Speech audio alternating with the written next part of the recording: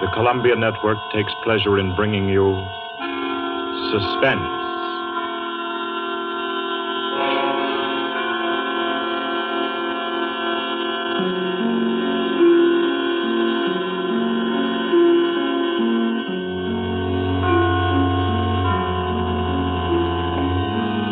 Suspense, Columbia's parade of outstanding thrillers, produced and directed by William Spear and scored by Bernard Herrmann.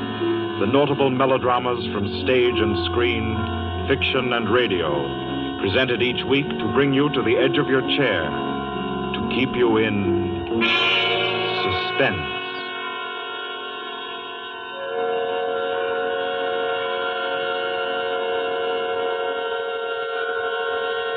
Good evening. This is Orson Welles. I'm very happy I am to be back in the United States and back on the Columbia Network, even for so short a visit as this one. Back with old friends like Johnny Dietz, who is tonight's director, and Bernard Herrmann. The Mercury Theater presented tonight's radio play for the first time last year. We came right out then and hailed it as a classic of the medium.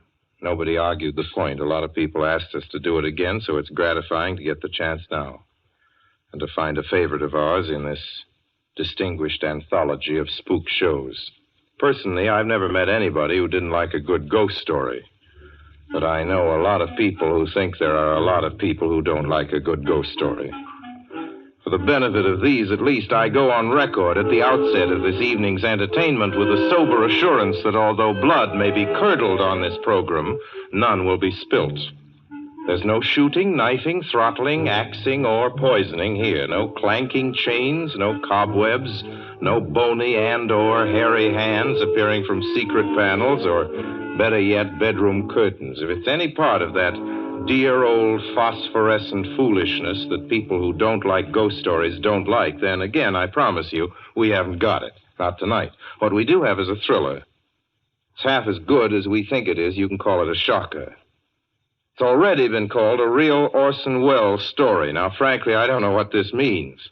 I've been on the air directing and acting in my own shows for quite a while now, and I don't suppose I've done more than half a dozen thrillers in all that time. Honestly, I don't think even that many, but it seems I do have a reputation for the uncanny. Quite possibly, a little escapade of mine involving a couple of planets, which shall be nameless, is responsible. Doesn't really matter. Don't think I disapprove of thrillers. I don't. A story doesn't have to appeal to the heart. It can also appeal to the spine. Sometimes you want your heart to be warmed, and sometimes you want your spine to tingle. The tingling, it's to be hoped, will be quite audible as you listen tonight to The Hitchhiker. That's the name of our story, The Hitchhiker.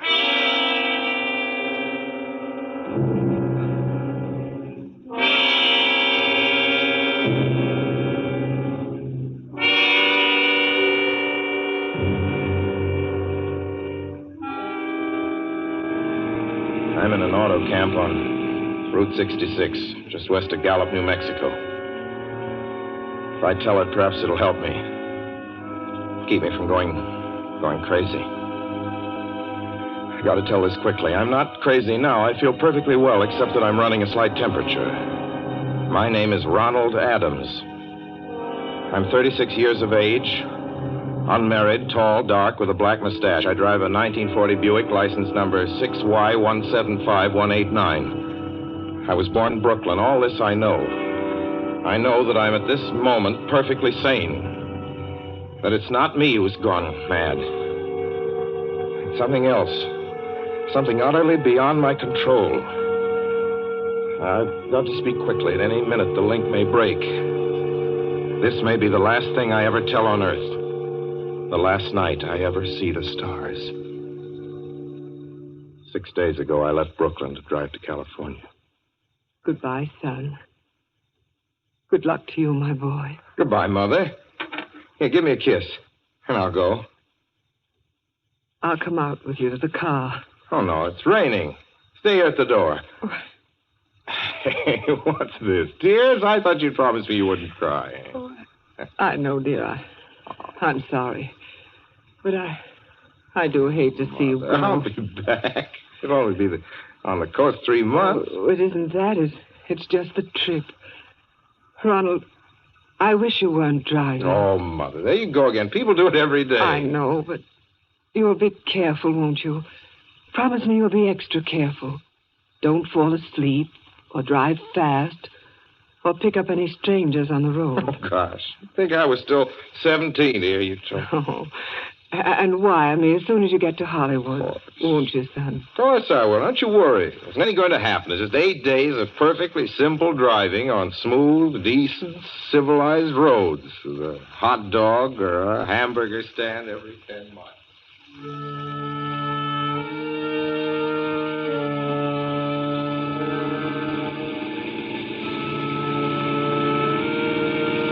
I was in fine spirits.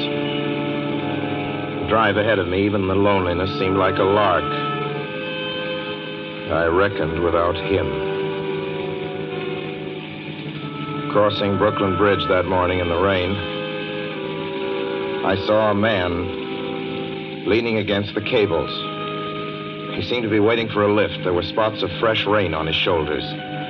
He was carrying a cheap overnight bag in one hand. He was thin, nondescript, with a cap pulled down over his eyes. I would have forgotten him completely, except that just an hour later, while crossing the Pulaski Skyway over the Jersey Flats, I saw him again. At least, he looked like the same person. He was standing now with one thumb pointing west. I couldn't figure out how he got there, but I thought probably one of those fast trucks had picked him up, beaten me to the Skyway, and let him off. I didn't stop for him. Then late that night,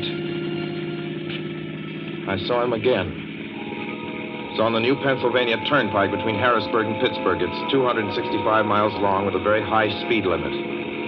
I was just slowing down for one of the tunnels when I saw him, standing under an arc light by the side of the road. I'd seen quite distinctly the bag, the cap,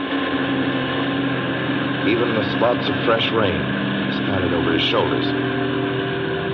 He hallooed at me this time. Hello! Hello! I stepped on the gas like a shot. That's lonely country through the Alleghenies, and I had no intention of stopping. Besides, the coincidences, or whatever it was, gave me the willies. Stopped at the next gas station.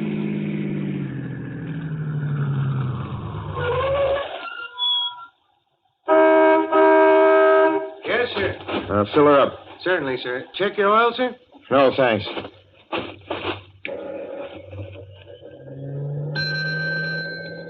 Nice night, isn't it? Yes.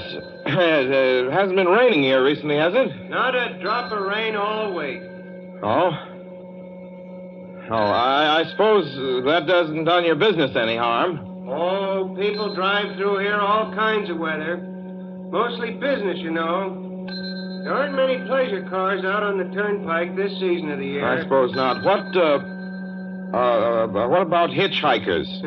Hitchhikers here? What's the matter? Don't you ever see any? Not much. If we did, it'd be a sight for sore eyes. Why?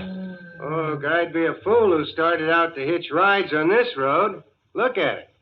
Then, you've never seen anybody? No.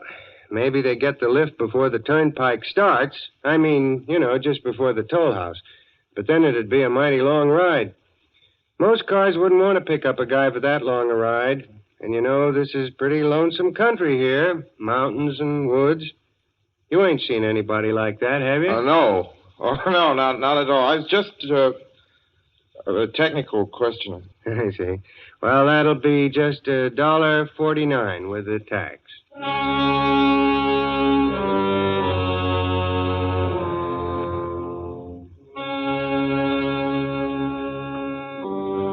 Thing gradually passed through my mind as sheer coincidence. I had a good night's sleep in Pittsburgh. I didn't think about the man all next day until just outside of Zanesville, Ohio, I saw him again. It was a bright, sunshiny afternoon. The peaceful Ohio fields, brown with the autumn stubble, lay dreaming in the golden light. I was driving slowly, drinking it in, when the road suddenly ended in a detour. In front of the barrier, he was standing.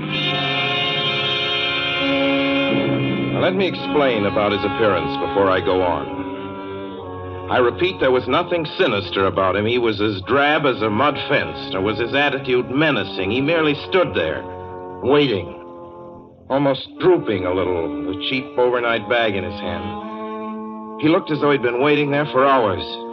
And he looked up. He hailed me. He started to walk forward. Hello? Hello? Hello? No, not just now. Sorry. Going to California? No, not today. The other way, going to New York. Sorry.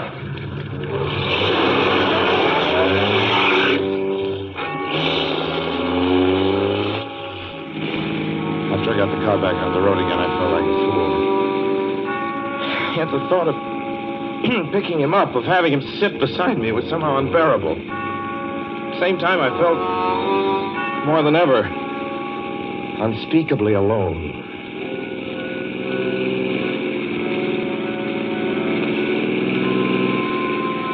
Hour after hour went by. The fields, the towns ticked off one by one.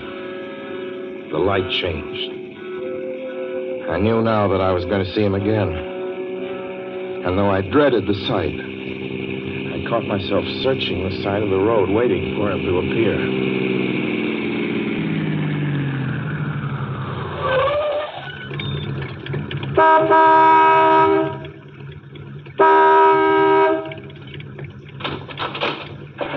Yeah, what is it? What do you want? Sell sandwiches and pop here, don't you? Yeah, we do in the daytime. But we're closed up now for the I night. know, but I was wondering if you could possibly have a cup of coffee, black coffee, just... No, not this time of night, mister. My wife's the cook. She's in bed. No, don't shut the door, please. Listen, just a minute ago... just a minute ago, there was a man standing here right beside the stand, a suspicious-looking man. I don't mean to disturb it. You see, I was driving along when I just happened to look, and there he was. What was he doing? Well, nothing. You've been taking a nip. That's what you've been doing. Now, on your way before I call out Sheriff Oaks.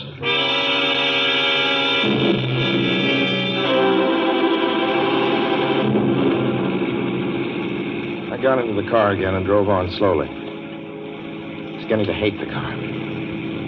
If I could have found a place to stop, to rest a little. I was in the Ozark Mountains of Missouri now. Few resort places there were closed, only an occasional log cabin, seemingly deserted. That's all that broke the monotony of the wild, wooded landscape. I had seen him at that roadside stand. I knew I'd see him again. Maybe at the next turn of the road.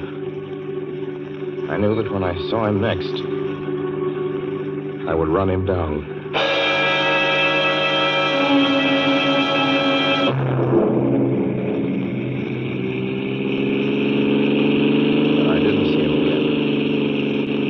I didn't see him until late next afternoon. I stopped a car at a sleepy little junction just across the border into Oklahoma to let a train pass by. When he appeared across the tracks, leaning against a telephone pole. Perfectly airless, dry day.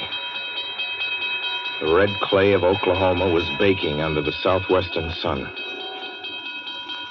Yet there were spots of fresh rain on his shoulders. I couldn't stand that. Without thinking, blindly, I started the car across the tracks. He didn't even look up at me. He was staring at the ground. I stepped on the gas hard, veering the wheel sharply toward him. I could hear the train in the distance now, but I didn't care then. Something went wrong with the car. The train was coming closer. I could hear its bell ringing and the cry of its whistle. Still, he stood there. And now I knew that he was beckoning me to my death.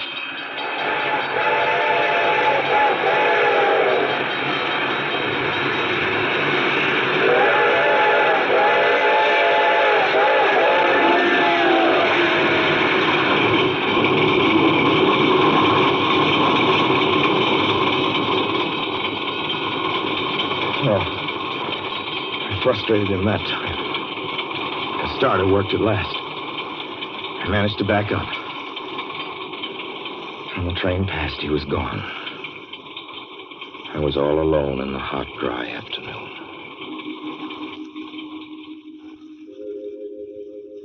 After that, I knew I had to do something. I didn't know who this man was or what he wanted of me. I only knew that from now on, I mustn't let myself alone on the road for 1 minute.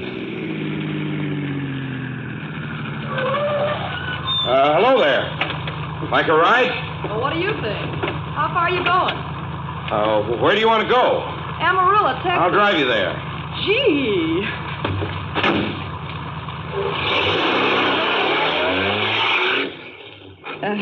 You mind if I take off my shoes? My dogs are killing me. Go right ahead. Oh, gee, what a break this is. Hitchhike much? Sure. Only it's tough sometimes in these great open spaces to get the break. I should think it would be, though I'll bet you get a good pickup in a fast car. If you did, you could get places faster than, say, another person in another car, couldn't you? I don't get you. Well, take me, for instance. Suppose I'm driving across the country, say, at a nice, steady clip, about 45 miles an hour. Couldn't a girl like you just standing beside the road waiting for Liz beat me to town, or any town, provided she got picked up every time in a car doing from 65 to 70 miles an hour? I don't know. What difference does it make? Oh, no difference. It's just a crazy idea I had sitting here in the car. Imagine spending your time in a swell car thinking of things like that. What would you do instead? What would I do? If I was a good-looking fella like yourself, why, I just enjoy myself every minute of the time.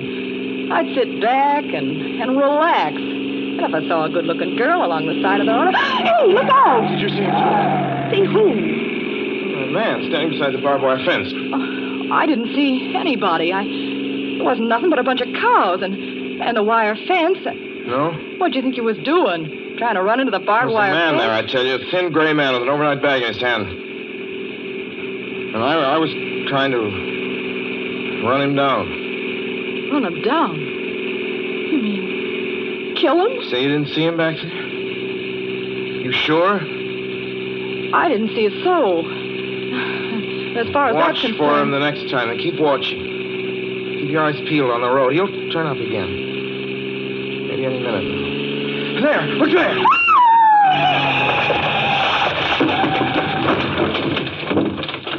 How does this door work? I'm getting out of here. See him that time? No, I didn't see him that time. And personally, mister, I don't expect never to see him. All I want to do is go on living. I don't see how I will very long, driving with you. Oh, I'm sorry. I don't know what came over me, but please don't go. So if you'll excuse me... You can't go. Listen, how would you like to go to California? I'll drive you to California. Seeing pink elephants all the way? No, thanks. Thanks just the same. Listen, please, just 1 minute, please. You know what I think you need, big boy? Not a girlfriend. Just a good dose of sweet... Please. There. I got it now. No, you can't go. Please, come your back. hands off me. Do you hear? Leave your hands off...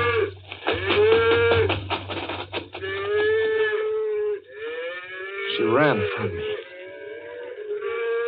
As though I were a monster. A few minutes later, I saw a passing truck pick her up. I knew then that I was utterly alone. It was in the heart of the great Texas prairies. There wasn't a car on the road after the truck went by. I tried to figure out what to do, how to get hold of myself. If I could find a place to rest, or even if I could sleep right here in the car for a few hours along the side of the road. I was getting my winter overcoat out of the back seat to use as a blanket when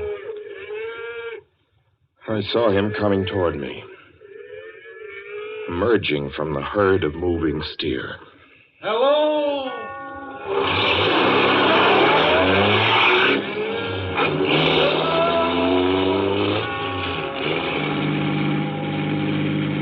Maybe I should have spoken to him then. Fought it out then and there. For now, he began to be everywhere. Wherever I stopped, even for a moment, for gas, for oil, for a drink of pop, a cup of coffee, sandwich, he was there.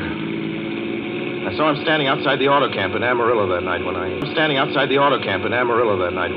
dared to slow down. I was sitting near the drinking fountain of a little camping spot just inside the border of New Mexico. He was waiting for me outside the Navajo reservation where I stopped to check my tires. I saw him in Albuquerque when I bought 20 gallons of gas. I was afraid to stop now. I began to drive faster and faster. I was in lunar landscape now. The great arid mesa country of New Mexico. I drove through it with the indifference of a fly crawling over the face of the moon. Now he didn't even wait for me to stop. Unless I drove at 85 miles an hour over those endless roads, he waited for me at every other mile. I'd see his figure, shadowless, flitting before me, still in its same attitude, over the cold, lifeless ground, flitting over dried-up rivers, over broken stones cast up by old glacial upheavals, flitting in that pure and cloudless air. I was beside myself when I finally reached Gallup, New Mexico this morning. There's an auto camp here. Cold, almost deserted this time of year. I went inside and asked if there was a telephone. I had the feeling that if only I could speak to someone familiar, someone I loved, I could pull myself together.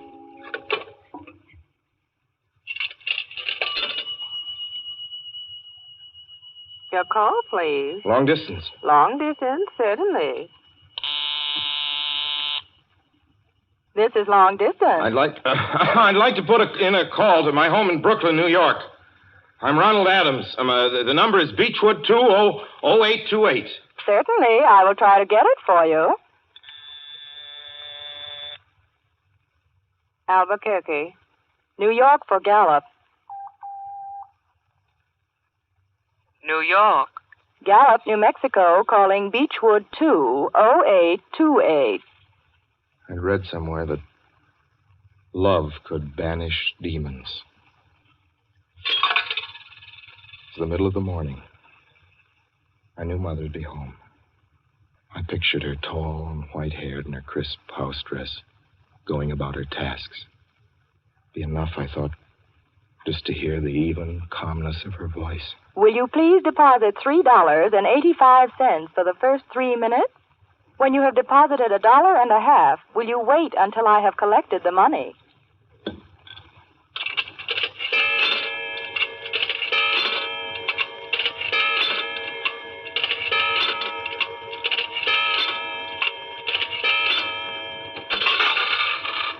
All right, deposit another $1.50.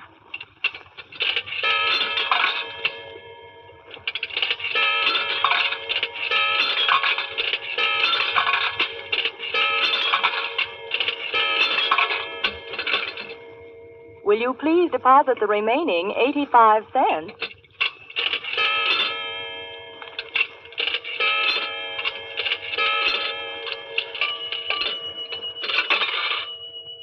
Ready with Brooklyn. Go ahead, please. Hello? Mrs. Adams' residence. Hello, Mother? This is Mrs. Adams' residence. Who is it you wish to speak to, please? What?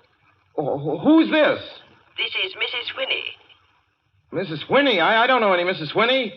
Is this Beechwood 20828? Yes? Where's my mother? Where's Mrs. Adams? Mrs. Adams is not at home. She's still in the hospital. The hospital? Yes. Who is this calling, please? Is it a member of the family? Well, what's she in the hospital for? She's been prostrated for 5 days. Nervous breakdown. But who is this Nervous calling? breakdown? Well, my mother never was nervous. It's all taken place since the death of her oldest son, Ronald. Death of her oldest son, Ronald? Hey, what's this? What number is this? This is Beechwood 20828. It's all been very sudden. He was killed just 6 days ago in an automobile accident on the Brooklyn Bridge. Your 3 minutes are up, sir.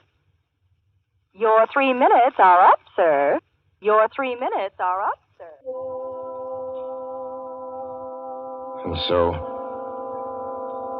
I'm sitting here in this deserted auto camp in Gallup, New Mexico. I'm trying to think. Trying to get hold of myself. Otherwise, I'm going to go crazy. Outside, it's night. The vast, soulless night of New Mexico. 1 million stars are in the sky. Ahead of me stretch 1,000 miles of empty mesa. Mountains, prairies, desert. Somewhere among them, he's waiting for me. Somewhere I shall know who he is and who I am.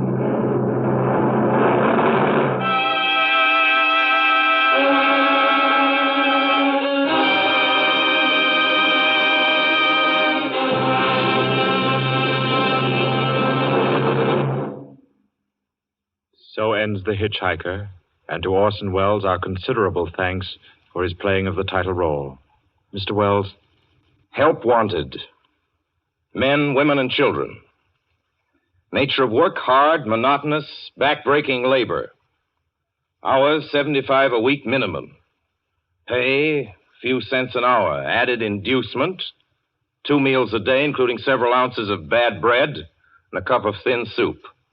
Don't delay. Apply at once. How'd you respond to a want ad like that, Mr. and Mrs. American working man and woman? You'd laugh, wouldn't you, and throw the paper in the trash basket. Dismiss the whole advertisement as some kind of a joke. But believe me, it's no joke. It's a simple statement of the working conditions that exist today in Nazi Germany and the conquered countries under Nazi rule. It's also an exact statement of the working conditions that will be imposed on you and every member of your family if the Nazis win this war. You yourself personally can stop them from winning, as you know.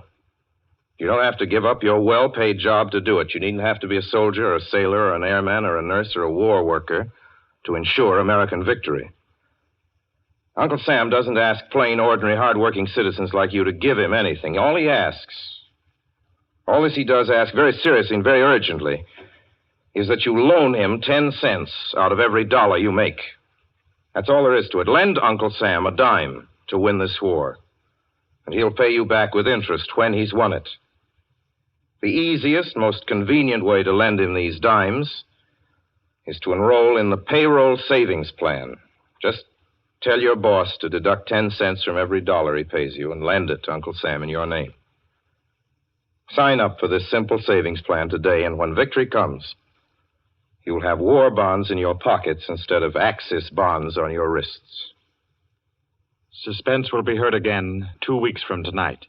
Next Wednesday night, September 9th, the Columbia Broadcasting System will present over many of these stations at 9:30 p.m. Eastern Wartime an address by W. Averill Harriman, the United States Lend-Lease Administrator in London.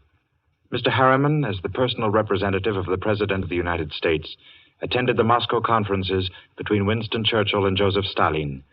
Next Wednesday's broadcast will be Mr. Harriman's first public address since his return to this country. Suspense is produced and directed by William Spear. John Dietz was our guest director this evening. Tonight's radio drama was written by Lucille Fletcher. The original score was by Bernard Herrmann.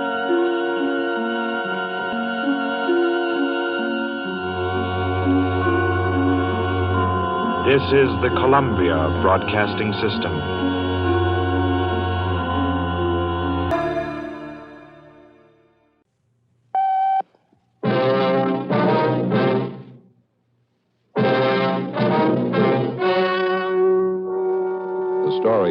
To hear is true. The names have been changed to protect the innocent. Fatima Cigarettes, best of all king-size cigarettes, brings you Dragnet on both radio and television.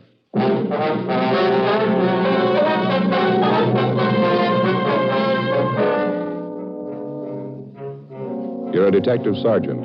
You're assigned a homicide detail. A woman reports the disappearance of her 30-year-old brother. He's been missing for only 2 days, but the manner of his disappearance was sudden, out of the ordinary. Your job? Investigate. Fatima, America's first, largest-selling blended cigarette. Fatima. Now, best of all, king-size cigarettes. Prove it yourself today. Compare Fatima with the king-size cigarette you're now smoking. 1. Fatima's length filters the smoke 85 millimeters for your protection. 2. Fatima's length cools the smoke for your protection. 3. Fatima's length gives you those extra puffs, 21% longer than standard cigarette size. And in Fatima, you get an extra mild and soothing smoke, plus the added protection of Fatima quality. Definitely the best quality in its class, but the same price as the cigarette you're now smoking. Buy Fatima in the bright sunny yellow pack. Best of all, king-size cigarettes.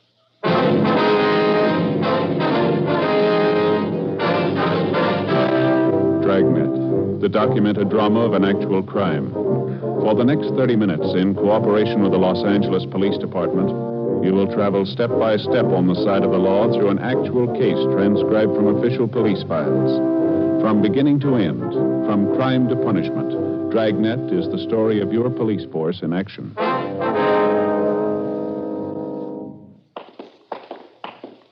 It was Wednesday, November 14th. It was overcast in Los Angeles. We were working the day watch out of homicide detail. My partner's Ed Jacobs. The boss is Captain Lorman. My name's Friday. We were on the way out from the office, and it was 8:56 a.m. when we got to the S&H Paper Company on 4th Street, the rear entrance. Where do we find her, Joe? Upstairs? No, main floor. She told me we'd find her in the timekeeper's office. She said it was near the back door entrance. We couldn't miss it. Let's give a look down the corridor, huh? Maybe one of the workers can tell us. Yeah, right. Looks like some kind of an office there, doesn't it? Just beyond the time clock? Let's see. Paymaster, head timekeeper. Yeah, that's it. The door's locked, Ed. You want to rap on the pay window? Yeah. Yes? Police officers, ma'am. We have an appointment with Miss Edith Tabor. Oh, yes, officers. I'm Edith Tabor. Just a moment, please. I'll ring the buzzer. Just push on the door. All right, thank you, ma'am. Go ahead, Ed. All right. Are you the one I talked to on the phone, Sergeant Friday? Yes, ma'am, that's right. This is my partner, Sergeant Jacobs. How do you do? This is about your brother, Miss Tabor. Ralph Tabor, is that right? Yes, that's right. I know there must be something wrong. Ralph's been gone since Sunday. No one's seen him. No one's heard from him. I'm worried sick about it. Last time you saw him was on Sunday? No, I didn't actually see him. I talked to him on the phone. We made a date for dinner. Ralph and I always have dinner together Sunday nights. It's about the only time in the week we do get to see each other. I see.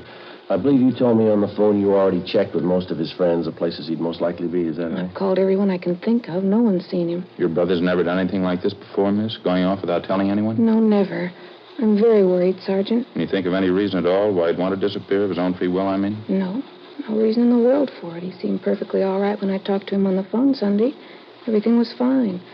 We made a date for the movies Tuesday night. That was for last night. Picture downtown we wanted to see. He made a special point of it. I just know something must have happened. Mm-hmm. I gather you know most of your brother's friends. You've kept in fairly close touch with him, have you? Yes, we get together at least once a week, as I say. I'm 4 years older than Ralph. I've looked after him since we were kids. We've always been together, the last 5 or 6 years especially, ever since Mama died. Your brother in a pretty stable mental condition, was he? No financial worries, nothing of that kind? No, sir, nothing I know about. I'd like to double-check this information that you gave me on the phone, Miss Tabor. Mm-hmm. The name and address and his description, yes, all right? sir. Mm-hmm. The full name, Ralph Lawrence Tabor, 14316 Almaden Street, male, white American, occupation, interior decorator. Is that it? Yes, that's right. Height, 5 foot 11, 155 pounds, dark blonde hair, gray eyes, fair complexion, birthmark on left side of neck. Yes, that's all correct. Your brother in the habit of carrying large sums of money around with him, do you know? No, not that I know of. He has a good job. He's not getting rich at it, though. I don't think I've ever seen Ralph with more than $20, $30 on him at a time. Mm-hmm. Who was the last person to see him, miss? You any idea? Well, I talked to Ralph's landlady. She told me she saw Ralph and this friend of his, Andy Howard, going into Ralph's apartment. That was about 6 o'clock Sunday night. Ralph was supposed to meet me at 7:30, never showed up. Now, this friend of your brother's, Miss Tabor, this Andy Howard, are you acquainted with him? Yes, but I don't know him too well. I only met him 2 or 3 times. He lives in the apartment house next door to Ralph's, so the two of them were friends in the Navy together during the war. Good friends. You tried to get in touch with this Andy Howard? Yes. I called Ralph's apartment when he didn't show up for our dinner date Sunday night. Wasn't any answer, so I looked up Andy's number in the phone book and called him. Mm-hmm. Was he at home? Yes. Tried to talk to him, but it didn't do much good. Strange. How's that? He pretended he didn't even know me. After we finished our interview with Edith Tabor, Ed Jacobs and I started out to double-check with all the known friends and associates of her brother. We talked to his employer and the people he worked with. None of them had seen him subsequent to 6 o'clock Sunday night. None of them could think of any good reason why he suddenly would want to pick up and leave his job and friends. The people he knew outside of his work told us the same thing. Nobody could explain it. Along the way, we inquired about Ralph Tabor's friend, Andy Howard. Most of the people we talked to knew him as a close friend of Tabor's. We checked at Howard's place of employment, but they told us he hadn't shown up for work since the previous Friday. We drove to Howard's apartment, checked with the manager, and he said that Howard had moved without notice late Sunday night. We crossed over to the apartment house next door, where Tabor lived, and talked to the landlady, a Mrs. Higbee. She corroborated the story we'd gotten from Tabor's sister that Andy Howard was last seen entering Tabor's apartment at about 6 o'clock Sunday night. Tabor was with him. Mrs. Higbee was sure of that. She showed us up to the 3rd floor to Ralph Tabor's apartment. The 2 rooms and the adjoining kitchenette were immaculate. There wasn't a thing out of place. Neat as a pin, Joe. Not a thing out of order. Yeah, it's the same in the bedroom. Say, Mrs. Higbee, Yes, Sergeant. do you provide maid service with the apartments here? No, we don't. We've been thinking about it, though. Haven't quite made up our minds. Such a task, getting good, competent help these days. And the tenants are responsible for the entire upkeep, huh? Yes.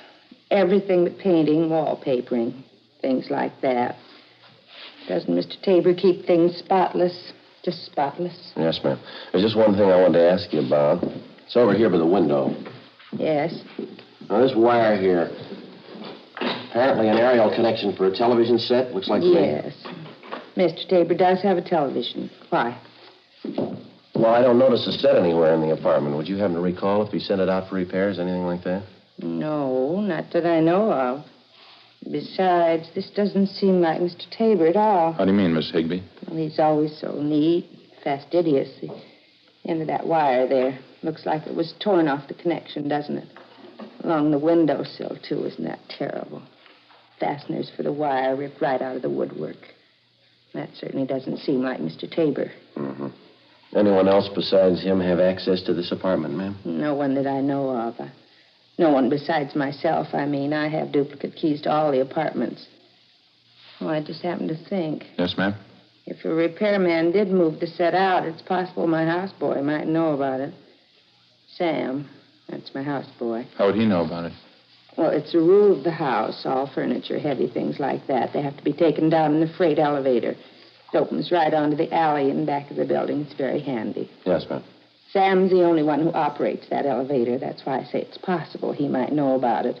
Would you like to have me ask him? I wonder if you would, please. Surely. It won't take but a minute, and I'll be right back. Thank you, Miss Higgins. Joe, you want to have a look over here? Yeah. What do you got?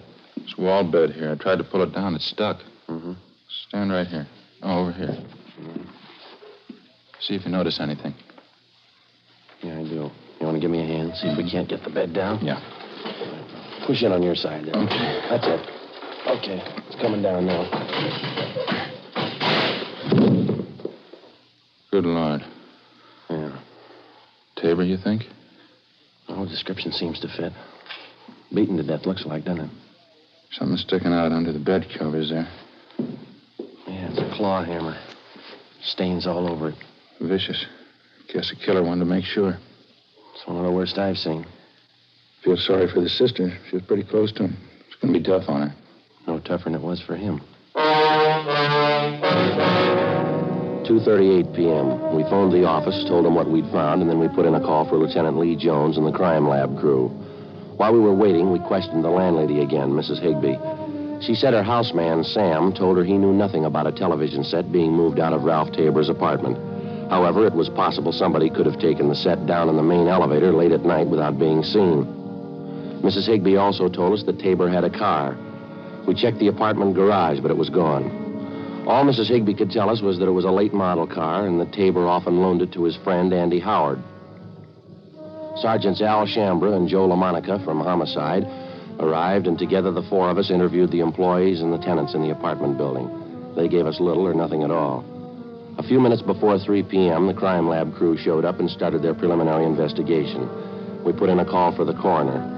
From the obvious lack of fingerprints in usual places around the apartment, it was apparent that the murderer had taken great precautions to cover his tracks. 3:35 p.m., the deputy coroner arrived, and after the preliminary investigation was finished, the body was removed to the county morgue. Ed and I went back to the office, checked our DMV, and got out on all points on Tabor's car, and also on the friend he was last seen with, Andy Howard. R&I turned up a single entry for Howard's criminal record, a drunk driving charge. 5:20 p.m., we met with Edith Tabor and broke the news of her brother's death. When she recovered from the shock, we interviewed her briefly. It was Andy Howard. I know it was him. It had to be. Why do you say that, Miss Tabor? There's something about this man Howard you haven't told us? He's no good, Sergeant. He's no good at all. That's what I've been afraid of. I've been afraid of it right along. Well, just how do you mean, ma'am? He's no good. He's a tramp, a bum. Won't get a job. He's been living off my brother. He isn't normal. There's something wrong with him. Well, how is it your brother put up with him? Well, I told you he and Ralph were friends in the Navy. He did a big favor for Ralph once. He's been living off it ever since. Taking his clothes, borrowing his car, money, never paying it back. Why do you think he killed your brother, miss? I just know it, that's all. He did it. He ever fight with your brother? Would you happen to know? Did he ever threaten him? They had a big fight one night, about 2 weeks ago, I think. Andy kept sponging until Ralph got good and sick of it. Told Andy to go out and get a job. That's when the fight started. You saw it, did you? Ralph told me about it. Fist fight in the alley back of the apartment. Ralph knocked Andy down. Andy said he'd never forget it. He'd pay Ralph back. A couple of days after that, my brother said the two of them made up. Everything was all right. Ralph should have known better. He should have known better. Just a few more questions, Miss Tabor. Can you tell us anything about Andy Howard's background, where he's from, who his friends are, places he usually goes? No. I didn't know much about him. He's from the South, I think, Alabama. Ralph's friends can tell you more about him than I can. All right. Had you heard anything lately about Howard planning to move out of his apartment? No, nothing. When I heard that he did move and Ralph was missing, I knew something was wrong. That's why I called you. If I'd only known before. Poor Ralph, if I only knew. Well, try to take it easy, ma'am. We'll arrange for a car to drive you home, all right? It's so hard to understand. So hard. For anyone to kill Ralph like that, horrible. He was so good. He was my brother. Yes, ma'am. What do you say to a man who kills your brother? How do you understand him? What do you tell him? Well, why even try? What? Let the jury tell him.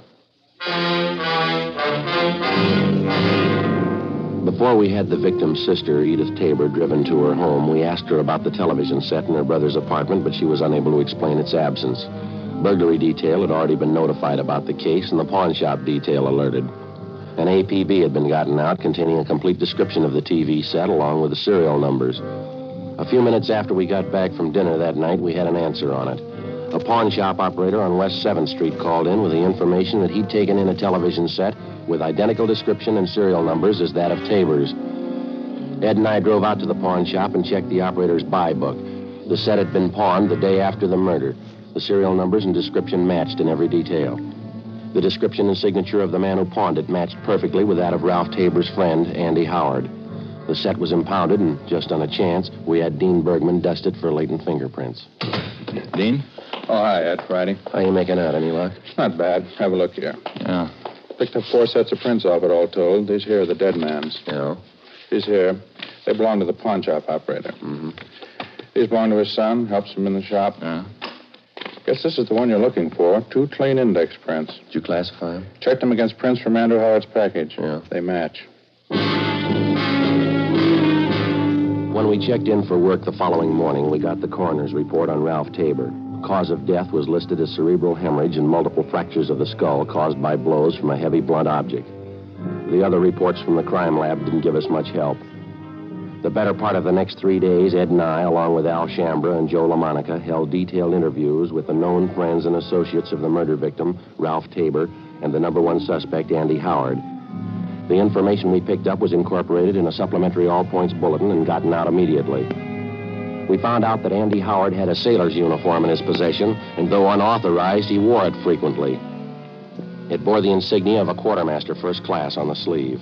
We also found out Howard had identical tattoos on each forearm, the picture of an unfurled American flag with the name Betty D below it.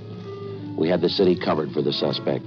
4 days passed. No trace of him. Saturday, November 24th. We got an urgent call from Homicide Commander Lieutenant Mort Gear in San Diego.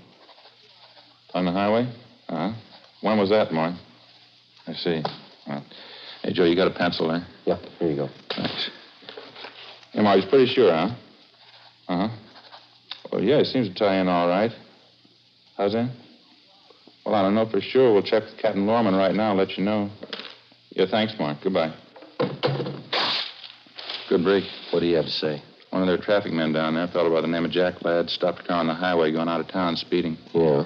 Ladd says a man answers Andy Howard's description perfectly, right down to the tattoo on the forearm. No doubt about the car the guy was driving was Tabor's description and license number. He even used Tabor's identification. When did all this happen? The day after the murder. They'd have held the man, but they didn't have the information at the time. That's a bum break. Which way was Howard going, did they tell you? Yeah, into town. They figure he's still there someplace. How do you mean? Found the car an hour ago, abandoned. 10 minutes after the phone call from San Diego, Captain Lorman checked back in at the office, and Ed and I met with him.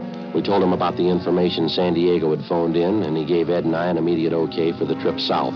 We went down to the garage, picked up a car, and 6 hours later, we checked in with Sergeant Russ Ormsby, San Diego Homicide. What's this, another fishing trip, or are we doing business this time? Afraid it's all business, Russ. The Andy Howard thing. Mort Gear around? No, I won't be back till later. I can brief you on it, though. McGuire and I have been working it on this end. Well, how about Tabor's car? You still got it staked out? Yeah, no nibbles yet. What do you figure? If nothing happens, pull it in tomorrow, process it for prints? Yeah. We've had something warmer than that since Mort Gear called you. It looks pretty good. Yeah, what do you got?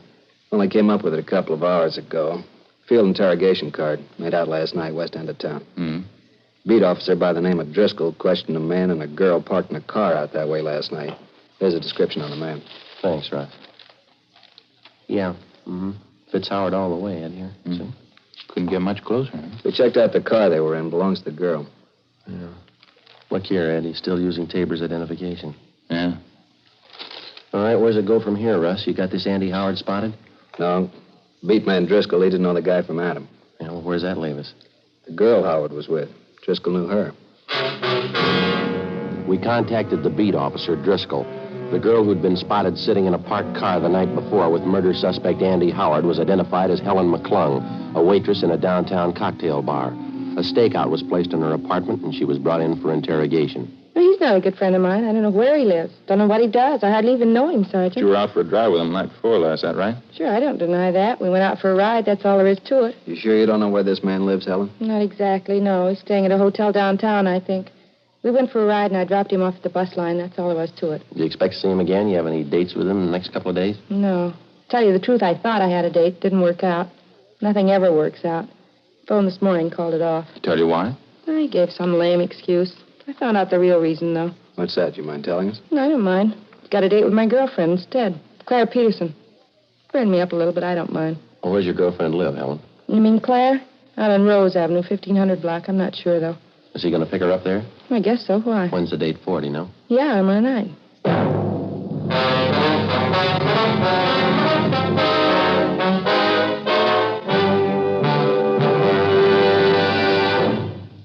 You are listening to Dragnet, authentic stories of your police force in action. Compare Fatima with your present king-size cigarette. Yes, compare Fatima with the king-size cigarette you are now smoking. 1.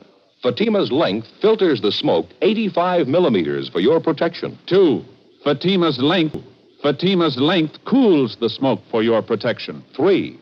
Fatima's length gives you those extra puffs, 21% longer than standard cigarette size. And in Fatima, you get an extra mild and soothing smoke, plus the added protection of Fatima quality. Friends, to show our confidence in Fatima, to convince you quickly, dramatically, that Fatima is the best of all king-size cigarettes, we make this money-back guarantee. Buy a pack of Fatimas. Enjoy Fatima quality, extra mildness, and superbly blended tobaccos. If you're not convinced Fatima is better than the king-size cigarette you're now smoking, just return the pack and the unsmoked Fatimas before April 1st, and we'll give you your money back plus postage. Fatima, Box 37, New York 1. Remember, each king-size Fatima gives you an extra mild and soothing smoke, plus the added protection of Fatima quality. Switch to Fatima today. Best of all, king-size cigarettes.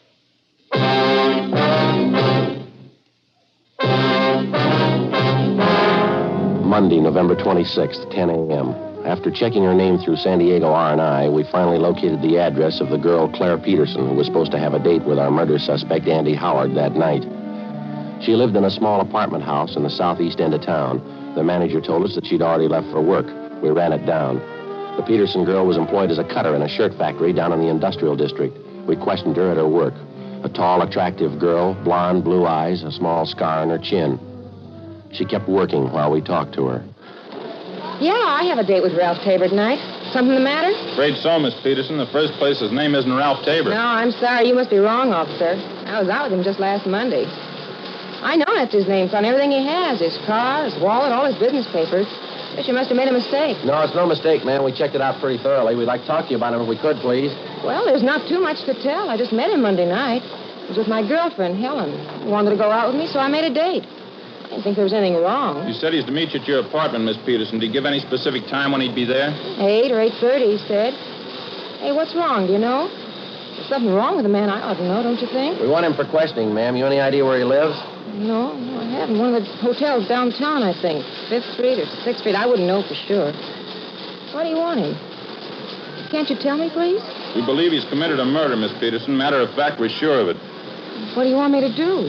If he calls up before your date tonight, don't do anything to discourage him. Tell him to meet you. If he wants to postpone the date, try and make him come tonight. If you can't do that, try and find out where he's staying. And don't let him know we talked to you. Well, all right, I can try. You'll be there when he comes to my apartment, I mean. Yes, ma'am, we'll be there. You'll be protected all the way. Well, what do you do? Ma'am? What do you do? You say he's a murderer. He must be desperate. What do you do? How'll you arrest him? It's his choice, ma'am, any way he wants it. As soon as we left the plant where the Peterson girl worked, we called Sergeant Tony McGuire at San Diego Homicide Detail, and he made arrangements for an immediate stakeout at the girl's apartment. At 7 p.m., Ed and I, along with Russ Ormsby and Tony McGuire, drove out to supplement the men on stakeout at the girl's apartment. 8 o'clock, 9, 9:30, 10 p.m., still no sign of the suspect. At midnight, our relief team showed up, and we headed back for the office. When we got there was a bulletin from the Highway Patrol reporting that earlier that night, a man partially identified as Andy Howard had been seen heading north from San Diego on U.S. Highway 101 toward Los Angeles. We got Captain Lorman on the phone, briefed him on the latest developments, and told him that photographs of the suspect had been distributed to all officers. The next 10 hours failed to turn up anything new. San Diego officers continued to cover their end. 11:15 p.m. the next day. We drove back to Los Angeles and reported in at homicide. There was a note in the book from Lorman asking us to check in early the following morning, so Ed and I signed out and went home to get some sleep. The next morning, 1:45 a.m.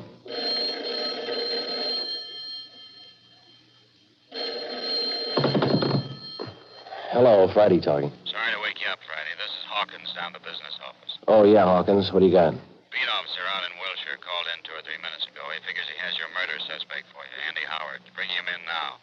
Well, what about identification? He checked that over? No identification. He's wearing a sailor's uniform. What about insignia, his rating? Quartermaster first class.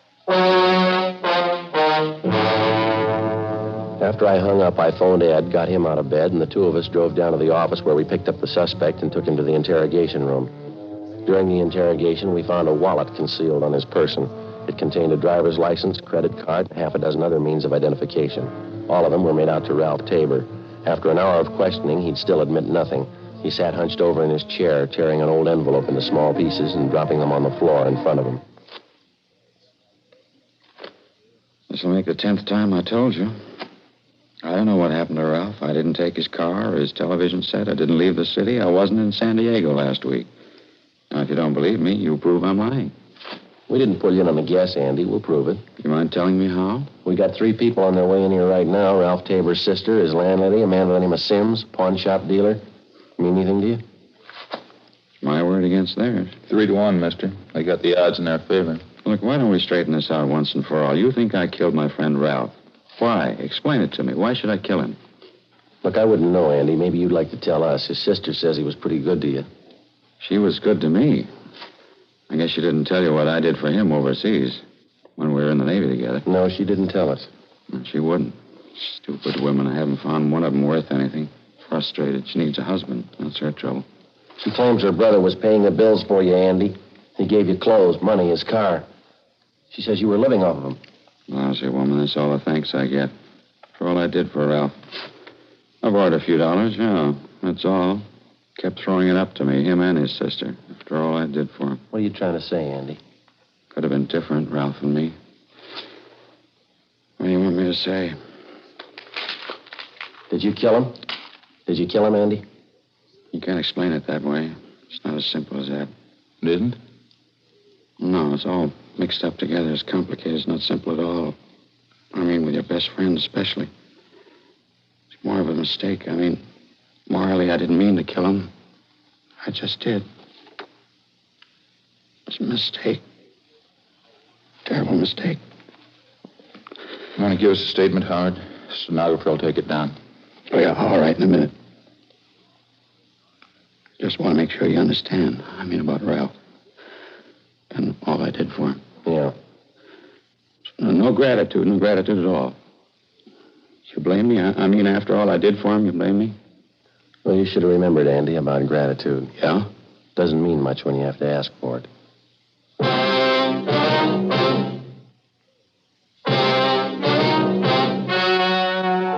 The story you have just heard was true.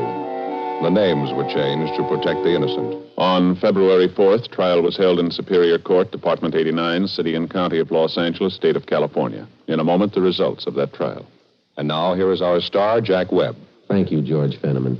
Friends, you've been listening to Dragnet for the past 28 minutes. Now, it'll take you less than 28 seconds to prove that Fatima is the best of all king-size cigarettes. Just compare Fatima with the king-size cigarette you're now smoking.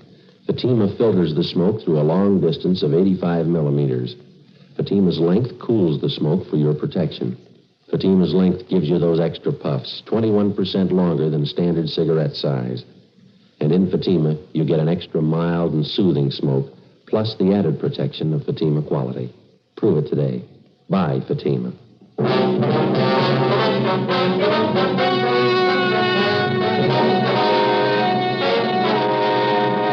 Andrew Thomas Howard was tried and convicted of murder in the second degree. He is now serving his term in the state penitentiary, San Quentin, California. Second-degree murder is punishable by imprisonment from 5 years to life. Ladies and gentlemen, right now, inflation is America's #1 menace on the home front. It's the one enemy that can lick America.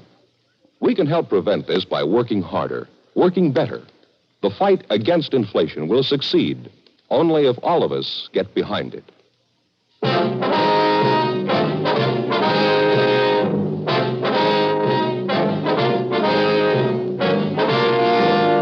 You have just heard Dragnet, a series of authentic cases from official files. Technical advice comes from the Office of Chief of Police W.H. Parker, Los Angeles Police Department. Heard tonight were Barney Phillips, Joyce McCluskey, and Virginia Gregg. Script by Jim Moser. Music by Walter Schumann. Hal Gibney speaking. Fatima Cigarettes, best of all king-size cigarettes, has brought you Dragnet, transcribed from Los Angeles.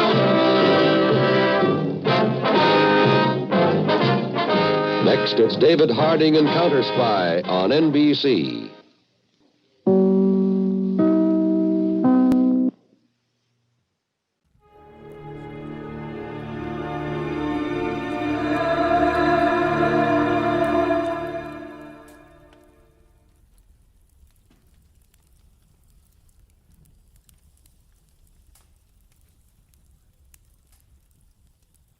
Most Saturdays at this time, we spend an exciting half hour of adventure and action with America's public hero #1, Hopalong Cassidy. Well, even two-fisted cowboys take summer vacations when they can, and Hoppy is no exception.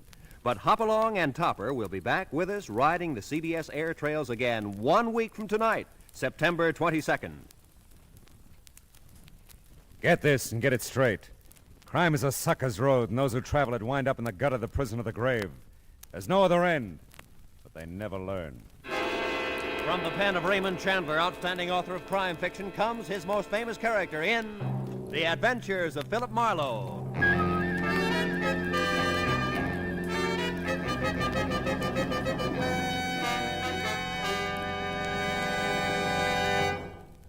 Now, with Gerald Moore, starred as Philip Marlowe, we bring you tonight's exciting story, the sound and the unsound.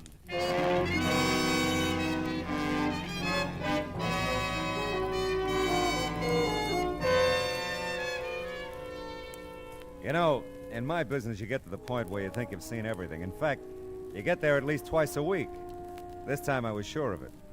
It was 10 o'clock at night, and stretched across my apartment door was the settee that customarily covered the frayed carpet about 10 paces down the hall.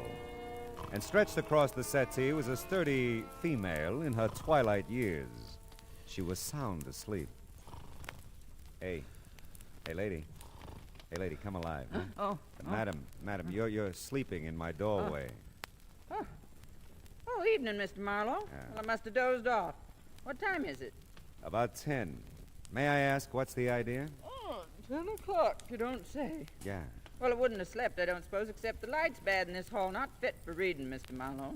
Yeah, well, I'll speak to the landlady. Now, Well, I guess I'd better put this settee back where it belongs. I hauled it up to your door so I wouldn't miss you. I can haul it back just fine. Yeah, I know, but you... There. Now then, you remember me, don't you, Mr. Marlowe? Lucille Bellows? Well, Letty Parmley's friend, remember? She introduced me to you one day in the supermarket. We all began to talk. Oh, sure. We had fun, didn't we? Oh, we sure did. Yeah. Oh, by the way, before I forget it, Homer's gone now, you know. Is he really? Mm-hmm. 4 months tomorrow. Thought you'd want to know. Oh, I want to know that, sure. Don't really suppose I'd have to bother you if he was still around, but since he isn't, I just came right to you the moment I couldn't stand it any longer. Yeah, well, I'm glad you did. Might as well go into my apartment and talk about it, huh? Well, now, that's mighty nice of you, but we'd save a lot of time if we'd just drive right over to the court now. That way you'd be there when it happens. Drive over to be there when it happens. I own that nice little bungalow court just off Fountain and Franklin, you know. Won't take us no time to get there if you've got a car. I've got a car. How did you get here? Walked. Do it every evening. Take a nice, brisk constitutional. Keeps an old lady like me in fighting trim.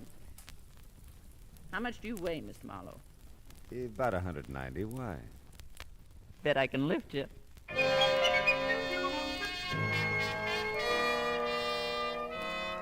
It just seemed smarter all the way around to drive Lucille Bellows back to our nice little bungalow court. My memory wasn't as vivid as hers. I didn't remember Letty Parmley or our hysterical rendezvous in the supermarket or Homer or even Lucille. But the promise of my usual fee made that unimportant. Of two things I was certain: I'd never forget Lucille again, and she probably could lift me. I was still in the dark about everything else as the two of us entered a bungalow at the far end of the court. It was pure Grand Rapids and spotless. You just take that blue chair, Mr. Marlowe. I think that's the best seat. Leastwise, that's where I'm always sitting when it happens. When what happens? The sounds. Good criminally. Don't tell me I haven't told you about them. Well, you've been so busy telling me about everything else. Yes, but this is important. Ah. You see, for the last few nights, I've been hearing these strange sounds coming from Mr. Rogers' bungalow. That's the one right next door. Well, maybe Mr. Rogers is just a little noisy. Huh? No. The thing is, he isn't even home. Been out of town all week on location. He's one of them grips at the studio. Ah. He lives alone, does he? I should think so. He's a bachelor. I keep thinking him and that Barbara Curtis will get married, but they don't. She comes in every so often and cooks him a nice dinner. Lovely girl. Just lovely. He's so handy around the place, you know, always painting and About fixing up the noises, Mrs. Bellows, what do they sound like? Well, sir, they're just downright strange. Sort of a tapping sound. Thought it was the plumbing there at first. Homer used to be good at fixing the plumbing, and I thought about calling him to check it for wait a me. minute, And then just a minute, please. Isn't Homer dead? Did I tell you that? Well, you said he was gone. Oh, well, perfectly logical if you thought so, Mr. Marlowe. Sometimes I tell folks he's dead and gone. Sometimes I tell them he's sicker than a horse and I got him in a sanitarium. But the plain, bald-faced truth is, Homer just up and walked out on me 4 months ago tomorrow. Oh, well, I'm sorry. Well, you know, sometimes I am, too. Most time I'm not, though. But don't think I don't realize I might be imagining these sounds, Mr. Marlowe. I'm getting along in years, and it's just as possible it can be... There she goes. What do you make of that? I don't know. Sounds like someone's tapping along the wall. You've got a passkey on for it? Sure, I'll wear it right around my neck. Good. Come on, let's go. By George, I wouldn't miss this for the world. You better give me the key. We don't know what we'll run into. Just put me out of your mind, Mr. Marlowe. I'm safe as here as anywhere. Okay, watch it, though. I think I saw a light in the back. I'm not sure. I'll get the light switch. All right. No one in the living room anyway. That you, Barbara? Great Scots, that's you, Mr. Rogers? Mrs. Bellows. Hello. I thought you was away on location. Well, I just got in town a few minutes ago. Boss needed something for the company. He sent me in to get it. Well, sakes alive. Well, I'm that embarrassed at barging in on you this way. Oh, this is Mr. Marlowe, Mr. Clinton Rogers. How do you do, Well, Marlowe? I don't blame you for looking confused the way you do, Mr. Rogers. I might just as well face up to it. For the last few nights, I've been hearing some pretty strange tapping sounds coming out of your place here. And I made up my mind I'd call my old friend Mr. Marlowe here to investigate 'em for me. Oh, I see. Say, you don't look too good, Mr. Rogers. Oh, I'm fine. Well, we've been working pretty hard. I'm just tired, that's all. Well, you see, we heard those tapping sounds a while ago, Mr. Rogers, and then a duller, heavier sound just before we came over. And I must say, we didn't hear you come home, Mr. Rogers. Well, I came in the back way. The sounds you heard, Mr. Marlowe, I must have made them. I guess I dropped my suitcases pretty hard. I'm tired, like I said. I hope it didn't bother you. Yeah, but what about the tapping along the wall? I can't imagine what that could have been. I didn't hear it. Mrs. Bellows? Why, Mr. Larry, what on earth? The door was open. I saw you in there. I must speak with you, Mrs. Bellows. Well, I simply must speak with you. Well, all right, Mr. Larry. We sure were just thinking of you, Mr. Rogers, when we blew in here unannounced, you know. Sure, I know, Mrs. Bellows, and thanks. Don't mention it. I'll be in my bungalow if you want me, Mr. Marlowe. That's fine, Mrs. Bellows. Well, do you think we ought to take a look around, Rogers? No, I don't think so, Mr. Marlowe. Mrs. Bellows could have imagined all those noises, you know. Yeah, she could, but I couldn't. Anyone else got a key to your place here? Why? Barbara Curtis, for instance? Mrs. Bellows told you, huh? Yeah. No, but Barbara knows where I keep the extra key outside. But as far as I know, she's out of town, too. By the way, what studio are you with? Imperial. Uh-huh. Look, Mr. Marlowe, I'm really pretty tired. There's nothing wrong here, I'm sure, so... So it's okay with you if I leave now, huh? Well, I just... It's all right, Rogers. Oh, by the way, Mrs. Bellows tells me you're a pretty handy guy around the house, painting, keeping things fixed up, all that. Yeah, I guess I am. Why? Well, you just probably haven't had time to fix that crack in the plaster there running up from the hall closet. Why, no, I haven't. I'll have to get to that soon, too. Mm-hmm. That's been nice seeing you, Mr. Rogers. Yeah, same here. You plan to stay in town? Oh, sure. I'll be in town. All night.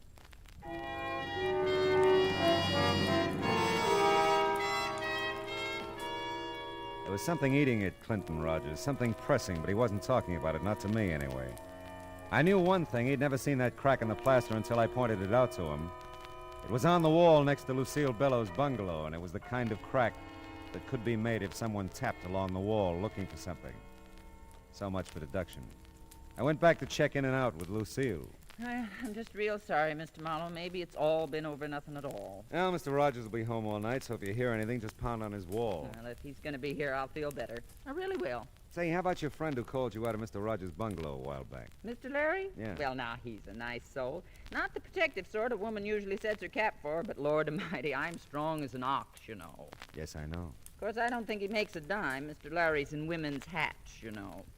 No, but I could have guessed. Just why I'd hold out for a man who could support me, I couldn't tell you. Well, you look as though you've done all right by yourself. Well, I have, matter of fact. Got myself quite a little nest egg. Want me to show it to you? No, I'll take your word for it. Hey, wait a minute. You don't keep any amount of money here in the house, do you? Sure, keep it in the cigar box right up in the storage part of that hall closet there. Oh, safest place in the world. Yeah, well, it's your money. Well, I guess I could take it to the bank, maybe tomorrow, if you'd feel better about it. Yeah, you do that. Oh, before I go, are all the bungalows alike? Just like. All have that storage space in the hall closet. Huh? That's right. A little trap door thing at the top of the closet. It's like a little attic, you know. You can stash a lot of stuff up there if you're of a mind. Yeah, I guess you can. Well, I think I'll go now, Mrs. Bellows. Give me a call tomorrow, will you? Yes, sure will. And I'll have your pay for you then, if that's all right with you. Oh, sure. It's just fine. Good night, Mrs. Bellows. Good night, Mr. Marlowe, and a million thanks. Just a million. My pleasure, Mrs. Bellows.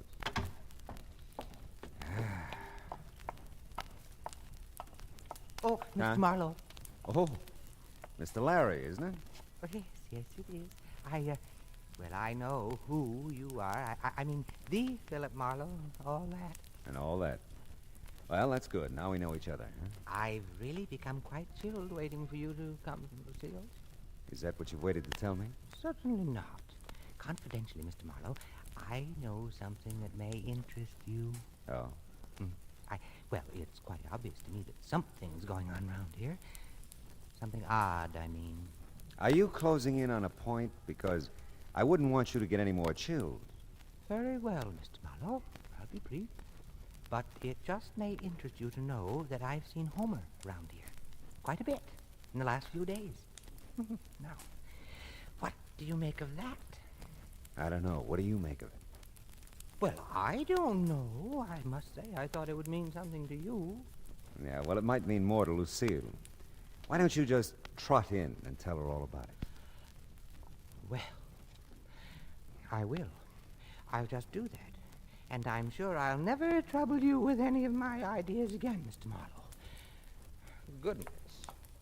Yeah, well, Lucille's as strong as an ox. Oh, that bed's gonna look real good. Hey!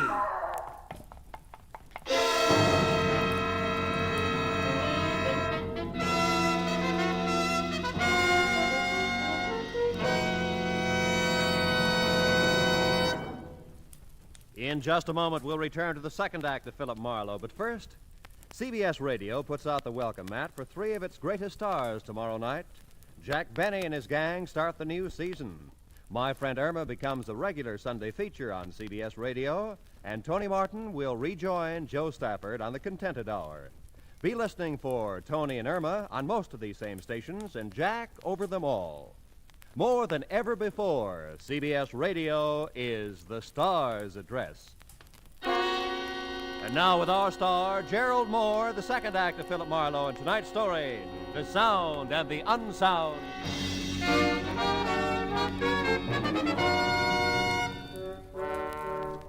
The scream was Lucille's. The shots could have been anybody's. The little bungalow court came alive as I raced back up the sidewalk to Lucille's bungalow. The lights came on in every unit except one. Clinton Rogers' bungalow was dark. Lucille bolted out of her front door to meet me. Oh, Mr. Marlowe, thank the good Lord you heard me. Where'd the shot come from? Mr. Rogers' bungalow. Here, take my key. Ah. I've got to tend to Mr. Larry. What's with him? Fainted dead away when he heard the shot. Oh. I'll come in as soon as Mr. Larry comes to. Okay.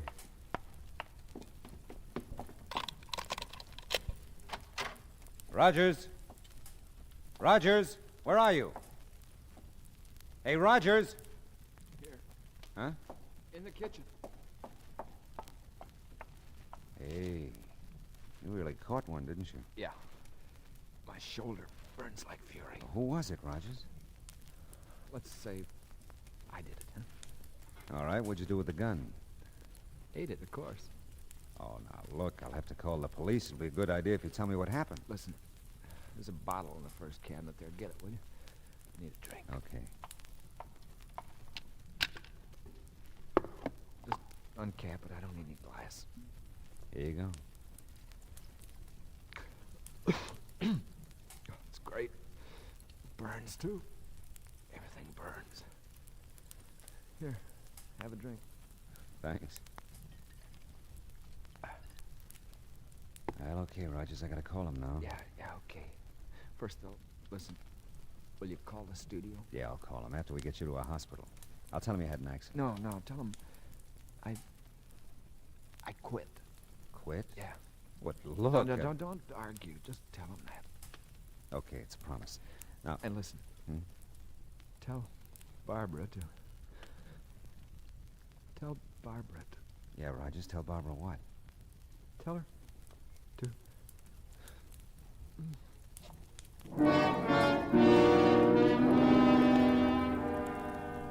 I called the emergency hospital in Hollywood, and their ambulance was there in no time. So was a squat little sergeant. Lucille followed him in. I had two hunches that I was keeping to myself for the time being. One, that whoever had shot Clinton Rogers was in his bungalow when he got back from location. That they were there when Lucille and I barged in on him. And two, that they'd left by the back door after they'd plugged him. Even the sergeant could see something of interest in that back door. The screen's been cut through here, see? The way it's cut, the fella could unhook the screen door, see, and get right at the back door. Yeah, well, that's very good, Sergeant. But tell me, why do you think it was a fella who shot Rogers? Well, it could have been. You don't think it was a dame, do you? It's happened before, you know. Excuse me, gentlemen. I know you're busy finding clues and all that, but don't you think I could clean up this kitchen floor? It's a terrible mess. Don't touch nothing. Well, it seems to me that you He could... said don't touch nothing. Sergeant will let you tidy up things tomorrow. Yeah, tomorrow's soon enough. Well, all right. I think I'll go back to Mr. Larry now. He's just undone about this whole thing. I'll be in my place if you want me for anything. I'll say good night for now, anyway. Good night. Night. Well, I'm satisfied for the time being. I'll give you a lift back to the station, Sergeant. I'd like to check on Rogers at the emergency hospital on the way. Yeah, so would I. If he's in shape, I want to talk to him.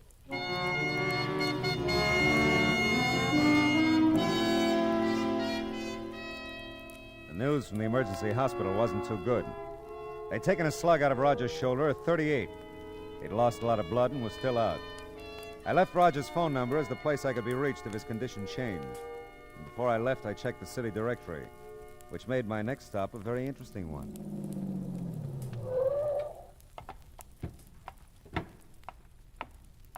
Hey, the studio's closed, mister. You can't get in at this time of night. Are you Homer Bellows? That's right, and I'm the night watchman here. Why? Well, Clinton Rogers works here at Imperial, too, doesn't he? Uh-huh. But he ain't here. He's in a company that's out on location. Leastwise, I think they're still out. You a friend of his, Homer? Well, you might say so. I know him. You used to live next door to him, didn't you? Yep, I did. Hey, who are you, anyway? Well, I'm a guy who wants to know what you've been doing around Rogers' bungalow recently. Rogers' bungalow? Yeah. Been doing nothing, except passing it on my way to my wife's. What infernal business is it of yours? Well, none, really, but I'm a friend of your wife's, Homer, and Oh, you are you? Well, if you're such a friend of hers, why don't you ask her what I've been doing around there? Does she know? Does she know? I've been asking her for a divorce since you're so nosy.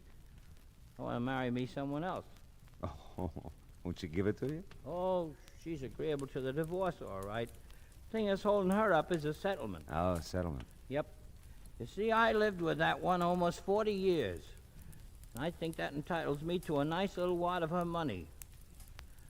Lucille, don't see it that way.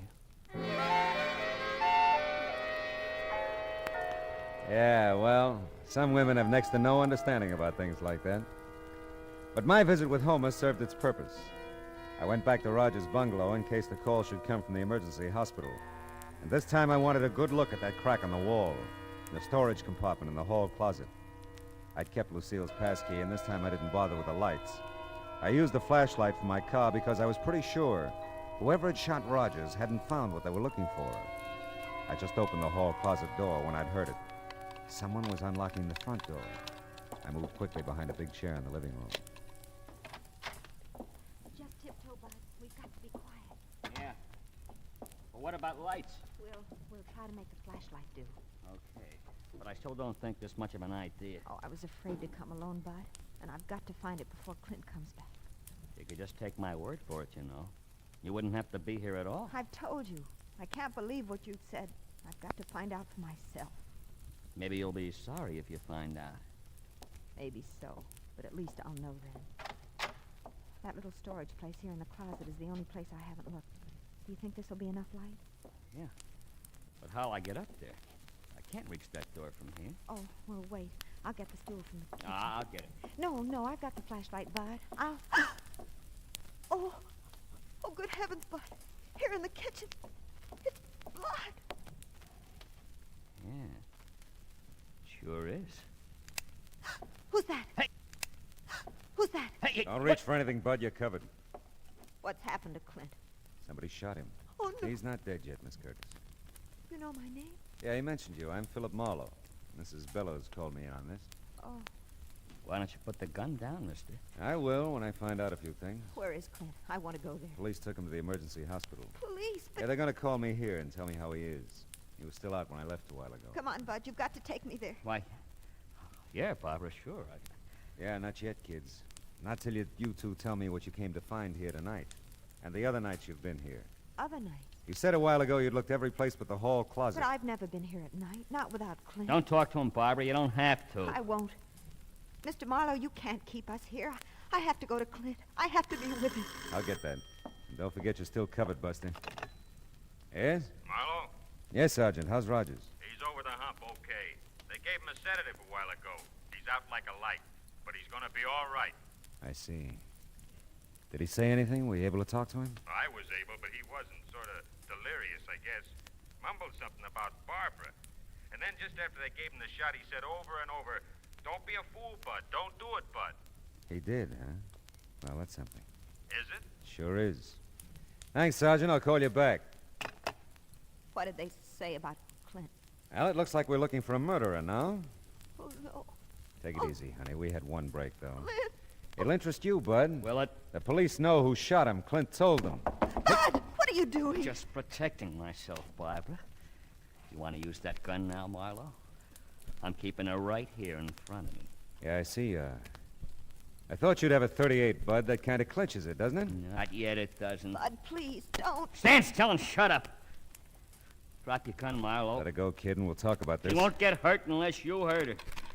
Drop your gun. Bud, someone's coming. Mr. Marlowe. Look out, you two! Mr. Marlowe. Oh, my... Thanks for the souvenir, Bud.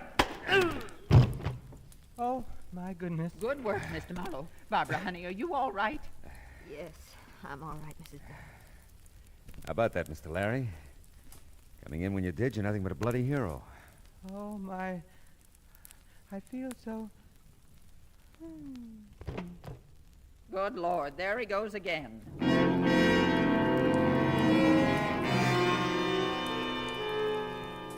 Lucille was a past master at reviving him by now. She hauled him sack-style over to the couch while I told Barbara her Clint was going to be okay. I kept Bud immobilized until the squat little sergeant arrived with a squad car. They hauled him away. I dug the 38 slug out of the plaster and gave it to the sergeant. When the show was over, Mr. Larry obligingly snapped to. You feel like walking, Mr. Larry? I could carry you to your bungalow, you know. Oh, mercy, no, Lucille, I'll walk. If you'll just let me use your arm for support. You're just welcome to it, I'm sure. Can I help? Well, no, thanks so much, Mr. Marlowe. We'll manage. You give Mr. Rogers my best, Barbara. I will. I'll be glad to. You know, Lucille, I'm beginning to see the value in the love and protection of a strong woman.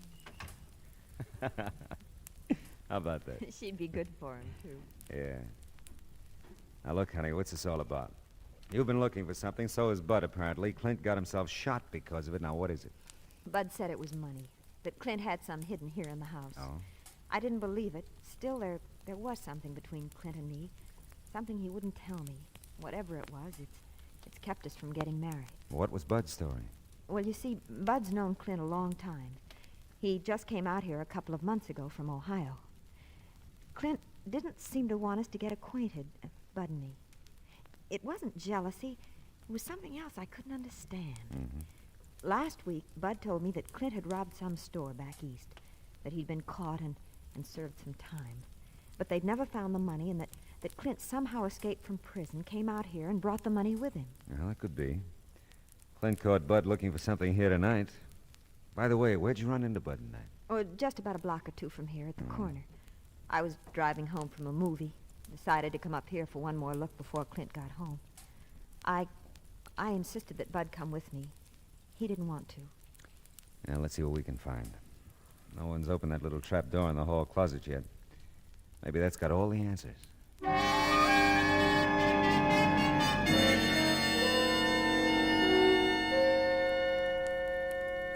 Why, it's a strong box, isn't it? Yeah, it's not very heavy, though. There. Let's see now. No money at all. A couple of war bonds made out to Clinton Rogers and/or Thomas Rogers. Clint said he didn't have any family. Hey, look. Here's an envelope with your name on it. Oh, for Barbara Curtis to be opened in case of my death. I don't know what to do. Oh, don't look at me, honey. I can't decide for you. You will go with me when I tell him, though, won't you? Sure I will. Let's see. My darling, this newspaper clipping will tell you why I couldn't marry you. When you read it, you'll see why. I love you, Clint. I'm afraid to read the clipping, Mr. Marlowe. Let me see it. Not pretty, honey, but it isn't about Clint. But then who? It's about Thomas Rogers, who at the age of 16 murdered his father and mother. The story says he escaped from the Ohio asylum for the insane in June of this year. Officials think he may attempt to contact his brother Clinton in California. And Bud is... Yeah, it's his picture with the story. Oh, Clint, poor Clint. What a horrible, horrible thing for him to live with. Yeah. But, honey, Mr. Larry said it a little while ago. The love and protection of a strong woman. Clint has it, Mr. Marlowe. I've never been so strong or so protective, and I've never loved so much.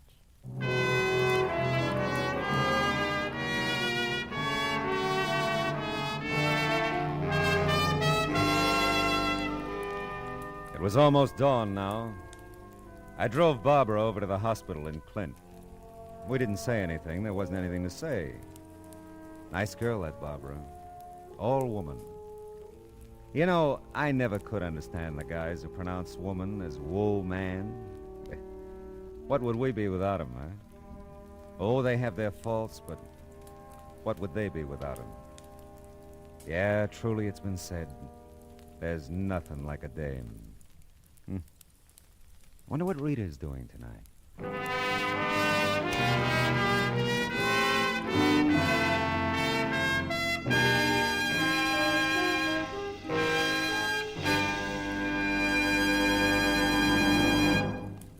The Adventures of Philip Marlowe, bringing you Raymond Chandler's most famous character, starring Gerald Moore, was produced and directed by Cliff Howell and written for radio by Kathleen Height.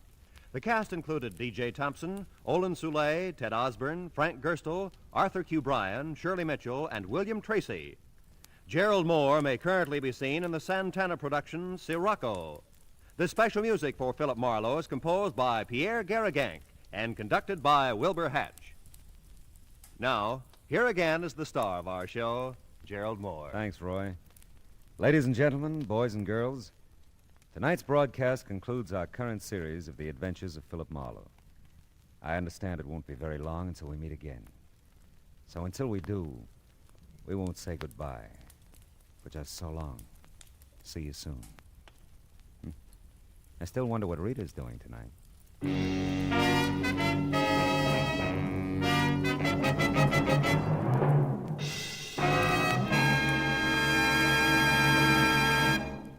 Lovable, Laughable My Friend Irma, starring blonde Marie Wilson, is back on CBS Radio Sunday evenings now.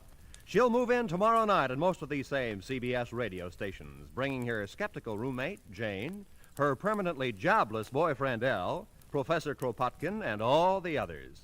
Be listening for My Friend Irma tomorrow night, won't you? That address again? Why, sure. CBS, CBS, the star's address, where you always hear the best at CBS, CBS, the star's address, CBS. Stay tuned now for Gangbusters, which follows immediately over most of these same CBS stations. And remember, Steve Allen is here with songs for sale every Saturday on CBS Radio. Roy Rowan speaking. This is the CBS Radio Network.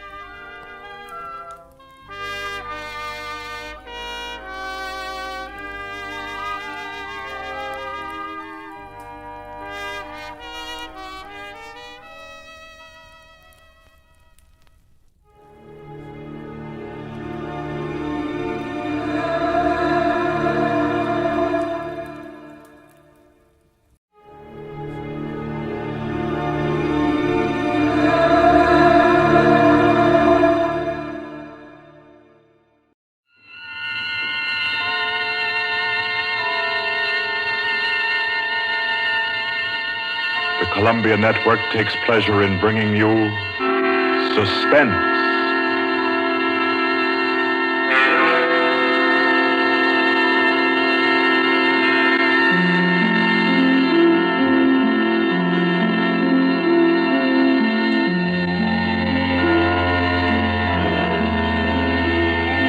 Suspense, Columbia's play theater of outstanding thrillers, produced and directed by William Spear and scored by Bernard Herrmann. The notable melodramas from fiction and stage and screen, from the world's great literature of entertaining excitement, presented each week to bring you to the edge of your chair, to keep you in suspense.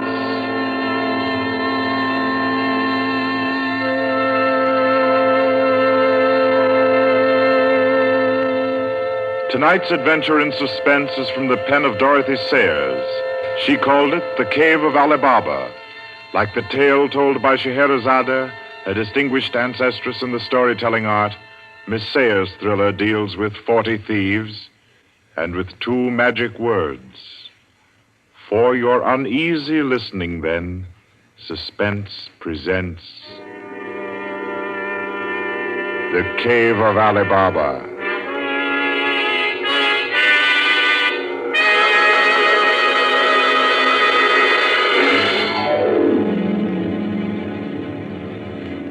On a Saturday afternoon in January, in a grim and narrow house in Lambeth, a man sat eating kippers and reading the daily paper. He was smallish and spare, with brown hair rather too regularly waved and a strong, brown, pointed beard. His double-breasted navy blue suit, his socks, tie, and handkerchief were all scrupulously matched, and his brown boots just a trifle too highly polished. He did not look a gentleman, not even a gentleman's gentleman. Yet there was something about his appearance which suggested that he was accustomed to the manner of life in good families. A superior butler, perhaps, yet not old enough to be retired. A footman who had come into a legacy, yes. He had just finished eating, and he was sipping his coffee when a slight noise at the front door caught his ear. Swiftly, too swiftly for a quiet little man sitting eating kippers and reading his paper on a Saturday afternoon, he sprang up. He dashed through the small hallway and he flung the door open. Of course, no one in sight. The Society is at least dramatic in its delivery of its correspondence. And as if he knew what he would find, he shut the door and turned to the hat stand in the hall. An envelope had been placed there. It was addressed to Joseph Rogers. So Mr. Rogers opened the note. Number 21. An extraordinary general meeting will be held tonight at the house of number 1 at 11:30. You will be absent at your peril. The word is finality. Finality. Yes, I think so. The man called Joseph Rogers stood for a moment, studying the note. Then he strode to the rear of the house, to a tall safe built in the wall. Carefully, he manipulated a dial. He swung the safe door open. He stepped inside, into a small strong room. He opened a drawer marked correspondence, placed the note inside, and then came out again. A moment to reset the lock for a new combination, and then he went back into the living room. He reached for the telephone. He lifted it from the cradle and then reconsidered. Too dangerous. He hurried upstairs and clambered into an attic. In the furthest corner, he searched for and found a knothole in the woodwork. He pressed it. A concealed trapdoor swung open, and he was in the loft of the adjoining house. He paused before 3 cages, in each of them a carrier pigeon. Carefully, he wrote a note, slipped it under a pigeon's wing. There you are, my pretty. There, take it easy now. There you go. Lie straight. 4:30. I'll send another pigeon at 5 and the third at 6. I should have my answer by 9:30 at the latest. Oh, I forgot one thing, most important. Mr. Rogers moved through the trapdoor, back into the attic of his own house, and once again he stood before the tall safe built in the wall. He opened the door, stepped into the strong room, moved for a moment quietly in the dark, and then spoke gently. Now, be good, my sweetheart. I'm depending on you. Open sesame. Come on now, old thing. Open sesame. Open sesame. That's better. That's very much better.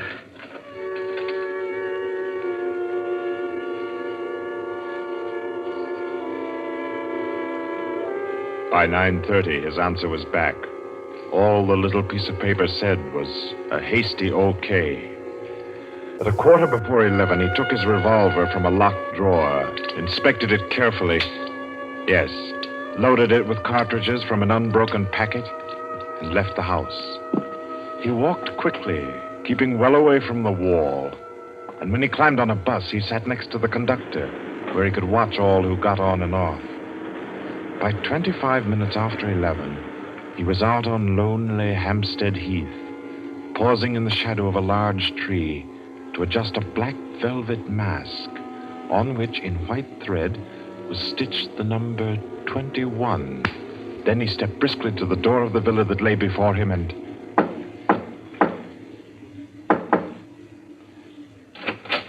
What is it? Finality. Come in. Go right on through. Number 1 will check you in. Right.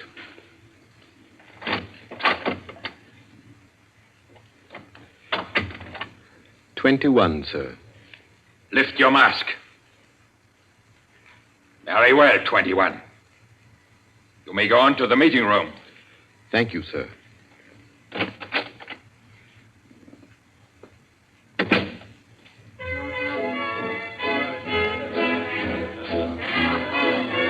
The room of the villa in which Mr. Rogers now stood was a large one, a brilliantly lighted room.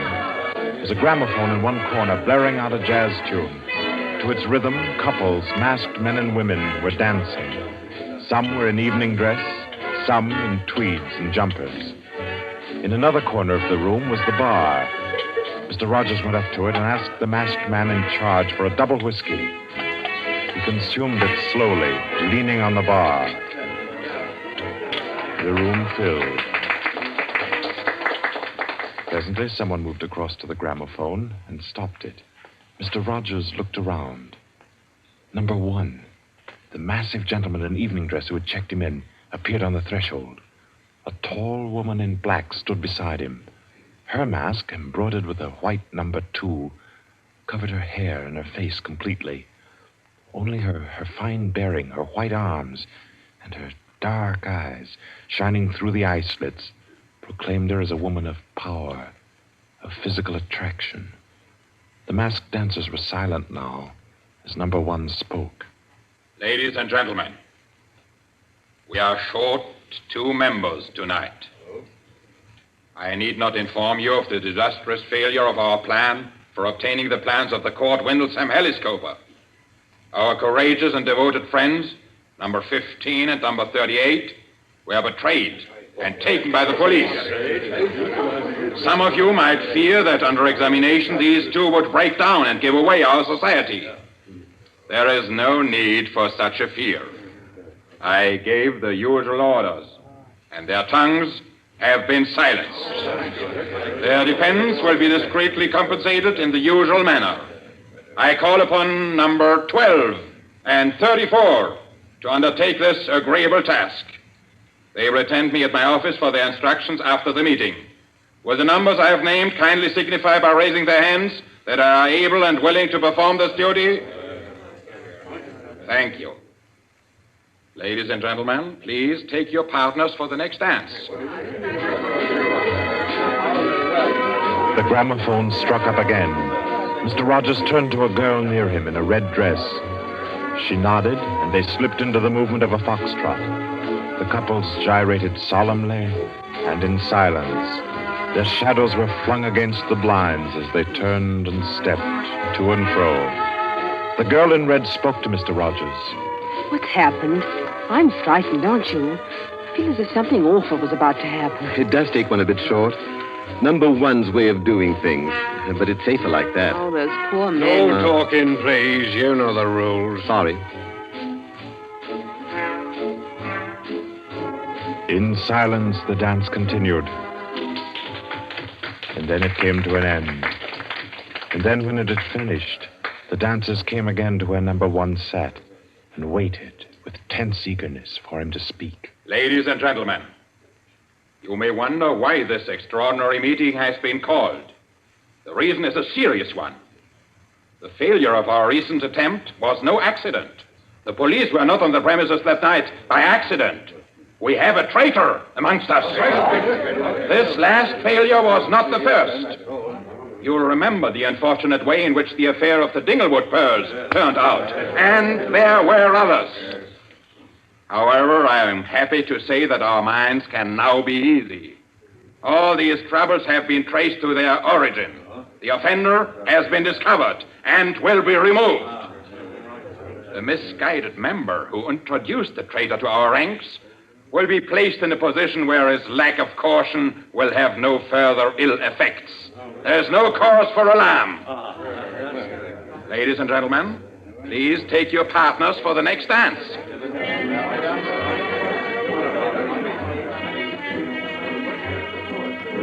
Again, the gramophone took up its bizarre monotony, and the masked dancers glided and turned, and their movements were sharper, more staccato. The girl in red was claimed by a tall mask and evening dress. A hand laid on Mr. Rogers' arm made him start. A small, plump woman in a green jumper slipped a cold hand into his. The dance went on.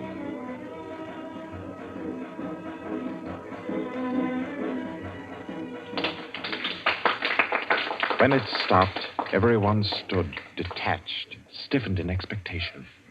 The endless interval was over. Number one raised his voice. Ladies and gentlemen, you will no doubt wish to be relieved of the questions on your mind. I will name the persons involved. Number 37. No! Silence! I swear on never! Silence!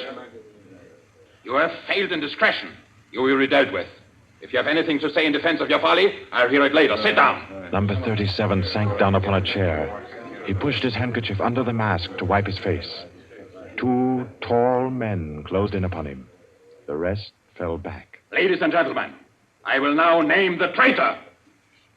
Stand forward. Number 21. Take off your mask. Number 37. This man was introduced to our society by you under the name of Joseph Rogers, formerly second footman in the service of the Duke of Denver, dismissed for petty thievery. Did you take steps to verify the statement? I did, as God's my witness. It was all straight.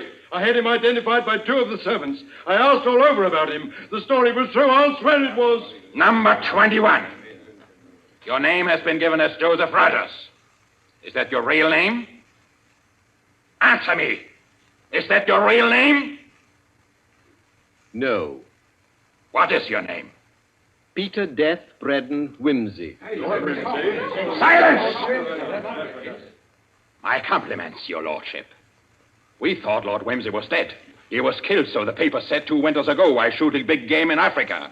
He even left a will, proved of £500,000. To his mother, I believe, the Dowager Duchess of Denver. Lord Peter Whimsy, indeed. Well-known book collector, man about town, distinguished criminologist. Took an active part in the solution of several famous mysteries. Taking an active part, if you don't mind. So you deliberately led us to think you were dead and became Joseph Rogers to gain entrance to our society.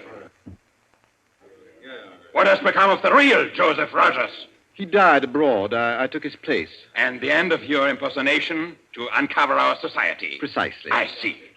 The robbery of your own fete, upon which we congratulated ourselves, and which you helped to execute, was arranged. Obviously. The robbery of the Duchess, your mother, was arranged by you. It was. It was a very ugly tiara, no real loss to anybody with decent taste. The burglary of the Winthrop mansion, the theft of the necklace at Covent Garden, the others as well. You arranged them all. All. May I smoke, by the way? You may not. Numbers 15, 22, 39. You have watched the prisoner. Has he made any attempt to communicate with anybody? None. His letters and parcels have been opened. His telephone tapped and his movements followed. Even the water pipes in his house have been under observation for Morse code signals. You're certain? Absolutely. Then we may be sure that he has been alone in this adventure.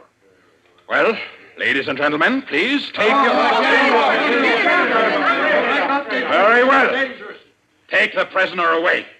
And be sure you explain carefully to him first the manner of his death. I'm sure he'll enjoy it. Wait, at least you can let me die decently. Take him away. Stop, I have something to say, something to sell. We make no bargains with traitors. No, but listen. Do you think I haven't thought of this? I'm not a fool. I've left a letter. To whom? To the police.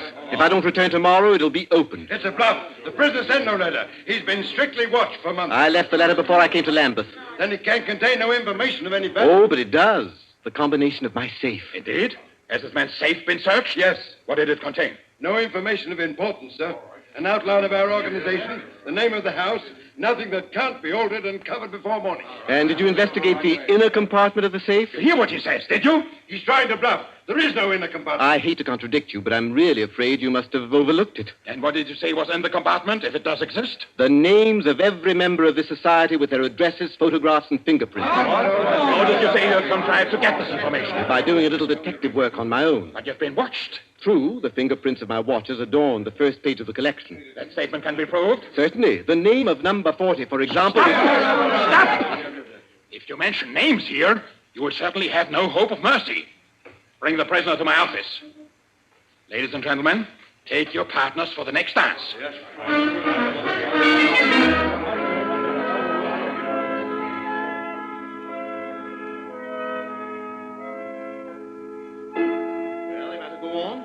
Prove that I know your gang from number 1 through number 25. Do you want me to prove that I know the others as well? My lord, your story fills me with regret that you are not, in fact, a member of our society.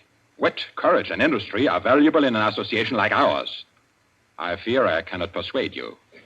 No, I suppose not.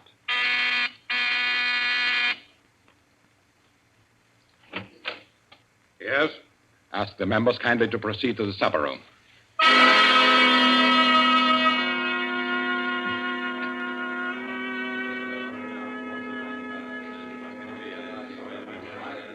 Ladies and gentlemen, I'll not conceal from you the seriousness of the situation.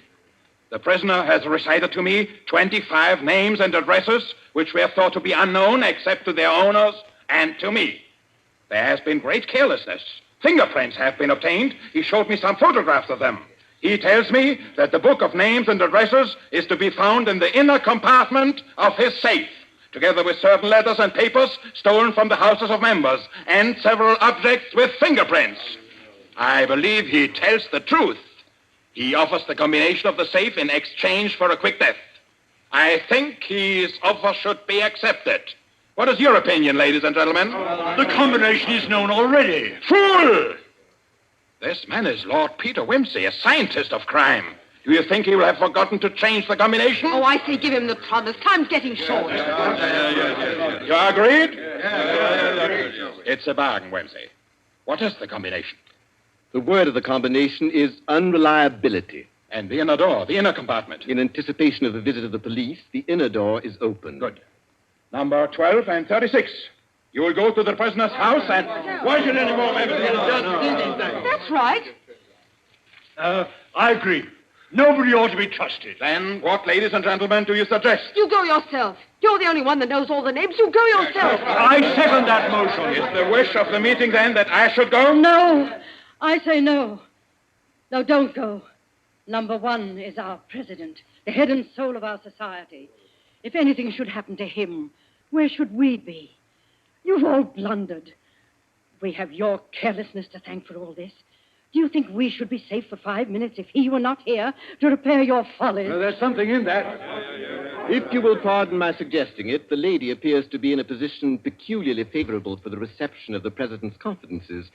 The contents of my modest volume will be no news to her. Why should she not go herself? Because I say she must not. If it is the will of the meeting, I'll go. Give me the key. I'll go. Give me the key of the house. Here. Is your house watched? No. If I have not returned in 2 hours, act for the best to save yourselves. And do what you like with the prisoner.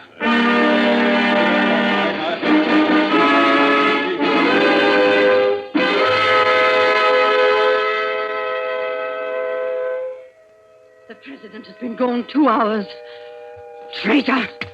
What's happened to him? How should I know? Perhaps he's looked after himself and gone while the going was good. Liar! Oh. He'd never do that. What have you done with him? Speak, or I'll make you speak. I can only form a guess, madam.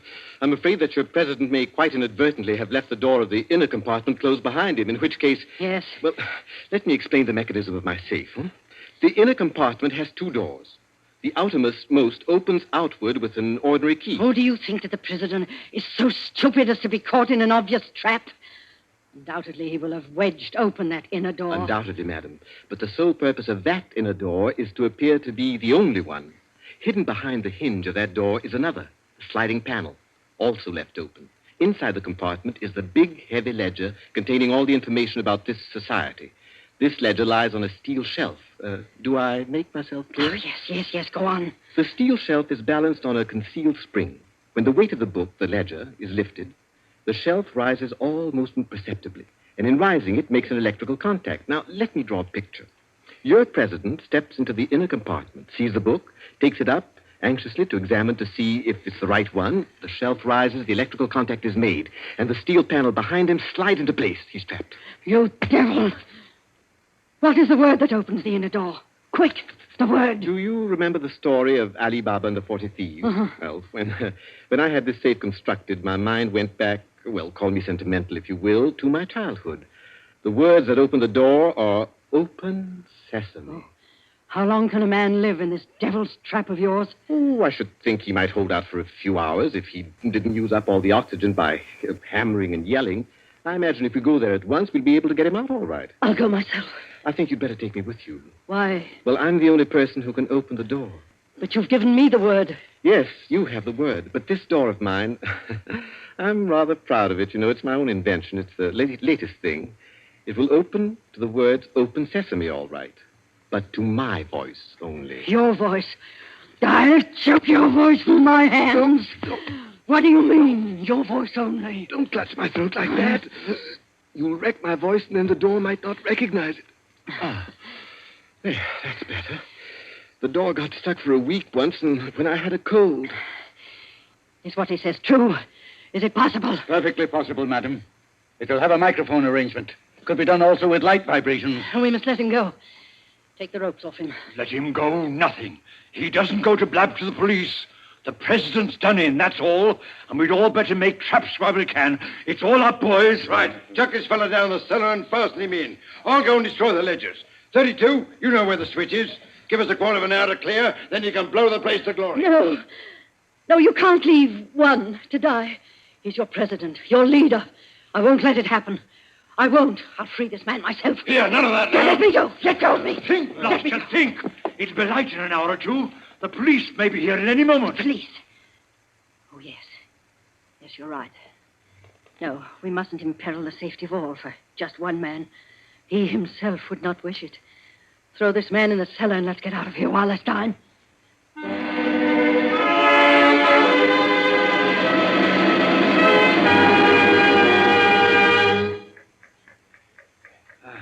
Here. This is good enough. Leave him here. Right. Let's go. Hey, you chaps. Yeah? Should have gagged him.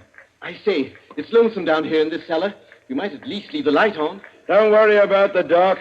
They're taking you here as the time fuse for the bomb that's going to blow out this place. It's all set. You won't have long to wait. Not long.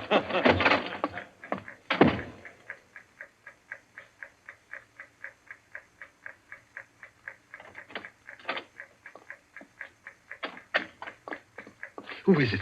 Who's there? Hold still, so I can cut the ropes. Well, if it isn't two. My compliments, madam, on your loyalty to your president. Quick. They've set the time fuse. The house is mine. Follow me as fast as you can. Number one must be saved. And only you can do it. Well, how did you manage to? There's no time for questions. Get up and follow me. You will release him. You promise. I promise. But I warn you, madam, that this house is surrounded. When my safe door closed, it gave a signal to Scotland Yard. All the members of the society had taken. Never mind them. Here, outside. Quick. All right, who's there? Is that you, Inspector? Get your fellows away, quick. The house is going up in a minute.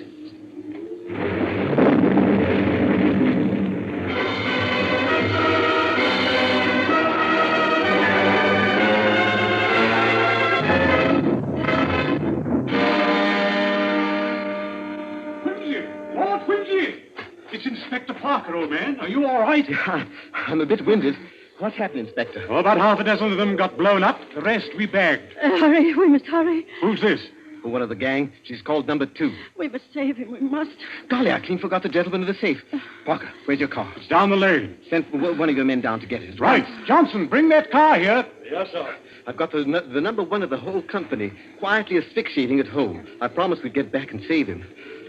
He's the bloke that we've been wanting. The man at the back of the Morrison case and the Hope Wilmington case and hundreds of others.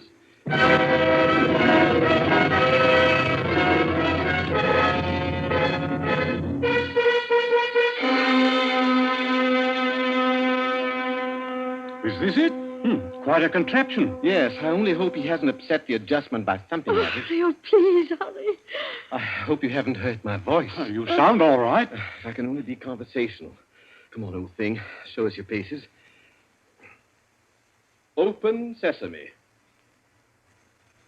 Open sesame. Confound you.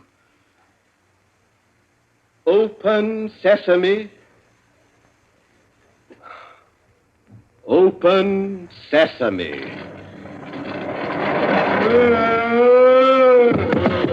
He's dead. Let me see. No, he's not. He lived to stand his trial.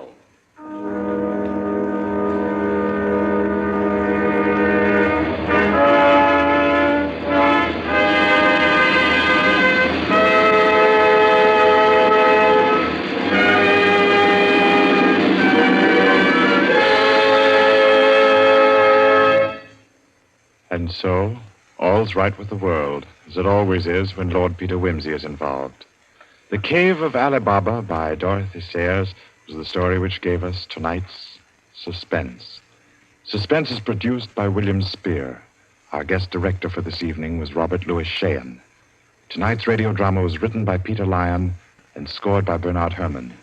Romney Brent was Peter Wimsey, William Moulton played number 1, and Ira Gerald, the lady in the case. Others in the cast were Kathleen Cordell, Victor Beecroft, Roland Bottomley, J.W. Austin, William Podmore, Ian Martin, and William Moulton. Next Wednesday, Suspense will not be heard because of a special all-star Hollywood broadcast which Paramount Pictures will present. 2 weeks from tonight, at this time, Columbia will bring you another selected story from the world's great literature of thrills. Another study in suspense.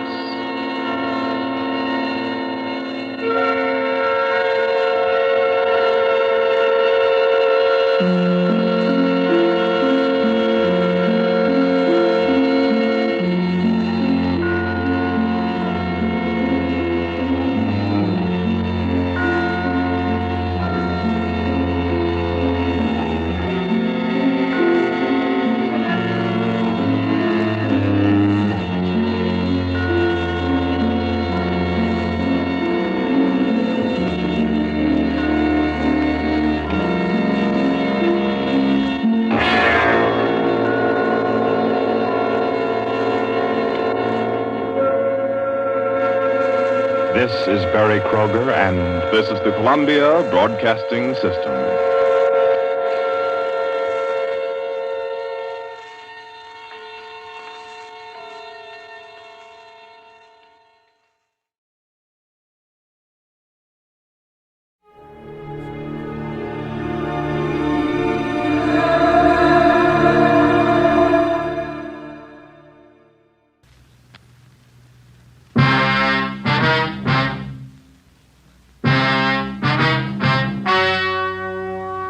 The story you are about to hear is true. Only the names have been changed to protect the innocent. Fatima Cigarettes, best of all long cigarettes, brings you Dragnet.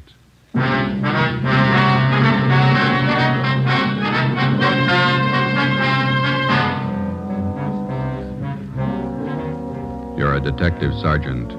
You're assigned to homicide detail. For 2 months, a depraved criminal has been at work in your city. Men and women have been robbed, brutally attacked. Your job, get him. If you want a long cigarette, smoke the best of all long cigarettes. Smoke extra mild Fatima. Yes, Fatima is the king-size cigarette which contains the finest Turkish and domestic tobaccos superbly blended to make it extra mild, to give Fatima a much different, much better flavor and aroma than any other long cigarette. That's why Fatima has more than doubled its smokers coast to coast. Enjoy extra mild Fatima yourself. Best of all, long cigarettes. It's wise to smoke extra mild Fatima. it's wise to smoke extra mild Fatima.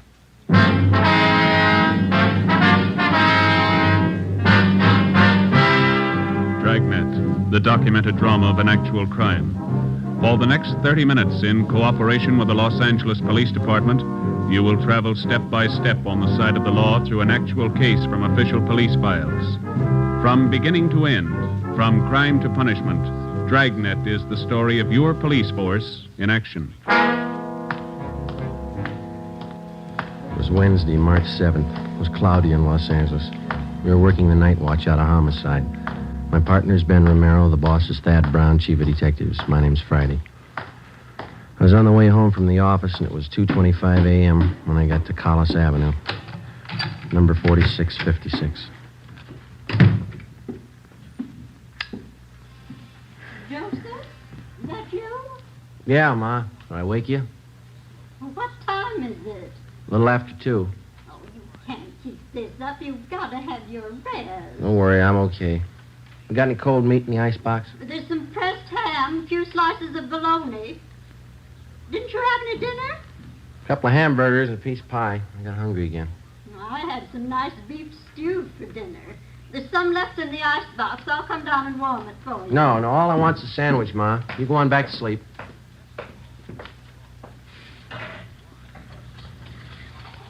You can't live on pie and sandwiches and keep up your strength. Working all hours, first thing you know, you'll be getting sick.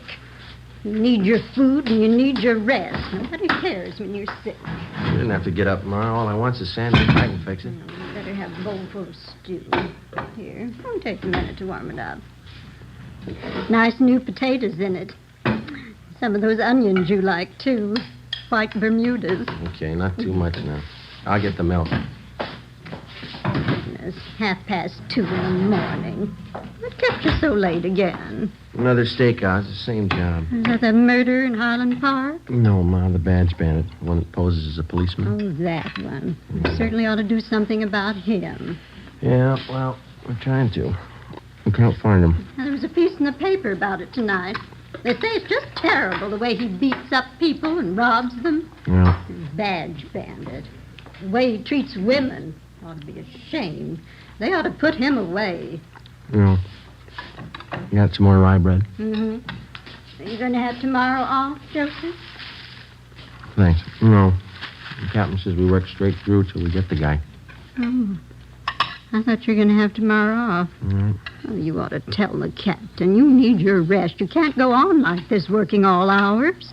You'll be coming down sick one of these days. 15 robberies, 15 assaults, all in 2 months. Somebody's got to stop them. Stew ready? Oh, yeah, I think so. Okay. Well, can't they warn the people? They wouldn't be getting robbed and beaten up if they weren't parked in those lonely places. Spooning, so silly. Yeah. I'm afraid we can't do anything about that, Ma. It's a public place. They got a right to park if they want. Yeah, I suppose. Let me have your plate. Okay, here. No, hold it. That's fine. Another spoonful. You can't work if you don't eat. Okay. It is good stew. Yeah, sure it is. Butcher down at ShopRite's nice. His stewing beef's just wonderful. Yeah. Ben work late with you? Yeah, his wife's sore, too. He hasn't been home much since we started on this. It's a tough one. Oh, my. Well, times certainly have changed since I was a girl. All this robbing, beating up. Crazy people. Yeah. Any mail today? No, there's a couple of bills. Well, you set the alarm. I got to check back in at 8 in the morning. 8 o'clock? Why so early? Badge bandit got 2 more victims tonight. They were college kids. Oh. Doctor says he didn't think we should talk to him tonight, so we'll have to see him tomorrow morning at the hospital. Were they badly injured? Well, pretty bad. The boy took a terrible beating. The girl was attacked, same as the others. My. Well, it's very good, Ma. I better get to bed. Yes, well, your face looks so thin. You need all the rest you can get. I'll get it. Now, who can that be? It's almost 3 in the morning. Hello? This is Lorman down homicide, Joe. Sorry to bother you. Yeah, Lorman. What is it? Captain wants you and Romero to meet him at Hollywood and Laurel right away. What's the matter now? Attack and hold up in Laurel Canyon 20 minutes ago. Yeah? Got the area blocked off. Figure they got the man trapped. The victims get a look at the guy? Same description, the badge bandit. left the house, went over and picked up Ben. We drove out to the edge of the Santa Monica Mountains where Hollywood Boulevard ends and Laurel Canyon begins. We headed back into the canyon to the blockaded area. Captain Steed from Homicide was there waiting for us.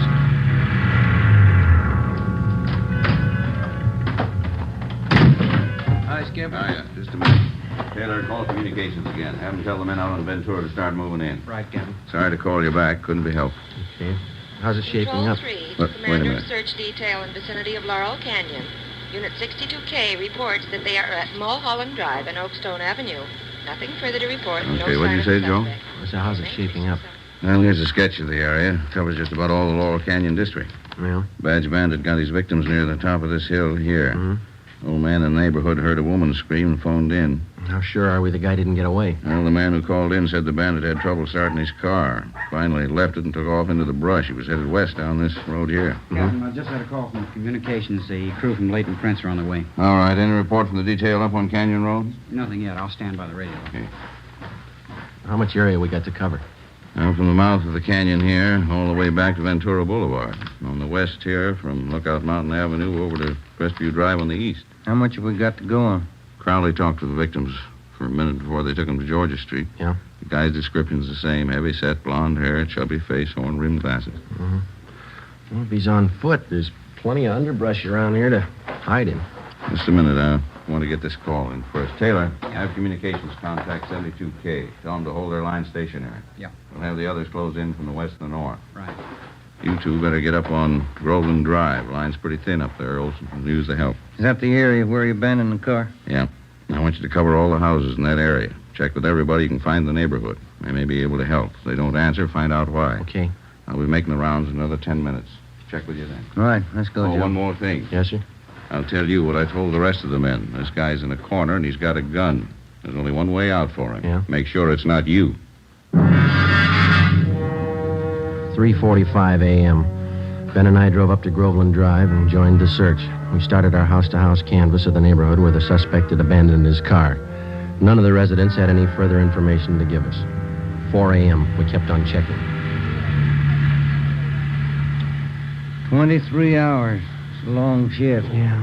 I could use some sleep. Wife of mine is boiling mad. She's even mad at the kid.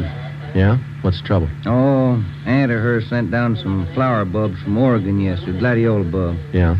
Kid was playing with a little girl next door yesterday, and they found a box of flower bulbs. They put the mess of them in a pot of water and boiled them on the stove. What'd they do that for? Who knows? There's another house up ahead. We better check it. Yeah.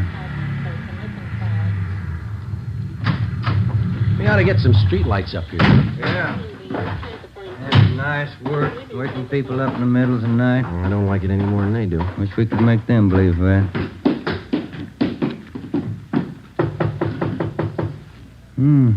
Nice neighborhood up here. Wonder what the price is on these lots. Well, it shouldn't be too high. They say real estate's coming down. Yeah, what is it? Police officers. Sorry to disturb you. We'd like to talk to you a minute. Oh, all right. Let me get the door open. What's been going on in the neighborhood tonight? Some kind of trouble? Cars racing up and down the hill? What's the trouble? Have you noticed any strangers in the neighborhood last hour? No, I just got to bed 20 minutes ago. I work out at Paramount. We're shooting nights. What's all the commotion anyway? We're looking for a suspect. He's supposed to be around this area. Well, I haven't seen anybody. I thought I heard somebody out by the garage a few minutes ago. Went out and looked around, but I didn't see anything. Did you check to see if your car is still in the garage? No, I left it in the driveway. No, sir. There's no car in your driveway. Sure there is. Let me show you. Hey, it's gone. Can we use your phone? Yeah. Yeah, but I saw it just a few minutes ago. The car was right there in the driveway. You think that guy took my car? Yes, sir. It's a pretty good bet. You got your license number handy there? I don't remember it. I got it on a card in my wallet. Give me communication. Can you give us a description of your car? It's a Plymouth sedan, black. Two-door sedan with... Search detail, Laurel Canyon. I got some new information for all units in the detail. Here's the license number. Thank you. Will you broadcast this information to all units in the search detail? What was the make and model of your car? 46 black Plymouth, a two-door sedan. 1946 black Plymouth, two-door sedan, license number, let me see. 7X-ray 2569. This car's just been stolen from 10211 Groveland Drive. Any identifying marks on the car? Well, I left my keys in it. No, sir. I mean, any special markings on the car? Maybe a dent in one of the fenders? Well, Yeah, George, hold on. We're getting it. The right headlight went out on me last night. I haven't had it fixed yet. The right headlight on the car's out. Notify all units in the search detail that we believe suspect is now in possession of this car. Right, thank you. Let's go. Must have happened in the last 15 minutes. I heard that noise and I went out to check. The car was there then. Well, here's our card. We'll be checking with you later. Yeah, I sure hope you find it. I don't know how I can get to work tomorrow without my car. Yeah, we'll notify you. Yeah, gee, I sure hope you find it. Thanks for your help. Come on, Ben.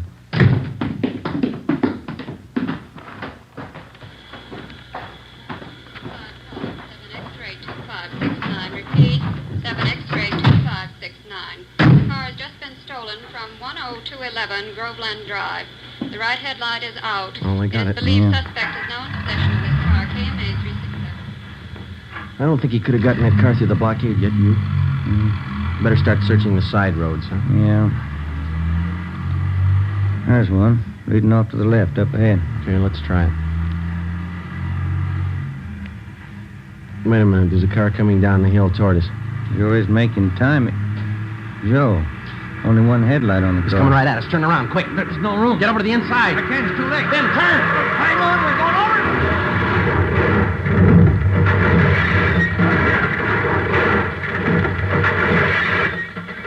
Attention all units. Special attention all units in search detail in the vicinity of Laurel Canyon.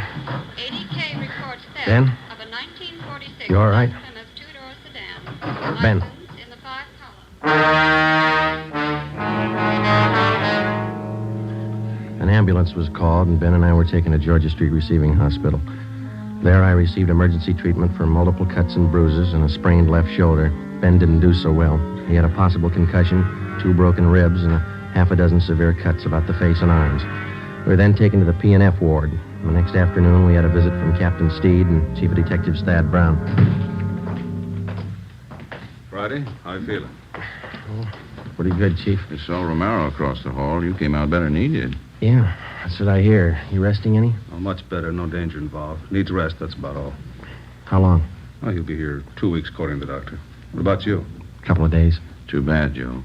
Badge bandit? Yeah. Looks like you two got banged up for nothing. Oh? After he rammed your car, he ditched the black Plymouth, and then we figure he hit with the underbrush. Yeah? Somehow, while we were hauling you and Ben out of that wreck, he slipped through the line. Any fingerprints on the car? None we could use. It's rotten luck. I guess it was his night, huh? We're getting more men from Metro Division to help out. Mhm. And we're doubling the number of decoys around the city. Policewomen, huh? And we'll have each of them planted in a parked car along with an officer in every area the badge bandit's been working. All he has to do is grab at the bait once. Yeah, if he goes for it. You'll have plenty of time to choose. We work the same setup every night till we reach him. It's a big operation. Might have to run it for weeks unless he quits. Well, there's only one way a guy like that ever quits. Yeah. When we stop him. Saturday, March 10th, 2 p.m. I was released from the P&F ward and went home. Ben stayed on at the hospital. He had at least another 10 days to go before release. Sunday, I spent at home. Monday afternoon, I checked back in at the office, and Captain Steed put me on decoy duty for that week, along with policewoman Dorothy River. We were assigned to cover an isolated parking area near Mulholland Drive and Beverly Glen. It was a nice view, but the duty was slow. No sign of the badge bandit. Policewoman River and I waited it out from late evening to early morning, from Monday through Thursday. Friday night came. Same thing. We waited. How's Ben? You see him today? Yeah, he's doing fine. Be out next week. Grouchy, I guess. Oh, sure. You want a cigarette? Thank you. You can sure tell it's Friday night. Yeah. In fact, college kids are out in force. Mm-hmm. What time you got? 1:45. Long nights. Yeah. Slow. You cold? No, are you? Just a little. It's chilly up here in the early morning. What's that? Car full of kids just pulling out. Are the cars gone too? Yeah. We're the only ones left. These stakeouts get on your nerves. So look, if you're cold, you can have my coat. It doesn't bother me. No, it's all right, Joe. Thanks. It's a beautiful view from up here, isn't it? All the lights. Yeah. You like to dance, Joe? What? I said you like to dance. Oh, once in a while, I guess. I'm not too good. Why? Well, our club's having its big annual dance 2 weeks from Saturday. Yeah? Might get a kick out of it. It's formal. Well, it leaves me out. I don't own a tux. You could rent one. It'd be fun. No, I'm afraid I don't look good in a tux. I never met a man who thought he did. Why don't you try it? I might be working. Well, I mean, if you're not working, why don't you come? You going? Well, I was planning on Got a date? it. No, not yet. I have hopes. There's a car pulling in. Let's see. Yeah, parked over in back of us. I can only make out one person in the car. Yeah, looks like a man. I can't be sure. All right, come on over closer. We might as well look the part, huh? All right. He's getting out of the car. Is he coming this way? Walking over to the side of the road. He's got a flashlight. Looking around. He's built like the badge bandit. Short, heavy set. Yeah, he's turning around. He's got his flashlight on us. He's coming up on your side of the car. All right, take it easy. You know what to do. Come on, out of that car. Police officer. All right, hold on. Got a gun, Joe. Yeah. Come on, I said out of the car, both of you. All right. All right, drop the gun. Drop it.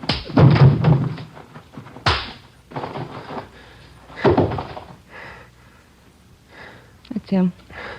Yeah, Now I'll get the cuffs on him. thanks. I didn't think I hit him that hard. You didn't, I did.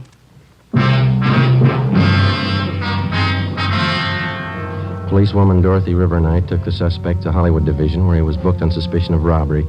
He gave his name as Charles Leon Kirby, age 46. Monday, March 19th, Ben was released from the hospital and checked back in for work. A special show-up was held at which 10 of the 17 victims definitely identified Kirby as the badge bandit.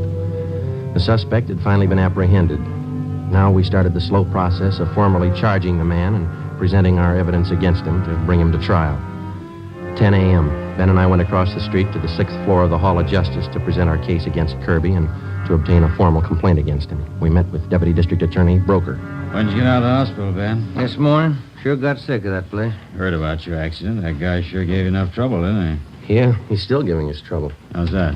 He got in a tangle with another prisoner out in the Hollywood Division. Yeah? The other prisoner gave Kirby a pretty bad going over. Cut him up and broke his left forearm. They're moving him in an ambulance from Hollywood to the prison ward at the General Hospital. When did this happen? Just this morning. I think they're moving him downtown now. Tough one. Now, how about your reports on Kirby? Are they all in order? Well, here's a summary report. Alleges 10 positive identifications containing 10 counts of robbery and 10 counts of forcible rape. All right. And here are 7 other crime reports. Only partial identification on these. Okay. What have you got for corroborating evidence against him? Oh, we went through Kirby's apartment. Found at least a dozen pieces of property that he took from his victims. Mostly watches and jewelry. The victims identified every piece we found. Okay, let me get the details down here. No. Excuse me a minute. Sure. Broker speaking. Yes, a minute. You, Friday. Thank you. Friday. When? Yeah, right away. Well, that does it. What's the matter? Kirby does it. What's the matter? Kirby. He just broke out of that ambulance.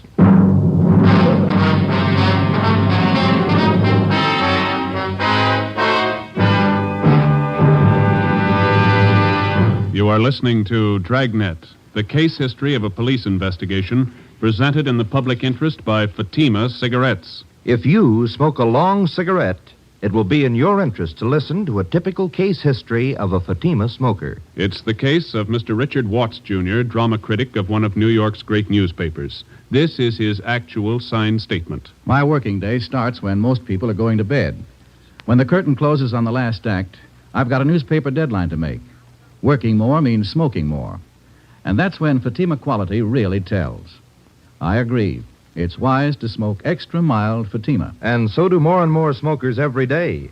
Actual figures show extra mild Fatima has more than doubled its smokers coast to coast. So enjoy extra mild Fatima yourself. The king-size cigarette, which contains the finest Turkish and domestic tobaccos, superbly blended to make it extra mild. You will prefer Fatima's much different, much better flavor. You will agree. It's wise to smoke extra mild Fatima. It's wise to smoke extra mild Fatima. The best of all long cigarettes.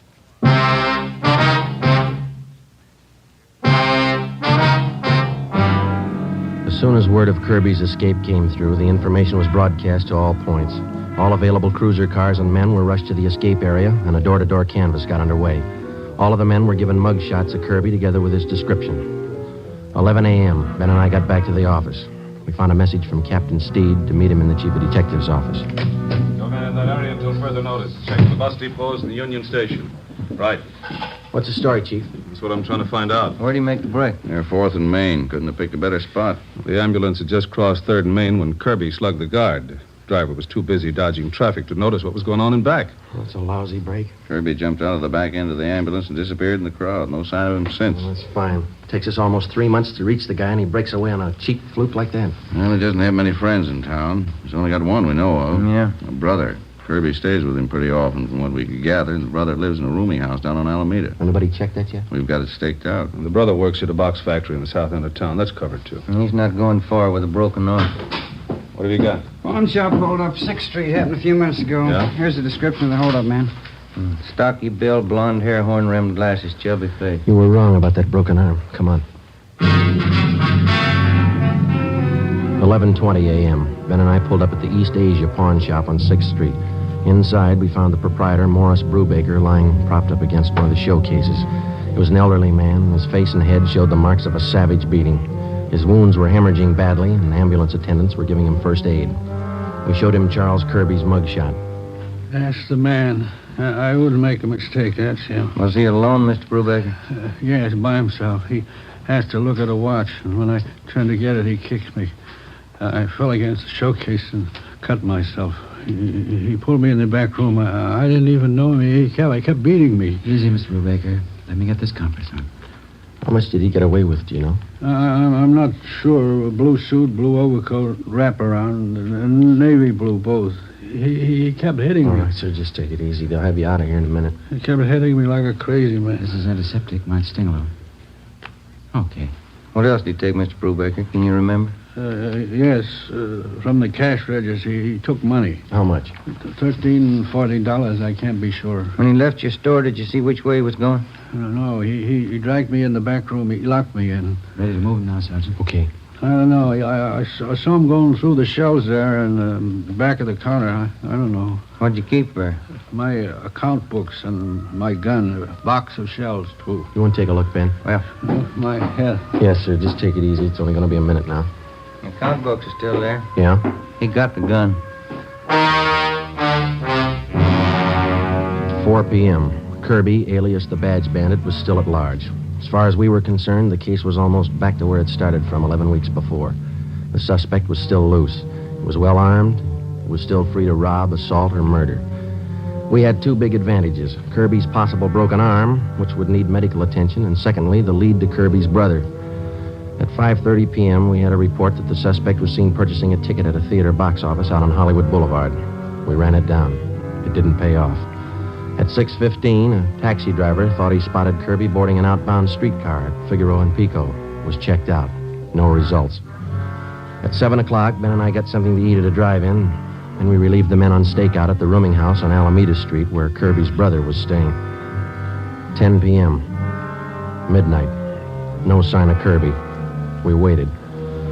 At 3 a.m., Hanson and Cummings of Homicide relieved us, and Ben drove me home. It was 3:45 when he dropped me off at Collis Avenue, number 4656.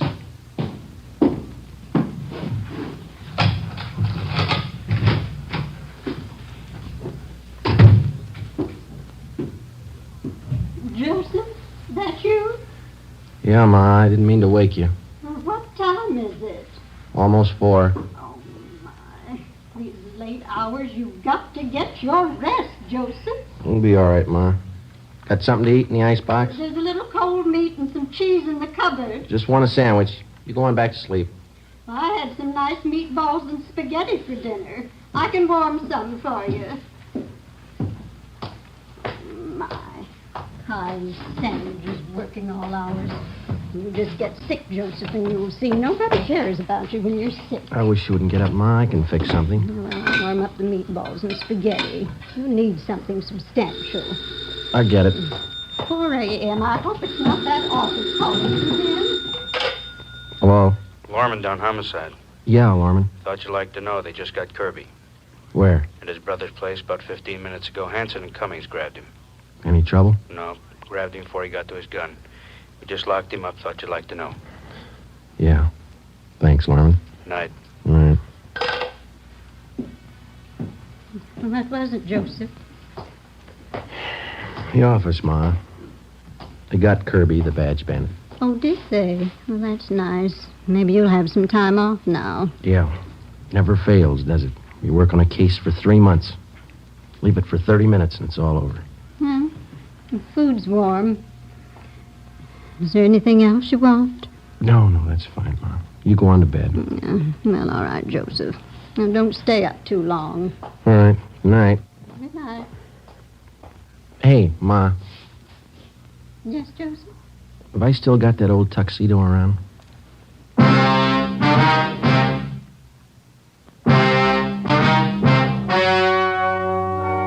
The story you have just heard was true.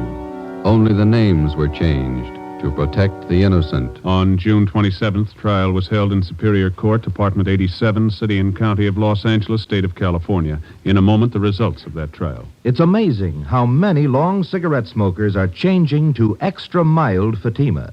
Here is the actual report. From coast to coast, Extra Mild Fatima has more than doubled its smokers. Yes, more and more smokers every day are discovering that Fatima is the king-size cigarette that is extra mild. Extra mild because it contains the finest Turkish and domestic tobaccos superbly blended to make it extra mild, to give it a much different, much better flavor and aroma. Enjoy extra mild Fatima yourself. The best of all long cigarettes. It's wise to smoke extra mild Fatima.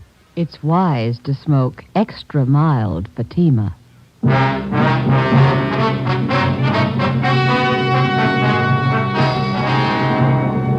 Charles Leon Kirby, alias the Badge Bandit, was tried and convicted in Superior Court on several counts of armed robbery, rape, and assault with intent to commit murder. He was sentenced to life imprisonment. After serving 1 year in the state penitentiary, he was judged insane and committed to the state mental hospital at Mendocino.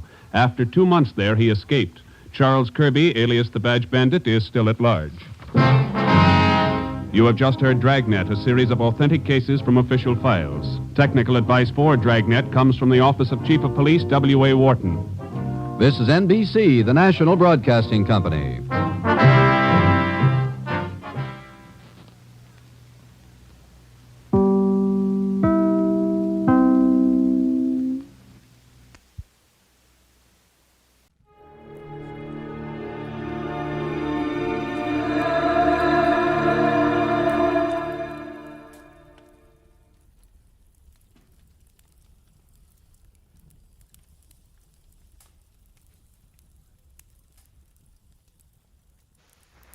For the safety of your smile, use Pepsodent twice a day. See your dentist twice a year.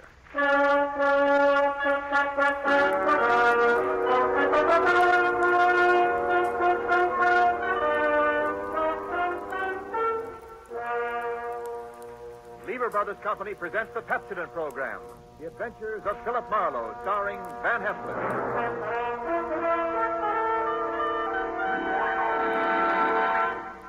Philip Marlowe, the screen's most famous private detective, created by Raymond Chandler, brought to you on the air by Pepsodent, and starring MGM's brilliant and dynamic young actor, Van Heflin.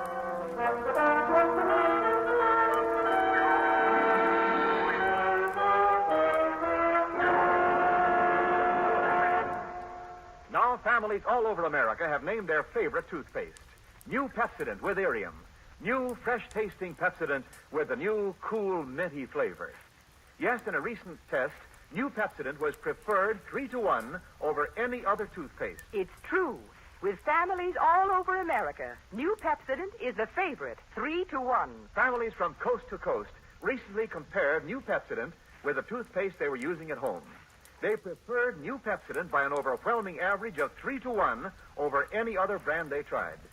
These families, 3-to-1, said new Pepsodent tastes better, makes breath cleaner, makes teeth brighter. Yes, in a recent survey, families 3-to-1 said new Pepsodent tastes better, makes breath cleaner, makes teeth brighter. Get new Pepsodent toothpaste for your family right away. Now, The Adventures of Philip Marlowe, starring Van Heflin.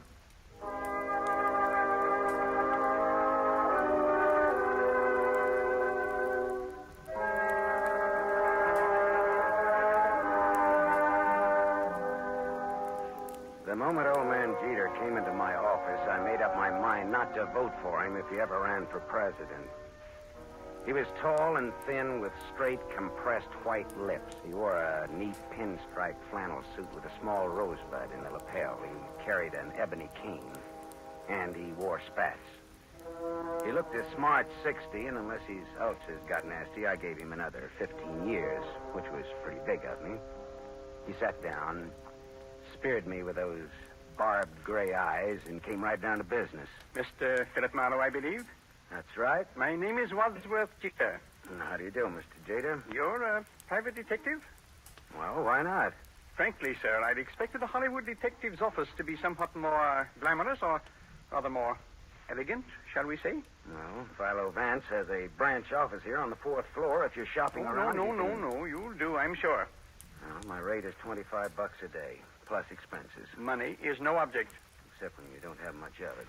That seems to be the motivating philosophy where Miss Harriet Huntress is concerned.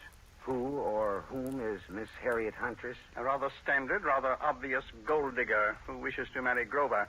You want to tell me who Grover is? Grover is my adopted stepson, my late wife's son. Go on. Next year, he will inherit $1 million left him by his mother. Which explains Miss Huntress's interest in Grover. Precisely. Look, Mr. Jeter, am I being hired to smear Miss Harriet Huntress? Not at all. Merely to disillusion Grover about her. Yeah, well, that's the same thing. I think you better find yourself another boy. Wait. There's more. Okay, let's hear it. Do you know a man named Marty Estelle? Sure. He's a big-time gambler out on Sunset Strip. Why? Mr. Estelle claims my son Grover owes him $50,000. Well, then Grover'd better pay up if I know Marty Estelle. But suppose my son doesn't really owe Estelle the money. Does he or doesn't he? Mr. Estelle supplied photostat copies of Grover's notes with Grover's signatures. I thought they might be forged, so without Grover's knowledge, I took them to a handwriting expert named John Arbogast, a sort of detective. No? He's not sure. He wants more time. I'd like you to take over the case. Harriet Huntress and all. Miss Huntress, as you may know, is associated with Mr. Estelle. Well, that's incidental. I'll handle the forgery case and not the slander job. Now, where does this Arbogast have his office? On Sunset near Ivar. Okay, I'll look it up. Miss Huntress? She lives at the El Milano on North Sycamore. All right, I'll look her up, too. Arbogast and Huntress in the order named.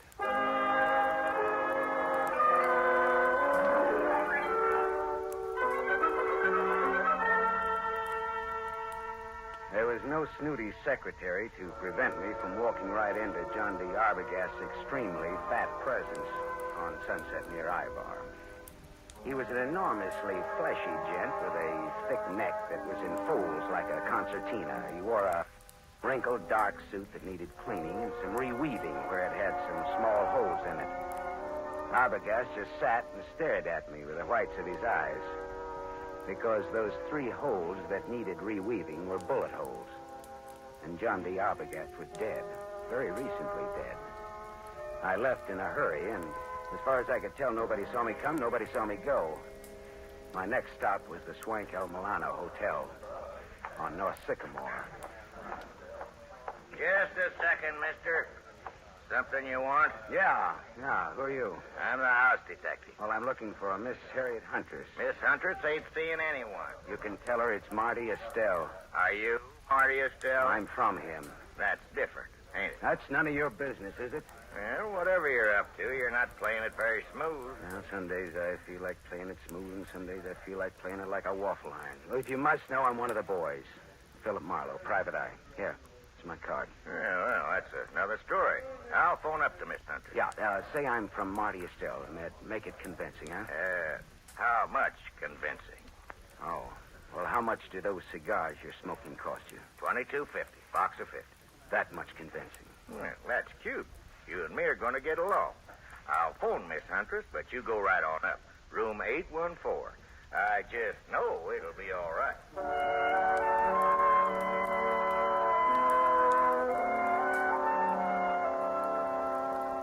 Harriet Huntress was too tall to be cute, too beautiful to be really cheap. Her green eyes were wide set, and there was plenty of thinking room between them. Her hair was a dusky red, like fire seen through a haze. The green eyes were that much green ice as she sized me up in the doorway.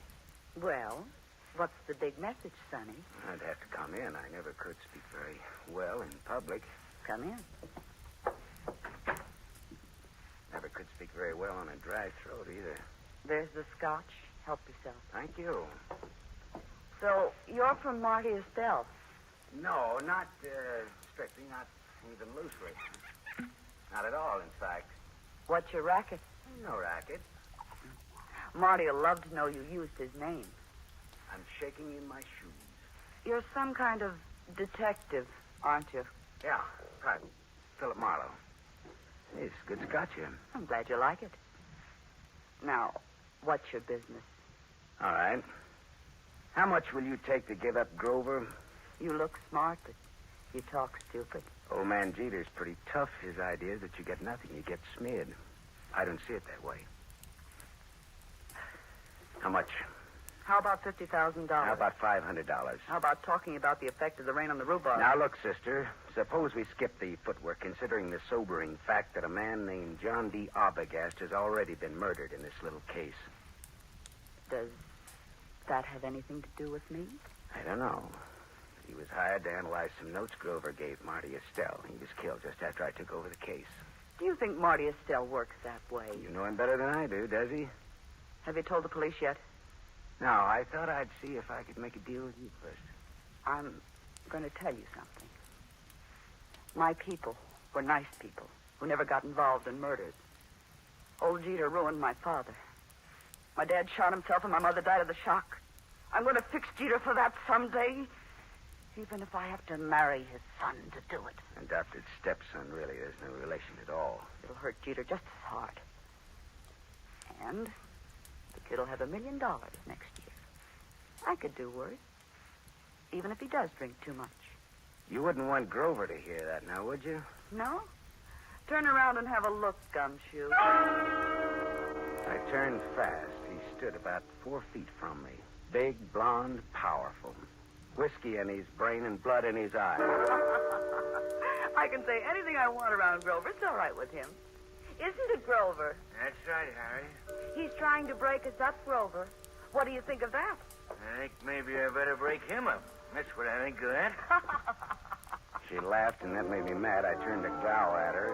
It was a dirty look. It was the look of the month. That was a mistake. The big guy hit me. I went over sideways. It wasn't a hard punch, but my head hit a desk going down, and the desk got the decision. It gets dark fast in Southern California, but seldom that fast.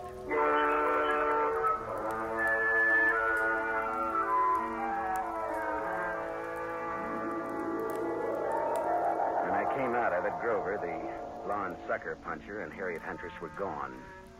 But the bottle of scotch was still there, so I took that for a souvenir and stuffed it in my pocket and floated down the elevator into the street.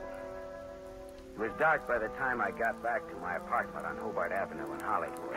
I turned on the light, and there stood a big guy, another big guy. This was National Big Guy Week.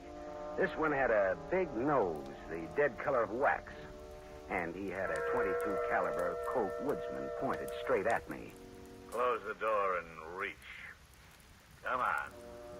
I turned a little to close the door. I got my hand under my coat. Then I turned back to Wax-Nose fast. I had my Luger out. We stood there facing each other. Wax-Nose didn't seem at all impressed with my automatic. I just came to tell you to be smart. You're looking at a Luger, mister. Yeah, I know. Men of distinction carry Lugers. Me, I pack this small bore because I can shoot. If you think you can take me, go to it. Now, look, what's the game? Maybe you can take a hint, and maybe you can't. Maybe, maybe not. What is it? Lay off old Jeter's boy. When I wouldn't think of contradicting anyone who uses a Colt Woodsman .22 with the front sight filed off must think he's pretty good. I am good. Yeah, and that's why I say, okay, pal. We'll see. Speaking of .22s, do you know anybody named John Arbogast? I meet such a lot of people. Well, this one was fat and shot 3 times with a .22. I don't remember shooting no fat guys today. So long, chum.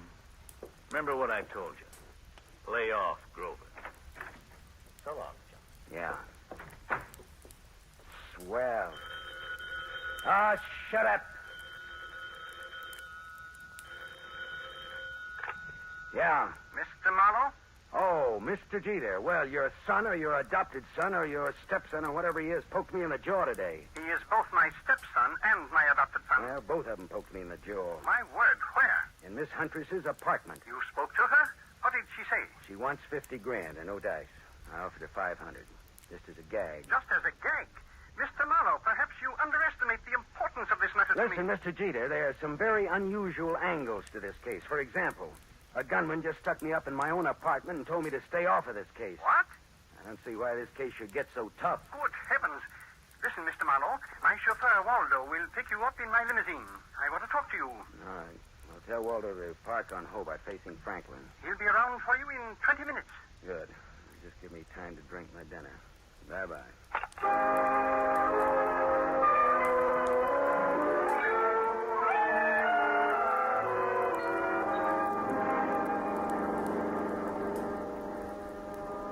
I sat next to Waldo, the chauffeur, as he tooled the big Jeter limousine through Hollywood, along the glitter of the Sunset Strip, out past Beverly Hills toward Bel Air.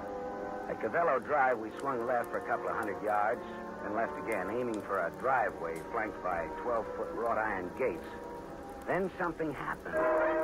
Someone was standing in the glare of our headlights. Waldo swore and slammed on the brake shell. You stupid! Go and get out of the driveway! The man stepped toward us. In the next minute, there was that same Colt 22 staring into my face again. All right, this is a heist. Get out of the car, both of you. Look, Waxnose, haven't you had enough fun for one night? Buzz off, bum. Shut up and get out. I'd have to think some more on that, Buster. I'm warning you. I'll let you have it. Don't be a goon. You're going. All right, you asked for it. Hey! Holy. You shot the guy. Yeah. I shot him. It was this. All in fun. Yeah, some fun. It did the work. Jeter's house is right ahead. You sound as if you just shot a nickel in a pinball machine instead of a man. Now listen, turn off those lights and let's get out of here, but fast.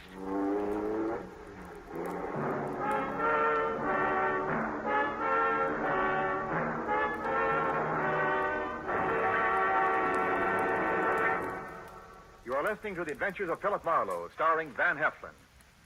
Yes, families all over America have named their favorite toothpaste.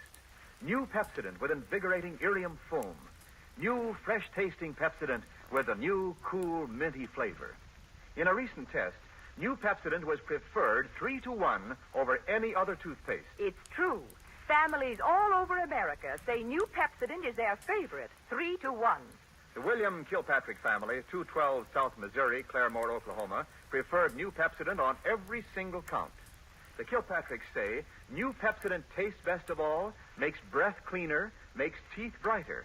On all these counts, by an overwhelming average of 3-1, families prefer New Pepsodent over any other toothpaste they tried. It's a fact.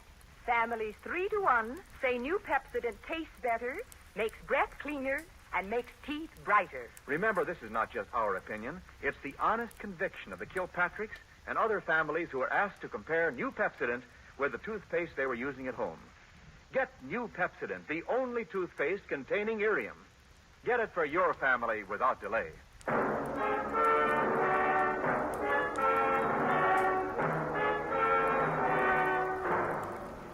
We continue with The Adventures of Philip Marlowe, starring Van Heflin, who appears by arrangement with Metro-Goldwyn-Mayer, producers of The Romance of Rosie Ridge, starring Van Johnson.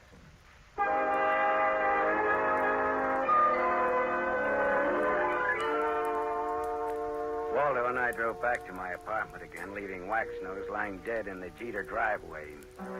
We went back to my place to start all over again, over what was left of my purloined scotch. Yeah, this is good scotch you've got here, Marlowe. Inch bottle. Not this. Sure, I pinched it from the apartment of Harriet Huntress. Well, bottoms up. Waldo, do you think that gunman was there to scare young Grover into realizing Marty Estelle means business? Could be. I always drove Grover home around that time. It just doesn't sound like Marty Estelle to pick that sort of a helper. Well, sure. Maybe that's why he picked him. Because it didn't seem like Marty Estelle. Yeah, that's good thinking, Waldo. Dartmouth, 37. Rah, rah, rah. That would be either the cops or Mr. Jeter. Hello. Mr. Marlowe?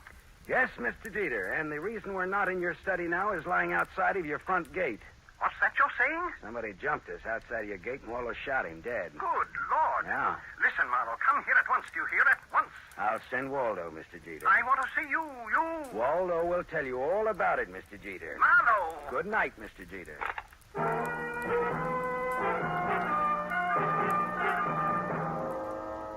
After Waldo, the chauffeur, had left, I went back to the El Milano Hotel. Hawkins, the house stick, was all smiles and open palms. I placed no confidence in his smile and a $20 bill in his palm. Harriet Huntress again? What's the matter? Just take me up to her apartment, that's all, huh? Sure. Right this way, fella. Hawkins took me to the 8th floor, room 814, and opened the door. There was someone in the room, waiting. Here's company for you, Mr. Estelle. Beat it, Hawkins. Yeah, this is the guy I was telling you about, Mr. Estelle. Come in earlier today. Said he was from you. Beat it, I said. Oh, sure. Come on in, Marlowe. I came to see Miss Huntress, not you, Estelle. Well, first of all, Harriet's not home. I came to tell her what happened outside of Jeter's gate. So you keep informed. I can't wait for her any longer. Got to get back to the casino. Now then, what did you come back for, Marlowe? I'm looking for the Jeter boy. After what happened to him tonight, he needs somebody to walk behind him. You think I play games like that? All I know is we were shot at. I asked you a question. I answered it to the best of my knowledge. What knowledge, for example? Well, for example, you hold $50,000 worth of Grover's notes for gambling debts. I've got $50,000 invested in the kid. Would I be likely to bump him off? Ah, that makes sense, all right. I always make sense. Bully for you. When I have 50 grand invested in a guy, I'm apt to find out all about him. Like about old Jeter hiring a man named Arbogast to work for him. Arbogast was shot today. You know it. I know because I had you followed. You didn't tell the law, Marlowe. That could be very hard on you. Well, it could. Does that make you and me friends? A little blackmail, huh? Not much. We'll call it tattletale grail mail. From now on, do you stop bothering Miss Huntress? Okay, you win, Marty. Swell. That's all. I've got to go. Well, I'll just wait around for a bit, okay? Well, Harriet's scotch is in that cabinet there. Thanks. I'll roll up my pants and go waiting in it. You know, Marlowe, I like you. You're cute. So long, Shamus.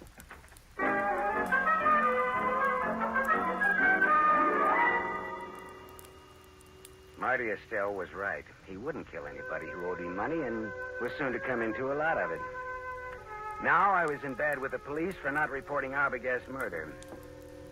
Well, I looked around Harriet's apartment vaguely, walked into the bedroom, and stopped. Because mixed with the fragrance of good perfume and good cosmetics was the plain, ordinary, homespun odor of gunpowder. I walked across the room and yanked open the closet door and stepped back. There, just as big as life, but as dead as they ever come, was young Grover Jeter. And at Grover's feet, among the graceful shoes in Harriet's closet, was a tiny pearl-handled automatic. I felt bad about that, because I guessed that the dainty holes, the bullets from that dainty gun, would fit the 2 dainty holes over Grover's heart. I put the neat little pistol in my pocket. I thought old man Jeter ought to know about his son, I thought.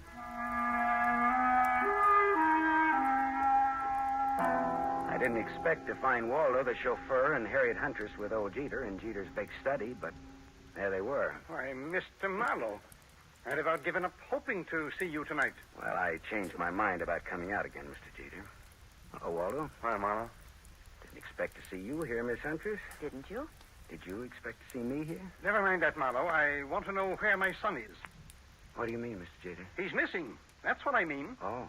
He's missing, and no one knows where he is. I know. Eh? What's that? Well, Marlowe.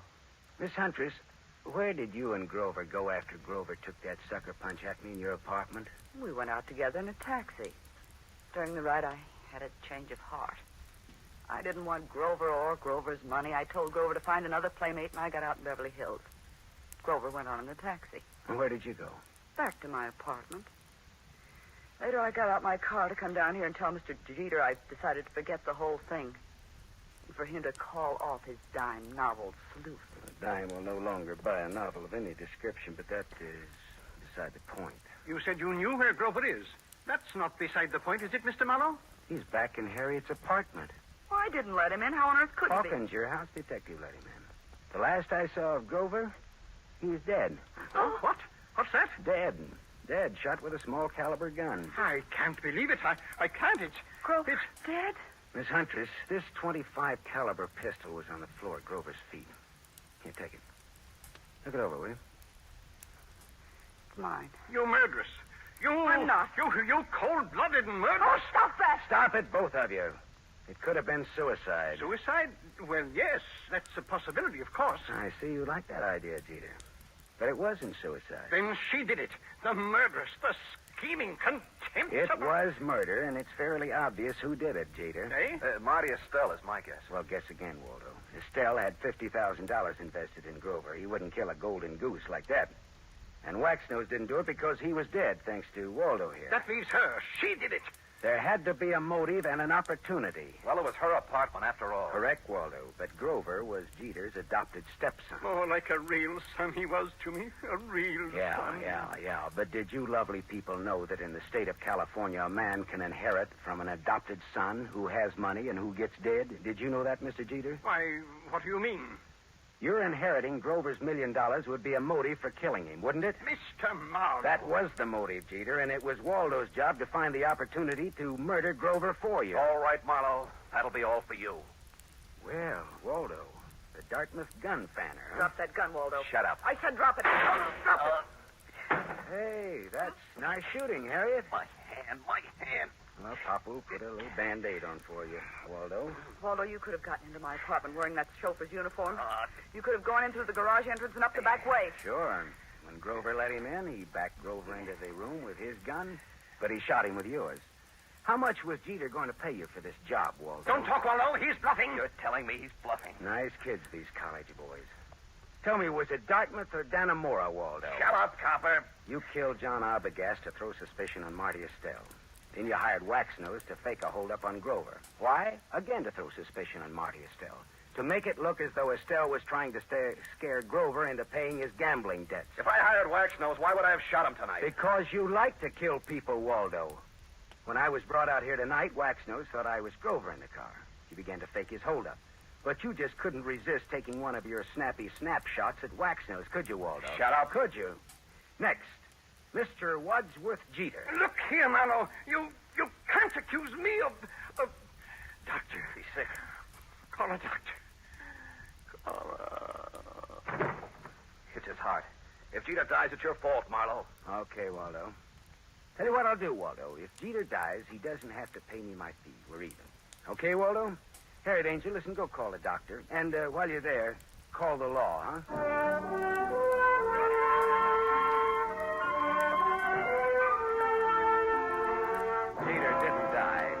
Heart was as good as mine, if you want to make anything out of that.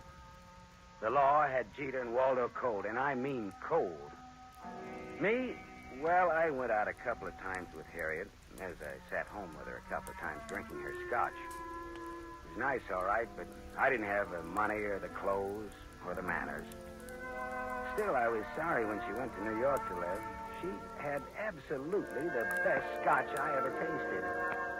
Maybe because it was free. I don't know.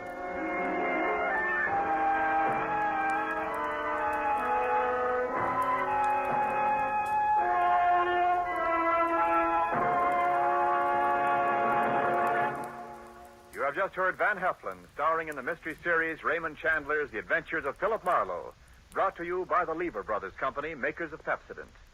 Van Heflin will return in just a moment. Have you tasted the new Pepsodent toothpaste? Its lingering, minty flavor is so fresh and inviting, families prefer it by an overwhelming average of 3-to-1 over any other toothpaste they tried. In a recent nationwide test, these families said new Pepsodent tastes better, makes breath cleaner, and makes teeth brighter. Remember, new Pepsodent gives you more invigorating irium foam. It sweeps dulling film away. No wonder it's the 3-to-1 favorite with families all over America. Get new Pepsodent with irium for your family right away.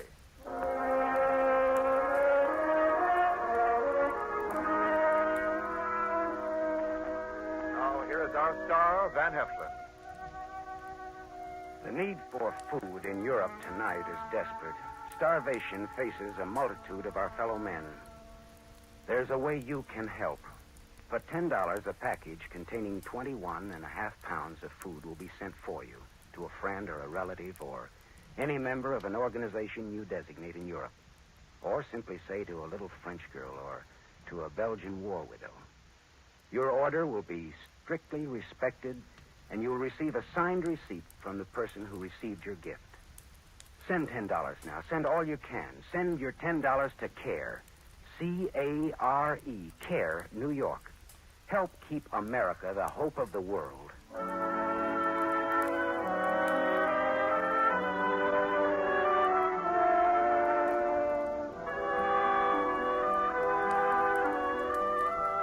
Tonight's story was adapted by Milton Geiger from the story Trouble Is My Business by Raymond Chandler, creator of Philip Marlowe, the screen's most famous private detective. The original music was composed and conducted by Lynn Murray.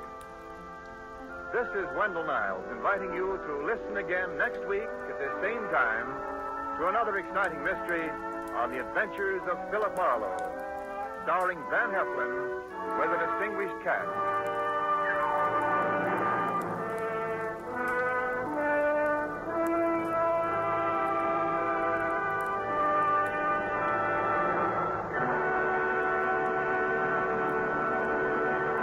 NBC, the national broadcasting company.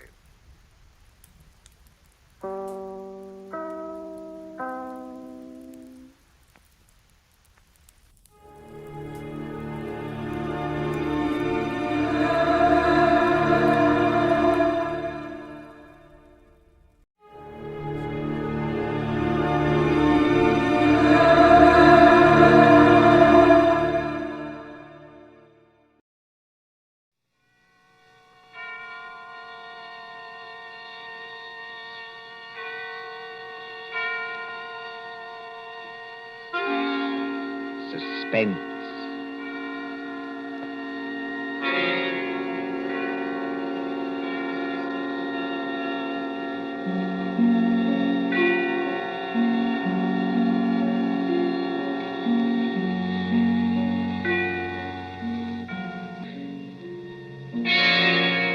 Suspense. For Suspense, tonight we present Menace in Wax by John Dixon Carr.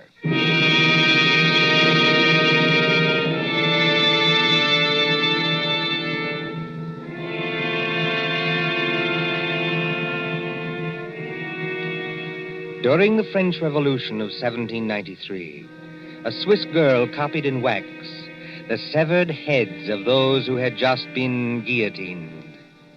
She married a Frenchman named Tussaud and came to London, and she founded Madame Tussaud's Waxworks.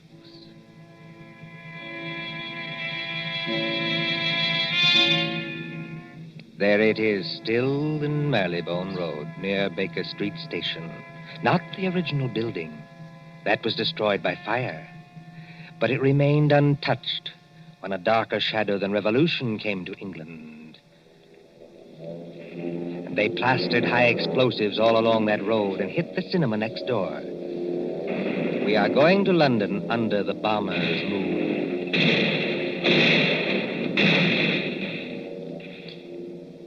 Late one night in March of 1941, a young man hurried up to the great glass doors of Madame Tussaud. Hey, open up here. Wasn't there a night watchman around this place?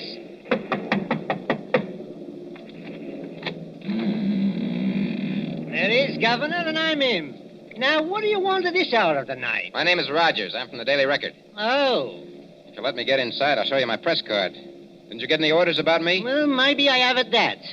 Oh, you're the bloke who wants to see the Chamber of Horrors. That's right. All right, you may as well come in. My paper got a tip there's something funny going on around here. Something funny going on here? That's a good one. The rain's not very heavy tonight, is it? No, they're going over. You ain't heard where, Governor? We got a teletype flash. There was the Midlands. Lord lummy, and I've got a sister in Birmingham.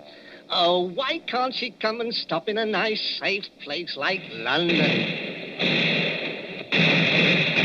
There's the Regent's Park guns opening up again. Makes your teeth rattle and shakes the hats off the dummies' heads. You know, this Chamber of Horrors is getting to be popular tonight. You mean there's been somebody here before me? Yes. A woman? That's right, Governor. About 5 feet 2 inches tall, very pretty. If you like 'em, brunette and big-eyed and a phony French accent. No, Governor, no. This was only an old lady that lost her handbag. Oh, thank the Lord for that anyway. Now then, what is going on around here? Well, I don't know, Governor. You'll have to ask Pearson about that. Who's Pearson? Oh, he's the bloke that's the watchman down there. He's old and he imagined things. He phoned your piper. Have you got an electric torch? Yes. Then go straight on through the marble hall and down the stairs on your left. And don't speak to the policeman, 'cause he's wax. Yes, that's the way, Governor. That's the way to the Chamber of Horrors. Thank you.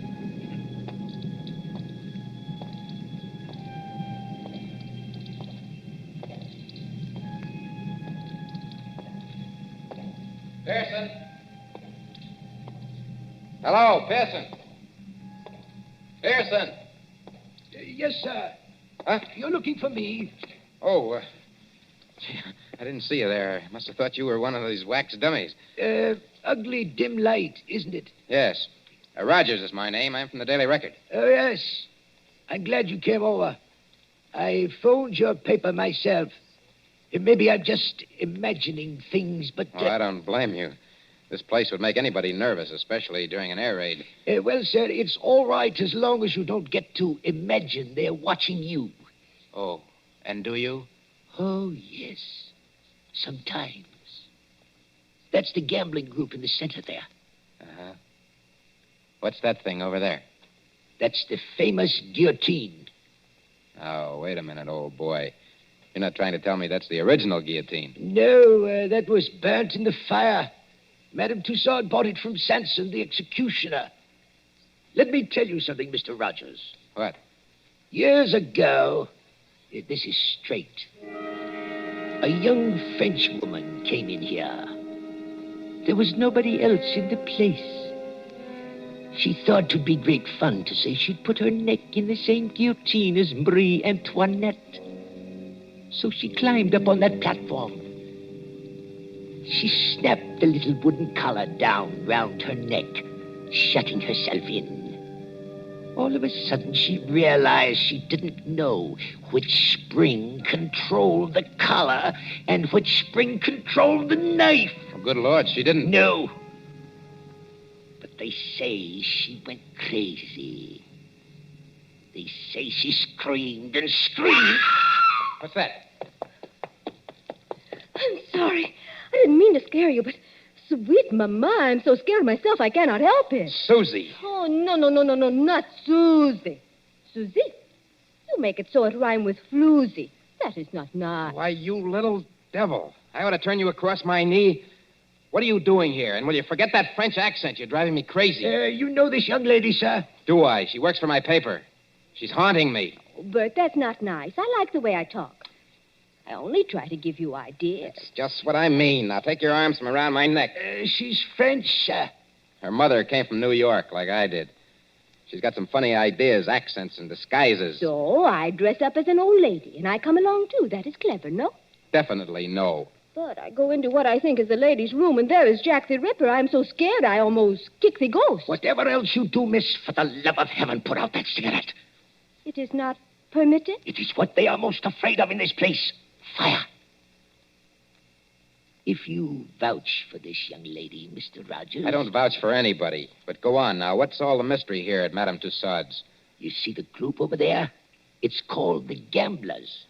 That 3 men and a woman in 18th century costume sitting around a table playing cards? Yes. And about once a week, when the lights are out... Yes? Those dummies do play cards. Is this a publicity trick of some kind? Oh, no, sir. Then what's the game? I'm not crazy. I know they don't actually do it, sir. What I want to know is who changes the cards round in their hands and why. Well, could anybody? Anybody from the outside, I mean, get in to change the cards? Oh, yes. There's a back door. But why would anyone want to break in here just to change those cards around? Mon cher Ben, écoutez. Listen, I have made a discovery. Listen, if you're going to talk, speak English. Or better yet, just keep still. But I have made a discovery. This card game, What about it? it is crooked. Here is a man which has 2 deuces of hearts in the same hand. Listen, Susie, I don't give a... Wait a minute. Let's have a look at those cards. I give you ideas, yes? Susie, for once you're right. And look here. 2 of these players have all the clubs and hearts. The other 2 have all the diamonds and spades. Susie, how many letters in the alphabet? 26, no? And twice 26 is... 52. The number of cards in a pack. Give me a pencil, Susie, quick.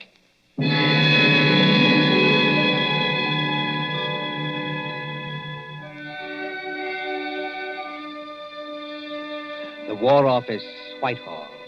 MI5, headquarters of military intelligence. There next morning in the map room used as an office by Colonel Warrender. Mr. Rogers, I'm a busy man. I appreciate that, Colonel Warrender. Anyhow, sit down. Thank you, sir. Now, what's all this? These cards you claim form a code, is that it? Yes, sir. Now, look, sir. Let each letter of the alphabet represent a card in clubs and hearts. That's 26. And then? And then when you get to the middle of the message, switch the alphabet over to diamonds and spades.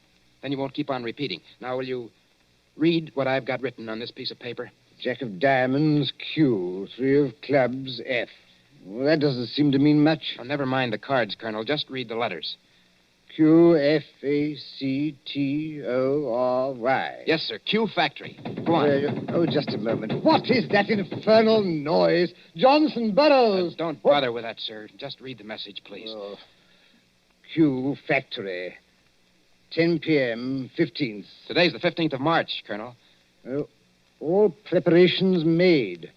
Use dive bombers. I see. This message was left openly. So openly that nobody ever noticed it. Yes, the trick's been tried before. No contacts, no gatherings, no letters that might be intercepted. A whole spy ring could walk through that wax museum and read the message without being seen. You newspaper men trying to teach me my job? Oh, I'm sorry, sir. I only... No, go on. Well, don't you see? 3 or 4 little boats with portable wireless sets go down the Thames estuary. When they're beyond pursuit, they send that message by radio. Somebody listens. And it's no secret in Fleet Street, sir, that Q Factory is out in the wilds of Gloucestershire. It's no secret anywhere. And that we're making the Shaftesbury bomber out there. So tonight, unless we do something about it, they're coming over and bomb Q Factory to blazes. That's impossible. Why? Or can't you tell me? I can tell you this much. Yes, sir? Q Factory is so well hidden that even our own pilots can't find it from the air. That's one objection to this message. Any other objection? Yes, this talk about dive bombers. Dive bombers in a night attack? What's the good of a dive bomber if he can't see its objective? Well, suppose somebody showed a light. He'd be shot dead as soon as he showed it. Every inch of country for a quarter of a mile round the factory. A quarter of a mile, Mr. Rogers, is patrolled day and night. Well, just the same, they're going to have a try at it, sir. How? I don't know how. Then, if you'll excuse me, Mr. Rogers... Well, listen, Colonel Warrender, will you give me a pass to go down there to the factory? Certainly not. No one's permitted to go there except the workers. How is the place defended? There's a night fighter station nearby, and several batteries of 4 3.7 guns. Then give me a pass to the fighter station or to the gun post. That's a legitimate newspaper request. Well, I might manage a pass to one of the gun posts, yes. Then you'll do it? Well, what on earth is that infernal row? It sounds like somebody locked up in a coat cupboard. Yes, as a matter of fact, Colonel, it is somebody locked up in a coat cupboard. A young lady, so-called. A young lady? Who locked her up? I did. And just what the devil do you mean, sir, locking up people in coat cupboards in the War Office? Well, she's a bit excitable, Colonel. I thought that she'd better not see you. So, thanks for the consideration. There's just one other favor I'd like to ask. As well? If she asks you for a pass, don't give it to her. Don't give it to her under any circumstances. What's her name? Susie Dubois. You're rather too late for that, young man. The Public Relations Office granted her a pass 2 hours ago. What? Oh. A woman to an anti-aircraft battery? This is what we call a mixed battery. Women on the guns as well as men. She said it would make a good human interest story for the press. I must say I agree with her. One moment, Mr. Rogers, before you go. Yes, sir. That gun post is fully 2 miles from the factory. You can go there, but if you take one step further, you'll be shot on sight by our guards. I warn you. I'll be careful, Colonel. I'll be careful.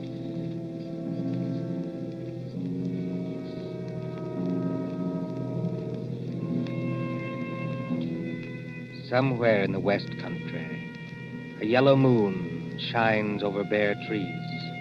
A white mist, moving, clings to the ground.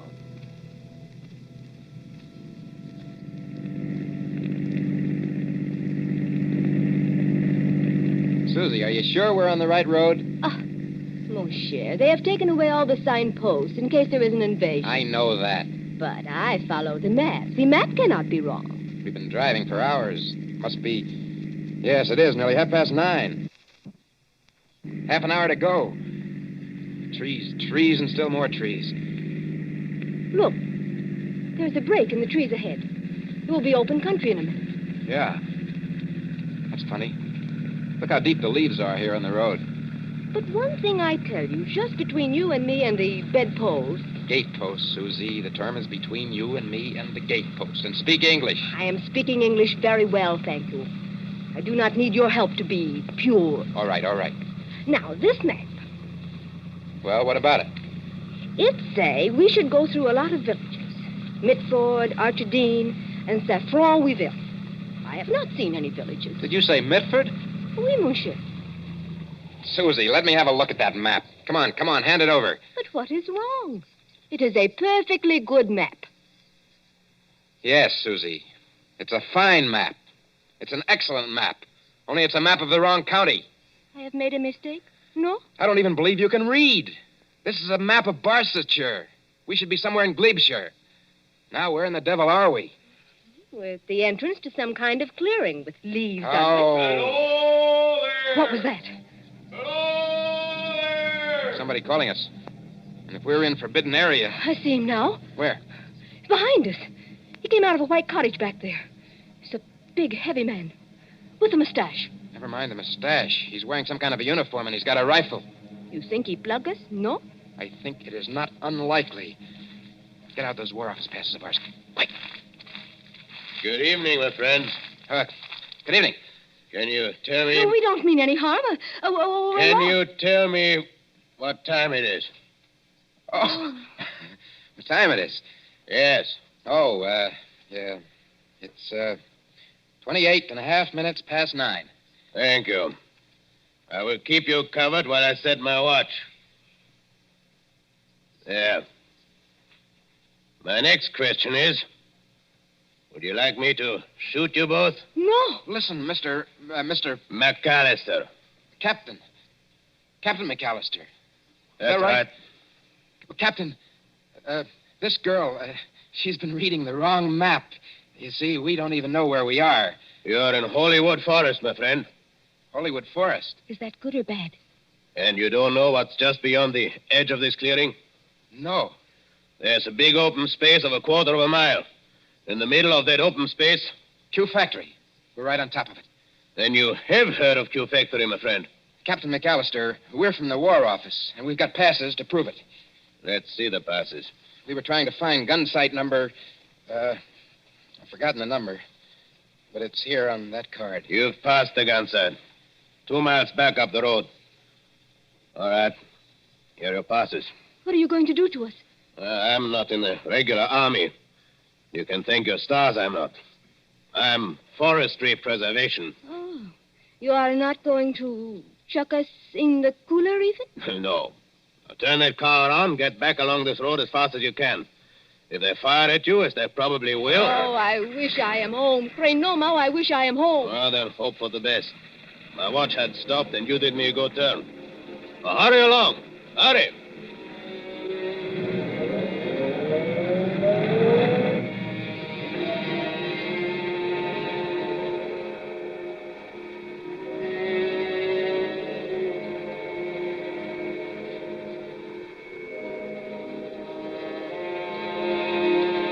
Gun sight of heavy attack battery.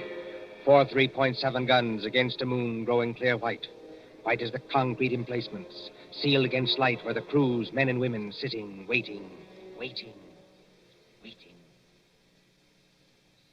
sir, glad to have you both here. But this idea of yours about dive bombers attacking a blacked-out factory in the middle of a forest is rather fantastic, don't you think? Well, I admit it doesn't make much sense, Captain Bronson, but I have a hunch that I'm right. Well, glad you and Miss Susie drove out. Don't see many strangers. Frightfully boring. Nice country, of course, good air and everything, but dull. Dull as ditch water. What's that? Only some of the lads and lasses inside. Like to walk along the emplacement here? Oh, is that allowed? Oh, certainly, old boy. Why not? Bright moon tonight, isn't it?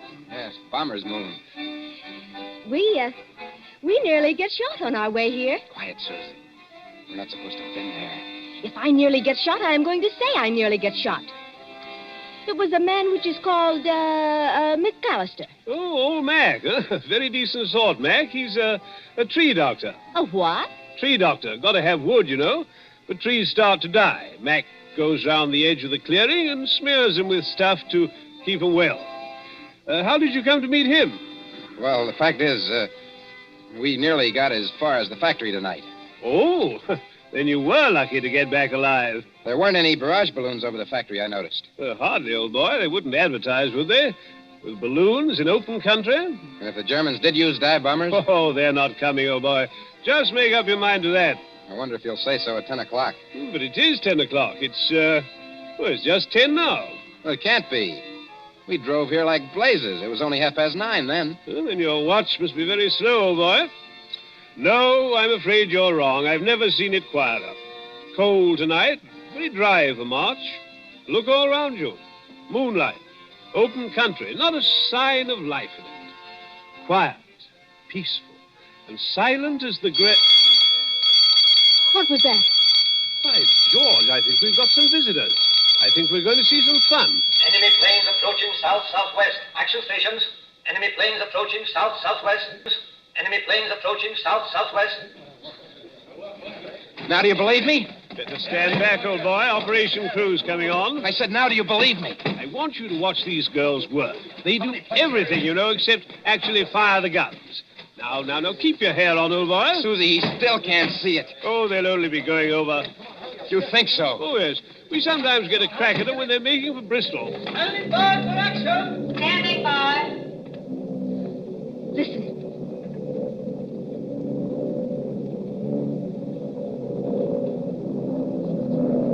I have heard that noise 1,000 times, but every time I hear it, I get sick.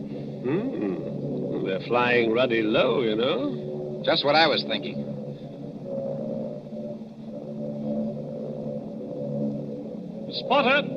Spotter! Any identification? Junkers, 88. Dive bombers. Height, 5,200. Now, look here, you two newspaper people. Yes, sir? There might be things popping, you know, can't tell. I'd like to get below. No, thanks. I don't like this, Bert, but I'll stay too. Rangefinder, on target. Look here, you two. Those War Office passes you gave me, I'm not supposed to keep them. No, I'd better give them back, just in case. Predictor, on target. Here we go, ladies and gents. Fire.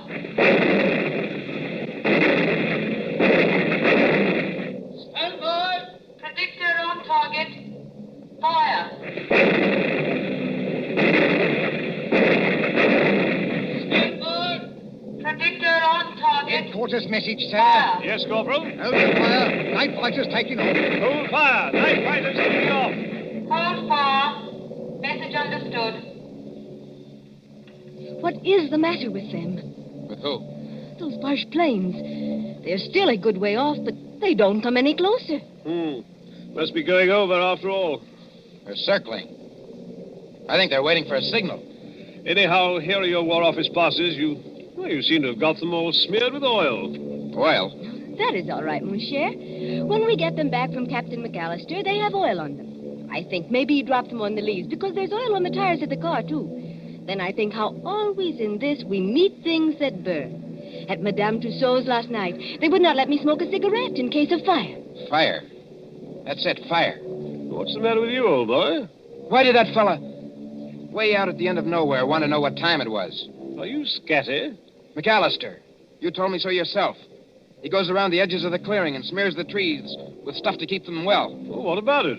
Suppose it was crude oil. Suppose between each tree he laid an invisible fuse of dead leaves soaked in oil. I don't understand. In 30 seconds, a complete square of fire runs around the limits of the factory grounds. That draws the bombers in. Then as the flames blaze higher, they've got enough light to dive on their target. There. Our night fighters are letting loose. Brunson, I see it all now. Come on. We've got to get to that tree, Dr. McAllister. It's a matter of minutes.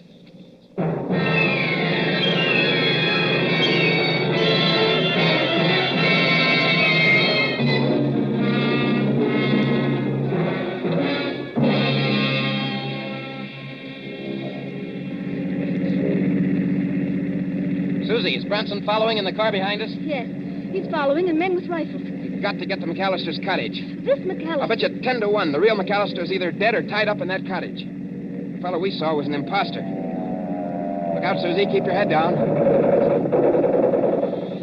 Oh, those fighters. They will chew up every younker in the place. They have not got the chance of a snowshoe in heaven. No, Susie, not a snowshoe in heaven. You mean... I know you are English at a time like this. What I cannot understand... Look out! I don't see why he hasn't set his signal off. What is delaying him? Why don't he strike a match when the bombers come over? Because he's a good Nazi. A good Nazi? My watch was slow, don't you remember? And I gave him the wrong time. He had orders to strike his match at 10 o'clock, and he'll not do it until 10 o'clock if there are 500 planes instead of 20. Bert, I see him. Where? Far up the road. He's running. Yeah, that's him. Think we can reach him before he gets to the clearing? Not the chance of a snowshoe in heaven. Signal Brunson to pass us. A long shot with a rifle might... Bert, one of the Junkers is hit. What? He's right over us. That's not all. He's unloading his bombs. That whole stick's coming straight down our direction. Keep your head down. I want to see. Put your arms over your face.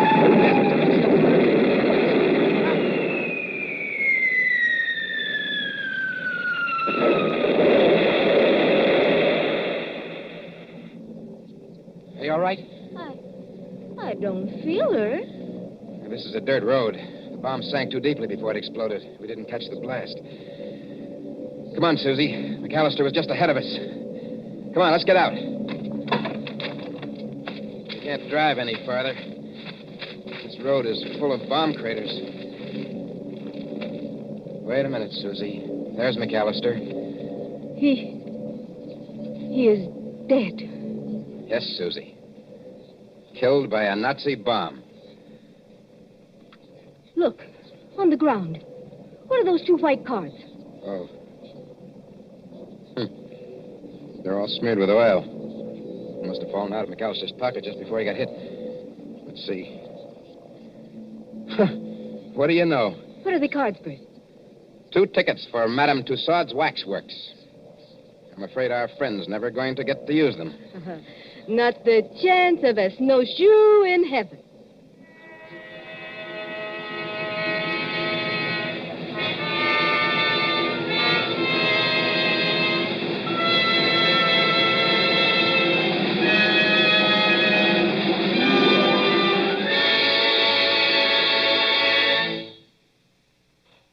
And so ends Menace in Wax. Tonight's story of suspense. Columbia presents these stories of mystery and intrigue and dangerous adventure for your relaxation and enjoyment. Next Tuesday, there'll be another in this series. Same hour, 9:30 Eastern Wartime. William Spear, the producer. John Dietz, the director. Bernard Herrmann, the composer, conductor. John Dixon Carr, the author. Our collaborators on Suspense.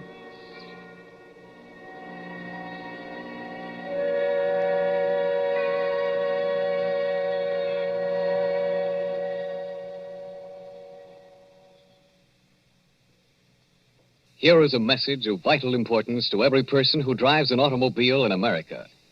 There is wide misunderstanding about gasoline and rubber, and the government wants the following facts brought to everyone's attention.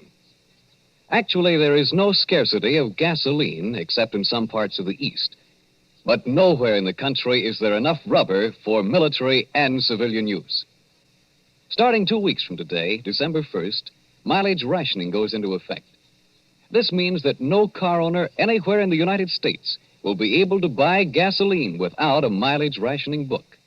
The purpose is to conserve the rubber we have by eliminating all unnecessary driving. When we think of the tremendous distances our mechanized army is traveling in North Africa and the long road to victory that still lies ahead, this extra effort on our part is slight indeed. Remember, everybody is going to have mileage rationing, so why not be prepared? The best way each of us can save rubber is by sharing our car with others. Let one car do the work for 2 or 3. So why not arrange with the neighbors tonight and start sharing the car tomorrow? It's the one real, important contribution that every automobile driver can make. Don't be a lone rider. Share your car and do your share for victory. This is the Columbia Broadcasting System.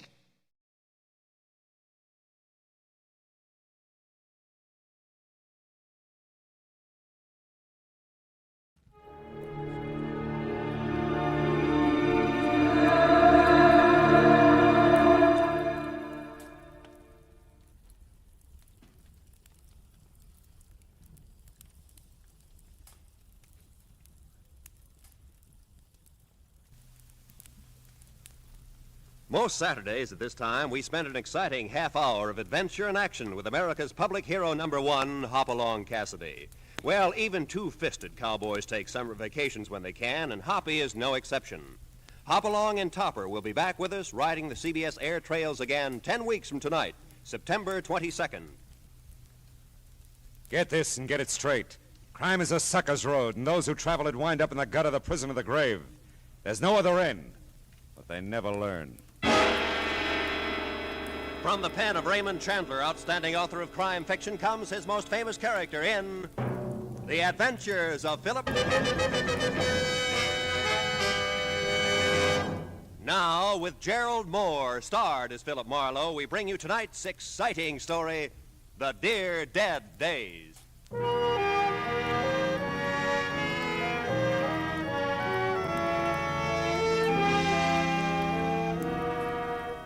I stood at the window and looked down at the Saturday morning traffic. 1,000 inchworms playing follow the leader to the beach, to the mountains, to Aunt Millie's, to any place. I had time, a book. There was food in the refrigerator and a coffee cup in my hand. Across the room, there was an easy chair, and cigarettes on the table beside it. The clock said it was 9:15. I hadn't shaved, and I wasn't going to. It was Saturday all day, and it was mine.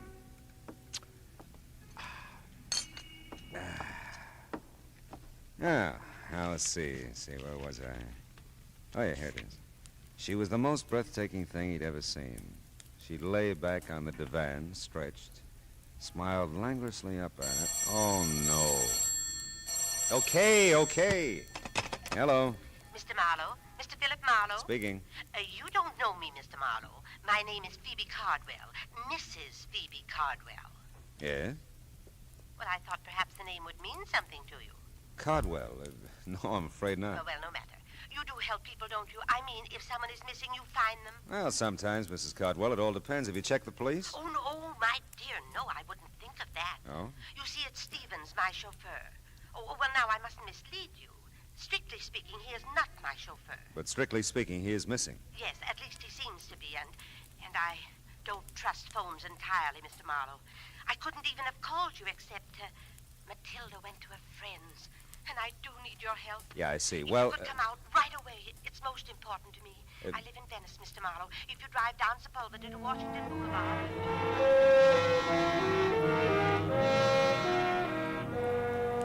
Well, what do you do? Maybe I thought about my grandmother. Maybe I thought of $25 a day. I don't know. Whatever it was, I joined the inchworm anonymity that was the traffic line of the beach cities.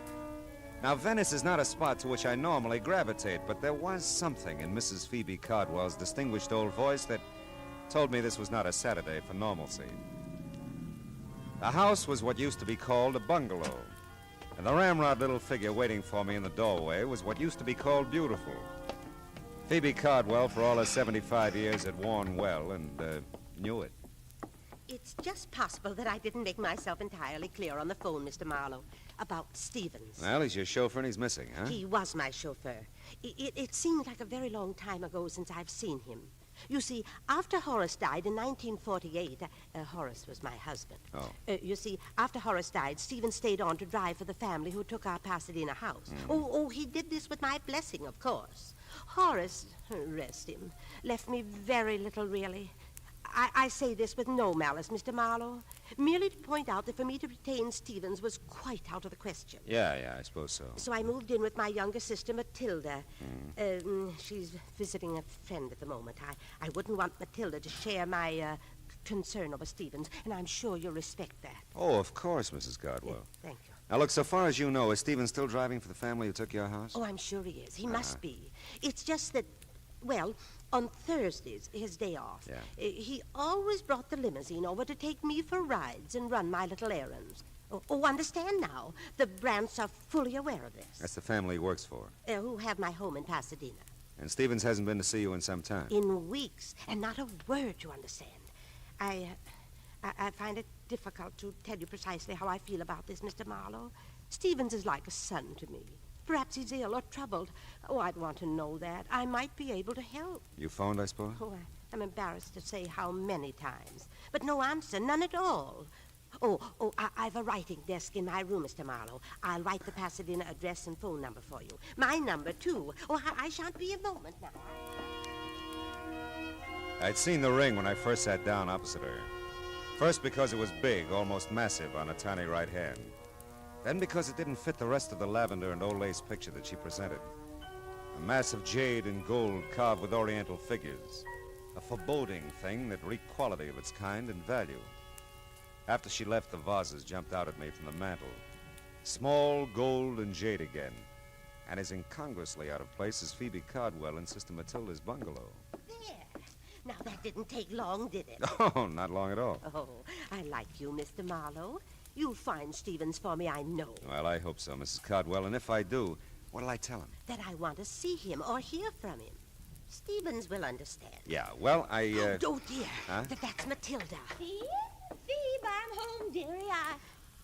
So I see, my dear. Mr. Marlowe, may I present my sister, Miss Reed? Miss Reed? With an eye like Wallace Reed. I'm sure, Mr.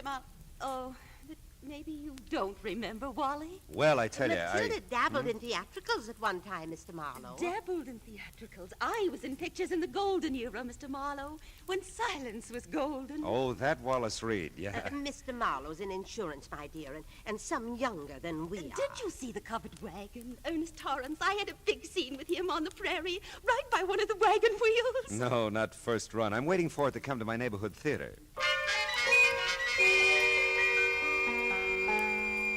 Matilda was a doll. Real live Cupid doll, but her role in this thing was strictly comedy relief.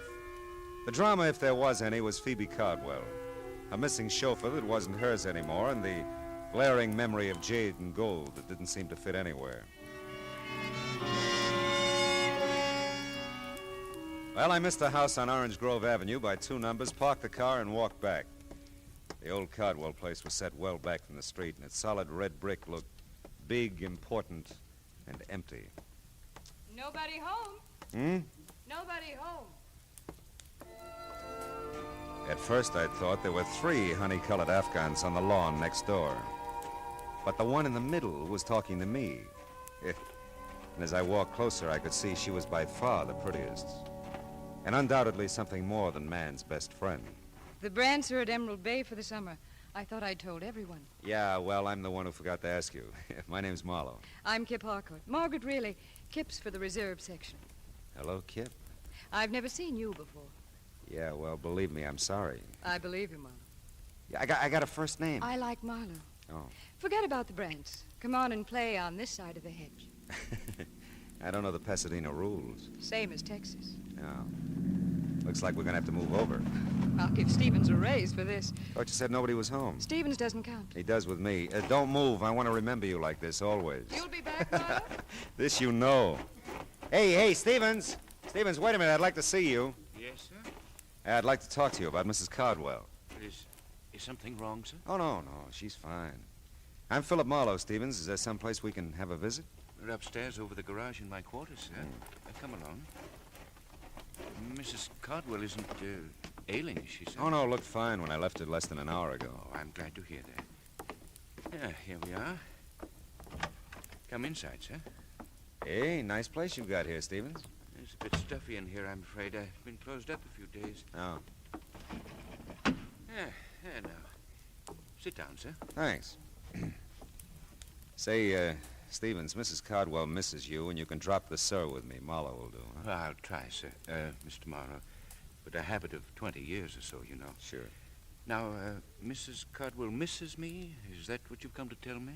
Well, that's about all she told me, Stevens. I understand you skipped a few of your regular Thursday visits with her, and, well, she's concerned about you. Well, I must say that's generous of her. Of course, it's not been a few visits at all, Mr. Marlowe. I've missed the last 2 Thursdays, and for a quite legitimate reason. My employers, the Brants, have opened their Emerald Bay place. Yeah, so Kip told me. The Miss Harcourt, I mean. Mrs. Harcourt, sir? Oh, really? That's too bad. Is it, sir? Yeah. Well, look, Mrs. Cardwell seems like a nice old lady. You know what you mean to her. It's not just you she misses, you understand? It's a way of life, something she was part of and enjoyed. Status, I think they call it. You know, it can be pretty important, Stephen. I understand that, sir. Sure you do. You'll give her a break, I know. Call her now that you're back in town. You know, keep in touch, huh? Yes, Oh, excuse me. Sure. Don't leave, sir, please. There's something I'd like to ask you. Stephen seemed like a right guy. Anyway, I was wondering about Kip, Mrs. Harcourt. I had her figured all right, but not for married. I dismissed it at the back of my mind and started casing Stephen's little palace. It was nice enough in the brown to gray motif, neat, tidy, like Stephen's, except for a bunch of packing boxes grouped in the corner behind the divan. And on top of them, 3 items that stopped me cold. A large bowl, a smaller one, and a long oblong box. All a mass of jade and gold carved with oriental figures. You admire oriental art, Mr. Marlowe? Not specially. Do you, Stevens? Not specially, sir.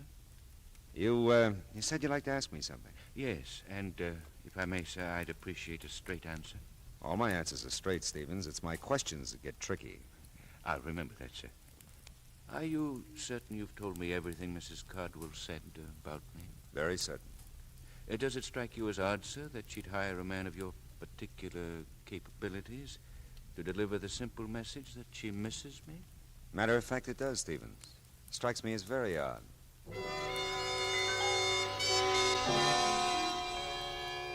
I couldn't tell Stevens anymore because I didn't know anymore. It was my turn to ask questions, but I didn't have any yet. I was closing in on a pretty good one as I started down the drive again, but it got lost in the shuffle. I knew you'd be back, Marlowe. You always arrive unannounced, don't you, Mrs. Harcourt? Henry's in Balboa. You're here. Henry's out of his mind. Don't you want a drink or something? Yes, Kip. There is something I want. Well, come on. At the moment, a telephone. Come on anyway. You know, Marlowe, you're an odd one. Yeah, everybody says so, yeah. You're really coming into the house to use the phone, aren't you? Well, like I said, I'm an odd one. Yeah. Where is it? To the right in the library. Thanks. Are you a friend of Stevens? Why? Because you're not a friend of the Brants. Yeah, well, I'm really a friend of Mrs. Cardwell's. Phoebe's? Why didn't you say so? Would it have mattered? Well, little. I lived next door to Phoebe and Horace for years. Here? Here. It's my house. Henry married my money. Poor Phoebe. Horace didn't leave her a thing. No one understood it. Liens against the estate as big as a house. Big as the Cardwell house? That's how the Brants got it. Mm-hmm. Is she still interested in art, or do you know? Oh, I think so, only on maybe not such big scale. Beautiful wings she donated to the museum. I guess she never gets over here anymore. No, not much. Say, I forgot the name of that museum. She mentioned it. Live Oak Museum on California Street. Oh, yeah. I liked Phoebe.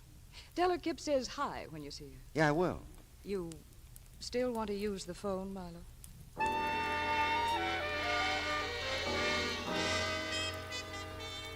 I used the phone. I called Phoebe Cardwell, explained Stephen's absence, and gave her Kip's best. And the case was closed. All I had to do was wait for a check. But all of a sudden, I didn't feel very good about any of it. It was like a hangover. I felt something should make sense, but nothing did. The jade and gold at Phoebe's, the stuff in Stephen's quarters that looked just like it. Was it hers? Did she give it to him? Did he take it? Questions I had, but no answers. I stood there at the window in Kip's library and watched the car pull to a stop in front of the old Cardwell place. Watched the thick little man get out and start to walk up the gravel driveway. I wasn't sure until he walked right past the library window. Then I knew I had the beginnings of all the answers. The thick little man was Fritzy Ott, one of the better fencers around town. And he was on his way to see Stevens. A minute later, Kip told me of empty servants' quarters over her garage. Another minute later, and I was there. The two garages weren't 6 feet apart. And there was lots to hear if you listened. I listened. But look, Stevie boy, you don't have it all. That's not quite the point now. Can you dispose of it? I don't know. Two things, Stevie boy. One, collection's a tough defense. Real tough. Two, this isn't the whole deal. I don't understand. This isn't the whole deal. Some pieces missing. I've seen pictures of the Cinco collection. Some pieces are missing here. 2 vases and a ring, to be exact. Yeah, you're right. You got them? Well, not exactly. I might be able to get them. Look, I'm trying to tell you, Stevie boy. One, I'm not even sure I can fence the whole collection. But two, I ain't got a prayer of doing it if it's incomplete. Are you with me there? Do you understand that? Yes, I understand it. It might take time to obtain the other pieces. Then you better spend some time, Stevie boy, or we got no arrangement whatsoever. I tell you, I'll nose around, see what's the best deal I can get, providing you deliver the full treatment. You see what you can do about getting it, and we'll meet here tomorrow at noon. But I really don't think it. Oh, never mind. I've got to have the money. All right, tomorrow at noon. You didn't have to hang any signs on it. It was all there, or most of it was. The Cinco collection meant very little to me, but it meant money to Stevens and Fritzy Ott. I had an idea it meant something else again to Phoebe Cardwell. And I had another idea. The Live Oak Museum on California Street and the wing that Phoebe had donated to it. I couldn't risk the delay of a Texas rules bout with Kip, so I skirted the house and ran through the dusk to my car. 5 minutes later, I stood in front of the words Live Oak Museum, Percival Wallace, Director, open to visitors 9 to 5 weekdays, 9 to 12 Saturdays, 12 to 5 Sunday afternoon. Oh, nuts.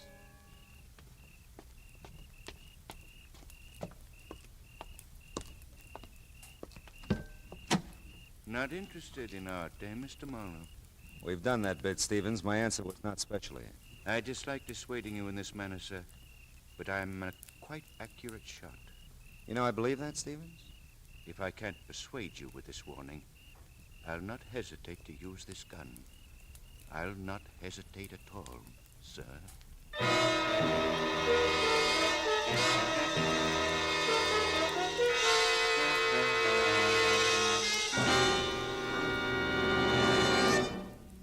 In just a moment, we will return to the second act of Philip Marlowe. But first, now that vacation time is here, our streets and highways are more crowded than ever. Don't take chances. Obey the traffic rules and drive carefully. The life you save may be your own.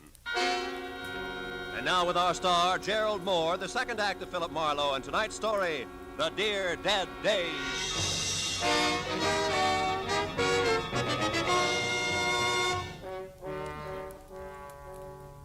Stevens had a dominant personality for a chauffeur. He could give orders as well as take them. And I'm not a man who's at his best staring down the nose of an automatic. Well, we told each other a very proper good evening, and he left me with my thoughts, which were several and urgent. I bundled them together and headed for the Times office in downtown L.A. Note, there's just one thing mustier than an old newspaper file. It's the man who files it. 1948 was a big year, news-wise, Philip. The files are heavy. Well, how was it obituary-wise, Belton? That should lighten it. Uh-huh. Local, national, or international? Local, Pasadena. Name, address? Horace Cardwell, Orange Grove Avenue. Mm-hmm. Cardwell, Horace. That's it.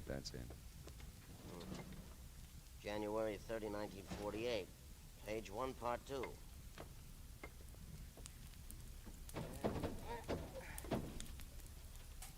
That's a good spot, page 1, part 2. Best local obit spot in the paper. Oh, I'll bet Horace was proud like anything.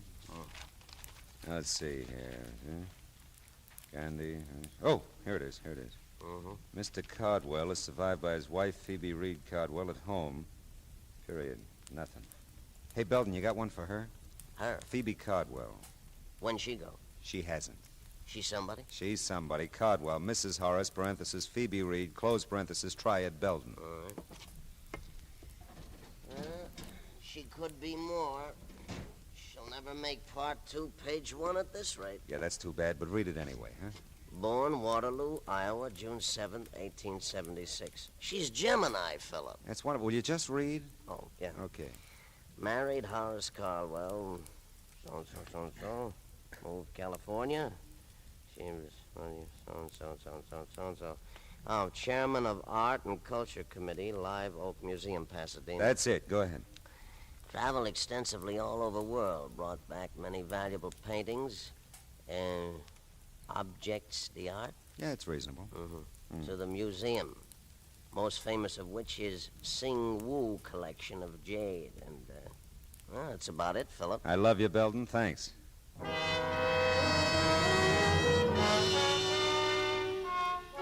So Phoebe had brought the Sing Woo jade collection to Live Oak Museum in the first place.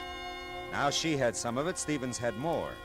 And Fritzy Ott was even now nosing around for a taker. Where did that leave the museum? Nowhere, so far as I knew. Except closed till noon tomorrow, Sunday. And noon tomorrow, Sunday, would be too late. Fritzy and Stevens would be together by that time. Note: Percival Wallace is a quiet little man who doesn't like to talk to private eyes about museum business at home or anywhere. The museum has operated for 30 years, Mr. Marlowe, and not one shred of notoriety. Not one shred. Well, I think we can keep the record clean, Mr. Wallace. All I want to know is when the Sing Woo collection was stolen from the museum. I didn't say it was stolen. I said we no longer had it. Okay, you no longer have it. How long have you no longer had it? It was since Christmas week, 1947. Would you notify the police? Certainly not. Why? Mr. Marlowe, I tried to tell you, not one shred of notoriety in 30 years. Yeah, but it's a valuable collection and it's missing. The board of directors did subscribe to a reward, Mr. Marlowe. Only a fraction of the Sing Woo's real worth, of course. A mere $20,000. But, of course, this was done very quietly. Very quietly. So quietly, nobody knows about it. All right, tell me, did Mrs. Cardwell contribute to the reward? I don't recall. And you wouldn't say if she did. Thanks, Mr. Wallace. You're just downright bully.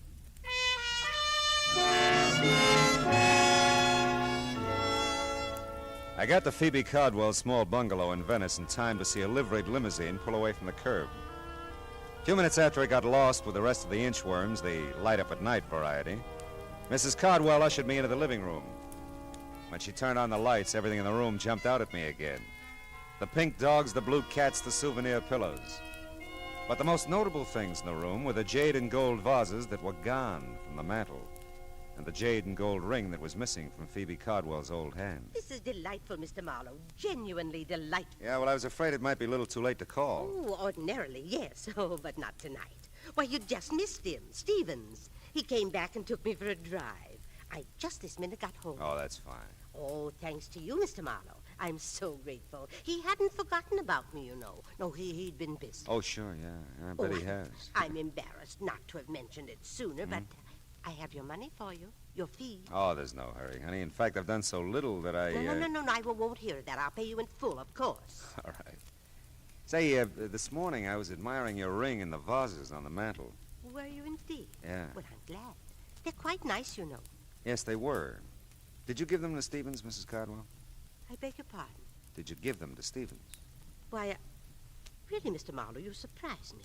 That is none of your affair, you know. I'm a curious fellow. I secured your services to perform a specific task. You've done that. I certainly do not intend to discuss Stevens or anything pertaining to him with you, Mr. Marlowe. All right. We'll leave it that way, huh? Not a word of any of this to Matilda now. All right. Phoebe, dear. Oh, and Mr. Marlowe again. Yeah, I was just leaving. I told the girls at the club all about you, and I am right, aren't I? You are Julia Marlowe's son. Julia Marlowe, The actress, she played Barbara Fritchie for years. She did. Well, I'm sorry, but there are no Fritchies in our families for years, either side. Really, Matilda, Mr. Marlowe's busy. He was just leaving. Yes, wasn't I? Philip Fritchie Marlowe. Oh, 'twould have been a beautiful name.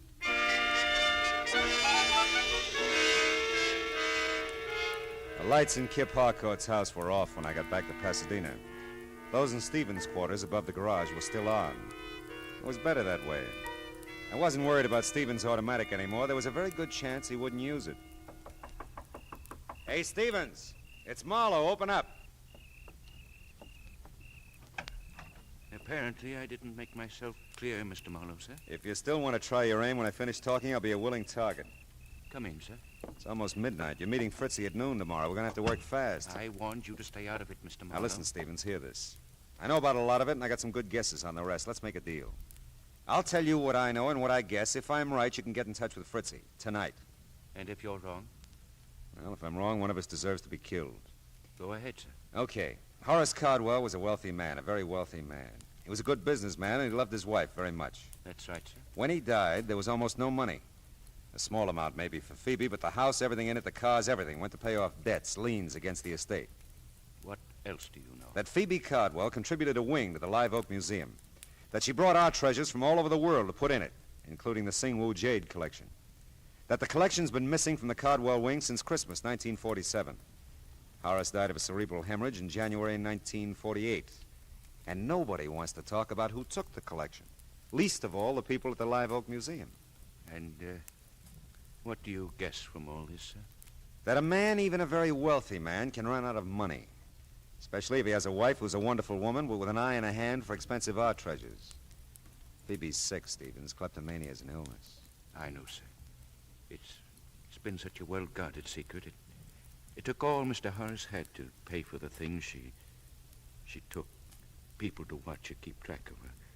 You know her, sir. He couldn't bear to get help for her, psychiatric help. Now, she needs money, just to live on. She has so little, and... You love her very much, don't you? Yes. Yes, I do. Well, she can't have too many more years, Stevens, and $20,000 is a lot of money. $20,000, Mr. Marlowe? Now, look, Stevens. You've called it a well-guarded secret. Believe me, it was, and it is. Even those of you who've been protecting Phoebe all these years haven't leveled with each other. How she moved the collection out of there, I'll never know, but the museum's had a $20,000 reward for its return for several years. Well, I didn't know that, sir. I know you didn't. And it suddenly dawns on me that Phoebe's been handing you the Singwu collection bit by bit ever since she, came by it. Maybe an appreciation for your years of faithful service, huh? Well, she said it might come in handy, sir, if I ever needed money. If I needed money, Mr. Marlowe. Yeah, I know, Stevens. Hey, you got a conflict tomorrow. You can't be here meeting Fritzie and be at the Live Oak Museum when it opens at noon, too. Well, I'll call Fritzie. I'll tell him our arrangement is off. And Stevens, can't you just see Percival Wallace's face tomorrow when he eyes the Singwu collection again?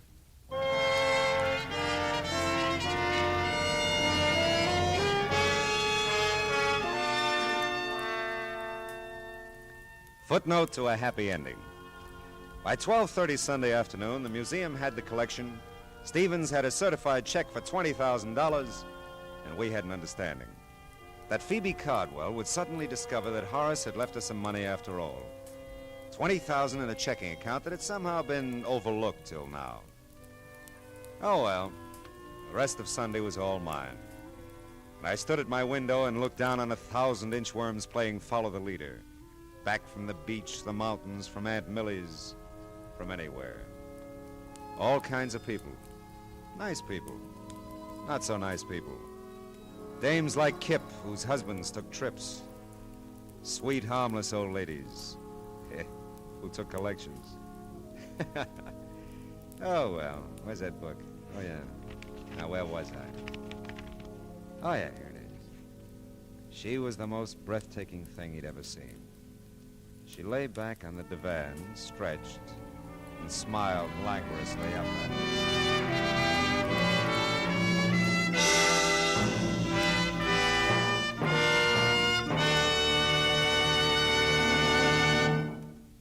Adventures of Philip Marlowe, bringing you Raymond Chandler's most famous character, star Gerald Moore, are produced and directed by Norman MacDonald, and was written for Radio Tonight by Kathleen Height and Adrian Jondot.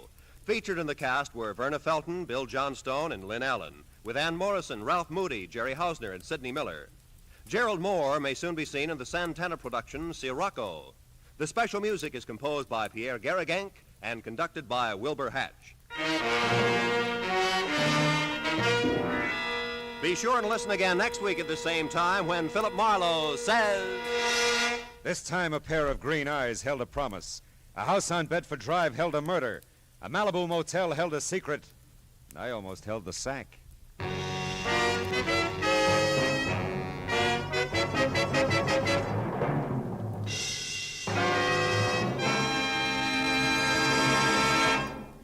Songbird Evelyn Knight, a favorite CBS singing star, helps out vocally on The Mario Lanza Show tomorrow evening on most of these same CBS stations. Stay tuned now for Gangbusters, which follows immediately over most of these same CBS stations. Roy Rowan speaking. This is CBS. Hear Horace Hyde every Sunday night, the Columbia Broadcasting System.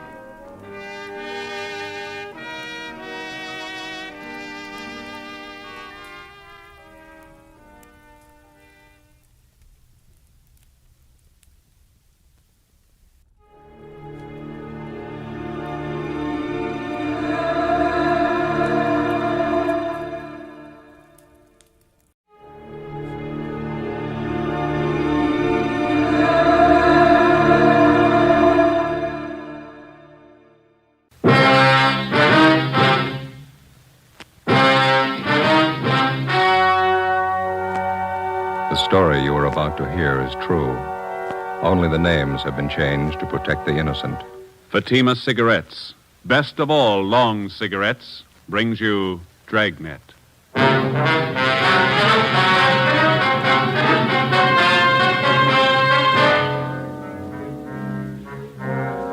You're a detective sergeant. You're assigned to robbery detail. A store clerk has been murdered, shot to death in a robbery. The holdup man is described as tall, well-dressed. He escapes in a taxicab. Your job, get him.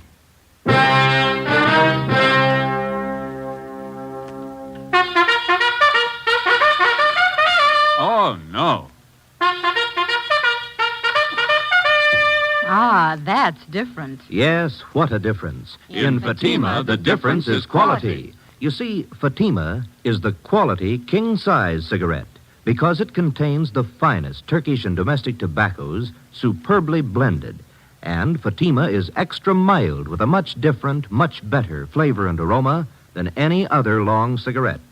Because of its quality, its extra mildness, its better flavor and aroma, Fatima has more than doubled its smokers coast to coast. Fatimas cost the same as other long cigarettes, but your first puff will tell you... Ah, that's different. Yes, in Fatima, the difference is quality. Ask your dealer for Fatima, the quality king-size cigarette. Best of all long cigarettes. Start enjoying Fatima tomorrow.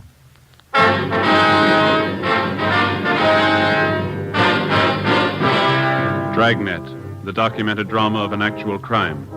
For the next 30 minutes, in cooperation with the Los Angeles Police Department, you will travel step by step on the side of the law through an actual case from official police files. From beginning to end, from crime to punishment, Dragnet is the story of your police force in action. It was Friday, August 17th. It was hot in Los Angeles. We were working the night watch out of robbery detail. My partner's Ben Romero. The boss is Captain Walker. My name's Friday. It was 8:35 p.m. when we got to the Church of St. Damien, the vestibule.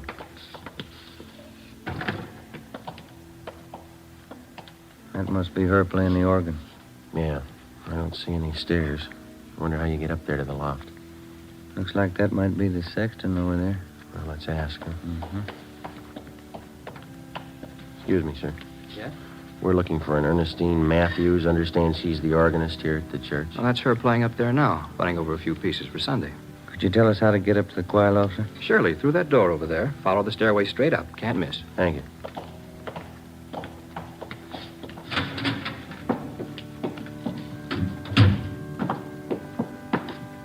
Sure has been a long time. Yeah, what's that? Climbing stairs to a choir loft. Sang a lot in church when I was a kid. Boy soprano. All right? They finally threw me out. Voice change. Yes, did you want something? Are you Mrs. Ernestine Matthews? Yes, did you come about the new choir books? No, ma'am. Police officers. Oh, can I help you? It's about your husband, Miss Matthews. Bert, what about him? Has Bert done something? He was hurt, ma'am. Well, I don't understand. Bert's working at the store. What do you mean he was hurt? There was a holdup. Dear God, my husband. Was he hurt bad? Yes, ma'am. Where is he? I've got to go to him. Is he in pain? No, ma'am. What are you trying to say? Dear God, tell me the truth. Which hospital is he in? They took him to Georgia Street. They helped him all they could. You're not trying to tell me Bert's dead? You're not trying to tell me that, are you? I'm sorry, ma'am. In the past 16 days, 7 armed robberies had been committed, apparently by the same man. The suspect was described by victims as tall, heavily built, and very nervous. He was armed. It's cold logic that every suspect who's armed in the commission of a robbery is a potential killer. It's a fact that's been proved 100 times over. The man we were after had proven it again. We'd used every means at our disposal to identify him, through the stats office, the record bureau, latent fingerprints, through informants and witnesses. We'd gotten out an APB on him containing his description and his method of operation. We'd maintained stakeouts. We hadn't reached him in time. Early that evening, a downtown grocery store had been held up. One of the clerks, 31-year-old Bert Matthews, failed to empty the cash register quickly enough, and the bandit shot him 3 times through the chest.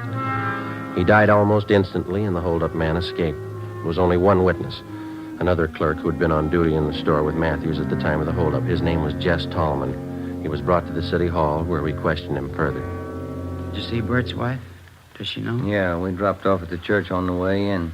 Drove her to her sister's place. Still can't get it through my head. One minute I was talking to Bert, the next minute he was dead.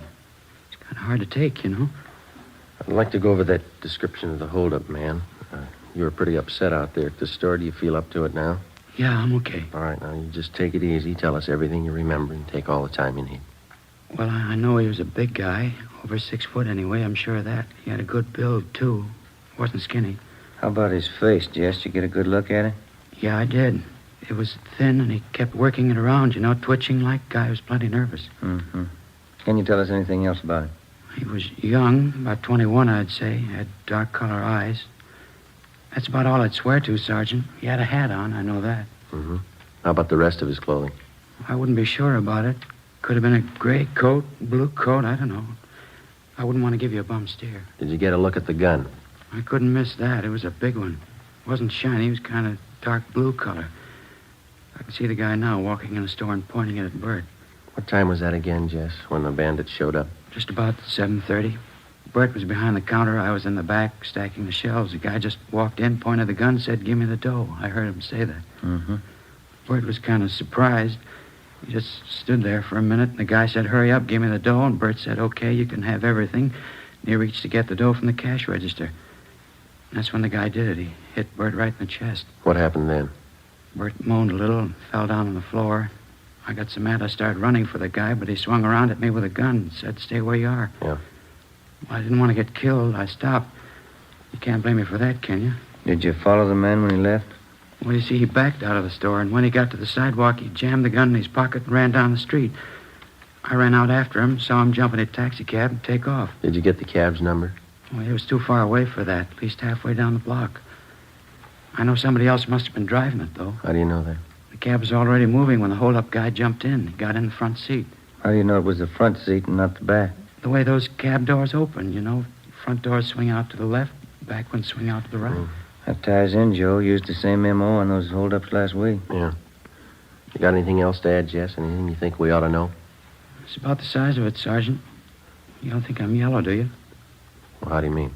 I mean, because I stopped when he pointed the gun at me. Guess I should have grabbed him, but that gun looked as big as a cannon. Let's face it, I'm not that much of a hero. No, I'll put in with you, Jess. Huh? Neither am I. Along with a team of men from Homicide Detail, we continued our investigation of the holdup and killing. Ballistics reported that the slugs taken from the body of Bert Matthews had possibly been fired from a .38 caliber Colt revolver. The slugs were in good condition for identification. All the possible suspects picked from the mug books by the victims had been checked out. All of them had been cleared. Fingerprints left by the bandit at the scene of his latest crime were checked out. No make. We tried to check the taxicab used in the escape. We got nowhere. The morning after the Matthews killing, we got a call from Sheriff's Homicide. We went across the street and checked with Inspector Bowers. Either one of you remember that case about 6 months ago, the Harry Solomon killing? Oh, yeah, Inspector. It's pretty vague right now. Your men handled it, a county case? Yeah. Let me lay it out for you. It's just possible it might tie in with that killing you fellas had last night. And what's the angle? Harry Solomon was a taxicab driver. The night of February 26th, somebody saw him pick up a fare at Sunset and Highland about 10:30 p.m. That's the last time he was seen alive. Yeah, I think I remember. The next morning, we found Solomon's body in a ditch out in the valley. 238 slugs in his head. Found his cab a few yards up the road, abandoned. Killer used a .38, same kind of gun used on last night's job. Here's something else that ties in. Yeah? A description of the passenger Solomon picked up at Sunset and Highland the night he was murdered. The last fare he ever handled. Mm-hmm. White male American. Over 6 feet tall, heavy build. Age, 20, 21, dark eyes. Had a dark suit on and a hat. Matches up all the way down the line. You had a robbery motive figured on the Solomon killing, didn't you? That's right. Except for a $5 bill hidden in his wallet, Solomon didn't have a penny of his receipts for the night. Might have been another reason behind the killing besides that. Yeah? It's just barely possible Solomon might have known the hold-up man, the guy who killed him. How do you figure? Solomon had been a cabbie for 14 years before he was murdered.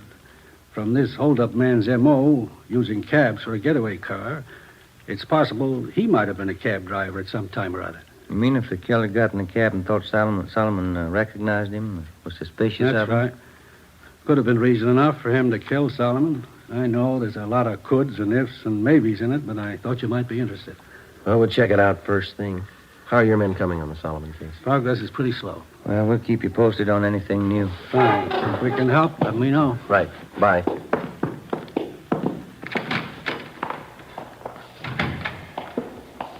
Well, 2 sets of 38 slugs. What do you think? Let's ask the crime lab. We put in a request to Russ Camp and Ballistics to check the 38 slugs found in taxi driver Solomon's body against those found in the body of grocery clerk Bert Matthews. Then we contacted the special agent at the taxicab company. We asked him for pictures of all their drivers employed by the company during the past year who were 6 feet in height or over. He told us that they'd have a file ready for us the following morning. We drove back to the office and checked in with Russ Camp at the crime lab. He was examining the 38 slugs under the comparison light. Just a few more minutes, fellas. Have a chair. Yeah, all right. Not much luck so far. No. No. Yeah. Well, that's it. Yeah? No make. These slugs come from 2 different guns. That night, 2 more armed robberies were committed. One at a liquor store, the other at a cafe. In both cases, the hold-up man escaped in a taxi cab.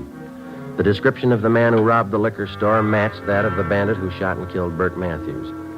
The big switch came when we checked the cafe hold-up. There, the victims described the suspect as short and fat with dark blonde hair. He had a deep scar on his chin. During the robbery, this suspect had become so nervous that he'd dropped his gun, but he'd succeeded in getting outside and escaping in a taxi cab before he could be apprehended. The gun was taken back to latent fingerprints and checked. It was clean. Russ Camp checked it through ballistics.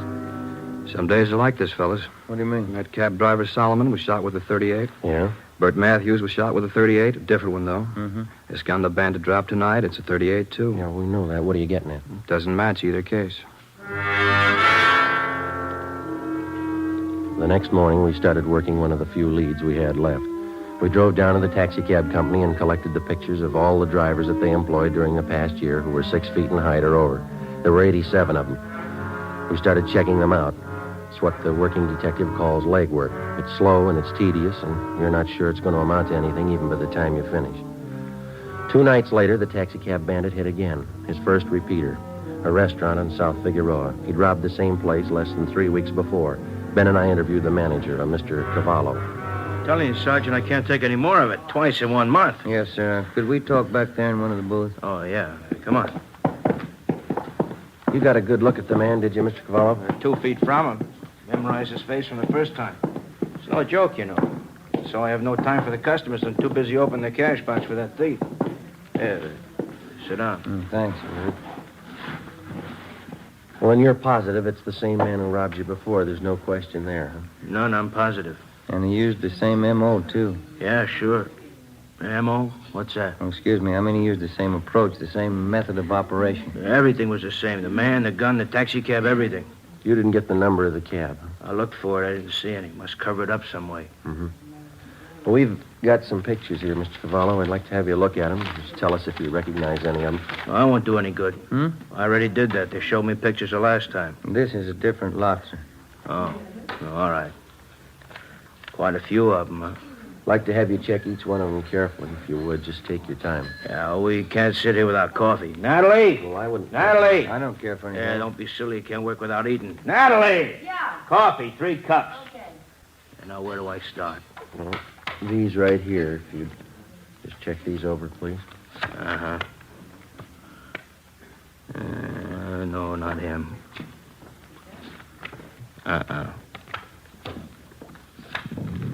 Not him either. Oh, thank you. Thank you. Yeah.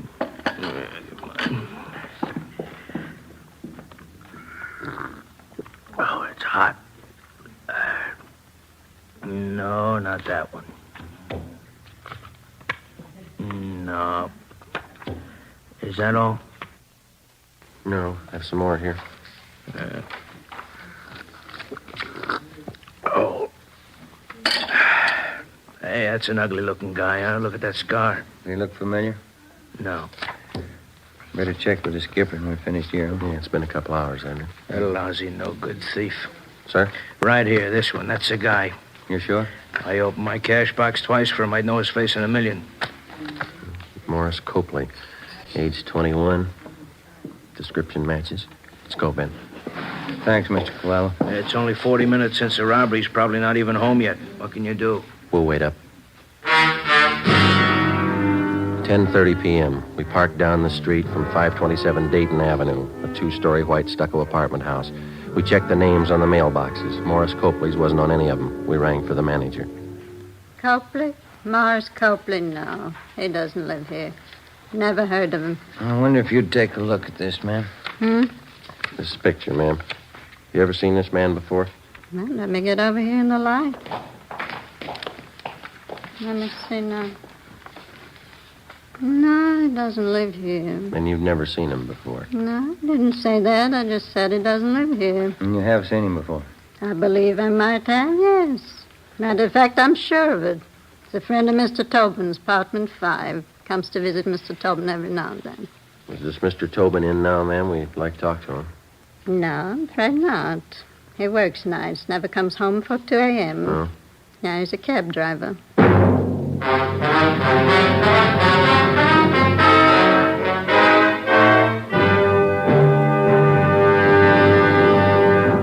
You are listening to Dragnet, authentic stories of your police force in action. Oh, no. Ah, that's different. Yes, what a difference. There's a difference you can hear, there's a difference you can see, but the difference in Fatima is quality. Yes, friends, when you compare long cigarettes, you'll find that in Fatima, the difference is quality. Quality of tobaccos, the finest Turkish and domestic varieties, extra mild and superbly blended to give you a much different, much better flavor and aroma than any other long cigarette. Quality of manufacture. Smooth, plump cigarettes, rolled into the finest paper money can buy. Quality even to the appearance of the bright, clean yellow package, carefully wrapped and sealed to bring you Fatima's rich, fresh, extra mild flavor. Fatimas cost the same as other long cigarettes, but your first puff will tell you... Ah, that's different. Yes, in Fatima, the difference is quality. Ask your dealer for Fatima, the quality king-size cigarette. Best of all, long cigarettes. Start enjoying Fatima tomorrow.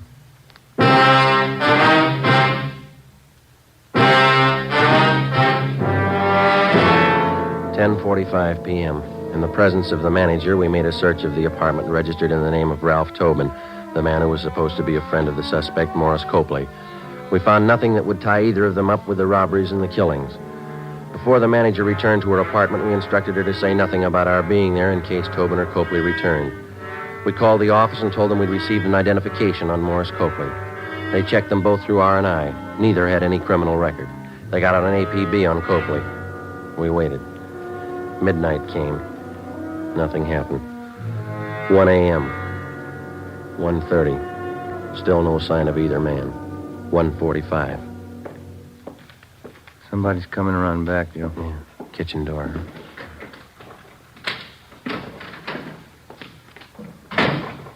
Maury, you back already? Hold it right there, mister. Police officers. Oh, Fanning. Who are you? Is this a stick-up? Police officers. He's clean, Joe. What's it all about? What do you want? You Ralph Tobin? That's right. This is my apartment. You know a Morris Copley?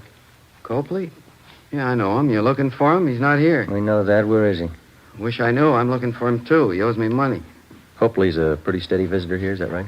He was till I lent him that $65. Haven't seen him since. He took off. When was that? When? About 2 weeks ago. Yeah, just about. Look, you mind if I sit down? I'm a little nervous. Go ahead. Kind of upsets you, you know. Why are you looking for Maury? I'd like to have you repeat what you said when you came in that door. What I said? I asked who you were, didn't I? No, I mean before that. Say, I don't think I know what you're getting at, officer. You said, Maury, you back already? Not what you said? Yeah, I guess I did. I thought Maury came back to pay me the $65 he borrowed. You didn't make it sound like that, Tobin. I got the idea you were expecting. Expecting him? No, I haven't seen Maury in 2 weeks, maybe 3. He took me for $65. All right, that's enough small talk, mister. Now, Copley's in deep. You're going to match him if we don't get a straight story. Some cans of beer in the refrigerator. Let's have one around, Skip the beer. Where's Copley? I'll swear on the Bible if you want me to. I don't know. Look, if Maury pulled anything heavy, I'm not in on it. Ben, you want to check with the manager? Ask her when's the last time she saw Copley here. Yeah, right. Now, wait a minute, officers. I want to cooperate. If Maury's in deep, that's his fault, not mine. That's right, isn't it? That's right. Now, where is he? I don't know. That's the truth. I'll tell you something else. I wasn't squaring. I saw Maury early tonight, 6 o'clock. Came here and borrowed another $5 from me. But you don't know where he is now? No. Say, sure like a can of beer if you don't mind. All right, sit still. I'll get it for you. You sure you won't have one? No, not me. No, thanks. I don't want him. There you go. Good cold beer. I like it when I get nervous. It always calms me down. Say, Tobin. Yeah, officer? You haven't taken your hat off. Oh, I was nervous. I guess I forgot. There. Your hair always been dark blonde? Since I was a kid, yeah. Why? How about that scar on your chin? It's a pretty deep one. Beer's sure good. I asked you about the scar. It's kind of embarrassing. I got a little high one night. Fell off a merry-go-round. Big night. Now I've heard everything. We had a robbery report a couple of nights ago, Tobin. Hold-up man was just about your height and weight. Yeah? Dark blonde hair. Had a scar on his chin, too. I'm afraid you got a wrong slant, officer. I worked my cab every night of the week. Wasn't me.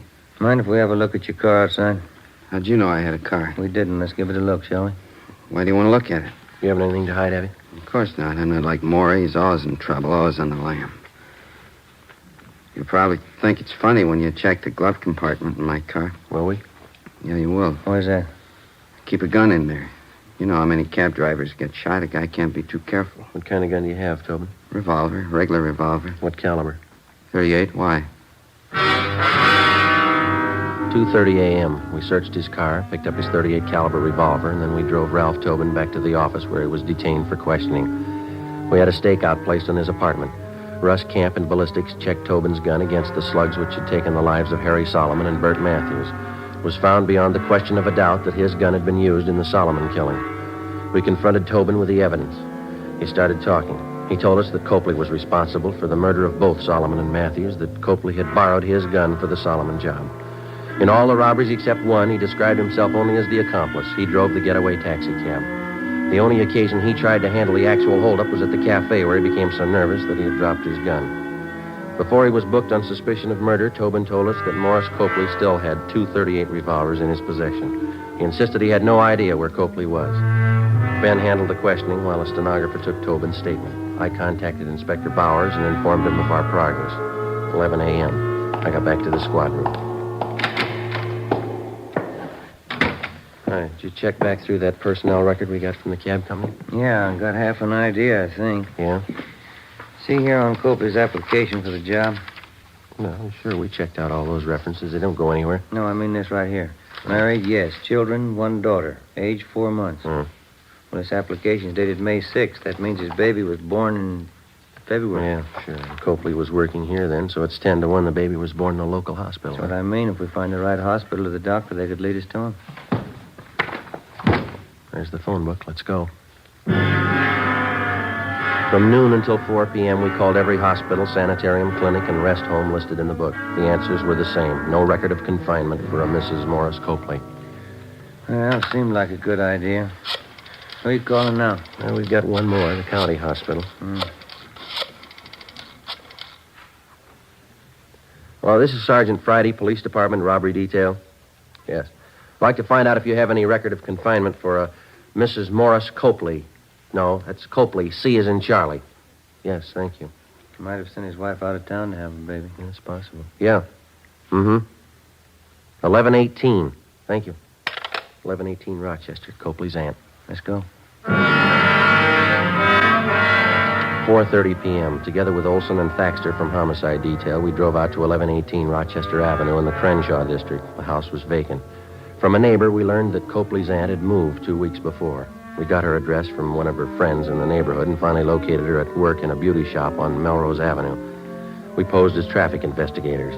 The aunt told us she thought we could find her nephew Morris at home, an address on East 13th Street. 6 p.m. We located the house and parked the cars a half a block away. As we approached the house on foot, we saw a light burning in one of the windows on the left side of the house.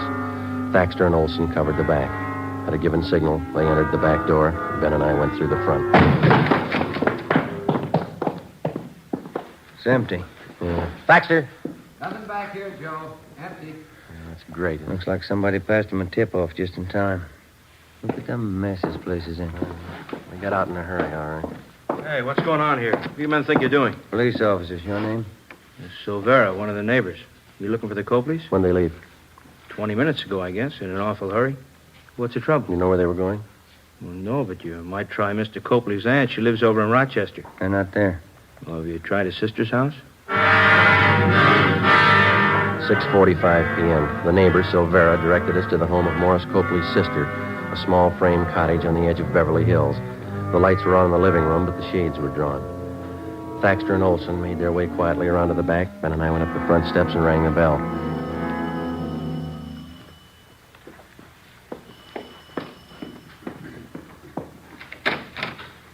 Yes? What do you want? You Miss Copley. Yes? What is it? Police officers, ma'am. Sorry. Oh, he isn't here. Maury isn't here. We know he's here. Living room's empty. Must be in the back, Joe. You can't. He's in the bedroom with the baby. He's got a gun. You can't go in there. Where's the bedroom? It's the end of the hall there, that door. He was sleeping. I think he's awake now. The baby close to him? In the same bed. She's propped up on pillows right next to him. He's got that gun with him. Don't go in, please. Where's the bed situated in the room? It's right inside the door to the left.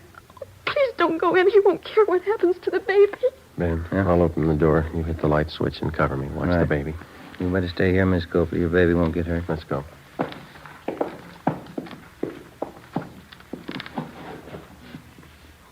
All right, let's go in. All right, drop it, you.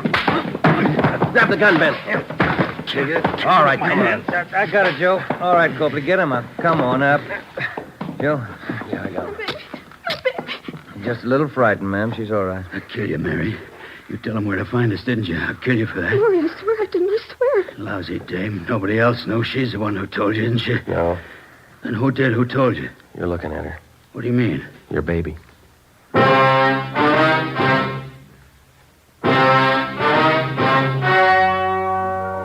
The story you have just heard was true. Only the names were changed to protect the innocent. On December 16th, trial was held in Superior Court, City and County of Los Angeles, State of California. In a moment, the results of that trial. And now, here is our star, Jack Webb. Thank you. The working detective knows that there is one mark of identification that never changes, a man's fingerprints.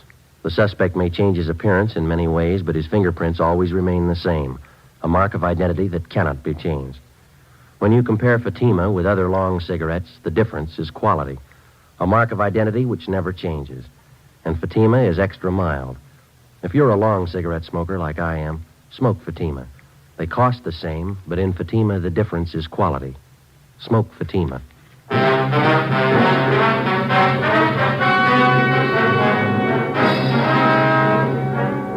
Morris John Copley and Ralph Edward Tobin were tried and convicted of murder in the first degree, 2 counts. They were both sentenced to be executed in the lethal gas chamber of the state penitentiary, San Quentin, California.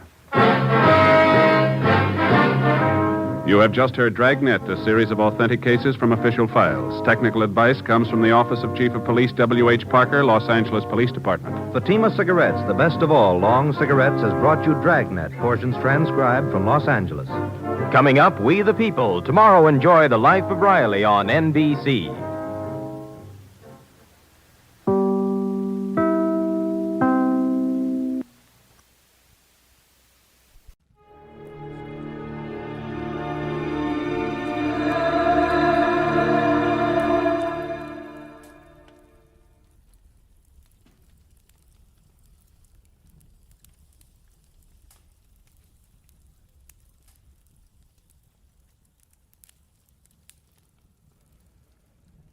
Get this and get it straight. Crime is a sucker's road, and those who travel it wind up in the gut of the prison of the grave. There's no other end, but they never learn. From the pen of Raymond Chandler, outstanding author of crime fiction, comes his most famous character in The Adventures of Philip Marlowe.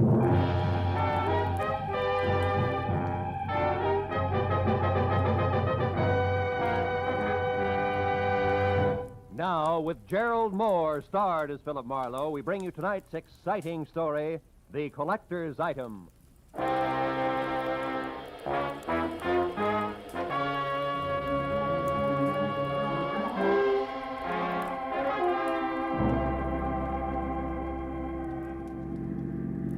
turn the corner, cabby. Don't lose them. Don't worry, mister. There they are up ahead of that new Nash. Uh-huh. And a white Panama hat shows up through the back window of that cab like a signboard. Besides, I've been doing okay so far, ain't I? We stayed in this tail for 20 minutes now. Yeah, but I've been tagging the guy under that hat for 6 hours. 6 hours? For a movie, a Turkish bath, 3 bars, a restaurant, and 2 museums. Close the gap a little, huh? Whatever you say, mister. They're liable to spot us. How much longer you gonna keep this up? What difference does it make as long as your flag's down? Big difference. My old lady'd be awful sore if I don't get home tonight. And this follow-the-leader routine looks like an endurance contest. Take it easy, cabby. At 10 o'clock tonight, a certain big deal will be closed, and then we can both forget about that guy up there and go home. Big deal? What kind of big deal? I ain't nosy. I just don't want no trouble. You'll get no trouble. It's approximately legal, ain't it? Legal is Confederate money. Nah, just a minute. I got a living story, I'm serious. So am I.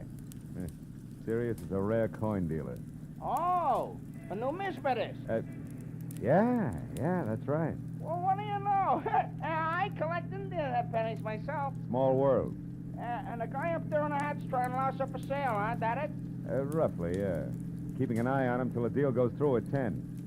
He's a screwball from the deep south. Hey, the light's changing. He's gonna be caught. You want I should slow down? No. Pull up behind him. It's okay. Right. Hey, mister, look. You see that? Yeah. Panama hat, it's gone. Yeah, when I drive it hit his brakes, it disappeared. Pull up beside him, quick. Can you see? Yeah, the seat's empty. Ooh, what a pair of chumps. They've been chasing nothing but a hat propped up in the back of that seat. No kidding. Gee, it sure looked natural, didn't it, mister? Nuts. Let me out.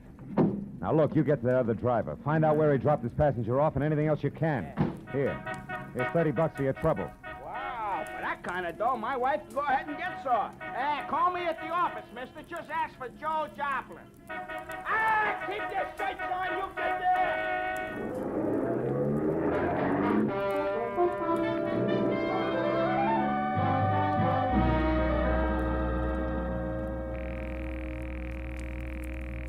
Come on, Rayardi, be there. Be there. You'll go off like a Roman candle. Come on, be there. Hello. Hello, Leon Rialli speaking here. Marlowe, Riotti, I got bad news for you. Huh? Our boy, Seth Appleboro, pulled a backwoods gag on me, and I fell for it, flat on my face. He shook me. I don't know how long it happened, but... But I do. Huh? I know exactly how long ago. Appleboro was here. He was? He was in my shop. He's a madman, that madman. Swore he would kill me, but he didn't. What happened? It was after the coin, of course. He got tough. But I got more tough. I'm not born the day before yesterday. I was forced to ruin a beautiful Renaissance vase on his stupid skull, but at least I got rid of him. So I say phooey on Seth Appleboro. Oh. I beat him up myself, you hear? And I throw him out. It's finished. So at 10, I shall sell the coin to Pierre Bowman as arranged, and that will be that. Well, glad to hear it, Riotti. To send the check to... Just a minute, Mr. Marlowe. Huh? Who's there? Who's back there? Who is it? Riotti. Hey, Riotti, what's the matter? No! No, wait! No, listen, don't! Good! Riotti! Marlowe, you... Riotti! Riotti! Riotti! I ran out of the phone booth, hailed the first cab that came along, and headed for 113 Marion Avenue. Leon Riotti's shop was a narrow cell with tattered green shades drawn over dingy windows. The front door was locked, so I went around to the alley where I'd left my car earlier. The back door to Riotti's was half open. Riotti sat on the floor, his legs spraddled out, his head slumped against the bottom drawer of his desk like a drunk too tired to look for the way home. Beside him on the floor was all that was left of the reason for it. A small open box lined with blue velvet and labeled Unique, Confederate States of America, $50. One of 4 struck at New Orleans Mint, 1861. Only piece of this series now in existence. Source, Colonel J.J. Appleboro Collection, 1880. But the box was empty. The 4 bits worth of Confederate money was gone. I picked the phone up in my handkerchief and called the cab company office. 2 minutes later, I had Joe Joplin. Yeah, I got that other driver okay, mister, but I couldn't pry much out of him. Even the hard way, I tried. He left that southern drawl off at the Wilshire Gardens, Villa 9. And he got orders to take the Panama hat on a $10 drive around town. That's all? That's all he knows. He thought it was some kind of joke. Wilshire Gardens, number 9. Okay, Joe, Yeah. thanks.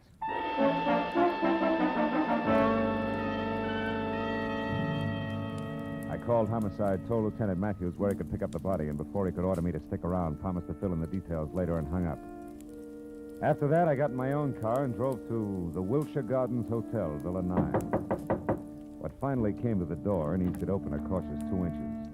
Had a mop of renegade hair the color and shape of tumbleweed, a body as gaunt as a piece of barbed wire, and 2 sick gray eyes that tried hard to hide under a pair of scrub brush eyebrows. Seth Appleboro wasn't glad to see me. State your business, sir. What's more, I'm a busy man. I'm not well, so be brief. Okay, we'll start off with murder. Murder? Now, see here, We'll sir. follow that with a missing Confederate $50. Now, do I come in peaceful like, or do I knock the door down? Don't go riling me up, Yankee. Well, you won't get in at all. What's your name? Philip Marlowe. My business at the moment is trying to square things with a client I let down very badly. Client? Then you must be referring to that low-down, unscrupulous carpetbagger, Leon Rialli. You're a little confused, aren't you? Riotti's from Italy. From northern Italy, sir. And a crooked, unprincipled carpetbagger. You said that. The kind who strips the South of her treasures. Who pillages and loots and... What? A gun? Well, what's the meaning of that firearm in your hand, sir? I haven't got time for another civil war. How Now dare get away you. from that door. I'm coming in. You carpetbagger. Now, let's knock off the nonsense, Appleboro. Where's the $50? Where, indeed? My poor old fool of a grandpappy, the colonel, sold it. Sold it for practically face value, sir. Just to keep body and soul together on the plantation back in 1880. And what he was give for it wasn't worth dirt compared to what that fine old piece of Confederate money's really worth. All right. Where is it? Come on, hand it over. Oh, I don't have it, sir. Oh. Not yet. But by ginger, I'm going to get it. And when I do, it's going home where it belongs, you hear? To the South. Oh, You better go to the couch and take another pull on your mint julep, Buster. You look bad. my head. And then I want that coin. I'm not kidding. That Rialli crowned me with an iron pot. Oh, but that won't stop me, sir. I'm not going to stand by and let that rare old $50 be desecrated any farther. I'll prevent it being sold to any rich, dawdling oaf of a collector who has the audacity to live in Sherman Oaks. if it's the last thing I do. And you, sir, you won't stop me either. Sit down, I told you. You crackpot. Oh, my head. I should have known. Win, lose, or draw, I'm turning you over to the police right now, Appleboro. Charges murder and larceny, and it's too bad, but you're a cinch to beat both raps on a goofball plea. You, big boy, put down the phone, drop your gun. Oh, rebel reinforcements. Drop it, I said. Oh, friend indeed. Providence is still smiling, sir. Yeah, sure. She's hilarious, Mr. Appleboro. Right, big boy? Well, don't you see the humor of the situation? Oh!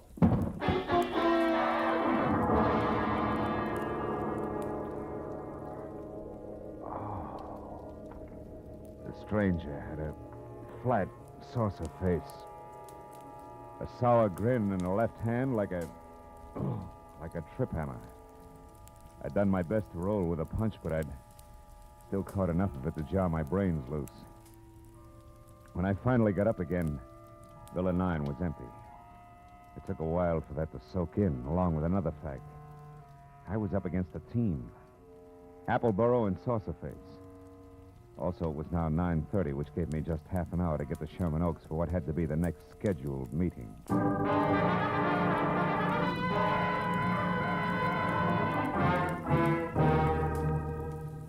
The Boneman Mansion on Clooney Drive, from giant iron gate out front through overgrown grounds and up to the entrance, looked a lot more like the prop room at the Metropolitan Opera than anybody's residence. When I lifted the brass ring in the brass lion's mouth and let it fall, I got another surprise. She had deep hazel eyes with long lashes, close-cropped copper-colored hair, and packed full green suede dress that put no strain on the imagination. Her bare shoulders made you think of toasted marshmallows. Hello. Hello. You wouldn't be Pierpont Bowman, huh? And you must have had some reason for knocking, other than window shopping. Yeah. My name's Marlowe. I used to work for Leon Rayardi before he was murdered tonight. Murdered? Mm-hmm. Is this supposed to concern my Uncle Pierpont? Yeah, I think it does. From the fuss that's being kicked up about 4 bits worth of Confederate money, you'd think that it was a chest of Easterling sterling silver. Only 4 bits, huh? Uh-huh. Yes. Yes, I'm afraid he is vitally interested. Come in, Marlowe. Wait here. All right. Uncle Pierpont, come here. Huh? What's the matter, Christine? There's a man here to see you, a Mr. Marlowe. You'd better talk to him. Oh, what do you want? Huh? Oh, you. What is it, Marlowe? Now, it's about the $50, the one you intend to buy from Leon Rayardi, Mr. Bowman. Oh, yeah. Well, what about it, man? Rayardi was murdered tonight. Now, that murdered, you say? Mm-hmm. If that's true, he hasn't had time to hit the ground yet. What's your game, Sonny? You must have some kind of a game. What is it? No games. I'm telling you, Rayardi was shot and the coin stolen. Are you sure about that? Are you positive? No mistake? Are you certain, Marlowe? I couldn't be more certain if it was tattooed on my forehead. I heard it happen and saw his body over an hour ago. What do you think of that, Uncle Pierpont? Marlowe looks at dead bodies, too. I think it's poppycock. Yep. What do you think, Chris? Wait a minute. Let me tell you what I think. It's more to the point. I came here because I'm also certain that the man who killed Rayardi is the man who took the coin. And that he'll show up here in the next few minutes posing as Rayardi and try to sell you that $50 as planned. I want you two to help me get him. You know, Marlowe, I think you're bombed. Now, look, baby, I've had quite enough... Hold on now. There's just one teensy thing wrong with your little scheme, Marlowe. You see, 10 minutes ago, Leon Rayardi, or someone who said he was Leon Rayardi, was here. I gave him $37,000 cash as agreed, and he gave me this, the only one of its kind in the world, the 1861 Confederate $50.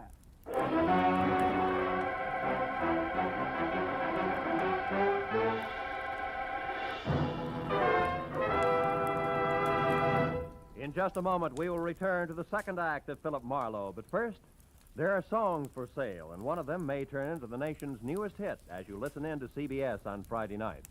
This hour-long program of melody is called Songs for Sale, and during the hour, you hear 4 songwriters with unpublished music as they present their tunes to a panel of veteran, top-flight songwriters. At the end, the panel picks out one song to be published and plugged. and you'll hear the reasons they give for their choice. Be listening to Songs for Sale tonight on most of these same CBS stations. Now with our star, Gerald Moore, the second act of Philip Marlowe, and tonight's story, The Collector's Item.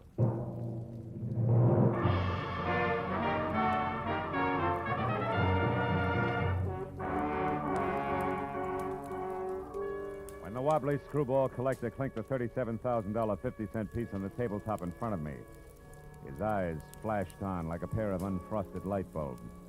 And something close to frost started to collect in the upturned corners of his mouth that smiled like the cat that had just eaten the canary, cage, birdseed, and all. There was little doubt about it. Septuagenarian Pierpont Bowman was what an eccentric would call eccentric. And he was very unconcerned with the murder of Leon Rayardi, and very fuzzy about what Rayardi's impersonator had looked and sounded like. I'm afraid I can help little on that score, Mr. Marlowe. Only had eyes for the coin. And what a coin she is. Why, son, Mr. Bowman, you've got to remember something. Height, build, color of eyes, hair, voice. Yeah, voice. Was it a southern accent? Think, Mr. Bowman. Southern accent? Yeah. Mm-hmm. No, no, Mr. Marlowe can't say if it was or not. My hearing isn't all it used to be, you know. But Christine here, now maybe she can... No. Christine wasn't in the room. Answered the door myself. But I did see him come up the walk, Mr. Marlowe, from my room upstairs. He was tall, about your height. Oh, no, perhaps a mite shorter. And he wore a gray suit. No, darker than gray. Sort of light blue shade. Oh, that's I think, great. like Yeah, thanks a lot. And before I start reaching for a butterfly net myself, I think I better get back to Seth Appleborough's place on Wilshire. Why there? Surely if he's the guilty one, Mr. Marlowe, he won't wait to be apprehended. Not on purpose, no. But when I last ran into him and his buddy saucer face, he was fighting an acute case of vertigo. Might have collapsed since. And besides, I don't know where else to go. Oh, but, sir, why must you go any place? The police will attend to that Mr. Appleborough. Now, look, Mr. Marlowe, here on the rim of the Mr. coin... Bowman, this may mean nothing in the numismatic league.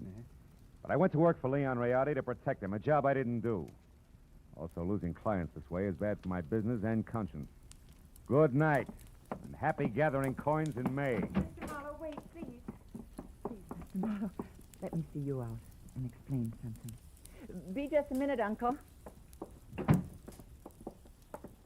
Now, what is it? I'll pay you $500, Mr. Marlowe, not Confederate dollars either, to see that Uncle gets his money back and that the coin is returned to that Mr. Rayardi's estate. What? You're against the deal? Why? Because it's the 100th one in the past 2 years. You hate to see the money you'll one day inherit go to a bunch of screwballs, huh? Why, you foul-minded, no good... I've got news for you, Mr. Marlowe. It's not my inheritance I'm concerned with, it's my uncle's.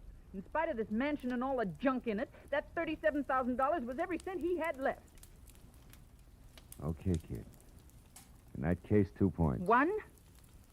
I had the slap coming. 2, I'll do my best to back up everything to where I came in. Good night. Good night. And Mr. Marlowe? Yeah? I didn't enjoy slapping you.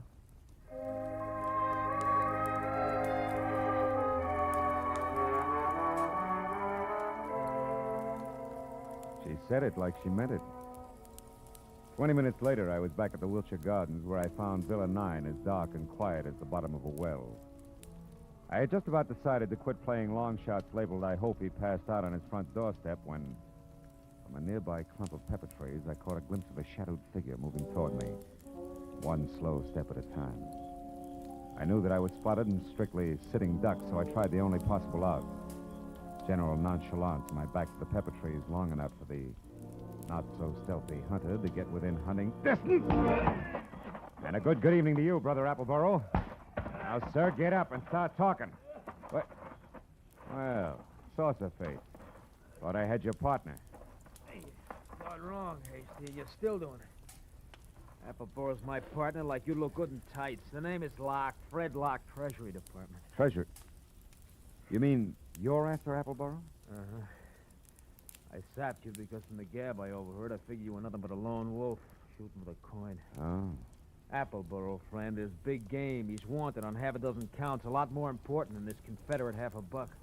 Yeah, but he must have gotten away from you because He did. Jumped out of my car a couple of blocks from here. But how do you know about that? Who are you? Oh, well, name's Marlowe. I'm a private detective, license included. Wait a minute. Here. I know that Appleboro got away because he's already been up to the Boneman place where he posed as my client, Leon Riotti, who, incidentally, he killed so he could sell the Confederate lucky piece up there for $37,000. Quite a hunk of change. Mm-hmm. Well, sorry we crossed our wires, Marlowe, and thanks for the word. Oh. But don't worry, he won't get far. Us T-men will see to that. Keep in touch with the department if you find out anything, will you? Sure. Oh, they lock. Yeah. Just a hunch. Oh, like what? Like you're a cockeyed liar. Like Treasury men don't call themselves T-men. Any more than private detectives call themselves private eyes. Now, Locke, let's try inside your jacket. One, get rid of this non-Treasury Department Luger. And two, check the wallet and see if at least Fred Locke is your real name. All right, it's my name. It's my name. Yeah, surprised it is. And out of imagination, T-man. Come on, get up and start working on a few other questions like where Seth Appleboro is at the moment and exactly what that guy in is with Bluff. Well, do we keep this up all night? No. I'll tell you, I'll say everything. Okay. Tell you, I'll say everything. Okay. Now, first the setup. Come on. Yeah. There were two of us. Me and Adam. No!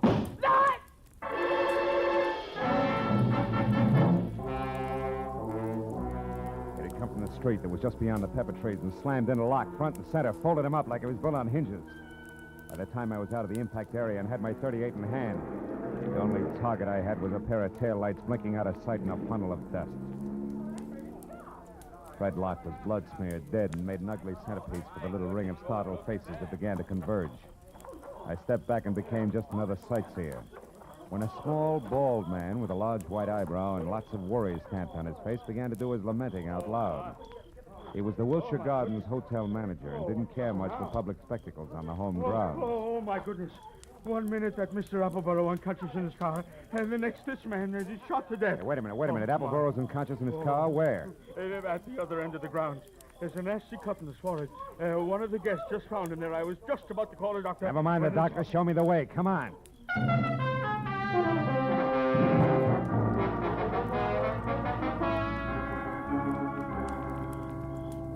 Come on, Dixie boy. Breathe deep.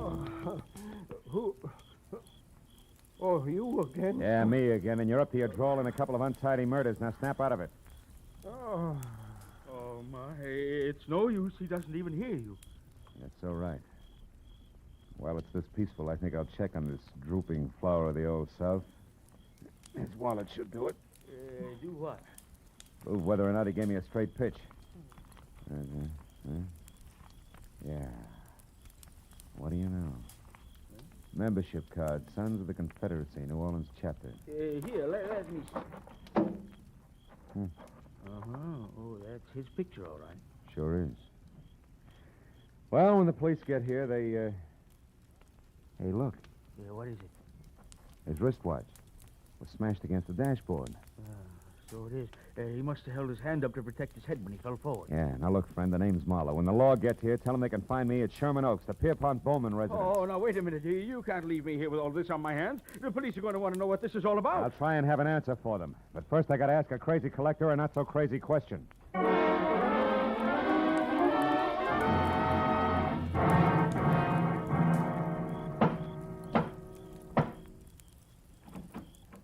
Well, hello, Mr. Marlowe. I was hoping you'd come back. No flowers and candy, honey. This isn't a social call. Then what brings you here? Your uncle, is he still up? Yes, but he asked not to be disturbed. Why? I got a picture I want him to look at. What kind of a picture? A man. Possibly the man who sold him the coin tonight. Now, where is he? In the gun room. Oh, but he'll scream bloody murder if we bother him. That's the subject on hand. You mean you found out who killed Leon Riotti? No. I found out someone else has been killed. Come on, huh? Over that coin? Who was it, Marlowe? Guy named Locke. We'll get to the fine print later. Is this the room? Yes, but It's just the man I want to see. Oh, Mr. Bowman, I hear you. Well, it's quite a blunderbuss. Look, point that somewhere else. So it is. But don't let it worry you, Mr. Marlowe. This harquebus hasn't been fired in 300 years. That's great. Let's not spoil its record tonight, shall we? Here, have a look. Fine workmanship. Later on. Right now, Mr. Bowman, I want you to have a look.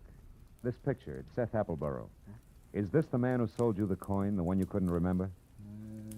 No, not the party. Now, on this gun, Mr. Marlowe... Uncle, we've had another murder. Huh? Oh, my, that's too bad. But what's all that got to do with me? I'm not sure. But, Mr. Bowman, if Appleboro wasn't the one who sold you that hot half a buck, it must have been an item named Locke. Huh? The saucer-faced buddy I told you about before. Oh. The one who sapped me at Wilshire Gardens. Oh, very interesting. Uh-huh. And perhaps tomorrow, Uncle, please. Go on, Mr. Marlowe. Well, there isn't much more. When I left here and I went back for Appleboro, I ran into Locke. I mixed it up, and I was just about to get him to talk when he was shot out from under me. What? Appleboro did it? He shot Locke? No, he couldn't have. Oh, why not? Because Appleboro was out cold in his car at the time. Then all you really know is that Appleboro didn't kill this Locke. Oh, I know a little more. I also know now that there's a third interested party mixed in. Who? You, maybe. Uncle? What? Me? Sure. You could have killed Rayardi via a hired flunky like Locke. Sold yourself the coin. After all, you're broke. It's been done before. You're mad. It's insane, Marlowe, the idea. To think that Uncle would hire the likes of Fred Locke. Why, it... Slips, Christine?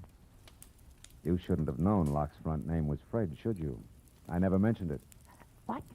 Christine, you mean that... I mean that nobody moves. Christine. Oh, fine. This is one gun in here that's no relic. It's been fired something less than 300 years ago. Yeah, to be exact, less than an hour ago at the Wilshire Gardens when you used it to keep Locke quiet, huh? You, Christine, you're the third party Marlowe was talking about. You hired Fred Locke and Appleboro. Had nothing to do with it, Mr. Bowman. It was your niece's partner, Fred Locke, who killed Rayardi in his shop and stole the half a buck. After that, he followed me to Appleboro's place in Wilshire Gardens. There he KO'd me and Appleboro both. Then came out here and sold you the coin. Posing as Rayardi. Correct. You can both go to the head of the class. Not yet. One question, teacher. Why did Locke go back to Appleboro's? Couldn't have been just luck that I found him there. It wasn't. He was afraid Appleboro had seen him kill Rayardi at the shop. He had to know for sure. Your turn, Uncle. Why did you do it, Christine? I was sentimental, Uncle. I wanted at least the last of your money as a keepsake. And now that I've got it, I want one thing more before I leave. That $50 in your pocket. Hand it over. Come on. The $50, but... It's worthless to you, Christine. You can never sell it again. Every collector in the world will be on the lookout for it. Don't you think I know that? Then what do you want with it? The pleasure of getting rid of it. I hate it. Like I hate every piece of junk you've squandered your fortune on. The fortune I'd have inherited someday. I'm going to throw it in the first deep river I come to. Hand it over. No, you don't, Christine. Drop it. Drop it. Now, sit in that chair while you can. You may end up in another one.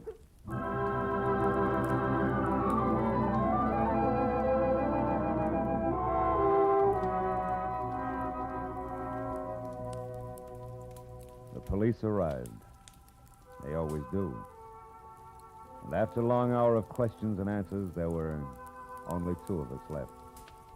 Pierpont Bowman, standing close to a window, tears crowding his eyes.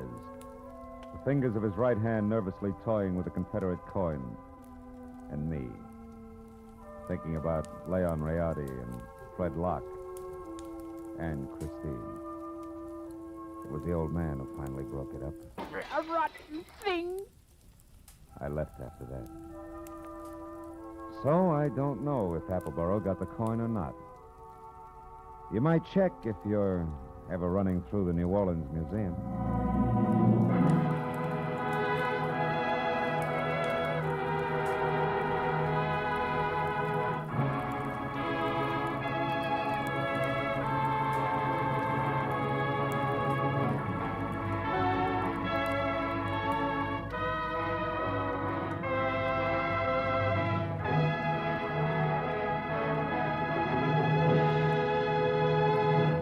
Adventures of Philip Marlowe, bringing you Raymond Chandler's most famous character, star Gerald Moore, are produced and directed by Richard Sanville and written for radio by Robert Mitchell and Gene Levitt.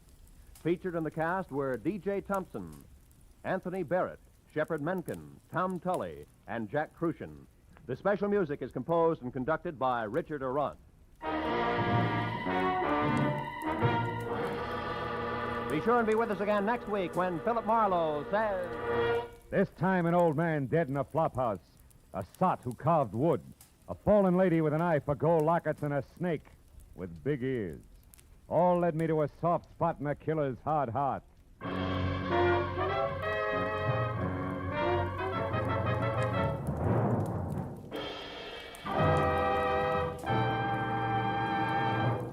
Every Friday night, CBS brings you stories taken from the files of parole boards of the 48 states.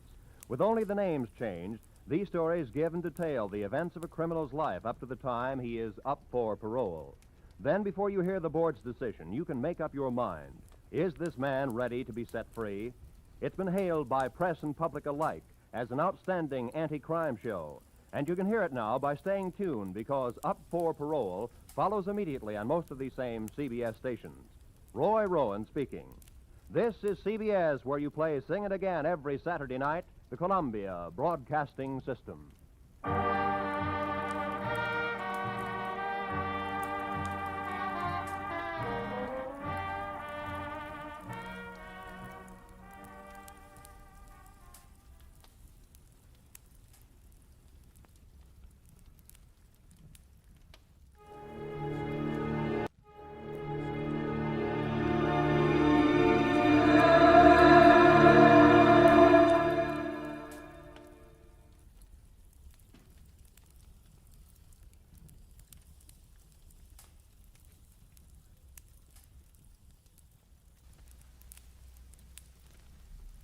Get this and get it straight. Crime is a sucker's road, and those who travel it wind up in the gut of the prison of the grave.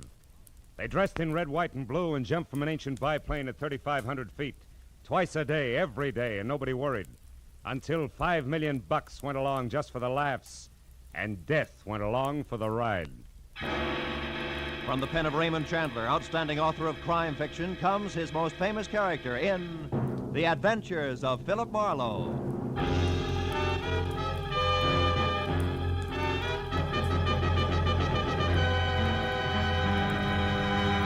Now, with Gerald Moore starred as Philip Marlowe, we bring you tonight's exciting story, The Birds on the Wing.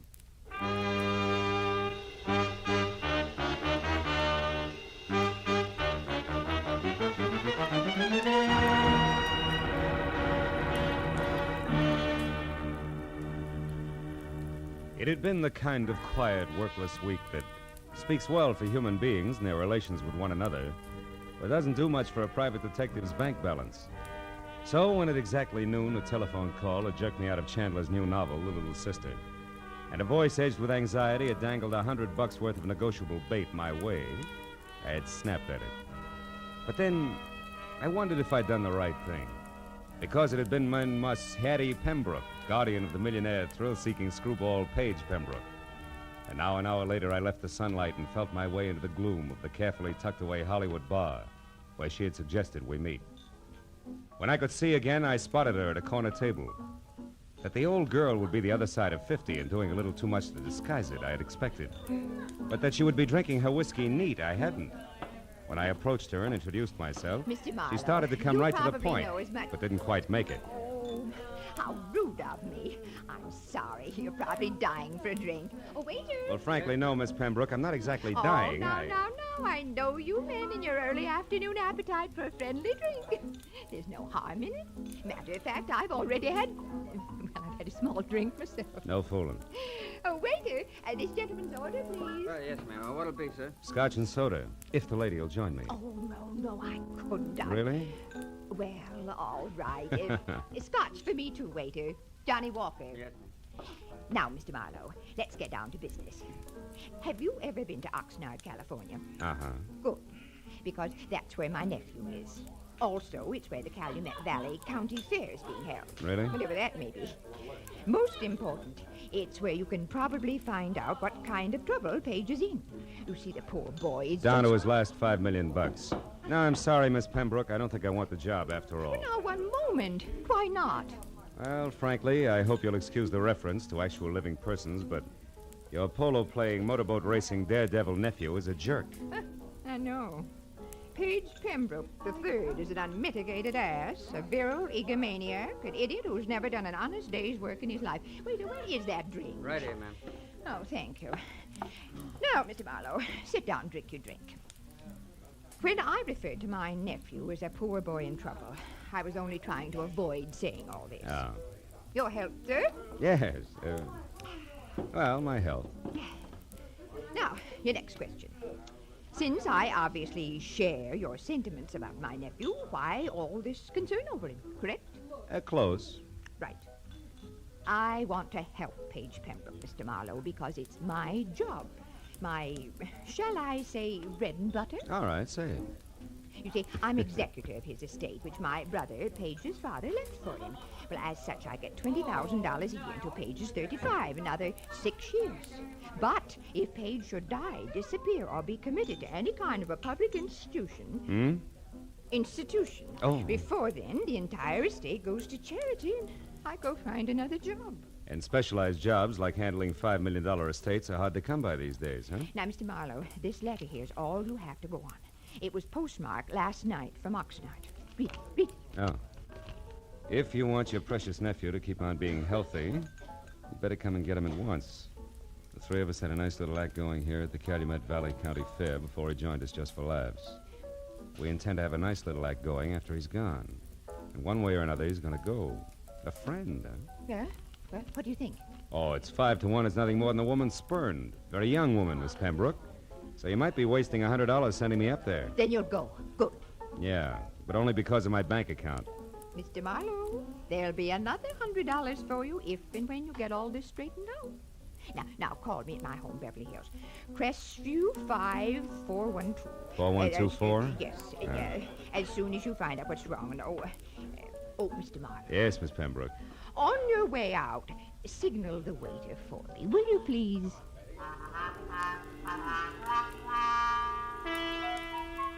The ride to Oxnard was a pleasant but frustrating hour-and-a-half drive along the kind of beckoning sun-scrubbed Pacific shoreline that always demands to know why you have to work for a living. The ride through Oxnard to the sprawling county fairgrounds located at a semi-retired airport was a fast 10 minutes. So all in all, it was a little better than 3 o'clock, and there was still a measure of boyish bounce in my stride when I started past the prize cows and plain and fancy leghorns and headed for the Midway, looking for the act Paige Pembroke had joined just for laughs. But it was 4 o'clock, and I had checked a half a dozen death-defying numbers before I was standing in front of a banner Columbus could have used for a sail. It said I was getting warm. In iridescent orange cloth on black, it read, "The Plunging Comets. Taffy Starr and Midge Maynard on wings of death with fearless Eddie Knapp at the controls. The greatest parachute act in the world, admission free. 5 and 9 p.m., north end of the Midway. Come one, come all." Yeah, this had to be it. At the north end of the Midway, just outside of a sagging, weather-peeled hangar, I found the World War I biplane that went with the Plunging Comets being mothered by a mechanic who didn't have grease on his face. And beyond that, on an inside wall of the hangar, were the parachutes used in the act, each on a separate hook. Its owner's name carefully block-lettered on a card tacked above. Taffy, Midge, and Eddie. And then, scrawled in black crayon, the name I wanted most of all to see, Paige. Lost something, mister? The voice went with the woman and the woman with the act. At the top, there was what used to be called the boyish bob, sticking out of a white aviator's helmet circa 1918. Then a bright red leather jacket open wide at the throat, black riding breeches, black boots, a color of hair that stuck out and said this one was Taffy. I asked if you lost something. Have you? Well, come to think of it, yes. 6'2", eyes are blue, and carries a big, big checkbook. Seen one around? Maybe. Why? Who are you? Name's Philip Marlowe, the millionaire's friend. I'm a yacht salesman. Here's my card. Never mind your card or the very funny jokes. Now, what do you really want? Paige Pembroke before he breaks his neck in your act, or isn't he in it yet? I don't remember. Now, your point. What is it? A letter you could have written? A letter that says Paige is in trouble. Where is he? Goodbye, Mr. Marlowe. Take it easy, Wings. You wouldn't want to hold out on somebody who's only trying to help Brother Paige, would you? I mean, what reason could you possibly have? Other than $5 million you might want for your very own. Why, you... I said goodbye. What's the matter, Taffy? You having problems? Yeah. This Mr. Yacht Salesman is Emmett Kingston, head of the fair's Midway. And you'll be surprised how popular he is with the concessionaries. Now where you going? What else? Good day, Miss Taffy, Mr. Kingston. You know, sometimes it works. Lead with your chin, ride with a punch, and watch for your opening. And I figured I'd try it just that way. So 10 minutes later, when Emmett Kingston, who was carnival people from checkered vest past ornate watch fob to high-button shoes, and shaped like a bowling pin, left Taffy and started trundling down the midway, I went after him. When he stopped in front of a lunch wagon, I stopped too. And when he went in and approached a man playing pinball machine who was maybe 5'4", and from where I stood conscious of it, I was still behind him. At the pinball machine, a stranger with a thin face that wore a nervous toothpick was also watching the little man's game. Oh, boy, Doc, it's peachy. So when I moved closer to the trio, my face turned away from Kingston. Nobody seemed to mind. Hershey, jack of many trades, I see. What? Oh, Mr. Kingston, how are you, sir? Fine, Hershey, just fine. 800 more is jackpot, Doc. Come on. You wanted to speak to me, Mr. Kingston? No, Hershey, nothing important except about last night. Last night, sir? You were working late for a parachute rigger, weren't you, boy? Or am I wrong to consider 2 o'clock in the morning an odd hour for you to be folding these silks? Hey, Doc, you're going to shoot her, aren't you? Which? Of course she is. Go on, I'll shoot for the gentleman. Yes, sir. Hey, 2,000, 3,000, 4,000. Hey, that's great. Now do that again with your last ball, Doc. Was there something else, Mr. Kingston? Yes, Hershey. Why were you near the chutes at that hour? And don't bother denying that you were, because Eddie Knapp saw you there. Well, son? Well, I was there to double-check the riggers, Mr. Kingston. Hey, look, I'm sick and tired of Midge Maynard complaining about the way I pack her chute. It's a stupid excuse, just trying to cover the fact that she's losing her nerve. Hey, boys, don't ignore me. Do we try for the jackpot? Shut up, you, and get going. Rosie, get this stumble bum out of here, will you? Sure, Mr. Kingston, whatever you say. Oh, antisocial, huh? All right, Doc, I'm going. Of my own free will, too. But I could stay if I wanted to. Hershey, you were saying? Well, just this, Mr. Kingston. Midge Maynard and Taffy Starr fighting because of that Pembroke fellow, or because Eddie Knapp is crazy about Taffy is one thing. But bringing me and my work into it is different. Meaning? The parachutes Midge and Taffy use are identical. In the act, both girls jump from the plane wing at the same time. But Midge always gets scared and opens her chute sooner than Taffy. So Taffy is on the ground long before Midge. But this has nothing to do with the way I rigged the chutes, and I think All right, Hershey. Nobody's blaming you. Say, you. Yeah? You wouldn't be trying to sell another yacht in here, would you? Just waiting for the finish of an exciting pinball game. Is that all right, or is it time to call Rosie again? No, it's quite all right. We're leaving. You try for the jackpot.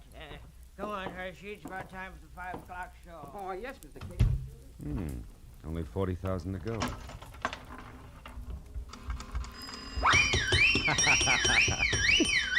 Oh, it's the first time I ever hit the jackpot. Oh, that's pretty good, Mr. Marlowe, considering that it wasn't your nickel you won on. Oh. Now that you mention it, Mr. Pembroke, it wasn't. Which should take care of the introductions, Yeah. huh? And that leaves very little. But something. But definitely. Marlowe, you can tell Aunt Hattie from me that at the moment I don't need a watchdog. And when and if I do, I'll go to the nearest city pound for one, not to a private detective agency. I told myself it was foolish to slam the door on my way out. So I slammed the door on my way out. I started north down the midway toward the open stands and the 5 o'clock sharp performance of the plunging comets. When I got there, the act was already underway with the silver biplane taking off. Eddie Knapp in white at the controls, Taffy in her red jacket and parachute crouched on one wing, Midge Maynard in blue jacket and chute on the other. Then as they slowly gained altitude, High-Button Shoes himself took over the PA. They did it up well, and by the time the plane was at about 3,000 feet, every pair of eyes was riveted skyward, and an expectant hush thicker than winter fog had settled everywhere. At 3,500 feet, the plunging comets, Taffy, Starr, and Midge Maynard with fearless Eddie Knapp at the controls. They will not open their parachutes until they are within 500 feet of the ground. Now watch. They should be ready. Yes, yes, there they go. Knees drawn up tight, arms close into their sides, they jumped. Specks in the sky growing bigger as they fell. 1,000, 2,000, 3,000 feet, and then, from Taffy's chute cloth, long and colored, a huge flag rippling in the wind from the end of a long rope. The flag seemed to rise above her as she fell, until the slack was gone, and then suddenly her chute opened, billowing. And then Midge, another flag rippling from the end of a long rope, and then the flag drifting free. Midge's chute not open, Midge plummeting down to the hard ground.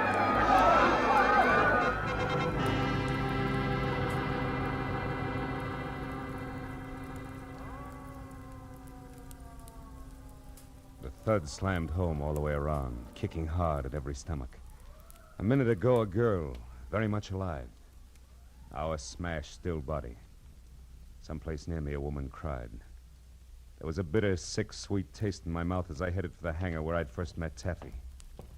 At the moment, I figured the guy who packed the parachutes was a good man to see. When I got there, the only one present was Emmett Kingston. Stop right there, boy, and tell me straight and fast just who you are. Philip Marlowe, Los Angeles private detective, Mr. Kingston. You can prove that? Sure. Here's my business card, state license, county permit. I'm working for Paige Pembroke's aunt. She wants his nibs kept out of trouble. Which has what to do with your being here now, Marlowe? Here at this hangar, I mean. Close to where the parachutes are kept. I'm not sure, Kingston. I've only got a hunch. A hunch that Midge Maynard's death was no accident. Yeah, I got more than that already, Mr. Detective. I've got proof. Oh? You see this flag? It's the one that came off Midge's chute. There's a long rope attached to it. Yeah, I know. I saw the act. Pulls the chute open after the flag's flown a while, right? Sometimes, but not tonight, Mr. Marlowe. Tonight it couldn't. Why not? Wasn't it attached to the chute? It was. One end to the chute release cord, the other to the base of the flag. What went wrong? Nothing. Nothing, Mr. Marlowe, except that the long rope on Midge's chute was cut in two by a very sharp knife.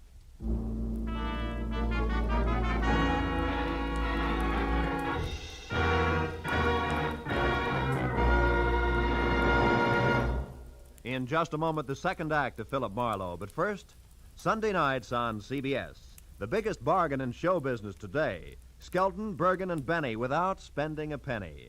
Amos and Andy, Eve Arden, Corliss Archer. 4 A's, 4-star entertainment. The Family Hour with its Hollywood stars and stirring dramas. The Contented Hour with its musical stars in brilliant form. Horace Heidt with his rising stars. 8 great shows heard on most of these same CBS stations every Sunday night, with the 9th, Jack Benny, being heard on them all. Hear them all this Sunday night. Now, with our star, Gerald Moore, we return to the second act of Philip Marlowe and tonight's story, The Birds on the Wing.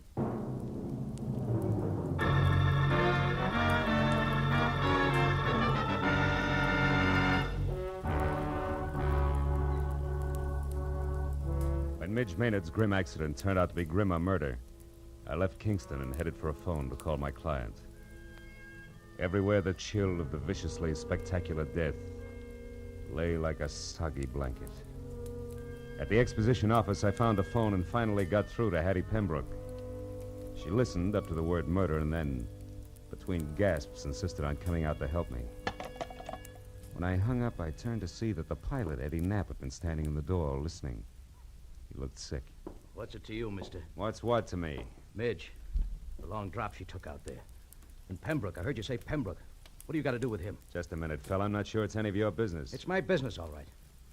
The kid gave me a big grin up there just before she jumped. And I watched her fall every inch of the way. So did everybody else. Look, I know how you feel, Eddie. You don't have any idea how I feel. Don't try to kid me. That mob out there loved it. That's the only reason they come to watch, the hypocritical buzzards. You got a finger in this pie, an angle all your own. I'm going to find out what it is. Take it easy, Knapp. You're talking yourself into something real silly. Yeah? Listen, ever since that louse Pembroke showed up here, there's been trouble brewing. Now Midge is dead. She was a friend of mine. Best friend I had. Aren't you pulling a switch, Buster? What happened to your red-hot passion for Taffy Star? Oh, you nosy... Come here, you jerk! Look out my Yeah, arm! Buzz boy, and unless you want to take off with a busted wing, stand still. Now get this, Eddie. I've got no beef with you yet. In fact, we might even be on the same team because I want Pembroke out of here just as much as you do. So cool off! Who are you? Private detective named Marlowe. I got news for you. Midge fell because her chute was fixed. She was murdered. Murdered? You heard me. Where's Hershey? He packed the chutes. Have you talked to him? No, I can't find him. You mean he's run away? With that filthy half-pint Now psycho? listen, for your own sake, Eddie, leave Hershey to me and the police. You know where he's staying? No, I don't. In town someplace. Well, didn't he ever tell you where? Come on, think, Eddie. Well, yeah, he told me he had a buddy in town. Some guy who runs a pool hall. I didn't pay much attention. That's enough for a starter. I'll find him. And keep a lid on your temper, Eddie. I'll see you. As I crossed the grounds to my car, I looked back once at Eddie Knapp standing in the office door, rubbing the shoulder I twisted for him. I hoped he'd stay out of circulation until I got back because the barnstorming flyer was charged up like a high-tension wire. The way he felt there'd be sparks no matter who he touched. Taffy, Pembroke, or Lyle Hershey. But my immediate worry was the location of the lambing parachute packer, so I drove into Oxnard. Found a phone booth and went through the book calling pool parlors. I finally hit pay dirt at a joint called Pindy's. It's 212B Street, upstairs in the back. 212B Street was an apartment, second floor rear over a boarded-up fish market. I went up the stairs to the half-open door with my hand around my .38. But the shooting part was all over. Because Lyle Hershey was crumpled in the bedroom door with the slovenly abandon that violent death always has. And the look of the puddle of blood under him, he'd been that way over an hour. I started backing out, just as someone else started up the stairs. So I flattened myself against the wall beside the kitchen door and waited. Lyle, it's Taffy. Come on in. Take a good look, Taffy. What are you doing in here? Where's Lyle? Great act, baby. Holds water like a duck's back. What do you mean? That wherever there's murder, there's also motive, and you've got it, Taffy. Lots of it. Me? What are you talking about? Maybe he's dead, and maybe you killed him. Keep him quiet, because maybe he fouled up Midge Maynard's parachute on your orders. Consequently, he had you over a barrel. On my orders? You're out of your mind. And maybe you had to get Midge out of the way because you've Pembroke and his idle millions honing into the act. Objected so strenuously that she was doing something about it, such as sending threats to his Aunt Hattie. Let's face it, baby, it fits. But not tight enough, Marlowe. Oh, Paige, darling. Taffy, I got worried when you didn't come back to the car, so I decided... Don't move, Marlowe, or I'll shoot. Pembroke, if you got any sense in that gold-plated skull of I'll yours... show it, Marlowe. I stood outside and listened to enough of your crackpot theories to know you're nuts. I don't need any advice from you at this point, so keep your long nose out of my business. Now listen, you harebrained dope. You just stand there like a good little boy. Taffy and I are leaving, and don't try to follow too fast. Go on, Taffy, outside. I'll follow you. So long, detective. I let him go. Spent 20 useless minutes searching the almost bare apartment for any kind of an answer, but came up with nothing. Hershey's body at my feet convinced me there was nothing in Oxnard for Marlowe. And the sooner I dumped the whole mess into the laps of local law and order, the better. So I kicked out the 10-cent lock on the flimsy door and went down the stairs. I cut through an alley to the street and started across to where my car was parked. And I was bracketed by a pair of headlights on a sleek Nash convertible. Hey there, Marlowe. Marlowe, what you doing here, boy? Nothing. Even that's an exaggeration, Kingston. What about you? I thought you had a show tonight. I certainly do, but the police don't give a hoot about that, boy. No. They insisted that I bring the rest of Midge Maynard's parachute harness in for investigation. Get in and come along, will you, son? Maybe you can help me out. Okay. I want to see the police myself. Oh, is this Midge's stuff here? That's it. Don't mind holding it, do you? No. You know, this is a waste of time, boy. All they have to do is pick up Lyle Hershey, and they'll get all the answers. They'll have to pick him up, all right, but he'll give them problems, not answers, Mr. Kingston. Lyle Hershey's dead. He was murdered. You say, Lyle? Yeah, I just came from his place. Somebody shot him. Great suffering sardines. Well, that means there's another killer, and still on the loose. I knew I shouldn't let him do it. Let who do what? Why, Taffy's going to give an air performance tonight. They pulled me in at the grounds just as I was leaving and told me that Pembroke fella's going up to Midge's place. You mean those two showed up out there? It doesn't make sense. Well, Pembroke's got plenty of nerve in his own chute, so I guess... Shoot? Yeah, he's... Wait a minute, Kingston. Stop under that streetlight, will you? Why, what is it, Marlowe? What are you looking at? Sure. Red smudges on the inside of these straps. There's something wrong here, Kingston, but I can't quite peg it. Say, Kingston, what time was that performance going to start? Why, 9 o'clock. 5 minutes and 5 miles to go. Come on, boy, turn the heap around and romp on it. We got a killer to catch.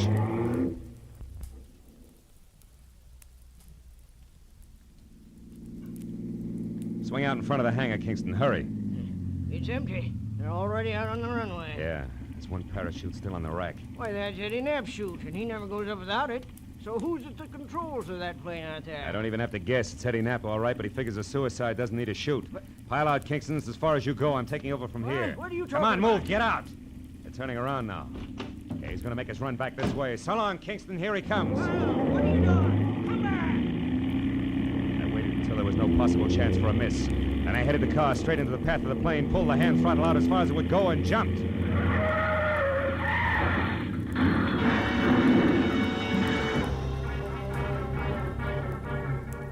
From there on, it was easy. The plane sort of stumbled over the car, rolled up on its nose, and stayed there. Quick work by the volunteer crash crew took care of that. A box of bandages took care of the collection of minor cuts and bruises all around, and the Oxnard police took care of Eddie Knapp. Everything had come out more or less even, except my client, Hattie Pembroke. She showed up at the finish line slightly on the bias, which no doubt was her normal late evening state. Also, she was as full of questions as an insurance adjuster. Now, young man, I paid you a substantial sum of money for this day's work, and therefore, as your employer, I'm certainly entitled to a comprehensive report of the entire business. And I insist All right, Hattie, whoa. I'll run through it once more, and that's all. Now, look, first, the threatening letter you got was written by Midge Maynard because she was afraid Paige was going to break up the act. You get it? But the real screwball was Eddie Knapp. He was crazy about Taffy Star and insanely jealous when your nephew and his money showed up. Knapp decided if he couldn't have Taffy, nobody else would, because he'd kill her. And yet, Midge Maynard was the one who got killed. You catch on quick. Knapp killed Hershey because he was afraid Hershey had seen him tampering with the chutes. You get that? No. No. On second thought, Marlowe, maybe you better submit a written report tomorrow. Yeah, with adding machine and clothes. Now, look, Hattie, it's not Hey, that... Marlowe, Paige and I want to apologize. We treated you pretty badly tonight, and, well, you did save our lives. Business is business. Yeah, that's right. He was hired to do a job, dear, and he did it. I'm only interested in one thing, Marlowe. How'd you know it was Eddie Knapp? Well, nobody had a really good motive for killing both Midge and Hershey, so when I realized the chutes had been switched, I knew Midge's murder was a mistake. And there it was easy. How'd you find that out, Marlowe? From red smudges on the inside of the harness shoulder straps. Red that had to come from your leather jacket there, Taffy. The one Midge always wore was blue. Mm-hmm. Very interesting. Well, Hattie, write the detective a check so he can go. That's the best idea you've had to date, Pembroke. And include on it the price of a repair job on Kingston's car, a new tweed suit to replace this one that lost knees and elbow on the runway when I jumped.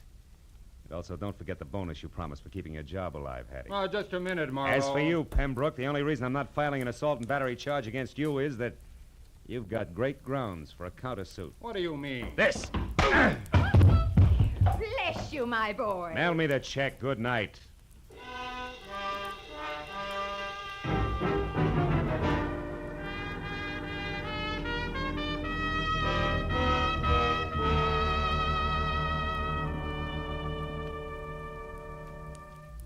Well, a few informal cups of coffee at the Oxnard Police Headquarters cut through most of the paperwork.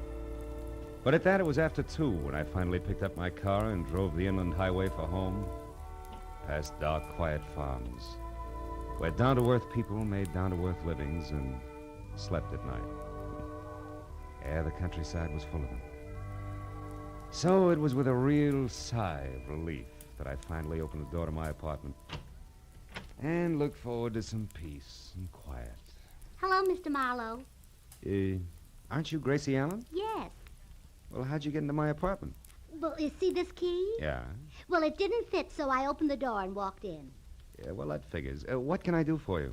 Mr. Marlowe, you're a famous detective, and I think you're just the man to handle a very important case for me. Oh, really? Well, I'd be very happy to, Gracie. What's your problem? Well, you see, Mr. Marlowe, our sponsor won't let my husband, Sugar Throat Burns, sing on our program. Mm-hmm. And I want you to investigate the possibilities of another radio program George can sing on. Mm-hmm. And then our sponsor will realize he's wonderful and let him sing on our show. Oh. Well, I'm sorry, Gracie, and the next time you pass my house, I'll be very grateful. Oh, thank you. And I'll be looking for you, too. Goodbye. Goodbye.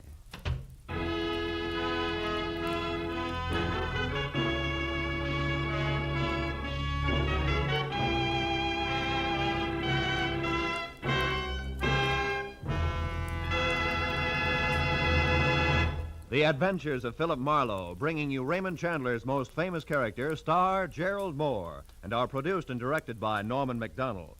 Script is by Robert Mitchell and Gene Levitt. Featured in the cast were Lois Corbett, Rita Lynn, Don Randolph, Junius Matthews, Jack Moyles, and Jimmy Eagles. The special music is composed and conducted by Richard Arant. Be sure and be with us again next week when Philip Marlowe says... It started with a kid hawking papers on Hollywood Boulevard and moved from there to a house full of hate on a quiet street, a blonde liar on ice skates, and a corpse in a burned-out shack. And it all wound up right where it began, in the heart of the kid, on the corner.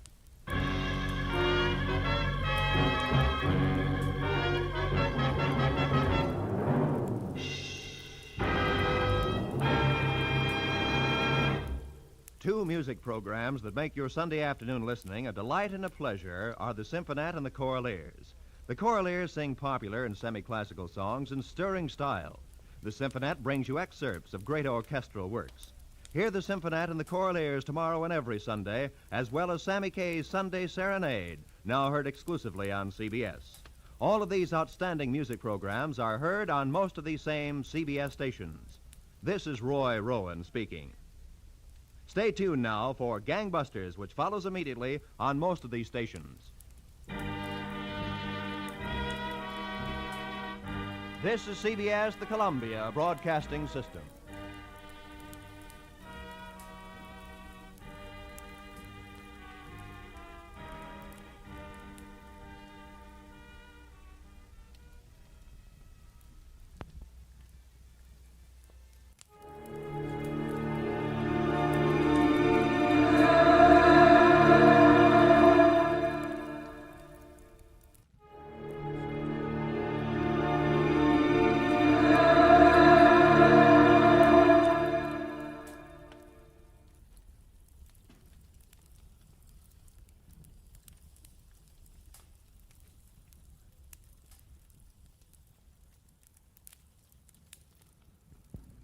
Get this and get it straight. Crime is a sucker's road. And those who travel it wind up in the gut of the prison of the grave.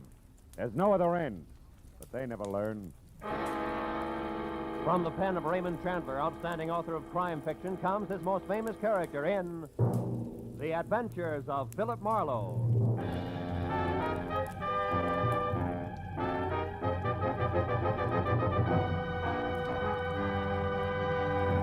Now, with Gerald Moore starred as Philip Marlowe, we bring you tonight's exciting story, The Dark Tunnel.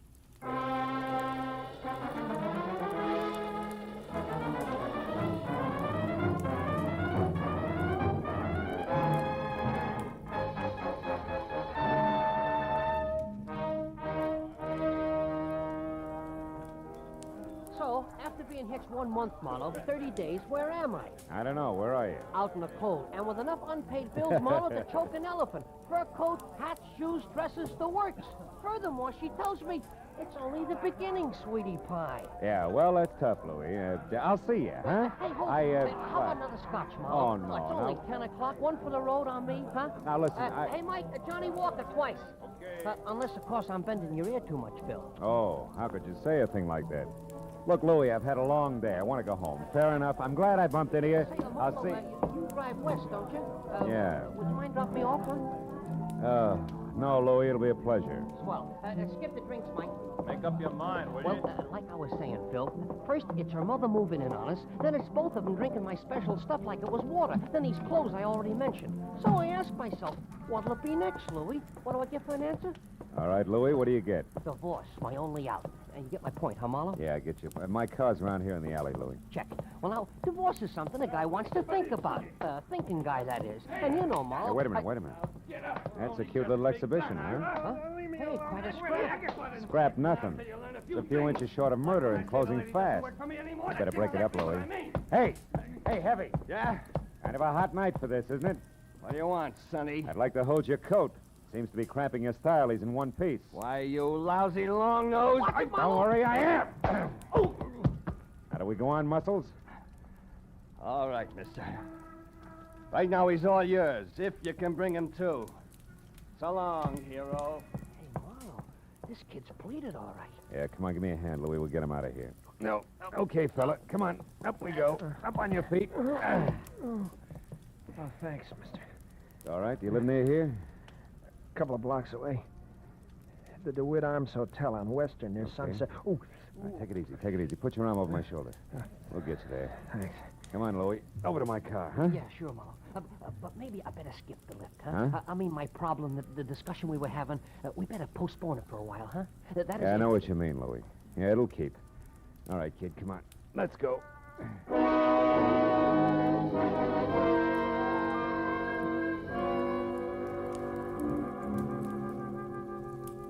The DeWitt Arms on Western was one of those cheap stucco and neon sign little hotels where the lobby floor is threadbare carpet and cigarette butts. The furniture is chained in place, and there are always the usual number of John Smiths on the register. By the time we were there and in the dingy, cramped room, number 111, it was no bigger than a cell. I knew that the boy with the swollen face who leaned heavy on my shoulder was 25. Answered to Ira Clausen, and he knew that I was a private detective without a job on my hands. Then I began to learn a little more. That slick guy in the alley, Mr. Marlowe, his name's Link. Austin Link. He runs the New Blossom Dance Land on North Hoover. Well, what has he to do with this Julia Thayer?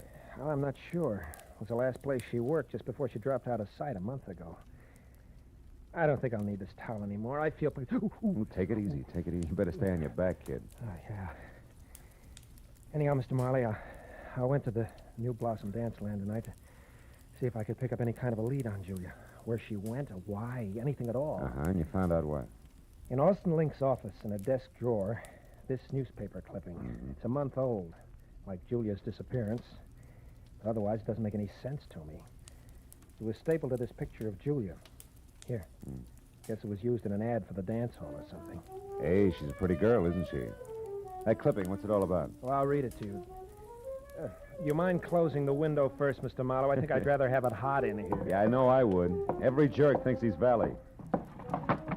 All right, go ahead, kid. The headline is Faye Patilio killed in car wreck, and then mystery surrounds death of famed gangland woman. Faye Patilio. Hollywood's glamorous first lady of crime in the rackets. Yeah. Says she was killed late last night when her car plunged from Lookout Mountain Road at a hairpin turn. However, the police are puzzled by the fact that although the 40-year-old redhead was in her own car, she was not found at the wheel but in the back seat where, according to the condition of the wreck, she could not have been thrown. Furthermore, no sign of any driver dead, injured, or otherwise was or has been found. I know all about that one. Now, look, is that all you have to go on? Well, not quite, Mr. Marlowe. There's one thing more. What? Just before Link caught me in his office and I ran and hid, as far as the alley where you found me, Yeah. I overheard him talking to someone on the phone about Julia. I have no idea who it was, but Link was very respectful, and he was given a private telephone number. A number he was to remember, not write down. You know what it was? Yeah.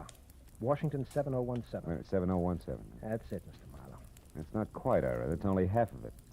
What do you mean? You and Julia, why you want to find her, what she means to you, why you haven't gone to the police. Well? I'd rather not say, Mr. Marlowe, if you don't mind. Okay.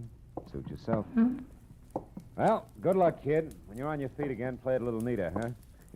You'll stay on your feet a lot longer that way. Mr. Marlowe, wait. Hmm? Please. I want you to work for me. I'll tell you everything. That's better. May help, kid.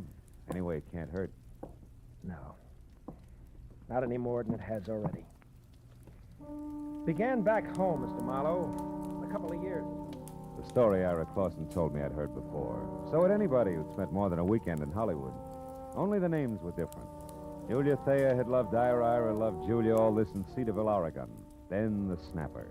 Someone says Julia's not only beautiful, but has talent. She's wasting her time in Cedarville. Julia believes this, packs her bags, scrambles for movie land, where she falls flat on her face, which isn't quite as gorgeous in Hollywood as it was in Cedarville. Then it's no dough, lots of pride. You gotta eat to live, so you get a job. That was where the New Blossom Dance Land came in. And when the letters quit coming on the home front, Ira started to worry. He knew that Julia needed help. Mr. Marlowe, and followed one lead after another. Got as far as the alley where I collected you. Okay, kid, I think I've heard enough. Then you'll help me? Yeah, I'll try. Call you later.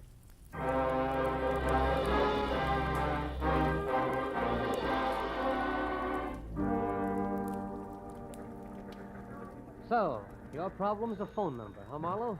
Washington, what was it? 7017. Hey, Callahan, that's a handy book.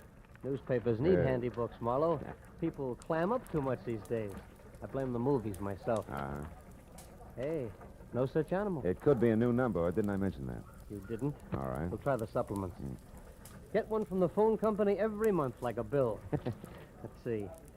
Wallace, Washington, 5,000, 6, 7, 7,000. Yep, here it is. 7017. Good. Address 1622 Ramona Boulevard, which would be East L.A. and Industrial. Listings Southern City's warehouse. Ring a bell? A cannon.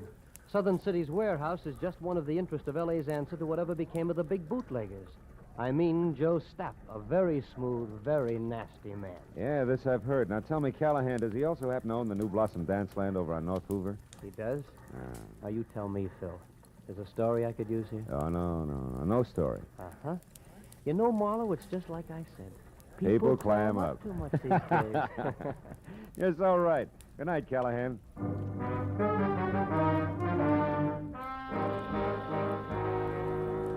If the good gray reporter hadn't mentioned Stapp's prohibition background, I would have chalked the warehouse off as the kind of 9-to-5 place that couldn't possibly help. But on the hunch that Stapp might live in a lush penthouse atop a stockpile a la Chicago 1929 style, I pointed my car for East L.A. and the Southern City's warehouse.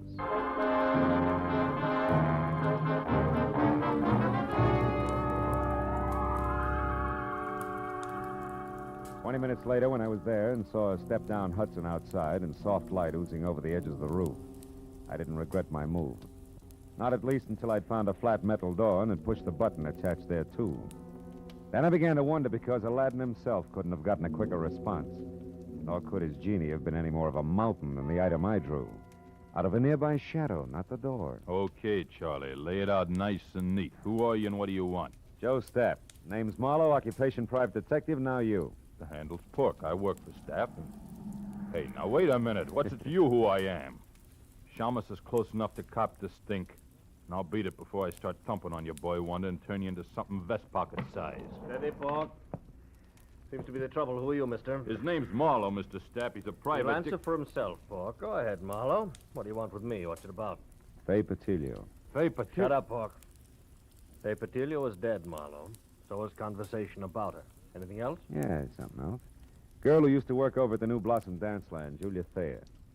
Know where she is? Why she disappeared? No, and I don't care. Why should I? Because you used to go places with her. I've gone with 100 girls, Marlowe. Julia was no different, except for one thing. She gave me the brush.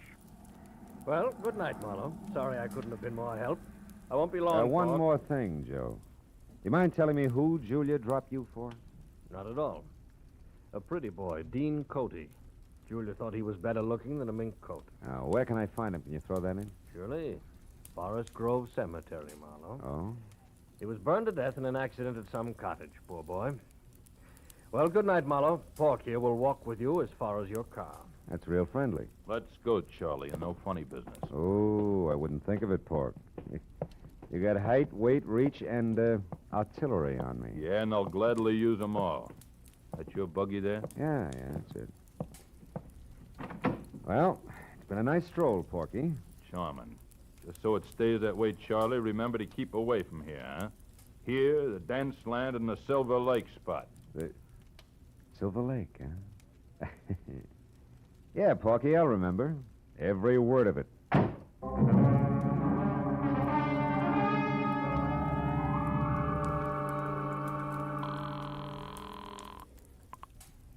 City desk. Callahan, go ahead. Marlowe again, Callahan. Now listen, on Joe Stapp, does the Silver Lake spot mean anything to you? It does. Yeah? It's on the north end of Silver Lake Road, Marlowe, overlooks the reservoir. Stapp built it as a nightclub, mountain lodge style, about, 10 years ago. Uh-huh. When it didn't go, he converted it into a private home. Or I should say, a cozy place to take the cuties for that one drink. I know what you mean. Good night, Callahan.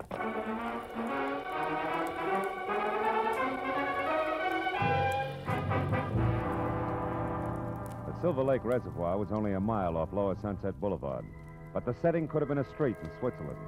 The lodge Callahan told me about stood out among the neat little chalets that skirted the water's edge like a Sherman tank in Toyland.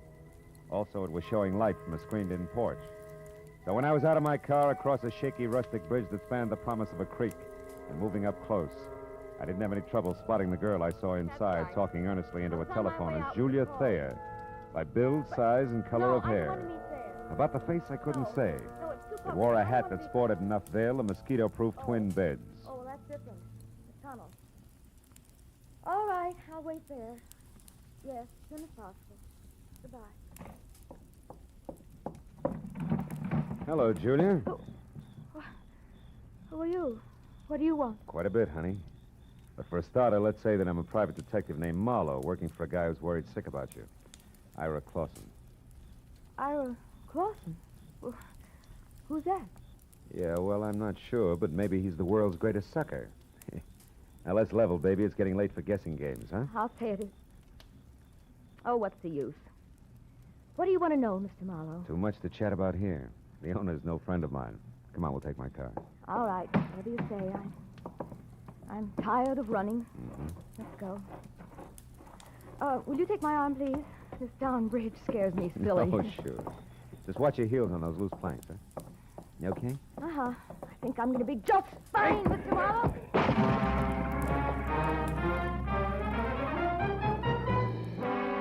It was all the lead she needed because by the time I'd crawled out of the inch-deep, inch-wide river and was back up on the road, Julia Thayer was in her car away fast as far as Sunset Boulevard.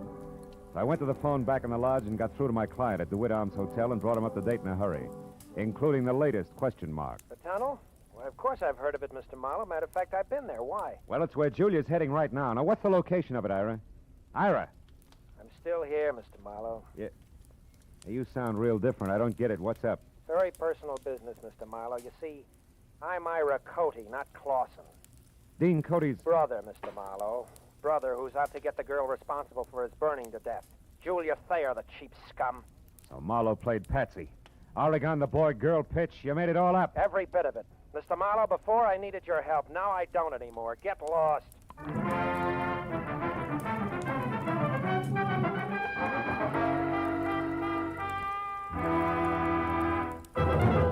In just a moment, we will return to the second act of Philip Marlowe. But first, there will be 4 more amateur songwriters on hand, and one of them will sell his songs for nationwide plugging and distribution when Songs for Sale comes along tonight on most of these same CBS stations. Songs for Sale gives these new songwriters a great chance. Their songs are judged by a panel of experts. Their music is sung by Rosemary Clooney and Richard Hayes. They're made to feel at home under the guidance of the experienced showman Jan Murray. For an hour of fascinating fun behind the scenes of Tin Pan Alley, here's Songs for Sale tonight and every Friday on CBS. Now with our star, Gerald Moore, the second act of Philip Marlowe, and tonight's story, The Dark Tunnel.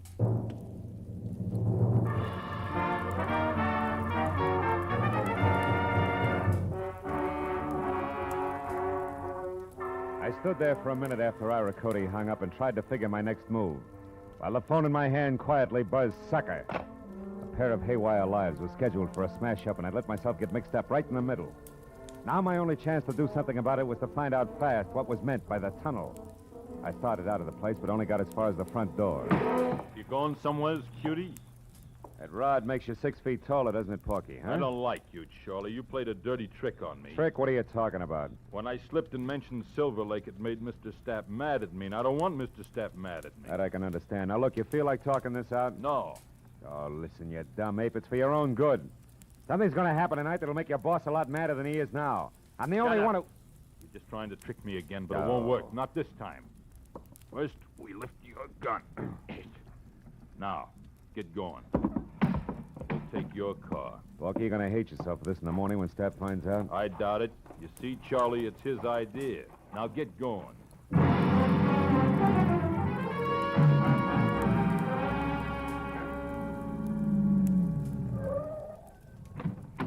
Over there, Marlowe, the big door. I don't suppose Stapp would bother to tell you why he wanted to see me, would he, Porky, huh? No. That's none of my business. Yet. What do you mean by yet? Oh, he might want you to tell him something you might not want to. Then it's my business, Charlie. Go on, open it up. That's enough. Inside. Well. Real genuine warehouse, huh? Chains, tackle, even a hand truck. Well oiled, too. Don't tell me your boss is going legit. Never mind that junk. Just stand right there till I get this crazy door locked. Here, Pork, try something heavier. Like this truck. Ow! My leg, why you... Now it's your chin. Good night, Charlie.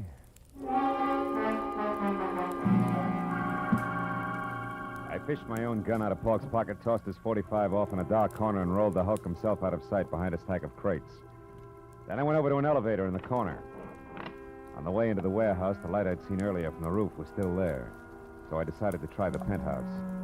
I walked quietly down a thick carpeted hall to the only door. When I knocked, it was with the barrel of my .38. Come in. Well, hello, Marlowe. I've been waiting for you. A gun. Hey, how come... Pork? Pork! Save it, Joe. Oh, that dumb cluck. Yeah, big wheel like Joe Stapp ought to afford better help. Now, I'm holding the gun, so I'll ask the questions. What and where is the tunnel? A tunnel is a hole, Marlowe, usually in the ground. Deliver, Joe. It's got a lot to do with your girlfriend, Julia. Julia? Oh, that's a hot one. I went to all this trouble to haul you in here for the same reason. Then I'll put down the gun and let's talk. It makes me nervous. I'm not interested in your nerves. I'm interested in your talk. All right. Now, you've got a long nose, Marlowe, and poking it around, you might find out enough to get real curious and call in the cops. That I can't afford. Uh-huh.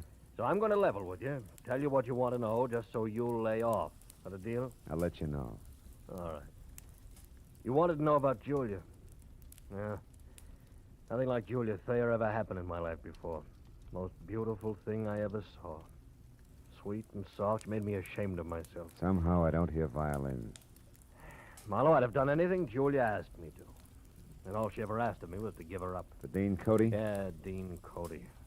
Young physique. It wasn't all wasteland like this. A handsome face that of a boiled lobster like mine is.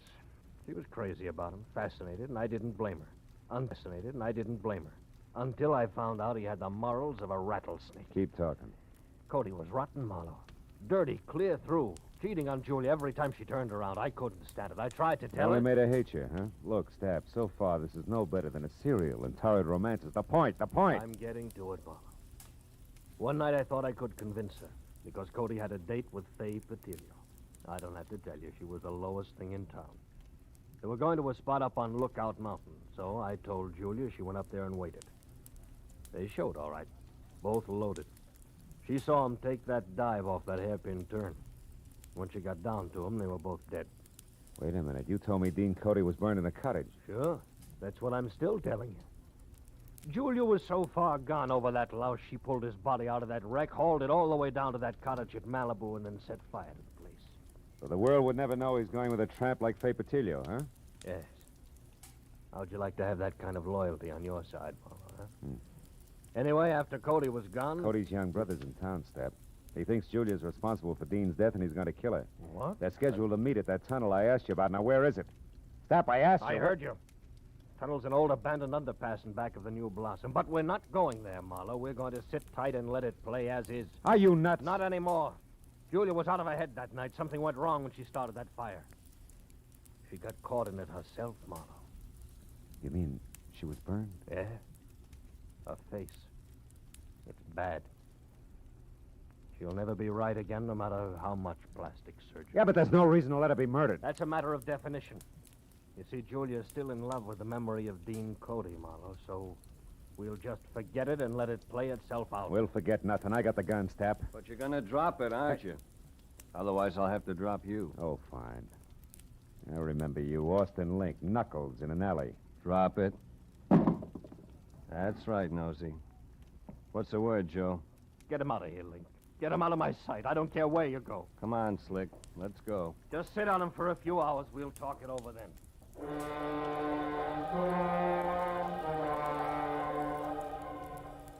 Link was a professional. He stayed exactly far enough behind me to be always out of reach, but always close enough to keep me under control. All the way down in the elevator, I watched for a chance that never turned up. And as I rounded a corner and headed for the big door again, I glanced at the stack of crates. Pork had come, too. He was on his feet behind them, a heavy steel pulley block in one hand, his face a stupid mask of blind hate. He slammed the block at me with everything he had. I'll kill you! I dropped to the floor and heard the thing connect behind me. It had caught Link dead center. He fell like a bag of sand. Before Pork realized what had happened, I charged the stack of crates, threw my shoulder against it, made it to the door and out in one dash. My car was sitting where I'd left it. I heaved a sigh of relief and piled in.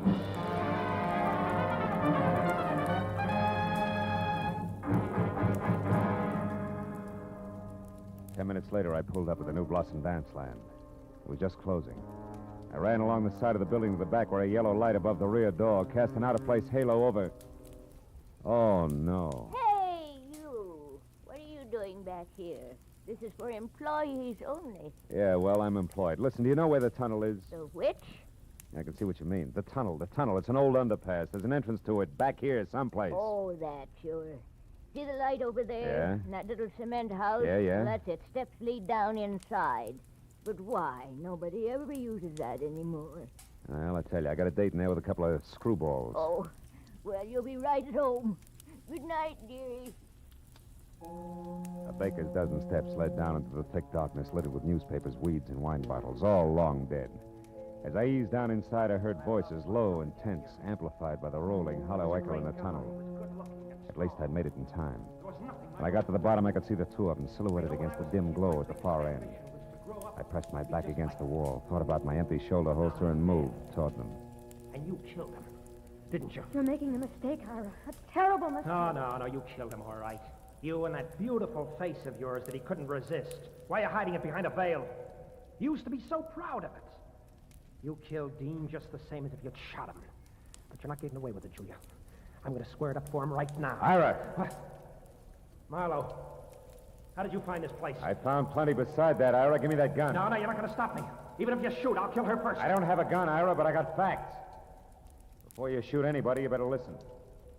Julia wasn't responsible for Dean's death. He was. Everything she's done since then has been to protect what little good there was left of his crummy reputation. You're a liar. I can prove it. Dean went bad, Ira, all bad. He was a low, double-crossing cheat. You're lying, you're lying! The night he died, he was two-timing Julia. But in spite of that, she risked everything to move his body from a smashed-up car. So nobody would ever find out what really happened to him. It's true, Ira. Stop it! You liars, both of you! I won't let you say things like that about my brother. You don't care if he's dead, Julia. You'll do all right. You've got the kind of beauty all the men go for. And you, Marlowe... Shut up, you crazy punk. Stay back. Admit you're a liar, Marlowe. Admit it or I'll kill you. I swear I'll kill you along with Julia. You'll be doing me a favor. You haven't seen my face lately, have you, Ira? I never want to see it. I think you better, kid. Got a match, Marlowe? Sure. Here. Look, Ira. You can't be Julia. I was burned, Ira. It happened to me when I tried to hide the kind of rotten trash that Dean had been mixed up with. And the only reason she did it was because she loved him, maybe more than you did. Now, come on, kid, let's have that gun. You don't want to kill anybody. No. I don't want to kill anybody. Julia, I'm sorry. Ira! Let him go, Julia. The hard part's over now. He'll be all right. I'll look in on him after a while just to be sure. But, what about you, huh? What about me? I'll be okay, Marlowe. After I've done some thinking. This shock, I think it's what I needed. Goodbye. It's a dark tunnel, honey. Think you can find your way out alone? Yeah? Yeah, I'll find a way out alone. One of these days.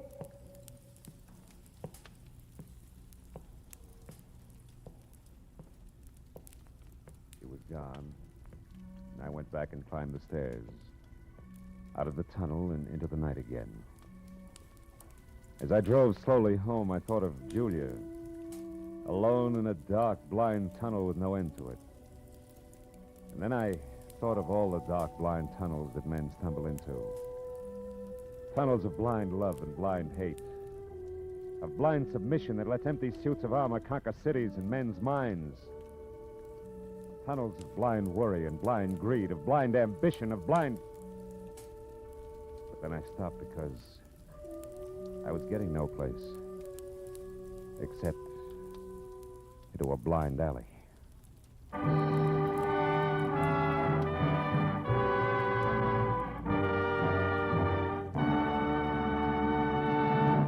The Adventures of Philip Marlowe, bringing you Raymond Chandler's most famous character, star Gerald Moore, are produced and directed by Richard Sanville and written for radio by Robert Mitchell and Gene Levitt. Featured in the cast were Lorene Tuttle, Bob Sweeney, Paul Dubov, David Ellis, Barney Phillips, and Larry Dobkin. The special music is composed and conducted by Richard Arant.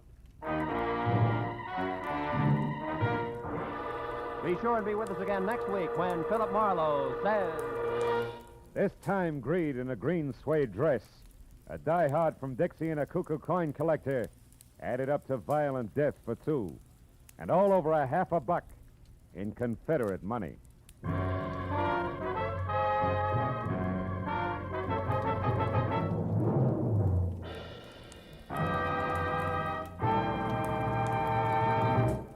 Every Friday night, CBS brings you stories taken from the files of parole boards of the 48 states. With only the names changed, these stories give in complete detail the events of a criminal's life up to the time he is up for parole. Then, before you hear the board's decision, you can make up your mind. Is this man ready to be set free? It's been hailed by press and public alike as an outstanding anti-crime show. And you can hear it now by staying tuned, because Up for Parole follows immediately on most of these same CBS stations. Roy Rowan speaking. This is CBS, where you play Sing It Again every Saturday night, the Columbia Broadcasting System.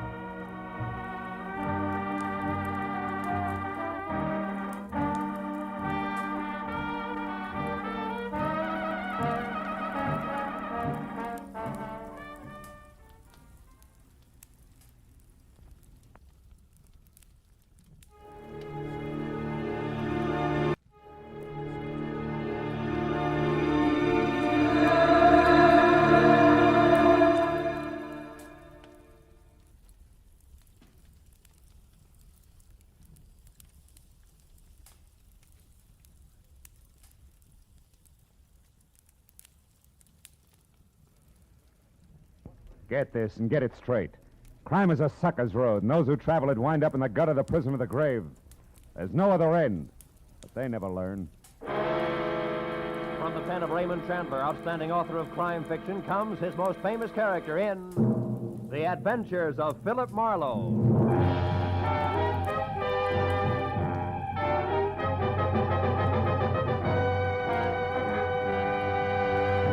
Now, with Gerald Moore starred as Philip Marlowe, we bring you tonight's exciting story, The Collector's Item. Hey,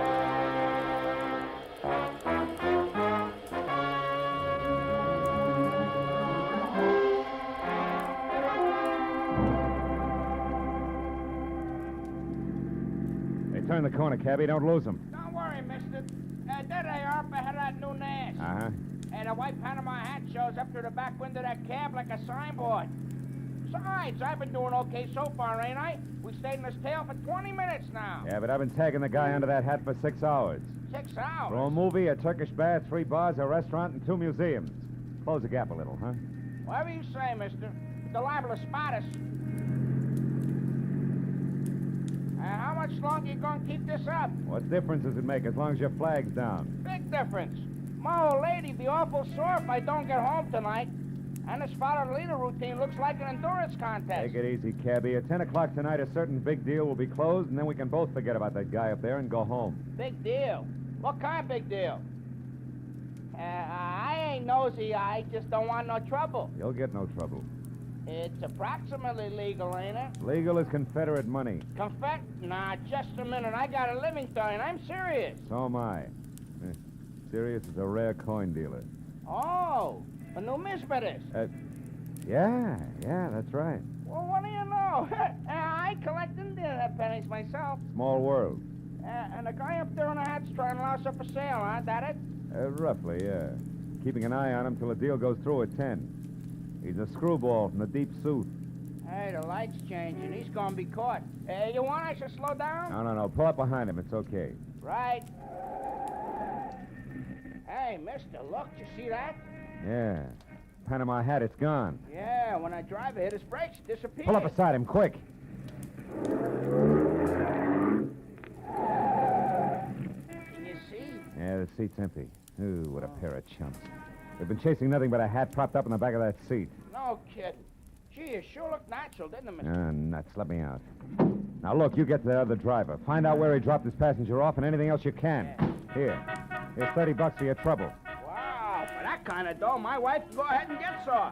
Call me at the office, mister. Just ask for Joe Joplin. Keep your shirts on, you can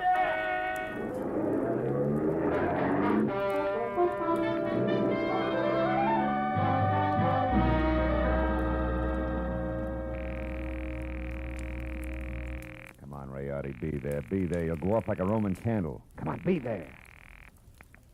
Hello. Hello, Leon Rialdi speaking here. Marlowe, Riotti, I got bad news for you. Huh? Our boy, Seth Appleboro, pulled a backwoods gag on me, and I fell for it, flat on my face. He shook me. I don't know how long it happened, but... But I do. I know exactly how long ago. Appleboro was here. He was? He was in my shop. He's a madman, that madman. Swore he would kill me, but he didn't. What happened? It was after the coin, of course. He got tough. But I got more tough. I'm not born the day before yesterday. I was forced to ruin a beautiful Renaissance vase on his stupid skull, but at least I got rid of him. So I say phooey on Seth Appleboro. Oh. I beat him up myself, you hear? And I throw him out. It's finished. So at 10, I shall sell the coin to Pierre Bowman as arranged, and that will be that. Well, glad to hear it, Riotti. To send the check to... Just a minute, Mr. Marlowe. Huh? Who's there? Who's back there? Who is it? Riotti. Hey, Riotti, what's the matter? No, wait. No, listen, dog! Riotti! Marlowe, you... Riotti! Riotti! Riotti! I ran out of the phone booth, hailed the first cab that came along, and headed for 113 Marion Avenue. Leon Riotti's shop was a narrow cell with tattered green shades drawn over dingy windows. The front door was locked, so I went around to the alley where I'd left my car earlier. The back door to Riotti's was half open. Riotti sat on the floor, his legs spraddled out, his head slumped against the bottom drawer of his desk like a drunk too tired to look for the way home. Beside him on the floor was all that was left of the reason for it. A small open box lined with blue velvet and labeled Unique, Confederate States of America, $50. One of 4 struck at New Orleans Mint, 1861. Only piece of this series now in existence. Source, Colonel J.J. Appleboro Collection, 1880. But the box was empty. The 4 bits worth of Confederate money was gone. I picked the phone up in my handkerchief and called the cab company office. 2 minutes later, I had Joe Joplin. Yeah, I got that other driver okay, mister, but I couldn't pry much out of him. Even the hard way, I tried. He left that southern drawl off at the Wilshire Gardens, Villa 9. And he got orders to take the Panama hat on a $10 drive around town. That's all? That's all he knows. He thought it was some kind of joke. Wilshire Gardens, number 9. Okay, Joe, Yeah. thanks.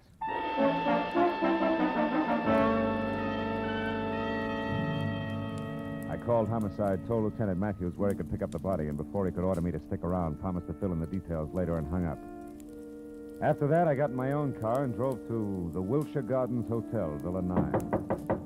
What finally came to the door and eased it open a cautious 2 inches. Had a mop of renegade hair the color and shape of tumbleweed, a body as gaunt as a piece of barbed wire, and 2 sick gray eyes that tried hard to hide under a pair of scrub brush eyebrows. Seth Appleboro wasn't glad to see me. Tain't your business, sir. What's more, I'm a busy man. I'm not well, so be brief. Okay, we'll start off with murder. Murder? Now, see here, We'll sir. follow that with a missing Confederate $50. How do I come in peaceful like, or do I knock the door down? Don't go riling me up, Yankee. Well, you won't get in at all. What's your name? Philip Marlowe. My business at the moment is trying to square things with a client I let down very badly. Client? Then you must be referring to that low-down, unscrupulous carpetbagger, Leon Rialdi. You're a little confused, aren't you? Riotti's from Italy. From northern Italy, sir. And a crooked, unprincipled carpetbagger. You said that. The kind who strips the South of her treasures, who pillages and loots and... What? A gun? Well, what's the meaning of that firearm in your hand, sir? I haven't got time for another civil war. Now get away from that door. I'm coming in. You carpetbagger. Now let's knock off the nonsense, Appleboro. Where's the $50? Where, indeed? My poor old fool of a grandpappy, the colonel, sold it. Sold it for practically face value, sir. Just to keep body and soul together on the plantation back in 1880. And what he was give for it wasn't worth dirt compared to what that fine old piece of Confederate money's really worth. All right. Where is it? Come on, hand it over. Oh, I don't have it, sir. Oh. Not yet. But by ginger, I'm going to get it. And when I do, it's going home where it belongs, you hear? To the South. Oh. You better go to the couch and take another pull on your mint julep, Buster. You look bad. My head. And then I want that coin. I'm not kidding.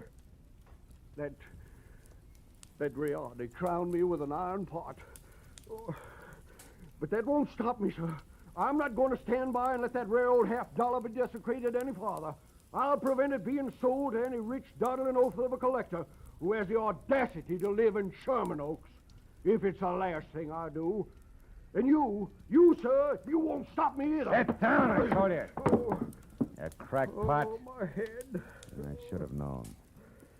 Win, lose, or draw, I'm turning you over to the police right now, Appleboro. Charge is murder and larceny, and it's too bad, but you're a cinch to beat both raps on a goofball plea. You, Huh? big boy, put down the phone, drop your gun. Oh, rebel reinforcements. Drop it, I said. Oh, friend indeed. Providence is still smiling, sir. Yeah, sure. She's hilarious, Mr. Appleboro. Right, big boy? Well, don't you see the humor of the situation? Oh!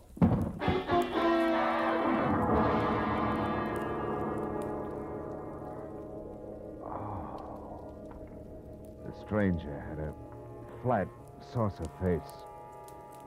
A sour grin in the left hand like a trip hammer. I'd done my best to roll with a punch, but I'd still caught enough of it to jar my brains loose. When I finally got up again, Villa 9 was empty. It took a while for that to soak in, along with another fact. I was up against a team. Appleboro and Saucerface. Also, it was now 9:30, which gave me just half an hour to get to Sherman Oaks for what had to be the next scheduled meeting.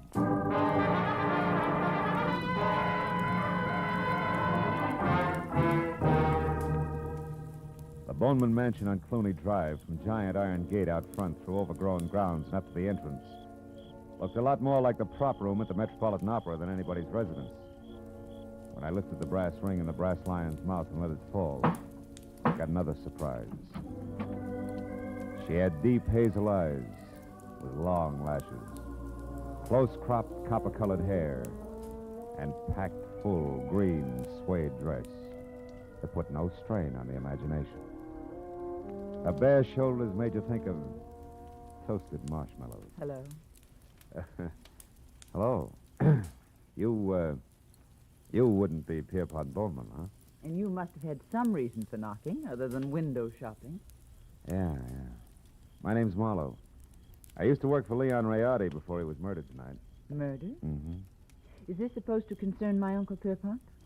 Yeah, I think it does. From the fuss that's being kicked up about 4 bits worth of Confederate money, you'd think that it was a chest of Easterling sterling silver. Only 4 bits, huh? Uh-huh. Yes. Yes, I'm afraid he is vitally interested. Come in, Marlowe. Wait here. All right. Uncle Pierpont, come here. Huh? What's the matter, Christine? There's a man here to see you, a Mr. Marlowe. You'd better talk to him. Oh, what do you want? Huh? Oh, you. What is it, Marlowe? Now, it's about the $50, the one you intend to buy from Leon Rayardi, Mr. Bowman. Oh, yeah. Well, what about it, man? Rayardi was murdered tonight. That murdered, you say? Mm-hmm. If that's true, he hasn't had time to hit the ground yet. What's your game, Sonny? You must have some kind of a game. What is it? No games. I'm telling you, Rayardi was shot and the coin stolen. Are you sure about that? Are you positive? No mistake? Are you certain, Marlowe? I couldn't be more certain if it was tattooed on my forehead. I heard it happen and saw his body over an hour ago. What do you think of that, Uncle Pierpont? Marlowe looks at dead bodies, too. I think it's poppycock. Yep. What do you think, Chris? Wait a minute. Let me tell you what I think. It's more to the point. I came here because I'm also certain that the man who killed Rayardi is the man who took the coin. And that he'll show up here in the next few minutes posing as Rayardi and try to sell you that $50 as planned. I want you two to help me get him. You know, Marlowe, I think you're bombed. Now, look, baby, I've had quite enough... Hold on now. There's just one teensy thing wrong with your little scheme, Marlowe. You see, 10 minutes ago, Leon Rayardi, or someone who said he was Leon Rayardi, was here. I gave him $37,000 cash as agreed, and he gave me this, the only one of its kind in the world, the 1861 Confederate $50.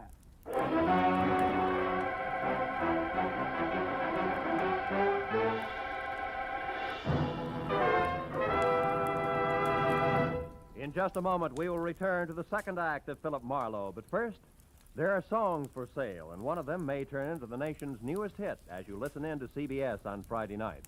This hour-long program of melody is called Songs for Sale, and during the hour, you hear 4 songwriters with unpublished music as they present their tunes to a panel of veteran, top-flight songwriters.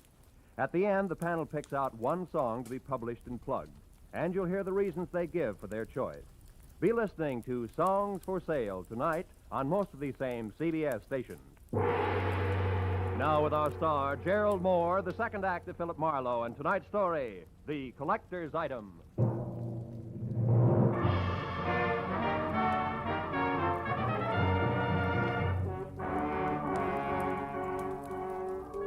When the wobbly screwball collector clinked the $37,000 50-cent piece on the tabletop in front of me, his eyes flashed on like a pair of unfrosted light bulbs.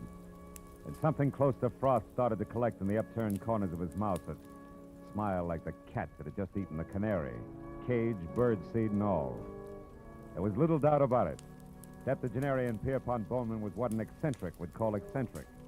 And he was very unconcerned with the murder of Leon Rayardi, and very fuzzy about what Rayardi's impersonator had looked and sounded like. I'm afraid I can help little on that score, Mr. Marlowe. Only had eyes for the coin. And what a coin she is. Why, son, Mr. Bowman, you've got to remember something. Height, build, color of eyes, hair, voice. Yeah, voice. Was it a southern accent? Think, Mr. Bowman. Southern accent? Yeah. No, no, Mr. Marlowe can't say if it was or not. My hearing isn't all it used to be, you know. But Christine here, now maybe she could... No. Christine wasn't in the room. Answered the door myself. But I did see him come up the walk, Mr. Marlowe, from my room upstairs. He was tall, about your height. Oh, no, perhaps a mite shorter. And he wore a gray suit. No, darker than gray. Sort of light blue shade. Oh, that's I think, great. like Yeah, thanks a lot. Before I start reaching for a butterfly net myself, I think I better get back to Seth Appleborough's place on Wilshire. Why there? Surely if he's the guilty one, Mr. Marlowe, he won't wait to be apprehended. Not on purpose, no. But when I last ran into him and his buddy saucer face, he was fighting an acute case of vertigo. Might have collapsed since. And besides, I don't know where else to go. Oh, but, sir, why must you go any place? The police will attend to that Mr. Appleborough. Now, look, Mr. Marlowe, here on the rim of the Mr. coin... Bowman, this may mean nothing in the Numismatic League. But I went to work for Leon Rayardi to protect him, a job I didn't do. Also, losing clients this way is bad for my business and conscience.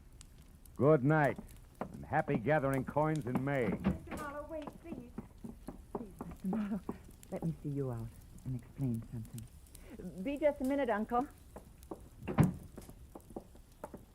Now, what is it? I'll pay you $500, Mr. Marlowe, not Confederate dollars either, to see that Uncle gets his money back and that the coin is returned to that Mr. Rayardi's estate.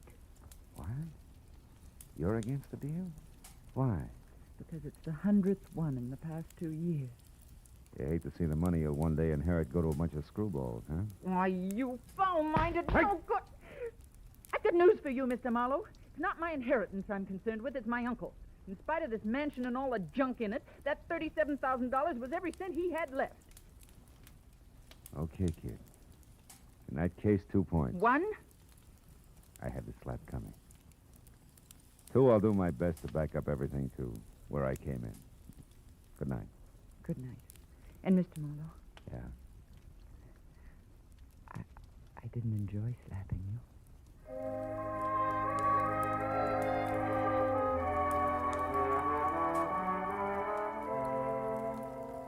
She said it like she meant it. 20 minutes later, I was back at the Wilshire Gardens where I found Villa 9 as dark and quiet as the bottom of a well. I had just about decided to quit playing long shots labeled I Hope He Passed Out on his front doorstep when, from a nearby clump of pepper trees, I caught a glimpse of a shadowed figure moving toward me, one slow step at a time.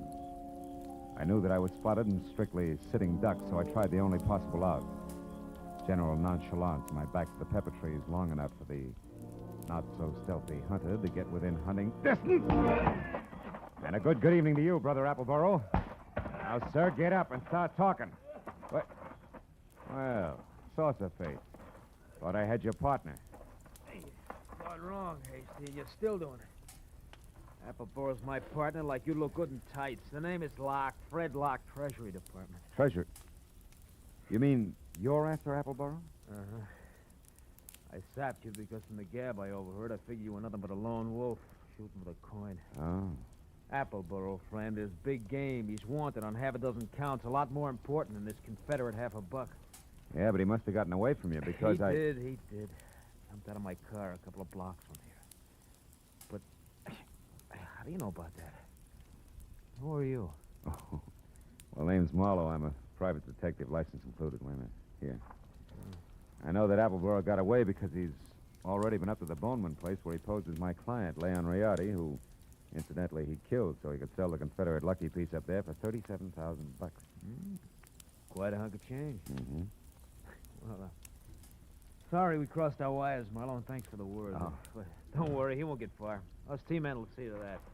Keep in touch with the department if you find out anything, will you? Sure. Oh, say, Locke. Yeah? Just a hunch. Oh, like what? Like you're a cockeyed liar. Like Treasury men don't call themselves T-men. Any more than private detectives call themselves private eyes. Now, Locke, let's try inside your jacket. One, get rid of this non-Treasury Department Luger. And two, check the wallet and see if at least Fred Locke is your real name. All right, it's my name. It's my name. Yeah, surprised it is. Not of imagination, T-man.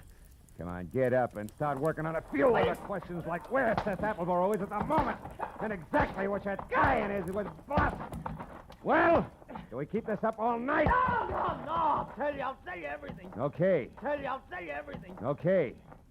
Now, first the setup. Come on. Yeah. There were two of us. Me and Adam. No!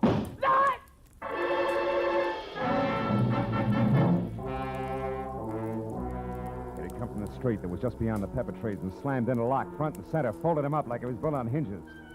By the time I was out of the impact area and had my .38 in hand, the only target I had was a pair of taillights blinking out of sight in a funnel of dust.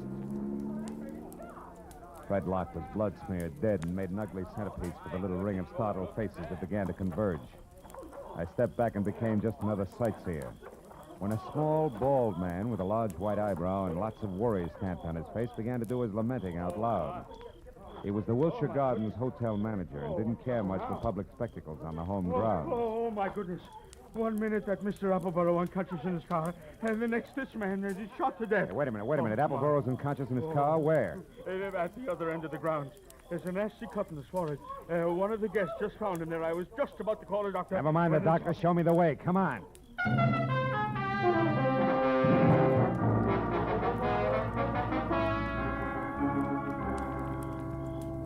Come on, Dixie boy. Breathe deep. Who? Oh, you again? Yeah, me again. And you're up to your drawl in a couple of untidy murders. Now snap out of it. Oh, my. It's no use. He doesn't even hear you. That's all right. While it's this peaceful, I think I'll check on this drooping flower of the Old South. His wallet should do it. Do what? Prove whether or not he gave me a straight pitch. Yeah. What do you know? Membership card, Sons of the Confederacy, New Orleans chapter. Here, let me see. Uh-huh. Oh, that's his picture, all right. Sure is. Well, when the police get here, they, Hey, look. Yeah, what is it? His wristwatch was smashed against the dashboard. So it is. He must have held his hand up to protect his head when he fell forward. Yeah, now look, friend, the name's Marlowe. When the law gets here, tell them they can find me at Sherman Oaks, the Pierpont Bowman residence. Oh, now, wait a minute. You can't leave me here with all this on my hands. The police are going to want to know what this is all about. I'll try and have an answer for them. But first, I got to ask a crazy collector a not-so-crazy question.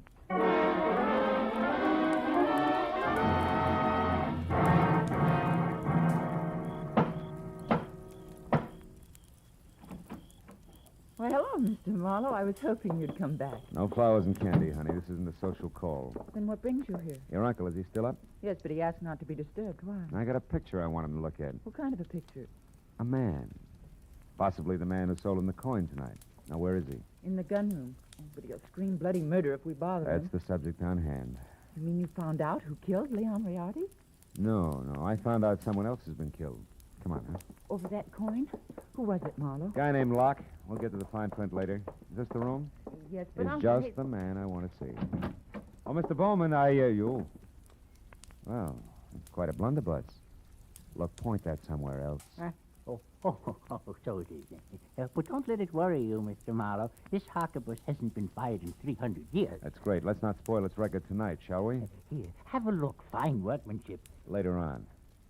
Right now, Mr. Bowman, I want you to have a look. This picture, it's Seth Appleboro. Is this the man who sold you the coin, the one you couldn't remember? No, not the party. Now, on this gun, Mr. Marlowe... Uncle, we've had another murder. Huh? Oh, my, that's too bad.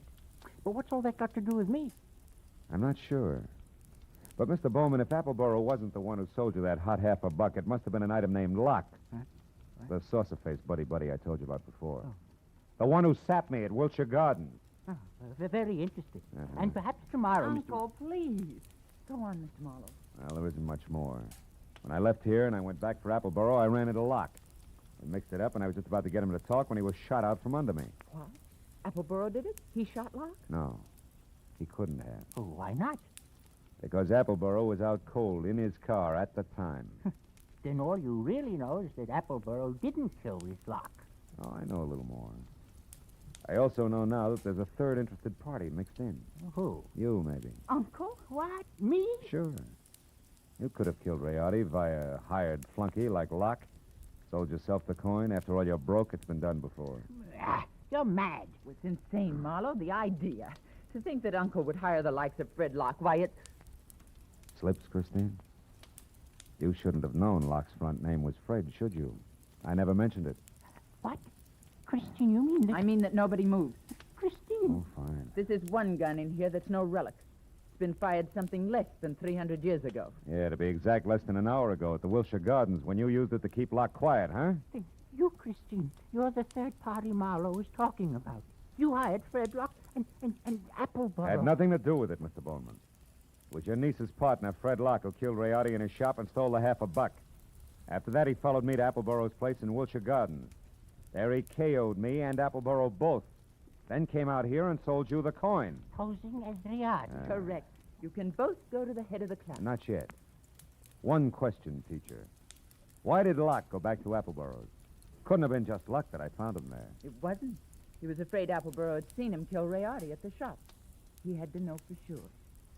Your turn, Uncle. Why did you do it, Christine? I was sentimental, Uncle. I wanted at least the last of your money as a keepsake.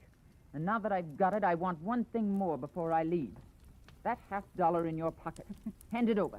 Come on. The $50, but... It's worthless to you, Christine. You can never sell it again. Every collector in the world will be on the lookout for it. Don't you think I know that? Then what do you want with it? The pleasure of getting rid of it. I hate it. Like I hate every piece of junk you've squandered your fortune on. The fortune I'd have inherited someday. I'm going to throw it in the first deep river I come to. Hand it over. No, you don't, Christine. Drop it. Drop it. Now, sit in that chair while you can. You may end up in another one.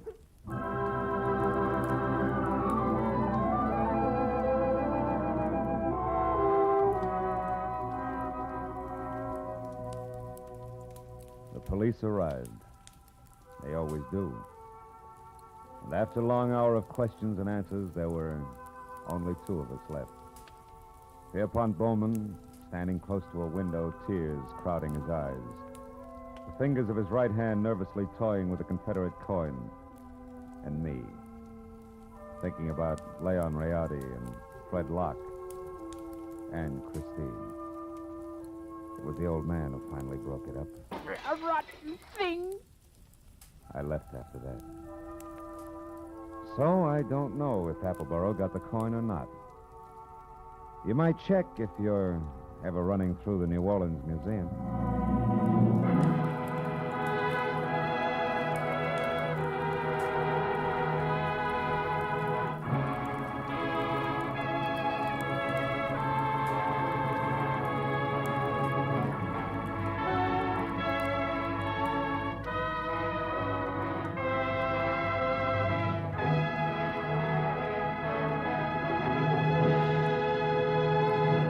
The Adventures of Philip Marlowe, bringing you Raymond Chandler's most famous character, star Gerald Moore, are produced and directed by Richard Sanville and written for radio by Robert Mitchell and Gene Levitt.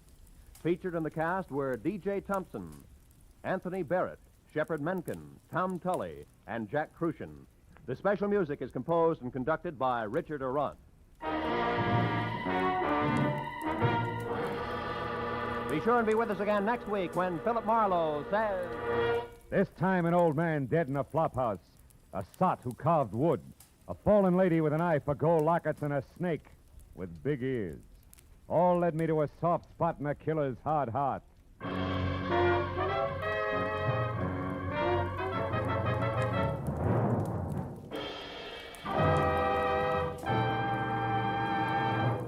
Every Friday night, CBS brings you stories taken from the files of parole boards of the 48 states. With only the names changed, these stories give in detail the events of a criminal's life up to the time he is up for parole. Then, before you hear the board's decision, you can make up your mind. Is this man ready to be set free? It's been hailed by press and public alike as an outstanding anti-crime show. And you can hear it now by staying tuned, because Up for Parole follows immediately on most of these same CBS stations. Roy Rowan speaking.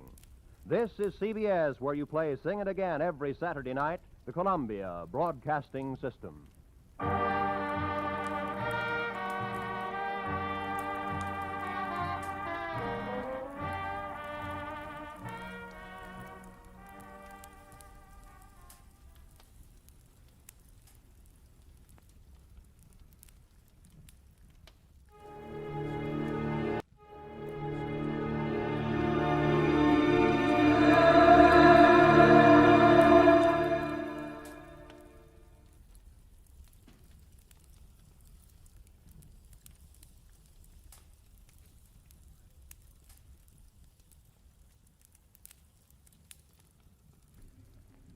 Get this and get it straight.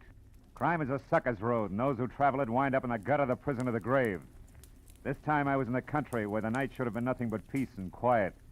But a pair of angry eagles changed all that. One was solid gold and too close to a battered corpse. The other weighed 160 pounds and was too quick with his fists. It happened like this. From the pen of Raymond Chandler, outstanding author of crime fiction, comes his most famous character in The Adventures of Philip Marlowe.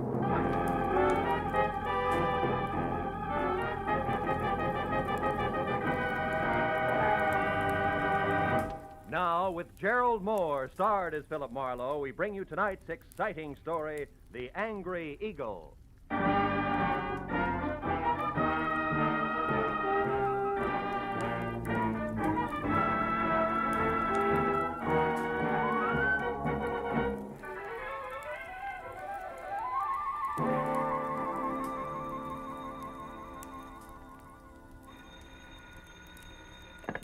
Hello. Mr. Philip Marlowe, please. Clover Lake, California calling. This is Marlowe. One moment, sir.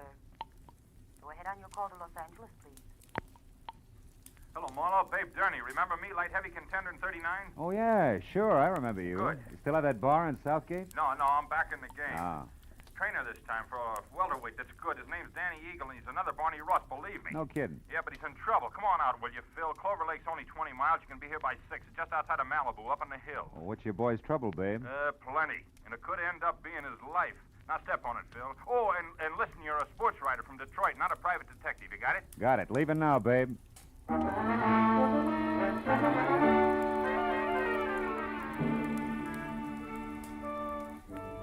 It was an hour's drive to Malibu Beach in a film colony where the convertibles outnumbered the hardtops 5-1.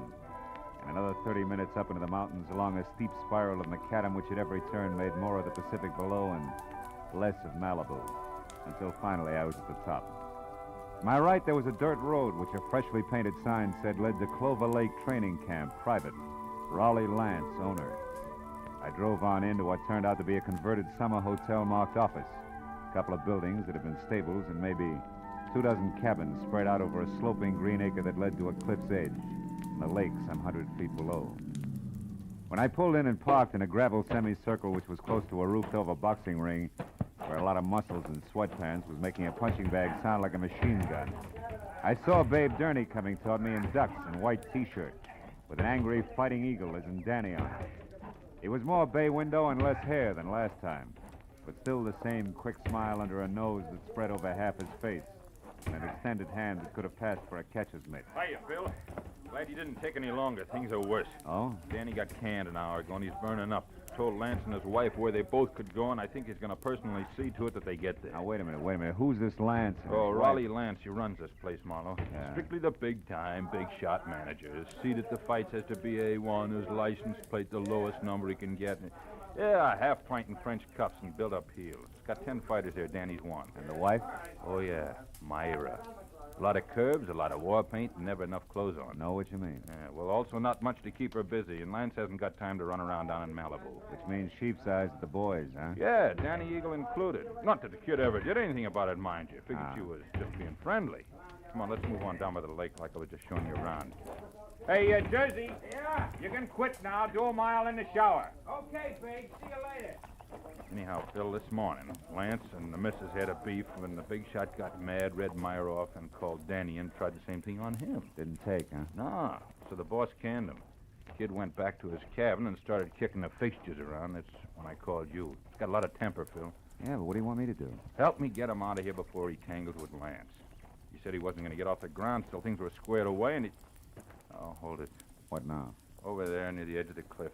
Friend of Lance's, just weatherwax. Well, that old man? Yeah, hayseed to look at or listen to, but he owns about every piece of land around here. Uh-huh. Rich, retired, and has just learned about prize fighters. Calls them gladiators. Also, he's got a mud fence-faced daughter he's real anxious to pass off. Yeah, also he's coming this way. Oh, hello there, son. Yeah, don't encourage gab. It's his specialty. Well, Babe, my boy.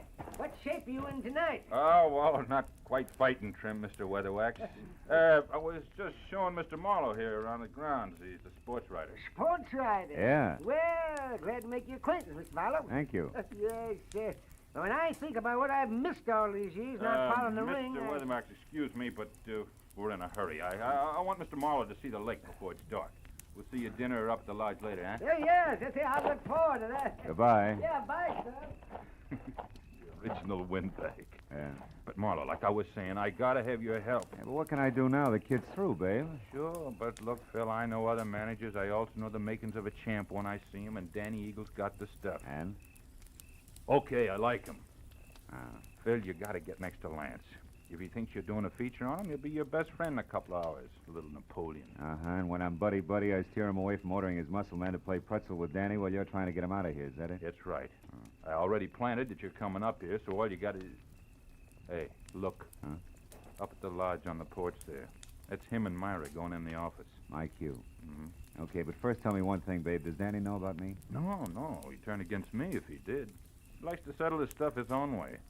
That's why you gotta get to Lance. In or out of the ring, it still takes two to make a fight, Phil. Yeah. All right, babe. I'll do my best. Yeah, Philip Marlowe, Detroit Daily News. Wonder if there is such a paper. No, it doesn't sound too bad.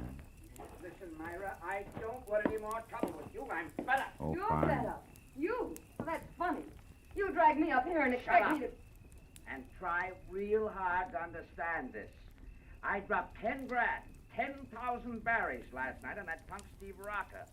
I'm not very happy. So you want a fighter who stinks. What's that got to do with me? I don't know. But if you'd let him alone, he wouldn't have looked so tired in there. Of all the cheap cracks you've ever made, that's about the... The what? Go on, say it. You never flirted. You never played up to it. You were only being friendly.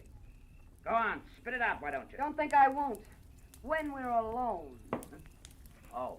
Excuse me, I didn't mean to eavesdrop. I was looking for Mr. Lance. Raleigh Lance? That's me. What do you want? My name's Philip Marlowe, Detroit Daily News, Mr. Lance. Oh. Yes. Come in, Mr. Marlowe. Oh. There was a note here on my desk. Should expect you for an interview. Glad to see you. Oh, thank you. I don't believe I've, My wife, Mr. Marlowe, Mrs. Lance.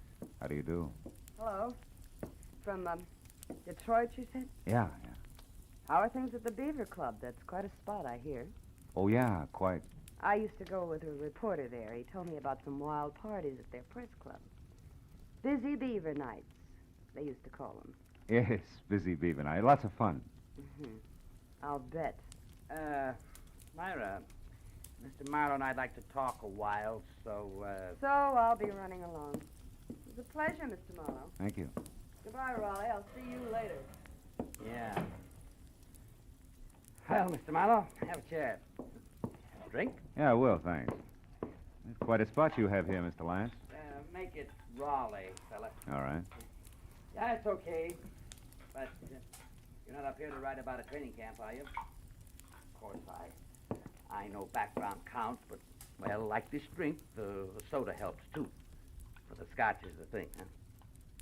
Health? Same. Yeah, you're right about that scotch. Mr. Lance? What is it, Kelly? I'm busy now. Well, it's about Danny Eagle. Did you give him his walking papers? No, Big Gurney stopped me, Mr. Lance. Said he'd give Danny the word himself that he could handle him. That fat tug! Who does he think he is? Well, he said he just didn't want trouble, Mr. Lance. Besides, he said Danny was taking a walk. Yeah? Well, I'm going to give him the air, too. I've got enough enemies without some lousy trainer who's on my own payroll. Pardon me, Mr. Marlowe. I'll only be a couple of minutes. Sure. Help yourself to another drink. We'll talk later after dinner, about 8. Oh, and, here, catch. Best cigar made. Let's go, Kelly.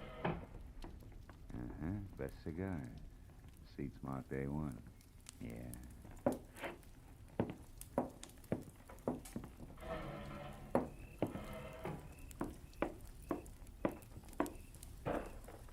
Hey. Huh? Don't go away mad. My hubby always runs out on people, even private detectives. Slips, huh? Busy beaver night indeed. I made it up. I never even heard of Detroit. Why'd you bait the trap? Lance, the jealous jerk, has threatened to hire a detective a half a dozen times. Oh. After all this fuss over Danny Eagle, you were about due. Well, shall we walk? It's a nice night. Let's leave it that way, huh? What do you mean? Isn't Danny enough for one day? Listen, mister, you're starting off with 2 left feet. I was friendly with Danny Eagle, period. And Steve Rocker? The same. Only Steve was a little dull. A mind dedicated to comic books. All fighter. Not according to his last bout. Yeah. Rocco moved like he was drugged and collapsed in the third, so it's my fault. Oh, the big shot is quite a loser. And don't bother with your next question. I can feel it coming. Why have I stuck? Yeah, well, it belongs here someplace. Well, I've stuck because... Well, because I thought that each battle was going to be our last. That sooner or later he'd have time for me. He's a busy guy, Myra. So was King Solomon, but he always had room for his wives. True. I thought this place was going to be our answer. Just the 2 of us, plus the peace and quiet of the country, with Malibu on hand for a change of pace. So what happens? Still busy, huh? Yeah. So busy that he spends 8 hours a day with Jess Weatherwax, a guy he never heard of until he started this camp, but a guy who thrills to hear the lives and loves of Raleigh Lance. And that leaves me with his daughter, Clementine, if I don't talk to the fighters. Clementine, whose shoes are number 9, with an IQ to match. Good night. Wait a minute, Myra. Where you going? Going as far as my cabin on an old-fashioned cry. Or maybe just an old-fashioned, I don't know which. Good night.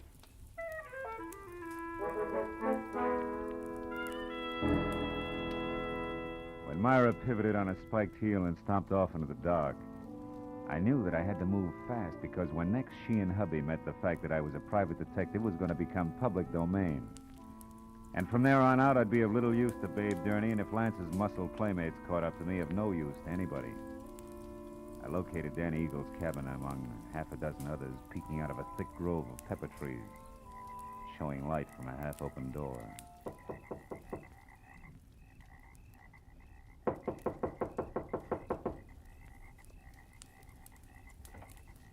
Hey, anybody home?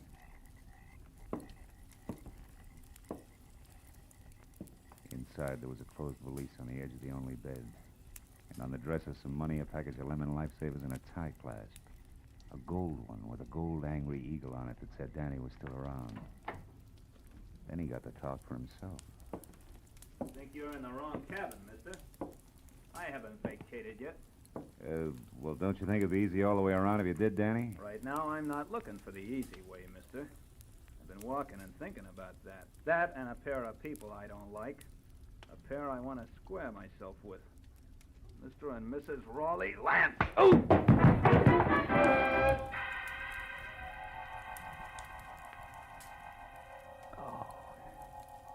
It was purely a case of mistaken identity. But it served as a reminder that it still took 2 to make a fight. And that the only chance I had left was to get next to Raleigh Lance and keep him away from Danny Eagle. I spent a half hour going from the lodge to Lance's empty cabin to the dining room and every other place where I thought he might be. But finally, I remembered Jess Weatherwax, the one-man fan club whom I located back up at the office. Oh, hello there, son. He was peeling off his coat and getting ready for canasta with something uncombed and built like a length of pipe. Who had to be daughter Clementine. What can I do for you, son? Mr. Weatherwax, have you seen Lance? Why, no, Mr. Marlowe. We just came in. You deal, dearest. Is it important? Very. Daddy. Oh, excuse me, child. Mr. Marlowe, my daughter, Clementine. How do you do? Very fine, thank you. Mr. Marlowe, Daddy told... Hey, Marlowe, is that you in there? Oh, it's Babe Durney. Yeah, excuse me.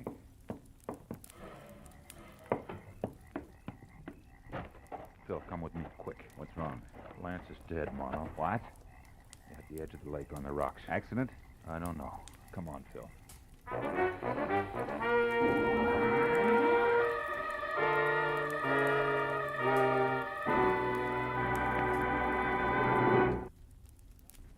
In just a moment, the second act of Philip Marlowe. But first, the confusion created by Gracie Allen has never been more clearly, more hilariously defined than it will be this Wednesday night when a writer for a national magazine comes to interview her. For the writer also meets some of Gracie's friends who present highly conflicting stories which Gracie does not untangle. It's another merry, mad mix-up which could come only from George Burns and Gracie Allen. So be listening this Wednesday on most of these same CBS stations. Now with our star, Gerald Moore, the second act of Philip Marlowe, and tonight's story, The Angry Eagle.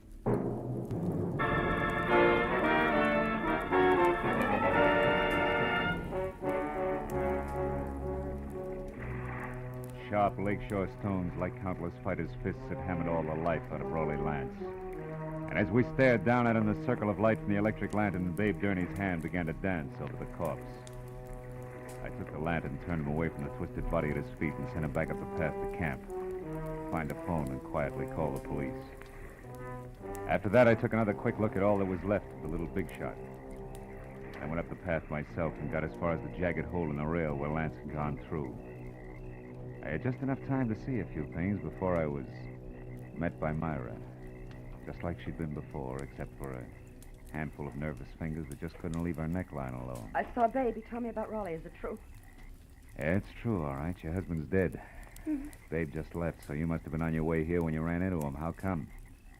I had a date to meet my husband. For a chat. Why here? He didn't strike me as being the romantic type. He wasn't. Neither was he the type to talk where he could be overheard. Especially when he was cornered. What do you mean? I put Raleigh's back against the wall tonight. I finally got hold of a way to make that inflated ego turn loose, his favorite trinket. Meaning you? Yes. Marlowe, about an hour ago, I found out that Raleigh was crooked. Fixed fights? Yeah. When I left you, I went to our cabin for a drink. But the liquor was all gone. Lance kept spare bottles in the back of his closet, so I went to look. Found what? A briefcase. It wasn't Raleigh's, so I opened it. There was $35,000 in it. And a note congratulating him on his coaching of Steve Rocca. Rocca was drugged in that last fight, Marlowe. Raleigh sold him out, and I can prove it. Oh. That's what you two were going to hash out over here, huh? The price of your silence, which was divorce. And no strings. He told me he wanted to think, then he was going to give me his answer, but now... It's all unnecessary. You're so right. Myra, come here. I want to show you something. See? Here on the ground. What do you...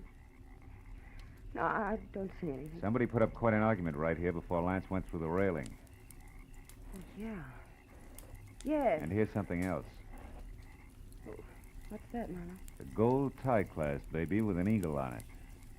Danny? Yeah, Danny Eagle. This changes things plenty, huh? Danny?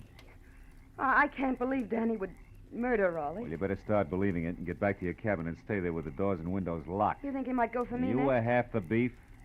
Now that he's gone this far, chances are good he's got something nice thought up for you, too. Unless I'm making the king-size mistake and you and Danny turn out to be a team. Are you crazy? It could figure both ways, baby. So I'll keep it in mind until I get something more to do with it. Meanwhile, like I said, take care of yourself. I dropped the tie clasp into my pocket and then started looking for its owner, who could be number one candidate for a noose. I decided to try Danny's cabin first, but when I got there, it was dark, with everything just as I'd left it. Until I turned to go. Someone was framed in the doorway. It was the gentleman farmer and novice fight fan, Jess Weatherwax. You looking for something special, are you, Mr. Marlowe? As a matter of fact, I am. I figured you would be, what with being a reporter, because I know there's been some kind of a ruckus here tonight. How did you know there was trouble here? Well, I happened to be passing by a certain phone a few minutes ago, and I heard that trainer, Babe Durney, calling the police. Oh. Okay, as long as you know that much, you may as well know the rest. Somebody shoved the boss of this place out through a railing into 100 feet of thin air. He's dead. Well, Lance murdered? By one of his own men? Oh, no, I don't believe it. He's a good manager. His boys loved him, every one of them. You should be so loved, especially by a guy like Danny. Danny Eagle? None other. And that's only half of it. Your good manager, Mr. Lance, was a fight fixer. One who'd even drug his own stable to be sure to lose. He was as crooked as a hyena's back leg. He prearranged boxing fights? That's putting it mildly. His own wife, Myra, pinned that on him just tonight. She didn't go into detail. She didn't have to. She had enough proof to make it stick because she was getting a divorce on the strength of it. Oh, I find it mighty hard to believe all this, Mr. Marlowe. It is something else. I'm not a reporter. I'm a private detective. You're a private detective? Yeah, called in by Babe Durney because he was worried. Now I am. Anyway, here's what I'm getting at. If you're really sincere about liking your violence according to Marquis of Queensberry rules, you can do me a big favor. What can I do? Keep an eye on Myra Lance for me. Yes. I left her in the cottage. Dan Eagle may be only half finished with what he started. I'll do my best. You can count on that, sir. Okay, I'm going up to the office at the lodge now and find out if anyone saw Danny leave the grounds. I'll see you.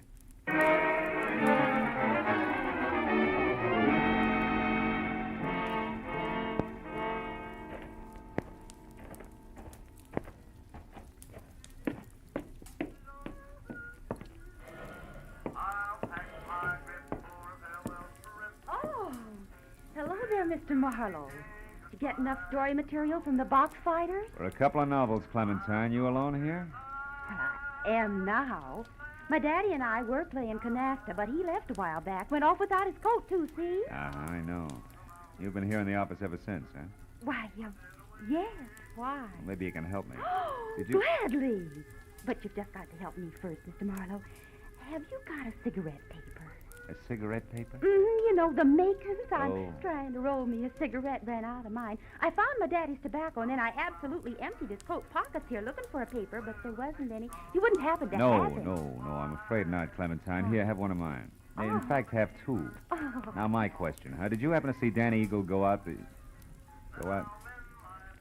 Out the what, Mr. Marlowe? Huh? Oh, never mind. Listen, Clementine, did this thing come out of your daddy's coat pocket, too? That old ticket stub? Yeah. Out of that little pocket in the big one on the right side, it was... Well, Mr. Marlowe, what's wrong? I don't know. But I better find out right now. As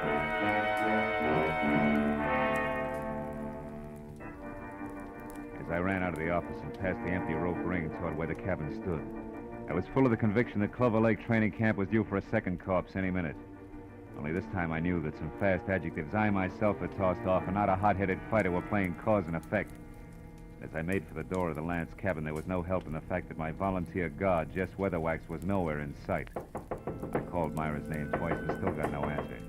So I stepped back to go to work on the door with my shoulder when the lock turned from inside. What is it, Marlowe? What are you doing here? At the moment, Myra, baby, I'm counting lucky stars, the kind that kept you hale and hearty in spite of me and my big mouth.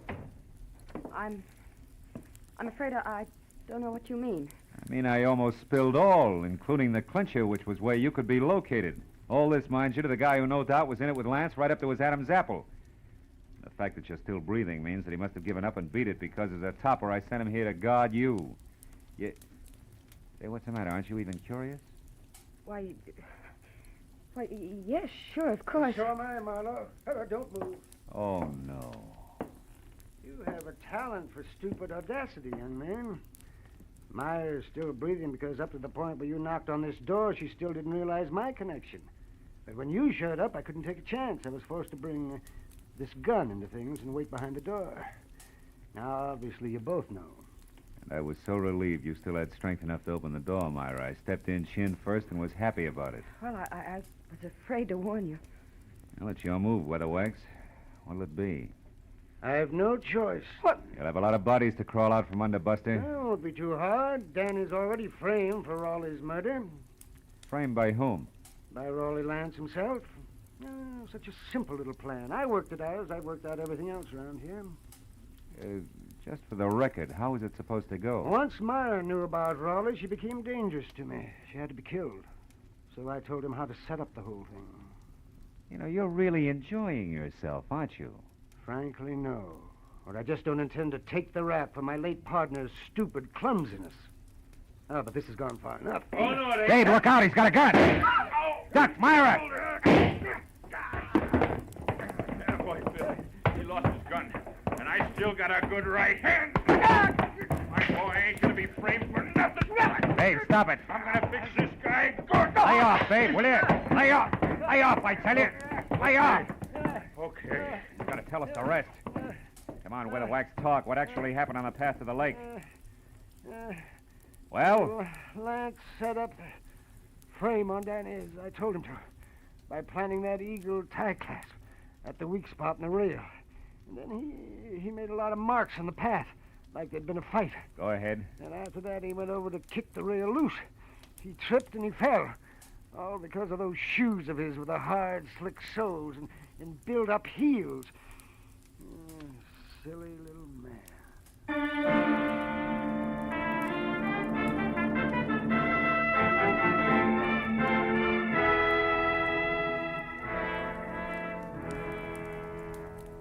Well, it wasn't long until the boys from the sheriff's office arrived with a good doctor, a lot of open notebooks, and an endless supply of questions. But finally, all the pieces were fitted together. Very surprised Danny Eagle, who had done a lot of thinking, was back from a second long walk. And the whole thing had boiled down to me alone at the bedside of a heavy-jawed trainer, who had a happy look on his ugly puss for the first time that night. My boy's gonna be champ now, Marlowe. Thanks to you. Oh, thanks to you, babe. We were almost down for the count when you showed up. Hey, how's the shoulder? That's nothing. Hey, look, tell me something.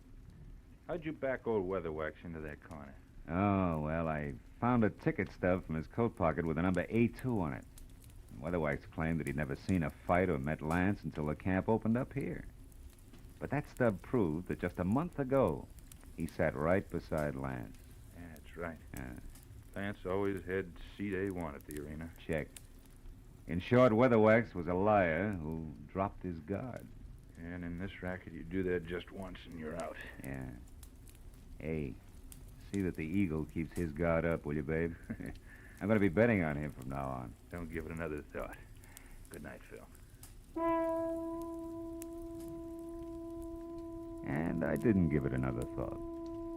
Neither did I think about an arrogant little guy whose phony heels and twisted mind had dumped him into his own trap. Or about a fat gambler who traded in perverted victories and rotten, hopeless defeats. Instead, I thought about the sun coming up over the hills. And a nice big platter with a ham omelet on it. And then a good, solid 8 hours sleep. Nothing else. You know, sometimes I think I have no soul.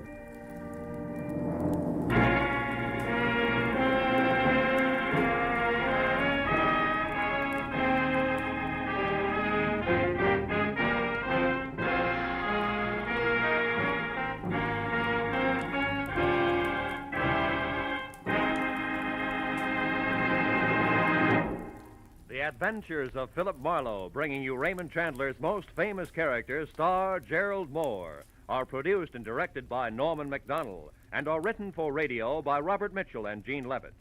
Gerald Moore can currently be seen starring in Republic's The Blonde Bandit. Featured in our cast tonight were Joan Banks, Barney Phillips, Wilms Herbert, Howard McNear, Elliott Reed, Frank Gerstle, and Ann Morrison. The special music is composed and conducted by Richard Arant. Be sure and be with us again next week when Philip Marlowe says... This time a nervous breakdown in a driving rain. A cape with a high collar. and a tiny sliver of glass led me from the ballet and a beautiful dancer to the edge of a cliff and death.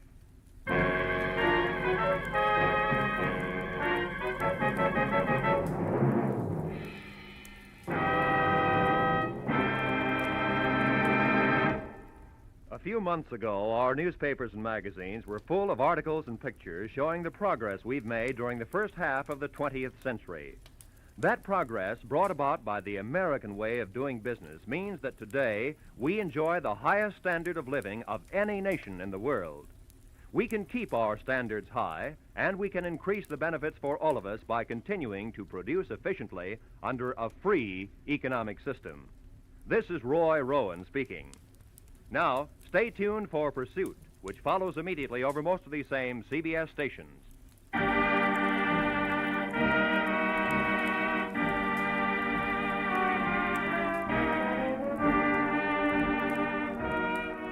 This is CBS, where Burns and Allen are heard every Wednesday night, the Columbia Broadcasting System.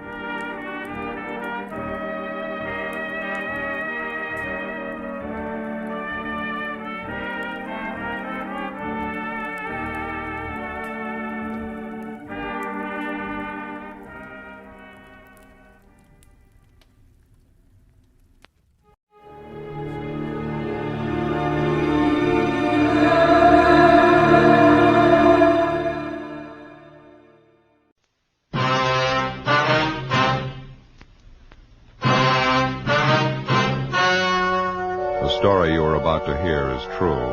Only the names have been changed to protect the innocent.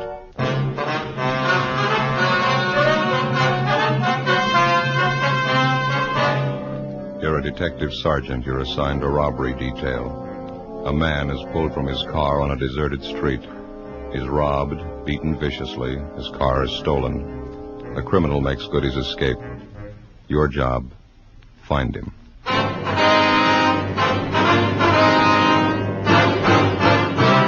Dragnet, the documented drama of an actual crime. For the next 30 minutes, in cooperation with the Los Angeles Police Department, you will travel step by step on the side of the law through an actual case transcribed from official police files. From beginning to end, from crime to punishment, Dragnet is the story of your police force in action. It was Monday, July 9th. It was warm in Los Angeles. We were working the day watch out of robbery detail. My partner's Ben Romero. The boss is Thad Brown, chief of detectives. My name's Friday. It was 9:55 a.m. when we got to the Stacy Hollywood department store. Personnel department.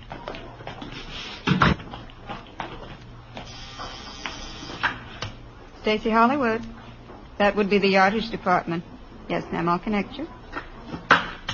Yes, sir, can I help you? Police officer. Yes, sir. I'd like to speak to one of your employees, Harvey Kimbrough. Just a moment, I'll page him for you.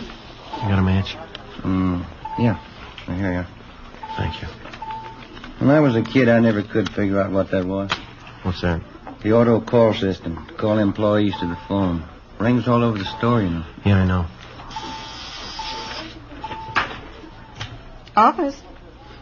Yes, Mr. Kimbrough, there are 2 policemen waiting to see you on the 10th floor. All right. That was Mr. Kimbrough. He's on his way up. Thank you very much. Did I give you the crime report on this thing? No, I think you kept it, didn't you? Let's see. Stacy Hollywood. Oh, yeah. Yeah, here it is. Just a moment. Oh, say. Oh, wasn't it? What do you got there? They call them Pepto Pals. They're good. Try one. Well, what are they for? They coat the stomach. For stomach aches, you know, they're good. Well, I haven't got a stomach ache. Oh. These gentlemen here, Stella? Yes, that's right. Are you Harvey Kimbrough? Yes, sir, that's right.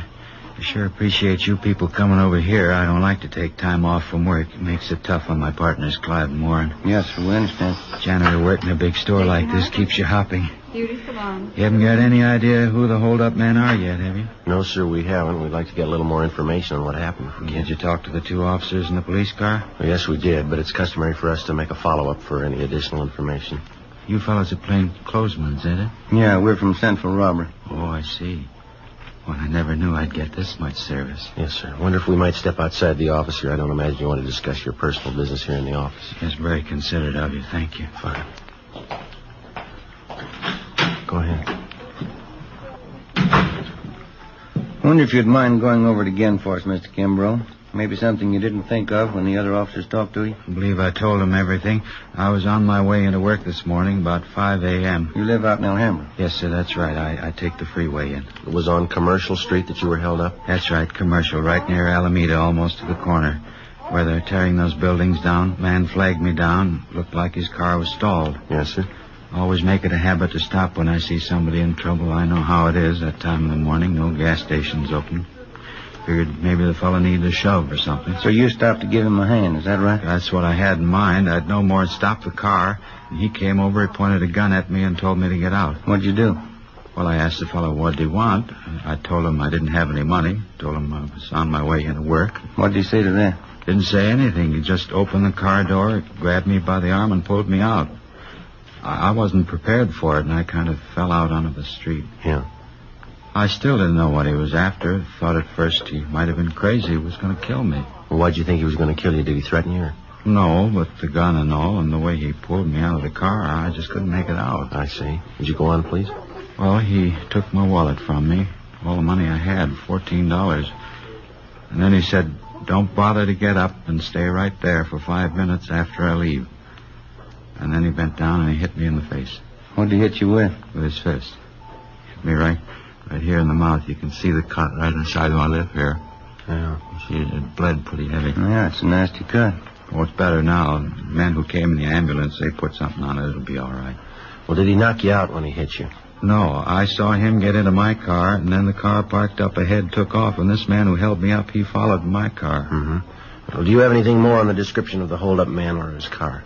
No, I think I told the other officers everything I could remember. Would you recognize the man if you saw him again, Mr. Kimbrough? Yes, sir, I think I would. Well, your car is a blue 1948 Dodge sedan, right rear fender damage. Is that correct? Yes, sir. Any other identifying marks at all? No, sir, that's about the size of it. And the other car looked to you like a late model Chevrolet, is that right? 49 or 50 anyway, two-tone green. Yes, sir, that's what we have. Did you see the license number on that? No, sir, I didn't. This witness who's listed here, Mr. Sidney Ferguson? That was the fellow that stopped and picked me up, brought me into work. Did you talk to him yet? He might be able to help. Well, we're going to see him as soon as we leave you. 800 block on Satakoy. Yes, sir, that's right. Sure hope you get that thief. My car, too. Awful hard to get around Los Angeles without a car. We'll do our best. I was just wondering, Mr. Kimbrough. Yes, sir, what's that? Well, you say that when the man hit you, he didn't knock you out. You weren't unconscious? No, sir, I was not. Well, did you try to locate a phone, call for help? I didn't have to. This Mr. Ferguson pulled up and stopped right away, and then the officers came. Besides, I figured I'd better do what I was told. How's that? I was afraid. I was going to wait 5 minutes. Ben and I left the department store, picked up our car in the parking lot next door, and drove out to the San Fernando Valley, the 800 block on Satakoy Avenue. Citizen's home was better than 1 mile south. Round back! Through the gate there, down the driveway. This way, I guess, huh? Yeah.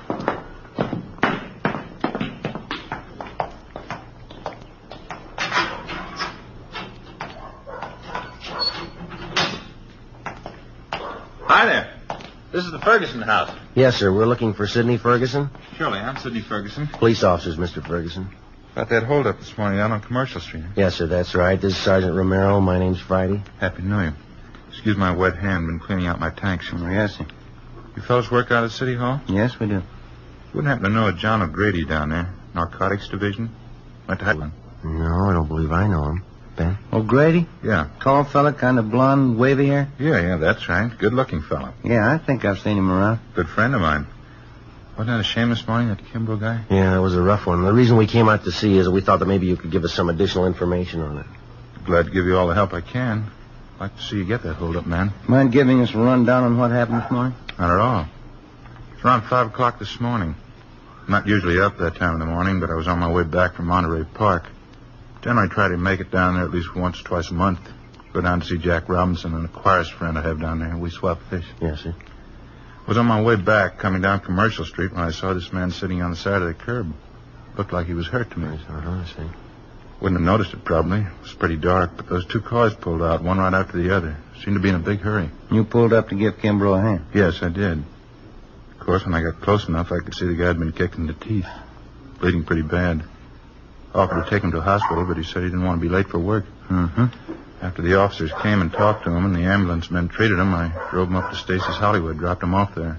That's where he works, you know. Yeah. Well, the report says here that you got the license number of the getaway car, but you couldn't find the paper that you'd written it on when the officers interviewed you, then. Yes, I did, and that doesn't beat them all. What's that? Well, I had the piece of paper a few minutes before the officers got there. Guess I was more rattled than the Kimbrough fella. When I got home here this morning, there was a slip of paper right on the floor of my car. A little bit of a break, isn't it? Yes, sir, it is. I wonder if we could have it. You bet you can. Let's step inside. Fine, thank you. Don't mind the fish, officers. It's my hobby, tropical fish. Oh, sure got a lot of them. Yeah. Let's see. Now, where did I put that piece of paper? I really wrote it down, believe me. I just misplaced it someplace here. I'm trying to get rid of some of the algae off the glass of the tanks. Joe, look at these. You ever seen anything prettier in your life? Yeah. Those are what they call clownfish, saltwater fish. Mm-hmm. Do you keep all tropical fish in salt water? Oh, no. Most of them are freshwater. That is, ones that breed good in captivity. Where do you get all these fish? You catch them? Oh, no. A place called Aquarium Stock Company out on Beverly. Uh-huh. Look there, Joe. Down the corner. See him over there? Yeah. That's a seahorse, Joe. Yeah, that's right. They're also kept in salt water. Sure is interesting, huh, Joe? Yeah. How'd you fellas really like to see something you haven't seen before? What's that? Look in this tank here. Hoplochromos multicolor. That's a scientific name, commonly known as the Egyptian mouth breeder. Is that a fact? It's a little female there. She's one of the most sacrificing mothers in aquarium history. One of the strangest, too. How's that? Well, she lays her eggs in a small depression in the sand down there at the bottom of the tank. Well, how many eggs would that be? Usually 80 to 90. Now, here's the strange part. As the eggs are fertilized, she scoops them up in her mouth. She eats them? Oh, no. They remain in her mouth while they hatch. Well, how long does that take? Over 14 days. Well, how does she eat? That's just it. She doesn't. She doesn't touch food in any form for this 2-week period. Seems to just waste away. And what happens then? Finally, the eggs hatch after 14 days, and the little fry comes swimming out of the mother's mouth. Yeah. And while the fry are growing up, first, you know, you can hardly see them. They're so tiny. While they're growing up, if anything frightens them, quick as a flash, they're back in the mother's mouth. Well, that's certainly amazing. Joe? Yeah. Hoplochromos multicolor, commonly known as the Egyptian mouth breeder. Is that as big as they ever get? Yes, sir. 1 inch to 1.5 inches. It's hard to believe. The bedders are almost as strange. The male builds a bubble nest on the surface of the water. That's these in this tank. Oh, here's that paper. Hmm? The one I wrote the license number on. Oh, that's fine. I wonder if I could see that, please. Here you are. Thank you. You pretty sure of this number, Mr. Ferguson? Yes, I am. I got a good look at it. Well, thank you much, sir. Yeah, thank you. Not at all. Wish you could come over and spend a little time. You seem kind of interested in tropical fish. Yeah, well, maybe I'll do that sometime. Bye. Bye. Sir. Thanks very much. That's a good break if this license number checks out, huh? Yeah. That Ferguson's a nice fella. Yeah. Say, Sergeant Romero. Yes, sir? You almost forgot. I meant to ask you. What's that? About 5 weeks from now. Yeah? How'd you like a nice pair of baby Egyptian mouth breeders?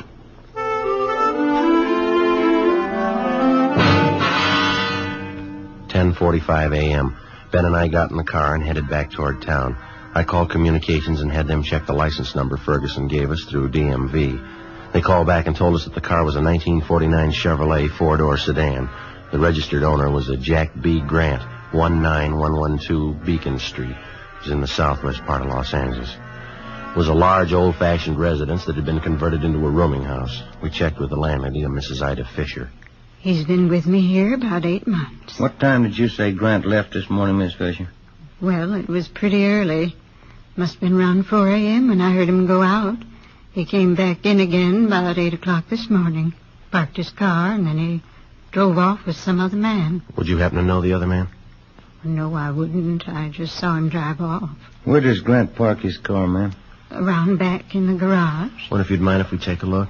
I know, that's all right. You just go right around the back there down the drive. Thank you very much, ma'am. Now, there's 2 cars parked in there. The black Ford belongs to Mr. Spencer. Yes, ma'am. Thank you. And the 19 and 49 Chevrolet, that's Mr. Grant's. We checked the car and the license number.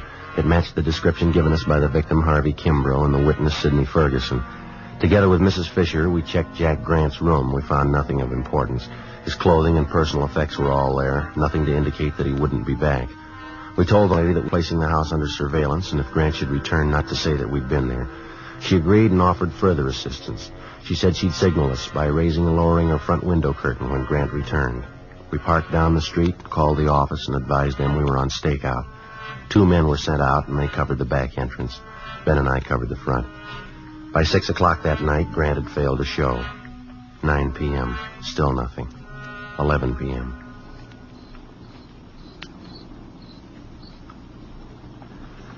What time did they say that relief team was coming out?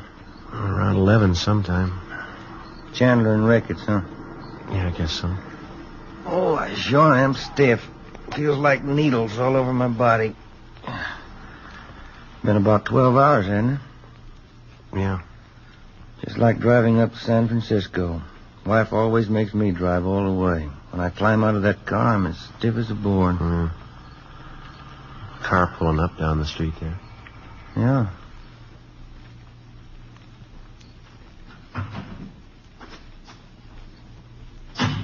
Mm-hmm. That's Ricketts.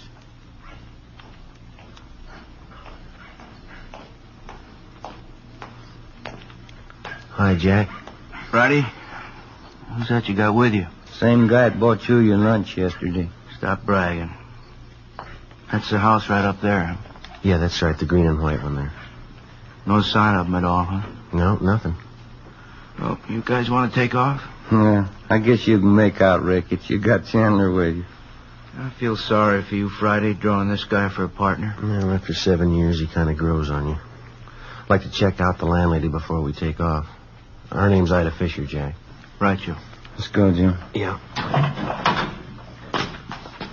See you later, Jack. Say hello to Chandler. Right, Ben. That Ricketts. Sure is a rib staker. Yeah. Front room lights are still on. Guess she's sweating it out with it. Yes? Who's it? Police officers, Miss Fisher. Who? Sergeant Friday. Oh, yes. Sorry to bother you again, Well, ma'am. that's all right. I just couldn't see who it was, and the porch lights burned out. Yes, ma'am. Mr. Grant? I want to light up his room. I don't see why he hasn't come in. Look out, Mom! Mr. Grant, moving! Mr. Grant! Ricketts, it's Grant! Out back! All right? Done. He made me hide him. Lady, will you call an ambulance? Hurry. Joe. He's not dead, is he? Lady, get the ambulance, please.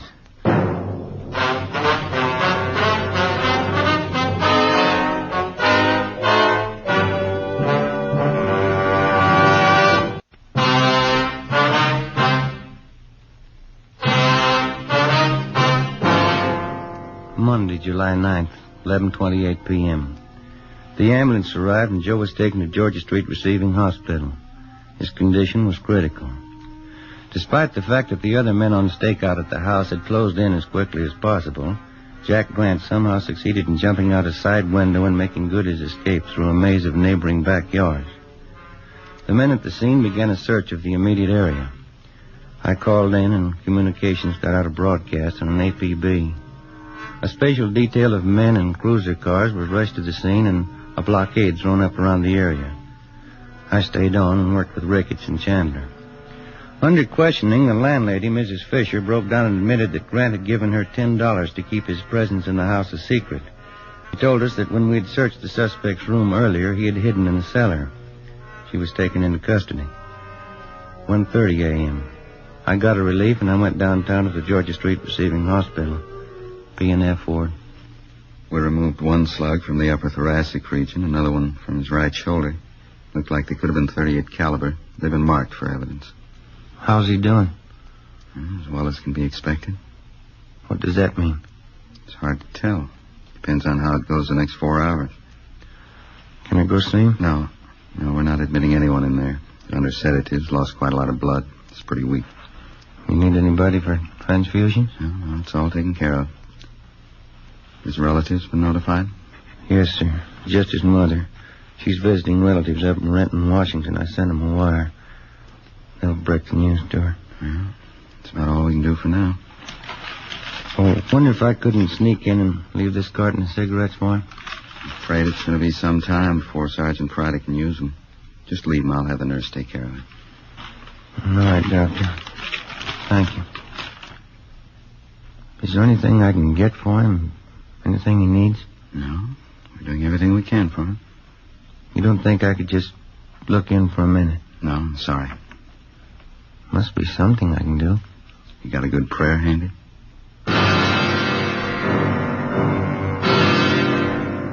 2 a.m. I left Georgia Street Receiving Hospital and drove back to the scene of the shooting. The search for the suspect, Jack Grant, was still going on. The neighborhood was checked and rechecked. Everything possible was done to find the man who had shot down Sergeant Joe Friday. It's been said that a police department goes all out, doubles its efforts to run down a criminal who attacks a police officer. It's true, but most people aren't aware of the reason. Certain elements you to believe that the police officer places the safety of his fellow officers above that of the citizen. This isn't true.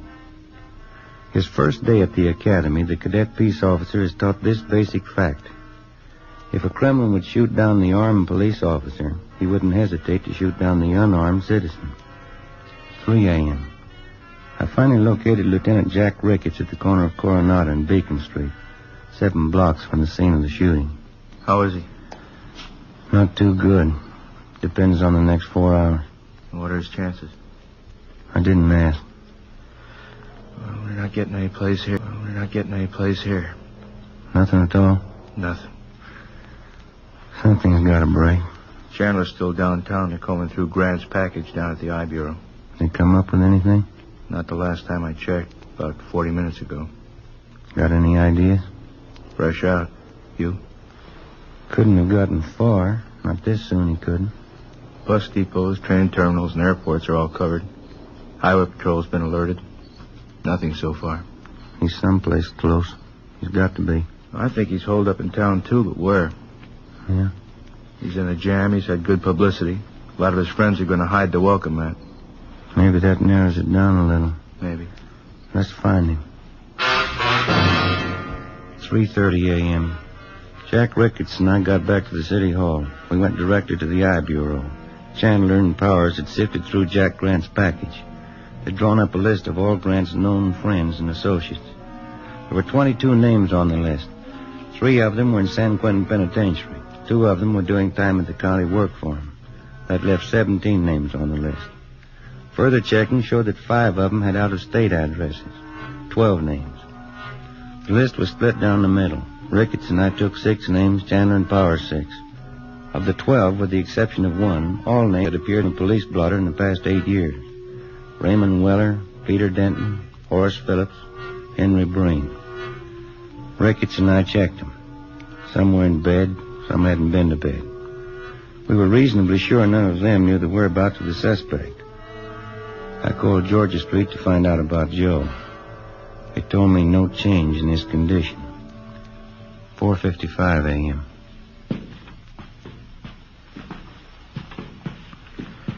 After this one, we get a quick bite to eat, huh? You don't look so good. I'm not hungry. What's this one's name? Anthony Baxter, room 23. This is it.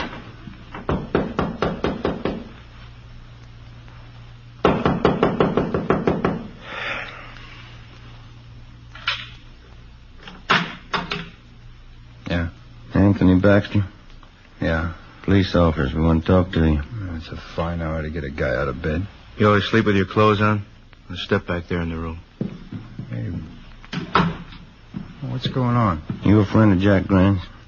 Why? Do you know Jack Grant? Why? Jack Grant's a friend of yours? I'm not going to tell you anything till I know why. You want to talk here or downtown? I got a right to know what it's all about. Get your hat and coat. You just want to know if I know Jackie Grant, is that all? You want to get that coat and hat? I know Grant. Where is he? I don't want to get mixed up in anything. You're mixed up in it already. You know him. You know, that's the trouble with you guys. Guy tries to walk the straight and narrow, and you guys come around and try and push him into a corner. Where's Grant? Look, I've been in jail, and I did my time. You haven't got anything on me. Baxter, let's get this straight. We're not after you. We're after Grant. We didn't come here to push you around. We don't want you to push us around. And where is he? I'm going to tell you something. I don't like being talked to this way, and I'm not going to stand for it. I got certain rights, and I'm going to stand on them. No, you listen to me. A friend of mine's lying in the hospital because of your pal Jack Grant. He put 2 bullets in him. Now I'm tired, and I'm out of since where is he? Where is he? All right, Ben, it's all right. It's the last time around, Baxter. Tell us where Grant is and we go downtown. Come on, quick. Hotel Filbert, room 605.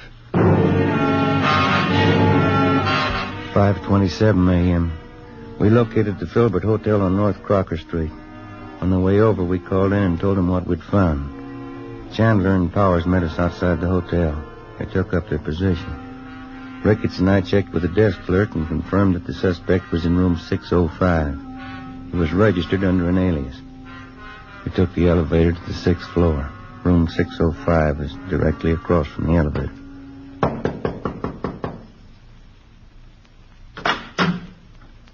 What is it? Police officer. Watch your pants. Now keep your hand out of that pocket, Grant. I wouldn't want to shoot you.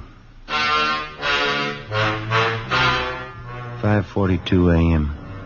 Ricketts and Chandler took the suspect into custody. It was 6:03 a.m. when I got to Georgia Street Receiving Hospital, P&F ward. Sergeant? How is he? You can go in. Don't stay too long. Thanks.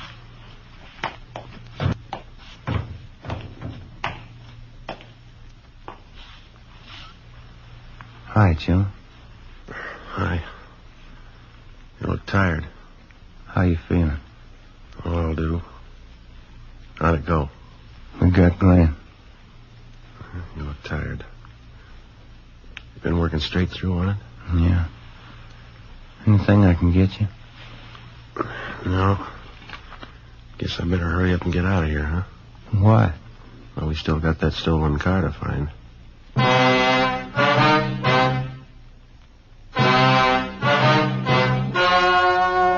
Story you just heard was true. Only the names were changed to protect the innocent. On November 7th, trial was held in Superior Court, Department 89, City and County of Los Angeles, State of California. In a moment, the results of that trial.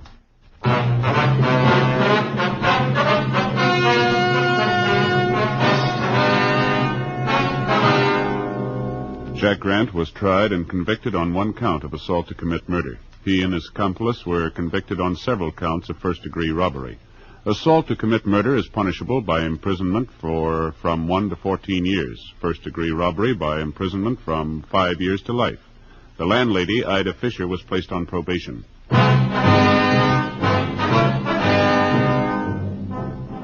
You have just heard Dragnet, a series of authentic cases from official files. Technical advice comes from the...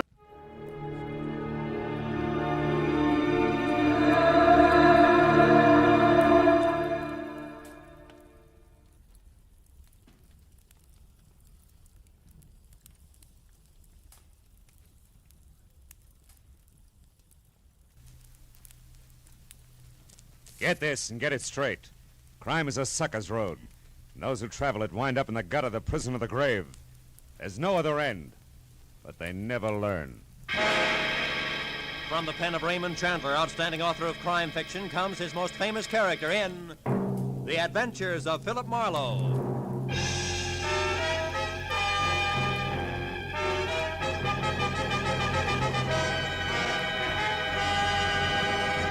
Now, with Gerald Moore, starred as Philip Marlowe, we bring you tonight's story, The Big Book.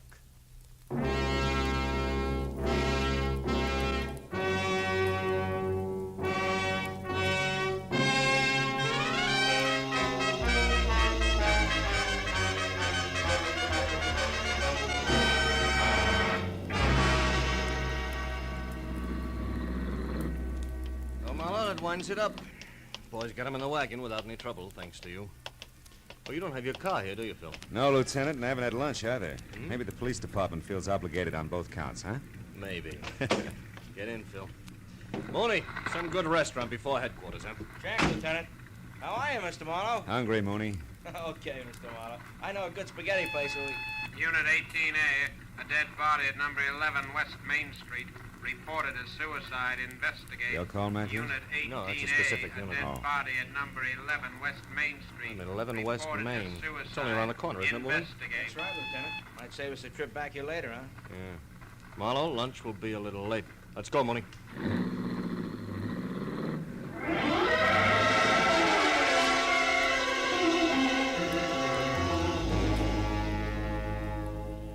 At number 11 West Main Street, a Skid Row rooming house, a middle-aged woman who had been in the ground floor rear apartment was now dead of a bullet that had passed directly through her heart.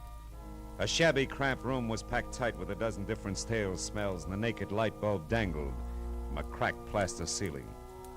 The dead woman lay in the middle of the floor. She looked about 45, had gray-black hair, and wore a cheap cotton dress under a faded, moth-eaten man's sweater. Up to there, she belonged to the backdrop. But beyond that, someplace in the deeply etched beauty of her face, the studied neatness of her hairdo, there was something vague and disturbing that made the whole picture slightly lopsided, like a cheerful tie on an undertaker. 10 minutes later, when I was out in the hall listening to Mooney run down the routine facts for Lieutenant Matthews, that something was still with me, bothering me, the way a half-remembered dream does when you're shaving the next morning. Yeah, lived here 5 years now. Came from the east, and according to the landlord, has no close friends or relatives in the city. Also, the bullet was fired at point-blank range. Uh-huh. Anything on the gun that was next to her? Not yet, Lieutenant. It was her fingerprints only. Looks like it's strictly pawn shop stuff. Serial numbers filed off, cheap make, etc. Yeah. Deputy coroner says she died about 10 or 10:30 this morning. Yeah. Along about that same time, the landlord says he saw a flashy black car parked in the alley outside, where people never park. Spiffy convertible. Was gone after he heard the shot, he thinks. Did you get the license number, Mooney? No, Mr. Marlowe, he got nothing. Oh. All we have on it so far is a fresh tire tread in the mud. It's a 750-15, pretty good shape. Uh-huh. And that is it, huh? Just about. The landlord thinks that the deceased was an actress way back from little remarks she made. That's about all. I still got one neighbor to check, though. Okay, Mooney. Let me know. Right, Lieutenant. Now, Marlowe, looks like I have to stand you up on that lunch date. Sorry. I'm not so hungry anymore. I'll see you around, Matthews. On the way out, I told myself 3 things. One, aside from the fact that we belonged to the same fraternity laughingly called mankind, Jane Temple was nothing to me. 2, a lot of beautiful girls turn out to be beautiful women. And 3, if the black convertible meant anything at all, the police would figure it out by themselves. They came well equipped for the job. Well, by the time I was out on the street and the sharp autumn air had chopped away the stale smells of the dead woman's apartment, I was beginning to forget the name Jane Temple entirely. I might have kept going that way if he hadn't appeared just then. Hey, Huh? mister, over here, quick. Mister, you're not a policeman. You're a reporter for the newspaper, no? What makes you say that? Well, I see you go in there with the police, the plainclothes detective man, and nobody salute to you. The ones in uniform, I mean. So maybe you're a reporter, huh? Maybe. Why? Well, I can tell you here. Come to my shop in 15 minutes. I don't want people to see us together now. Come to the shoemaker place across the street and down the stairs. Andrew Nodell. Yeah, but why, Mr. Nodella? What do you want a reporter for? What's it about? The fine lady who just died, Mrs. Jane Temple. Goodbye, mister.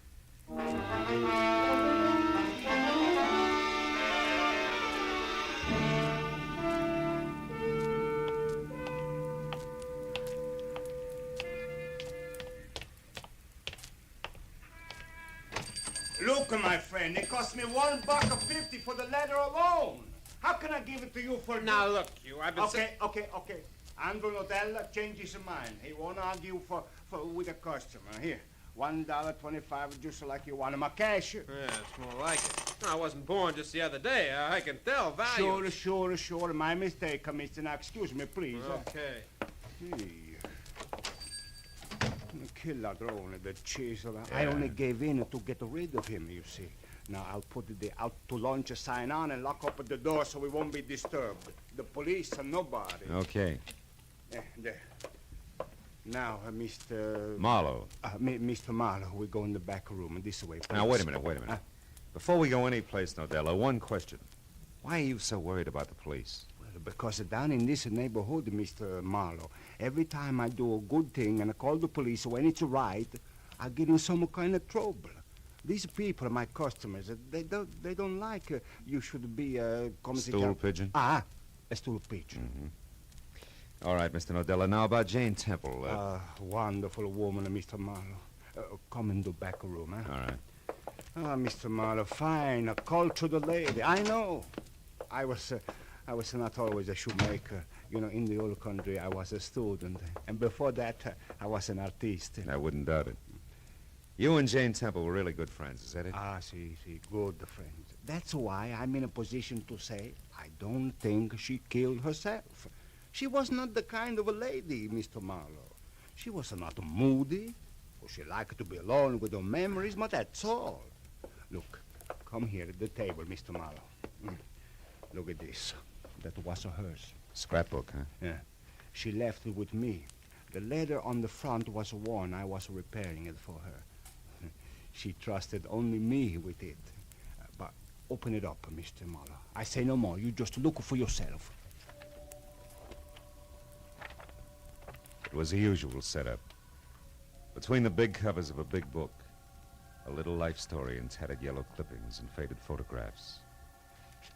25 years ago, Jane Temple had been exquisite.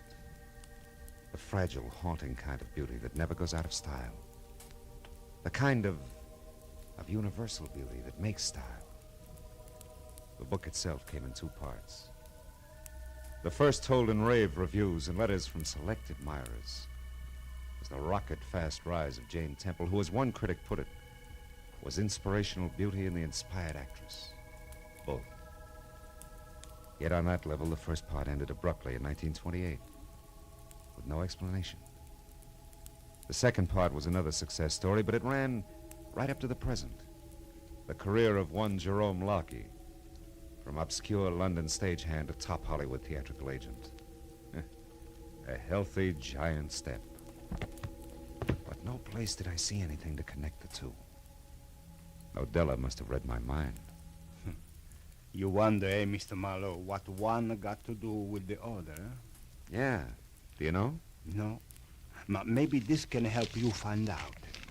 It's another clipping that was not pasted in the book. Where'd it come from? Inside the back cover. I was only to repair the front, Mr. Marlowe. But as a surprise for Miss Temple, I went ahead to do it all, see. I found this clipping hidden in the lining of the back cover. It tells of a man named John Gordon being sent to jail in London, England in 1928 for embezzlement of a theater's money. There's a picture of him, Mr. Marlowe. Yeah, so Hey, this John Gordon Jerome is... Locke, see? Yeah. The big agent man, Mr. Marlowe. There's still one more thing. Last night, I surprised somebody, a thief, in this shop, and when I scared him away, he was looking at this book, but nothing else was touched. You didn't tell anybody about it? No. I was going to tell Mr. Temple, but, well, Mr. Marlowe, everything I say to you, everything I show you here, am I crazy or does it mean only one thing? Jerome Locke killed the wonderful Mr. Temple to keep a secret. Well, it's possible. But also, Nodella, Miss Temple may not be so wonderful at that. You know, people don't kill to keep secrets. They kill to keep secrets from getting out. That's called blackmail. No, Mr. Marlowe, not to Mr. Temple. I don't believe that. And I don't believe that you do either. I don't want to. Well, I'll see what I can find out. Mr. Marlowe, you tell me before you tell your paper. Mr. Nodella, I don't have a paper, just curiosity. I'm a private detective, not a reporter, and the initial mistake was yours, not mine. So don't get mad about it. What? A private detective? Mr. Marlowe, who you working for? Right now, Mr. Nodella? I'd say the late Jane Temple. Goodbye.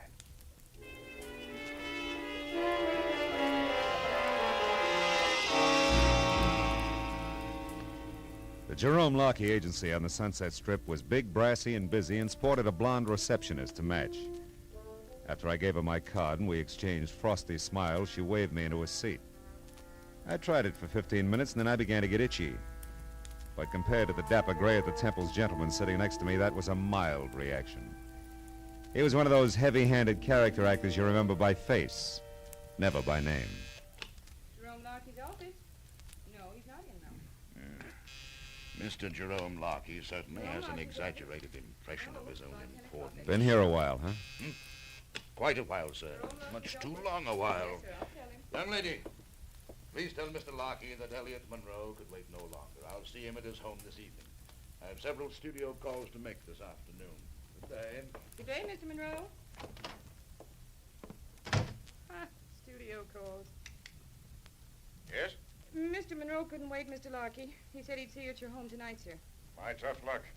Anyone else, Madge? Only that New York call, sir. I'm still trying to get it. I'll put it right through the moment it comes in. Oh, yes. A Mr. Philip Marlowe, a private investigator. A private investigator? Is it important? I think so, Mr. Lockie. It's as important as Jane Temple. Jane? What about Jane Temple? She's dead, Mr. Lockie. A bullet through her heart. Madge. Yes, sir. Bring Mr. Marlowe right in. Yes, sir. Right this way, Mr. Marlowe. Thank you.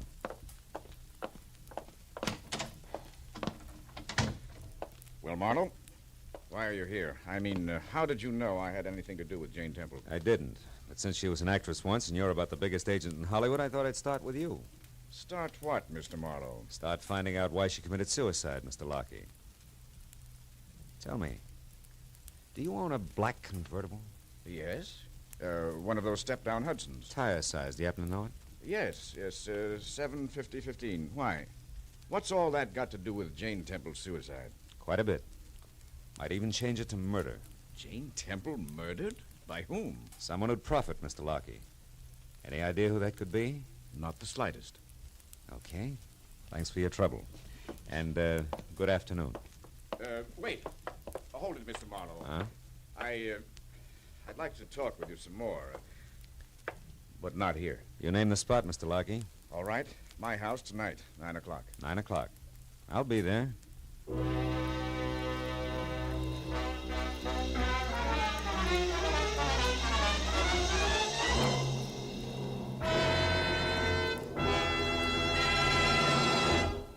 In just a moment, the second act of Philip Marlowe. But first, our armed forces are mighty busy these days. They're conducting the United Nations police action in Korea. They're patrolling the occupied countries. They're standing ready for national defense. And at the same time, they're doing important scientific research.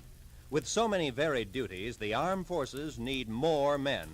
Men with brains and ability who can be trained as highly efficient specialists. Men who want to be the leaders of tomorrow. Inquire at your nearest recruiting office about the opportunities open to you in America's armed forces, the world's greatest power for peace. Now with our star, Gerald Moore, the second act of Philip Marlowe, and tonight's story, The Big Book.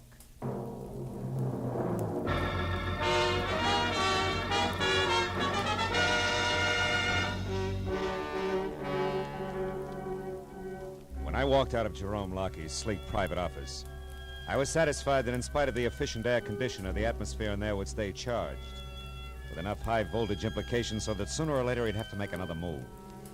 Outside, it was dark. I drove back downtown and finally located Lieutenant Matthews at a lunch counter, wrapping up the short end of a quick blue plate special. My story didn't affect his appetite a bit. Have a piece of pie, Marlowe. The cherry is great. Matthews, I've been trying to tell and you I've been that listening, Phil, to all of it. All of it, from that crackpot shoemaker to a leather-bound scrapbook, right on up to a weird-looking Jerome Lockie's kiss. And now what do you want me to do, get an ulcer? Matthews, maybe Jane Temple didn't kill herself. Maybe she was murdered. Go on. Now, look, there was an old clipping and some pictures in that scrapbook that identified our Jerome Lockie as one John Gordon, who did time a few years ago for embezzlement, which, if revealed, would ruin the great Jerome Lockie of today. Now, look, it looks like... Oh, nuts. What's the matter? What's the matter? Look, Marlowe, I haven't been to bed for 24 hours. I'm dog-tired. I thought I finally got a break. A clean-cut case of obvious suicide. A nice old doll, disillusioned, broke, did herself in. Too bad, yeah, but just that simple. So what happens? You run into some jerk of a shoemaker with an imagination, and now it's all mixed up with ex-cons, blackmails, and murder. It's not my fault. I didn't do it, you know. I'm sorry, Phil. All right. A little fed up, I guess. Oh, nothing that a week or so of hearing wind in pine trees wouldn't cure. So you went out to see Lockie, huh? Uh-huh. Where'd you leave it? Hanging in midair. Made a date with him for later tonight at his house. You think you did it? Who knows? I saved my Sunday punch, his real name being Gordon, that is. Maybe when I spring that, it'll jar something loose, huh? Maybe. Oh, by the way, did you meet Mrs. Lockie? Not yet. Why? Nothing in particular. Good-looking blonde I saw once in the Beverly Hills station. Some beef about a collision. She impressed me as being a pretty tough fighter in the clinches, that's all. Just a thought. Yeah, finish your pie, Matthews. Yeah. You want to follow this through on your own, Phil? Yeah, if you don't mind. You see, I've gone this far, and, well, there was something about Jane Temple that, I don't know, it showed. Even down there in that dump. Yeah. That's what I mean, Phil. I gotta get out under the pine trees for a spell soon. Keep me posted, huh?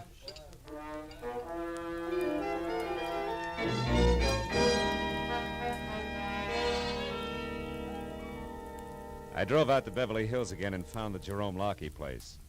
It was a close-to-the-ground model that at first glance looked like a cozy little cottage. Second glance, however, showed the other two wings, 15 or 20 ultra-modern rooms that rambled over 2 acres of gently rolling real estate. The door was answered by a close-cropped blonde and tailored black, who already today had the tapered, taut look of tomorrow. Yes? I'm Philip Marlowe. Is Mr. Lockey here? Oh, yes. Come in, Mr. Marlowe. I'm Vivian, Jerry's wife. Oh? Jerry's expecting you. He'll be right out. He asked me to look after you for a few minutes. Do you mind? On the contrary. I was in the middle of a whiskey and water. Johnny Walker. Like one? Thanks. Too bad about Jerry's old friend, Jane Temple, huh? Yes. Yes, it was a perfectly horrible thing. Jerry's very upset about it, you know. It must be awful to fall so far. Yeah. The top is awful high. Did you know her? Only by reputation. What do you suppose happens to a person like that? I mean, you'd think they'd try to climb back out of the squalor. Yeah, you'd think so. Like, Jerry did. That's right. He deserves a lot of credit. Things must have been tough after he got out. Yes. Yes, they were. Why, when he got out of the production end of show business, he was flat broke. He lost a fortune that way. He's told me about it, how he had to start all over again from the bottom. So I understand. Here's your drink, Mr. Marlowe. Oh, thanks, Vivian. Thanks a lot. You know, Mr. Marlowe, it really is a long, hard struggle to make it up from the bottom, especially a second time. The third time, it might be impossible, don't you think? Yeah. And when you're up there, the fight's even rougher, isn't it? Yes. Yes, it is. Sometimes a person would... Oh, looks like you have another visitor. What? Coming up the walk outside. Oh, that's Elliot Monroe. He's always popping in here at odd times, usually to borrow something. He may want anything from a clean shirt to a cup of vinegar. We never know. Well, this time he wants to see your husband. I ran into him at the office this afternoon, heard him say so. Oh, really? Yeah, so I'll make my business with Jerry as short and as to the point as possible. Well, that's To the point as possible. very considerate of you, Mr. Marlowe. Excuse me.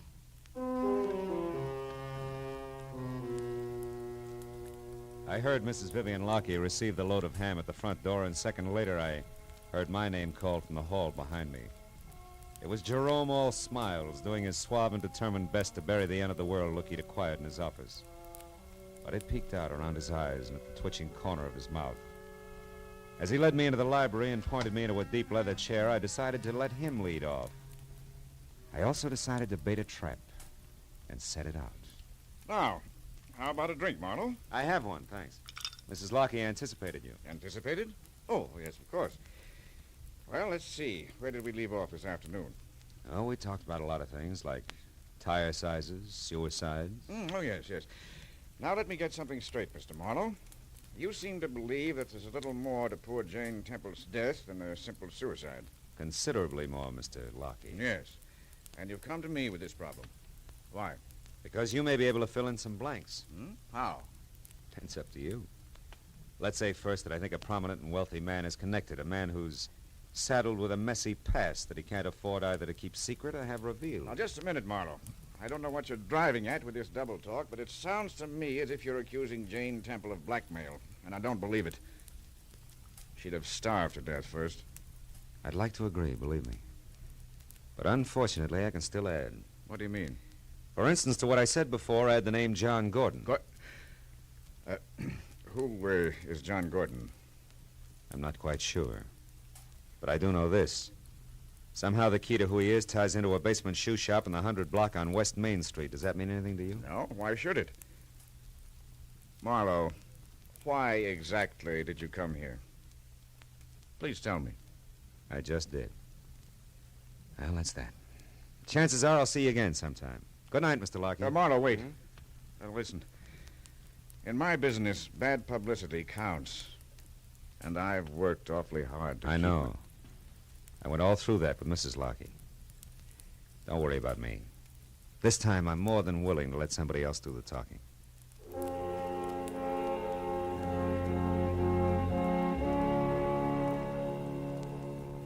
When I walked out on Lockheed for the second time, things still didn't add up right. Something was missing. In the hall, I passed Elliot Monroe hanging onto a glass of scotch like it was a streetcar strap. And at the door, Mrs. Lockheed ushered me out with a frigid, unsmiling nod. I drove slowly all the way to Main Street, and when I was parked and walking toward Nadella's shoe shop, I began to doubt that the trap I'd set was going to catch anything. Until a long black convertible turned the corner behind me. I ducked into a doorway and waited. It was Jerome Lockheed's car, all right. He almost stopped in front of the shoe shop, but suddenly lurched ahead and disappeared around the corner, away from what turned out to be a cop pounding the beat.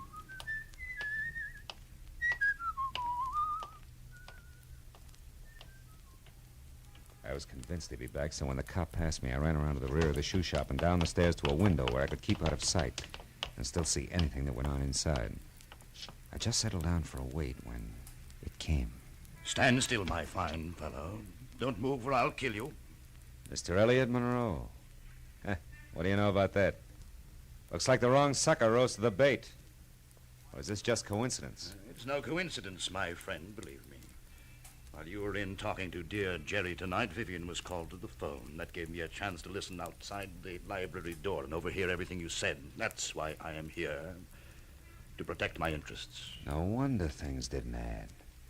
You're the missing link, typecast at that. Keep those hands up. Sure, I couldn't see Jane Temple as a blackmailer, now Jerome Lockheed as a killer, but you're playing both parts. For you, that's a cinch. Aye, but our detective is clever now, isn't he? But just a little late, wouldn't you say? Yeah. No switches in a one-track mind. Yeah, it's my own fault. Have your fun, Monroe. But tell me one thing. How'd you worm your way into this setup? That was a well-kept secret. Not to a man with an experienced eye for drama, my good fellow. It started very simply when I recognized Jane Temple on the street one afternoon and befriended her. Befriended her? Yes. We reminisced about the good old days in the theater and finally went through her scrapbook together. But there was one clipping that she tried desperately to hide in the binding. Oh, the clumsy old fool. So when she sent the book here to be repaired, it was you who broke in and found that clipping, huh? Yes, and read it and put it back before the stupid cobbler discovered me. But I had found the skeleton in the closet and knew that I could make it rattle long, loud, and lucratively. Sure. Jane Temple would do the dirty work, put the bite on Lockheed. It would have been perfect, an ideal escape for both of us from the constant humiliation of poverty. There was nothing of woman left in her. All that remained of the great Jane Temple was dusty yesterday in a book bound in leather. Mr. Marlowe, are you afraid to die? No more than most people? Oh, well, I'm glad you said that. I had to kill you anyway, but at least you understand. He who kills cuts off so many days of fearing death. Then is death a benefit. It's the last benefit you'll ever play.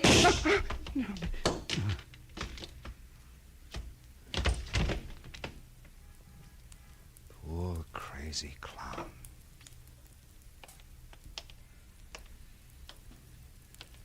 You know all the answers now, don't you, Marlowe? The whole story. Yes, Vivian. All except how you showed up here when you did. I had to. You see, I've always known about Jerry's past. He told me about it before we were married. I knew that was why you came to see him tonight, and when I saw Elliot there listening at the library door, I realized that he must have known, too. When he left the house, I followed him. Got here in time to save my life. To be honest, Marlowe, that was incidental. I got here in time to save my life. I hope. Just the same, I'm going to return the favor when the police get here. You mean you... I mean there are a lot of things that belong in a dead woman's leather-bound book of memories. And no place else. I'm going to do my best to help you and Jerry keep them there. Oh. Thanks, mister.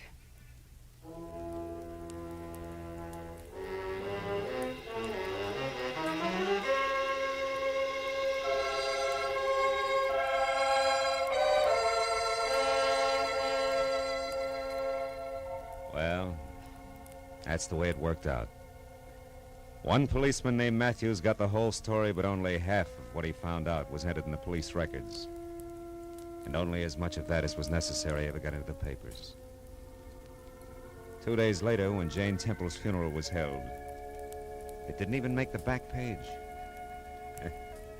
After all, what's news about one Italian cobbler, one private detective, and one hard-boiled agent standing bareheaded before a fresh grave? Even though the cobbler had worked all night, binding a big book in the finest of Morocco leather. Even though the agent with blinking, moist eyes closed that book for the last time. And the private detective laid it in the coffin to be buried with her. Yeah.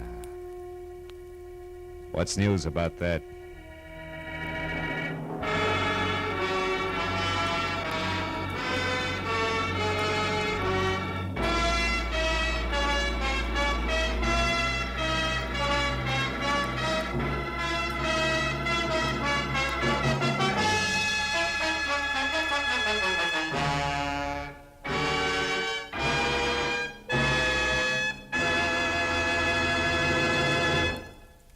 The Adventures of Philip Marlowe, bringing you Raymond Chandler's most famous character, star Gerald Moore, are produced and directed by Norman MacDonald and written for radio by Robert Mitchell and Gene Levitt. Featured in the cast were Jack Crucian, Bud Whittam, Jay Novello, Lynn Allen, John Daner, and Ted Von Eltz.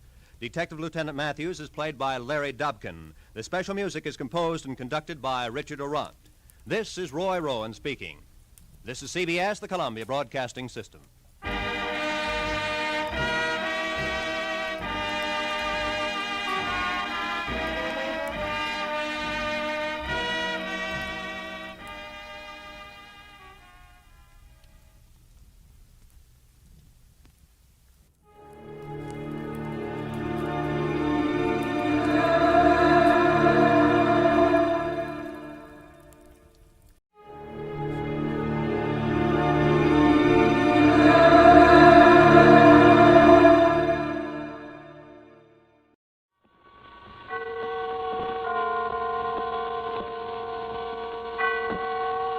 The Columbia Network takes pleasure in bringing you Suspense.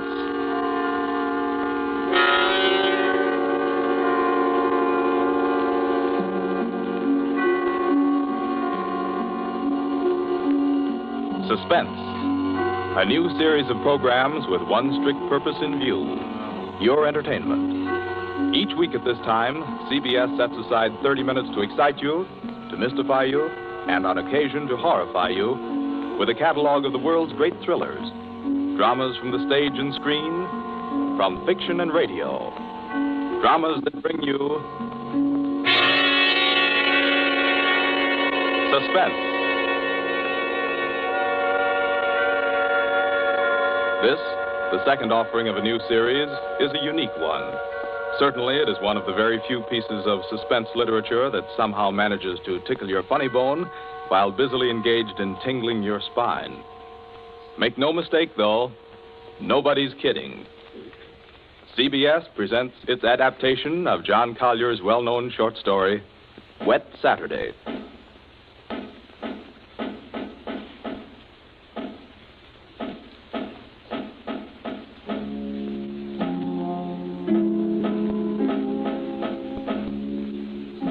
Yes, it's a wet Saturday. Never saw it rain harder. I'm Princey, Frederick Princey, just an ordinary family man. I've a son, a daughter, and a wife. I might be out golfing now if it hadn't been for the I'm rain. Mrs. Princey. I plan to drive over to the nurseries this afternoon for some arbutus. The boarders, you know, but... Oh, the whole lot of them make me sick.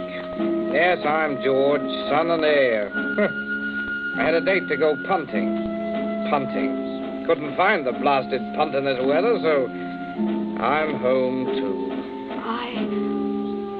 I'm Millicent. I was going to play croquet. That's how I happened to have a mallet. Yes, that's the Princey family. We find them at home. Mrs. Princey, Millicent, George sprawled on a couch, Mr. Princey biting on a dry pipe. Their living room is dull and overstuffed. Rain beats at the windows. They are any middle-class family at home on a wet day, except for one small item. As you sit with them in the living room, you can see through the door to the sun porch a pair of men's feet, encased in black boots. They look like the feet of a curate. There's a tenseness in the room. The air is charged with excitement, but the feet are very still. Don't keep staring at them. Listen to me, all of you. Don't you see? They'd hang her. That's what they do. They'd hang her. Oh, Fred, it's too awful. Awful? It's catastrophic. A supposedly sweet, gentle, intelligent girl, respected, loved by the whole village, doing a thing like this. Think of the publicity, the disgrace. You think I'm going to resign from the bench, the vestry, sell out and live in some foggy hotel abroad? Oh, no. No, I'll kill myself. I will. Don't be a fool. Any more than you have been, the governor means. Be quiet. Wouldn't be so bad if it were you. Everybody in the village knows you're not responsible. George. Yes? Get off that couch. Sit up on your spine. You might be of a little use here if you could think. Listen, Governor, this isn't my funeral. Oh, shut up. As long as I can remember, George, you've been a trial and a tribulation to me. Oh, I can't stand it. You've got to stand it, my dear. And keep that hysterical note out of your voice. You hear? Yes. We are talking about the weather. Now, George. Yeah? George, if he fell down the old well, say, striking his head several times, what about it, eh? I really don't know, Governor. What about it? Don't be an ass. I'm asking you to think. He'd have had to hit the sides several times in 30 or 40 feet and at all the correct angles. No, I'm afraid not. We'll have to go over it all again, Millicent. Oh, no, Father. No. I couldn't. Millicent, we must go over it all again. Oh, Fred, you're torturing her. Oh, face facts, Mater. With him lying there, there's no use pretending it's a picnic. They might hang you, Millicent. Oh, stop that shaking. Stop it here. You must stop it. You must keep your voice quiet. Millicent, we are talking of the weather. Now, we will proceed. I can't. Not with those boots. Oh, should have thought of those boots, Millie. I'm not moving them. Oh, sit up, George. Stop shuffling your feet. Now, Millicent, look at me. Answer me truthfully, you hear? Answer me. You were in the croquet courts. Yes. Who knew you were in love with this wretched curate? Oh, the whole village. They've been sniggering about it at the pub for 3 years past. What a filthy mess. Millicent, we continue. You were on the croquet court. Yes.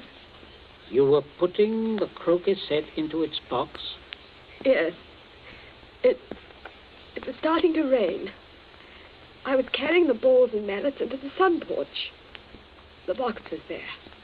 You heard someone enter the garden gate and come across the yard?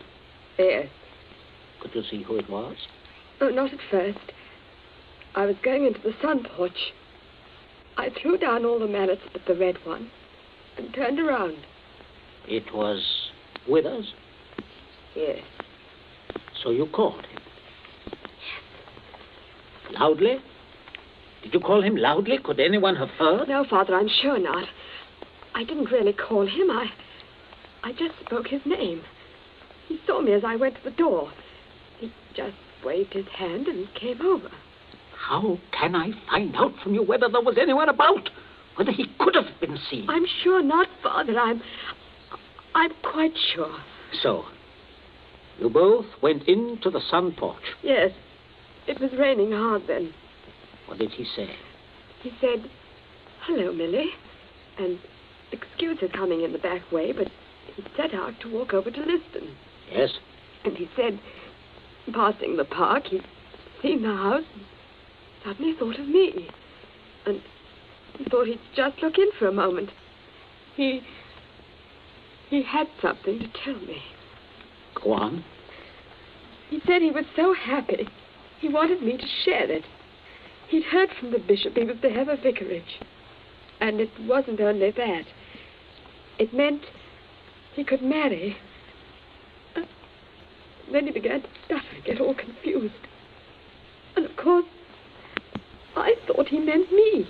Don't tell me what you thought. Tell me exactly what he said, nothing else. Well... Oh, dear. Oh, stop crying. It's a luxury you can no longer afford. Tell me what happened. He said, no. He said it wasn't me.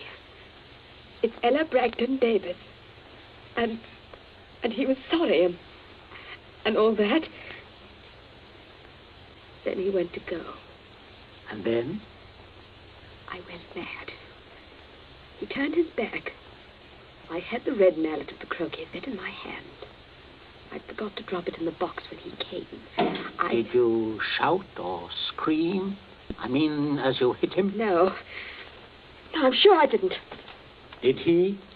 Come on, speak up. No, Father. And then? I threw it down. I came straight in here. I went to look for Mother. That's all. My poor baby. No one. Leave the child alone, Fred. Not such a child, Mater. Millie, I had no idea Keep quiet. I'm thinking. You see, George, he probably told people he was going to Liston. Certainly no one knows he came here, for he didn't decide until he crossed the park. He might have been attacked in the woods. We must consider every detail. A curate with his head battered in. Don't, Father, don't. A curate, head battered in. Now, who would want to kill Withers? Kill Withers? Well, I would with pleasure. How do you do, Mrs. Princey? Captain Smollett. Oh, sit down, pray. Mustn't get up for me, Mrs. Princey. You either, Millicent. My word. Just being neighborly on a bad day. I wanted to ask you about those dahlia bulbs, Princey. Took a shortcut on account of the rain and walked right in. Knew you wouldn't mind. Oh, he heard you, Father. My dear, we can all have our little jokes. Don't pretend to be shocked. This way, Smollett. This chair, facing the fireplace. Sit down, Mother. Just straightening the curtains to the sun porch, dear. It looks so gloomy out there. Might as well shut the rain out. Just talking about a little theoretical curate killing, Smollett.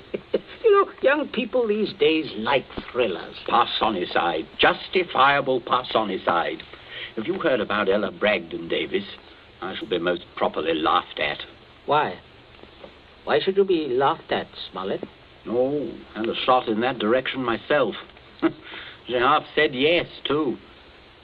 Haven't you heard? She told most people. Now it'll look as if I got turned down for a white rat in a dog collar. Oh, too bad. Oh, fortune of war. Yes, fortune of war. Odd how it happens, isn't it? Sit down, Smollett. Millicent, console Captain Smollett with your best light conversation. You too, Mother. George and I have something to look at outside. There's this rain, you know, very bad, very bad. Come, George. Righto, Governor. Maybe we'll need raincoats, what? Oh, I don't think so. Just make yourself at home, Smollett. Make yourself at home. A cigarette, Captain Smollett? Thank you. Oh, nasty day to be going out. It's something about the old well, just off the sun porch door, you know.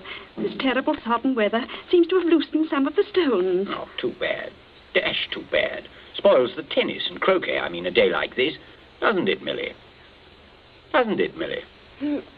Oh, yes, it does. She was practicing out on the croquet court earlier, but, do pull your chair nearer the fire, Captain. It was so damp, we thought it would be cozy to light it. Thank you. I'm quite comfortable. I hope you don't feel too bad about Ella Davis. Can't always win. Can't see, though, what you women see in these bloodless clerics. Oh, I always thought Mr. Withers is a very charming man. Quite agree, but why should anyone want to marry him? You wouldn't want to marry him, would you, Millie? Not now. That is, are you? Oh, no, of course not. Smollett. Yes, Princess. Good Lord, man, you come in on a fellow suddenly. Guess I did. Oh, don't mind this old double-barreled shotgun. Been working on it. Smollett, may I have your attention for a minute? There's something on the sun porch I'd like to show you. Why, yes, of course. Smollett, George and I went out to see if we could shoot some rats which have been driven out of the old well by the high water. Afraid they might get into the house. Now, you must listen to me very carefully. Very carefully, or you will be shot by accident. Princey, what's got into you? You heard me ask as you came in, who would kill Withers? You also heard Millicent make a comment, an unguarded comment. Well, what of it? Very little. Unless you were to hear that Withers had met a violent end this very afternoon. And that, my dear Smollett, is what you are going to hear. What? Withers? Yes. Who killed him? Millicent. Good Lord. Yes, it's a mess. And of course, you would have remembered and guessed. Maybe, yes, I suppose I should. Therefore, you constitute a problem. Why did she kill him? Oh, it's one of those disgusting things. Pitiable, too. She deluded herself that he was in love with her. Good heavens, Millie. Oh, yes, of course, I see. He had told her about the Davis girl. I understand. Now, I have no wish, as you will comprehend, that she should be proved either a lunatic or a murderess. I could hardly go on living here after that. I suppose not. On the other hand, you know about it. Yes, I see that makes me a problem. You're wondering if I could keep my mouth shut. If I promised... I am wondering if I could believe you. But if I promised... If things went smoothly, yes. But not if there was any sort of suspicion, any questioning. You would be afraid of being an accessory. Why, I don't know. I do. What are we going to do?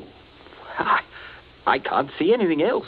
You'd never be fool enough to do me in. You can't get rid of two corpses. Oh, I regard it as a better risk than the other. It could be an accident. Or you and Withers could both disappear. There are possibilities in that. Listen, you can't. I can, but there may be a way out. There is. Smollett, you gave it to me yourself. I did what? You said you would kill Withers. You have a motive. Oh, look here, I was joking. Of course you saw that. You are always joking. Listen, Smollett, I can't trust you. You must trust me. Else I will kill you now in the next minute. I mean that. You can choose between dying and living. Go on. Now, there's the old well just outside the sun porch door. That's where I'm going to put Withers. No one outside knows he has come up here this afternoon. No one will ever look there for him unless you tell them. You must give me evidence that you have murdered Withers. I murdered him? Why do you want that? So that I shall be dead sure that you will never open your lips on the subject. I see. What evidence? George, hit him in the face. Sure. George, don't. Keep out of this. Oh, Captain, you should be more careful. Look what your teeth did to my knuckles.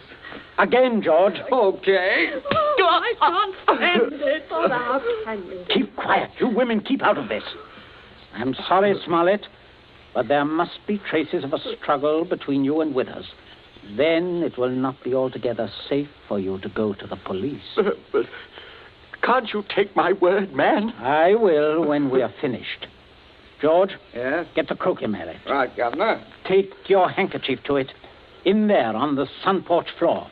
Yeah. Yes, I got it, Governor. There, Captain. There's the weapon. As I told you, Smollett. Now, you'll just grasp the end that mashed Withers' head. I shall shoot you if you don't. But good Lord, you can't. All right. That's it. Now deposit it out by the side of the house, out of the rain, of course. No, wait, George. Yeah? First, you'd better pull a few hairs out of his head and put them under the nails of Withers' right hand. Princey, have you gone mad? Do you know what you're doing? With this gun, yes. Go ahead, George. Sorry to muss your hair up, Captain. Shut up, Smollett. There. That's all we need. Now for Withers, and we'll fix it right up. Be right with you, Governor. Smollett, you may turn around. Withers is just there in the sun porch. Draw back the curtain. Good Lord, Princey. Yes, messy. But we'll get him fixed up. Now you, Smollett, you've just got to drag him through the door and dump him in the old well. Just beyond the door, Captain. I won't touch him. I won't. All right. Stand aside. Out of range, George. Right. Only one place I want this bullet to go. Father. Oh, Father. Keep quiet. My aim's none too good. Wait a minute. That's better, Smollett. Much better. Go on now. In here. You'll have to take him outside. By the shoulders ought to do it, Captain. Keep quiet, George. Go on, Smollett. Go on. You've seen dead men before. Drag him. Drag him. I'll just hold the gun here to make sure that everything goes all right.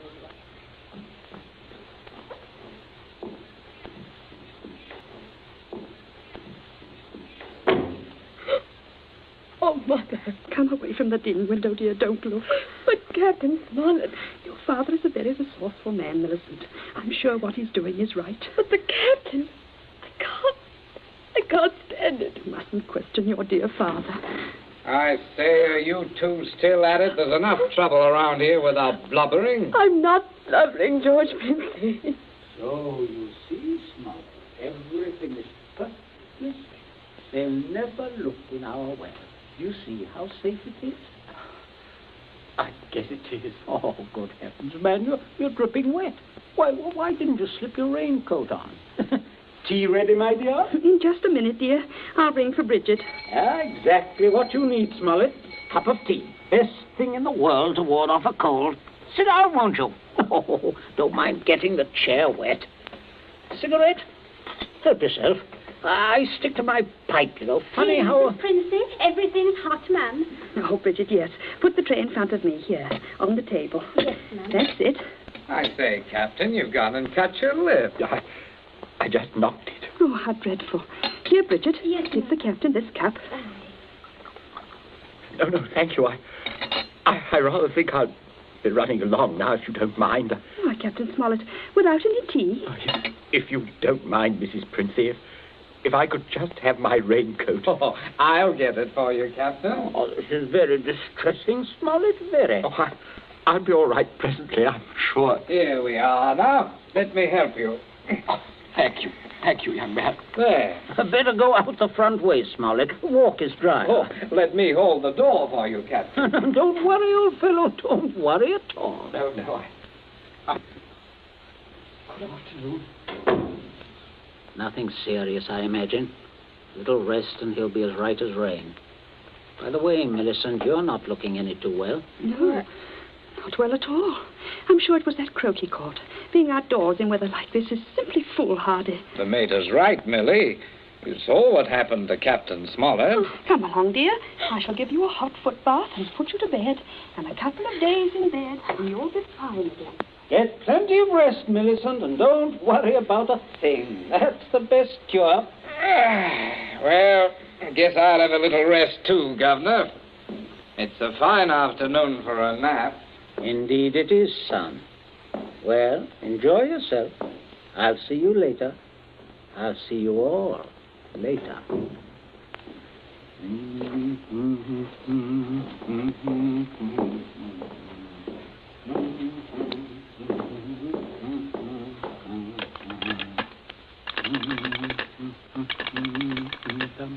Your number, please. Oh, would you get me the police station, please? Police station? Right away, sir.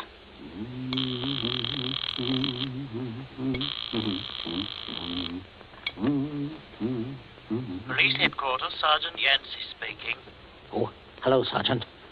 This is Prince here, Abbott's Road. I believe you know me. Oh, indeed I do, Mr. Princey. Sergeant, a horrible thing has just happened. Quite extraordinary. Murder, in fact. Murder? I'm afraid it looks rather bad for a close friend of ours, unfortunately. We saw him do it. I think you'd better send someone over right away. Well, our man should be there right about now, Mr. Princey. I beg your pardon? I say, our man should be there now. Constable Martin has his post right below your house there. Just rang in. Seems Captain Smollett was with him. Captain Smollett? He reported some rather queer goings-on at your place, but I certainly didn't understand it was murder. Just don't touch anything, Mr. Princey, and don't worry. Don't worry at all. No. No, I won't, Sergeant. Thank you. Governor, where are you? There's a man I'm right outside. here. Stop shouting. We have some visitors, Governor. Oh, yes.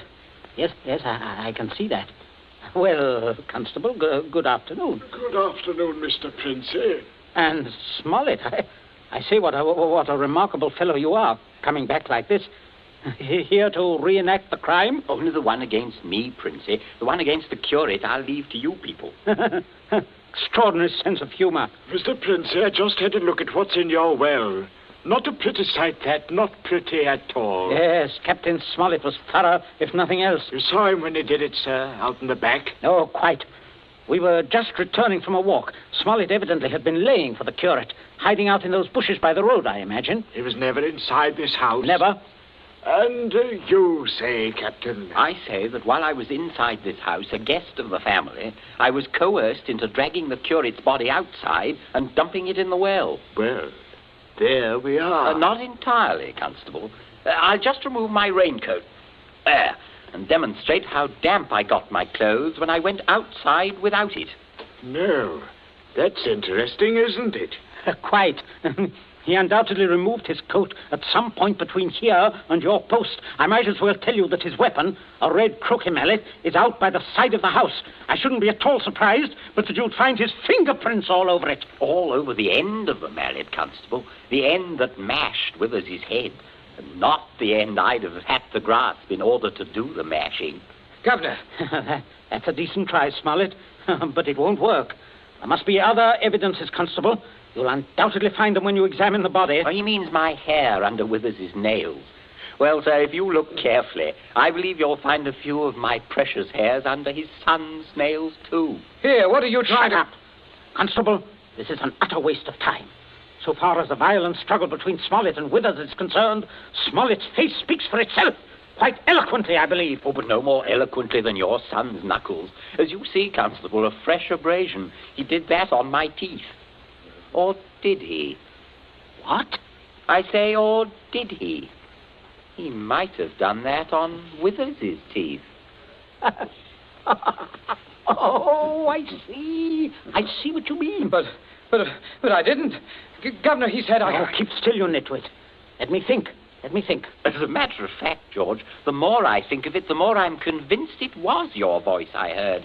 Quite a vigorous quarrel. Something about the curate jilting your sister. Oh, don't be ridiculous, Smollett. Very well, Princey. If your son didn't do it, who did? That's what I'd like to know. How about it, Mr. Princey? Well, that is a sticker, all right. George, my boy, it looks like you're elected. Elected? What do you mean? I didn't do it. Why, I had nothing to do. Keep your mouth shut, will you? I won't. I'm not going to take the blame for her. Millie did it. She did it with that mallet. I saw. You could prove that? Prove it? Yes. Her fingerprints on the mallet. The handle. Why, George, don't you remember when you made me touch the mallet? When you picked it up with your handkerchief? No, George, I'm sure you wiped that handle clean. Oh, well, I could hardly expect you to remember that if you can't even remember killing the curate. Governor, I told you to keep still. But, Governor, you're not going to turn me over. As long as I can remember, George, you've been a trial and a tribulation to me. Governor, You shouldn't have done it, son. You really shouldn't. No, George, that was definitely wrong. I say, Princey, I think I'll have that cup of tea after all. Nothing like it in weather like this. Wet Saturday, from the short story by John Collier. You have just heard the second in Columbia's new series, a series designed to bring you the best in thrill entertainment. Outstanding dramas from the field of fiction and radio, stage and screen. Dramas of pure suspense.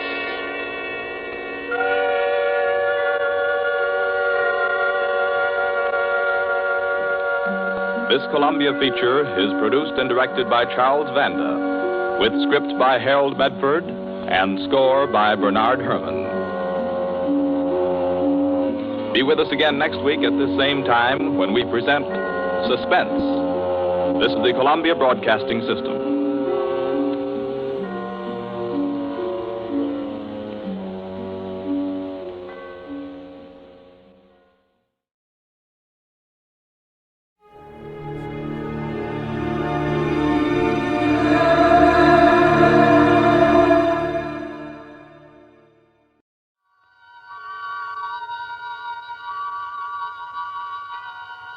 The Columbia Network takes pleasure in bringing you Suspense.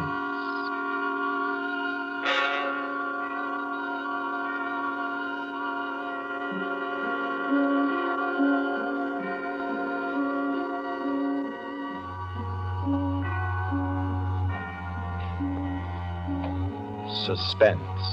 Columbia's play theater of outstanding thrillers, produced and directed by William Spear and scored by Bernard Herrmann. The notable melodramas from fiction and stage and screen, from the world's great literature of entertaining excitement, presented each week to bring you to the edge of your chair, to keep you in suspense.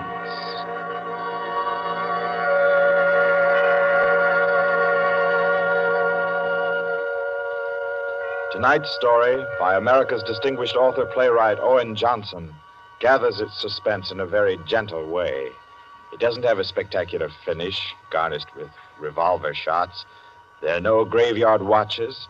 There's not so much as a single lifeless body, identified or unidentified. It's a tale told in a club room, the Artists and Writers Club in New York. A tale of high-class robbery and suspicion, and of how some ladies and gentlemen nervously counted 100 in the dark.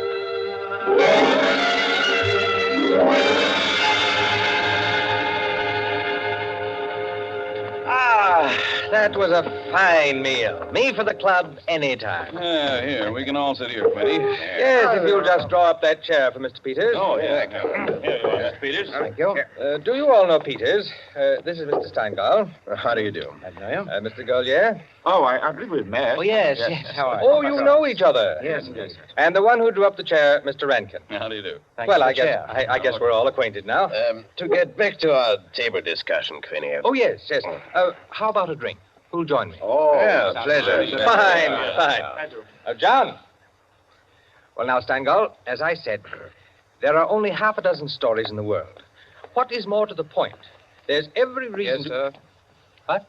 Oh, 5 with soda, John. Yes, sir. Now, where was I? Oh, yes. What is more to the point, gentlemen, is the small number of human relations that are so simple and yet so fundamental that they can be eternally played upon, redressed, and reinterpreted in every language, in every age, and yet remain inexhaustible in the possibility of variation. Well, that's true, of course. It's very possible. Take But the still- eternal triangle. 2 men and a woman, or 2 women and a man. Its variations extend to thousands. That right, Rankin? Well, in a way. Ah, here we are. Set them down right there, John. Very well, sir. A little soda. Here you are. Thank you. And you? Thank you. Soda, Peter? Yes, please. There. Another one. Here you are. Thanks. And here's yours. Thank you. And now, a little soda in mine. Well, here's to you all. Cheers, cheers.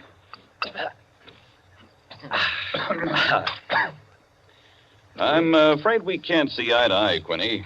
I believe there are situations, original situations, that are independent of your human emotions, that exist just because they are situations, accidental and nothing else. As for instance? Well, I'll just cite an ordinary one that happens to come to my mind.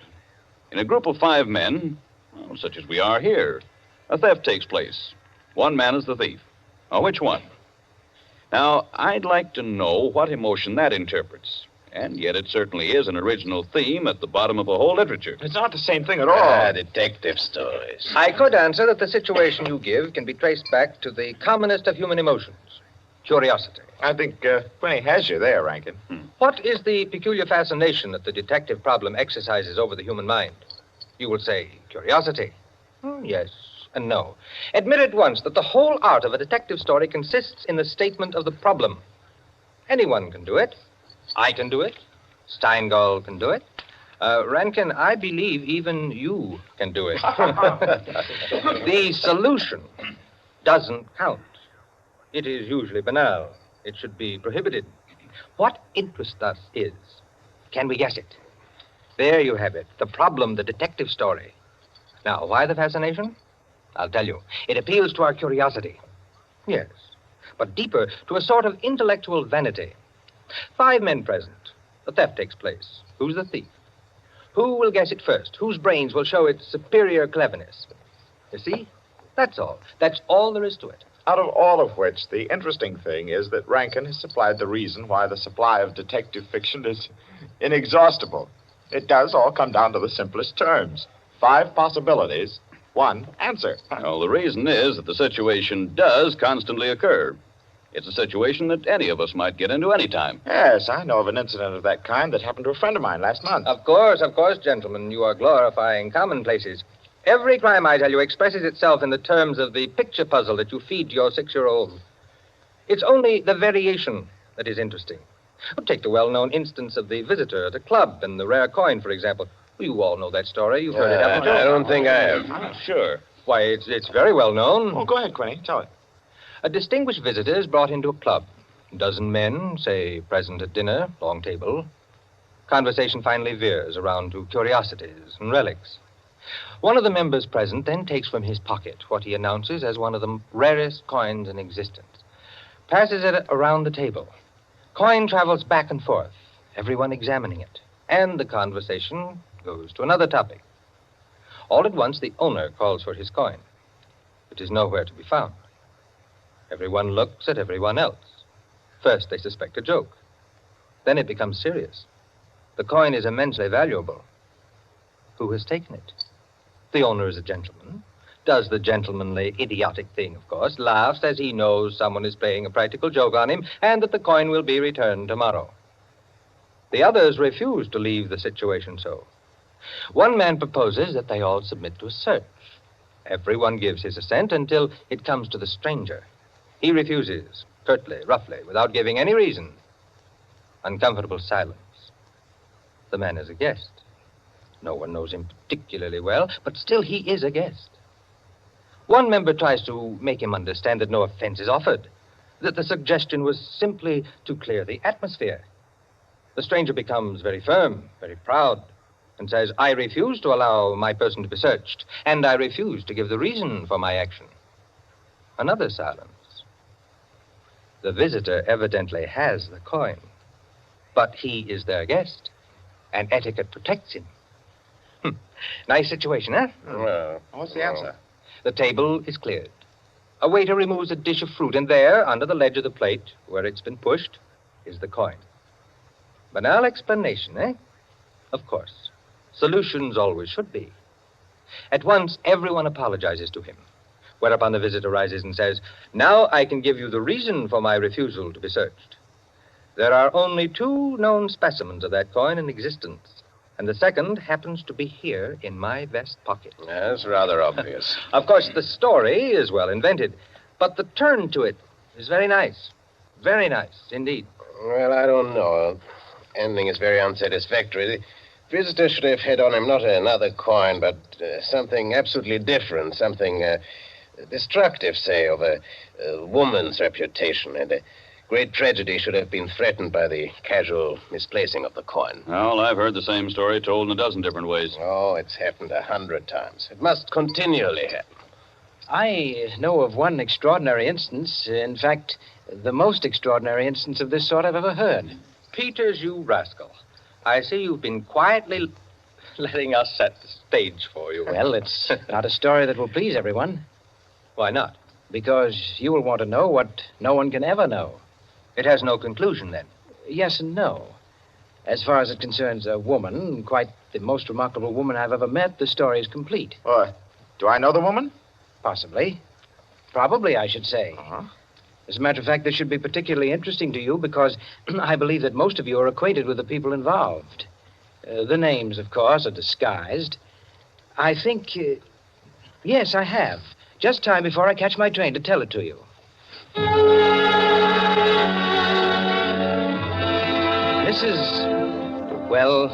Mrs. Rita Kildare inhabited a charming bachelor girl studio. Very elegant.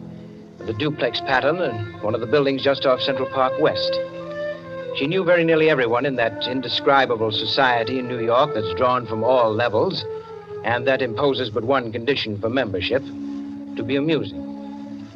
In this mingled society, her invitations were eagerly sought. Her dinners were spontaneous, and the discussions, though gay and usually daring, were invariably under the control of wit and good taste. On the Sunday night of this adventure, she had, according to her custom, sent away her Filipino butler and invited to an informal chafing dish supper 7 of her more unusual friends. At 7 o'clock, having finished dressing, she put in order her bedroom, which formed a sort of free passage between the studio and a small dining room to the kitchen beyond. Then, going into the studio, she struck a match and was about to light the candlesticks which illuminated the room when the bell rang, and a Mr. Flanders, a broker, compact, nervously alive, well-groomed, was waiting as she opened the door. Well, you're early. On the contrary, you are late. Well, in any case, hello, and come inside. Here, let me take your things. Thank you. Well, I'm the first, I suppose. Of course. And since you are, you can be a good boy and help me with the candles. Delighted. Who's to be here tonight? The Enos Jacksons. I thought they were separated. Not yet. How interesting. Only you, dear lady, would dream of serving us a couple on the verge. It is interesting, isn't it? Assuredly. Where did you know Jackson? Through the Warings. Jackson's a rather doubtful person, isn't he? Well, let's call him a very sharp lawyer. They tell me, though, he's been gambling pretty much. In deep. How about yourself? Me? I'm a bachelor. If I lose my shirt, it makes no difference. Is that possible? Probable, even. Who else is coming? Oh, Maud Lilly. You know her? No, I don't think so. You met her here some time ago. A journalist. Oh, yes, of course. I'd forgotten. Mr. Harris, a clubman, is coming, and the Stanley Cheevers. Stanley Cheevers? Are we going to gamble? Don't tell me you object. Certainly not.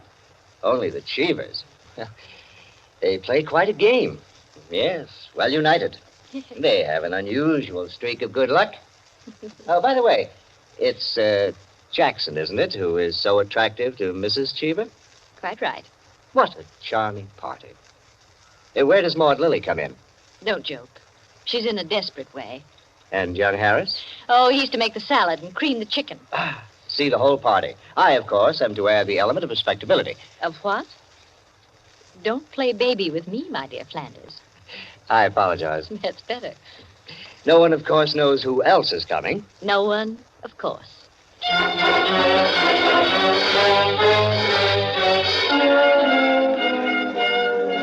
The Stanley Cheevers entered. A short, fat man with a vacant, fat face and slow-moving eye, and his wife, voluble, nervous, overdressed, and pretty.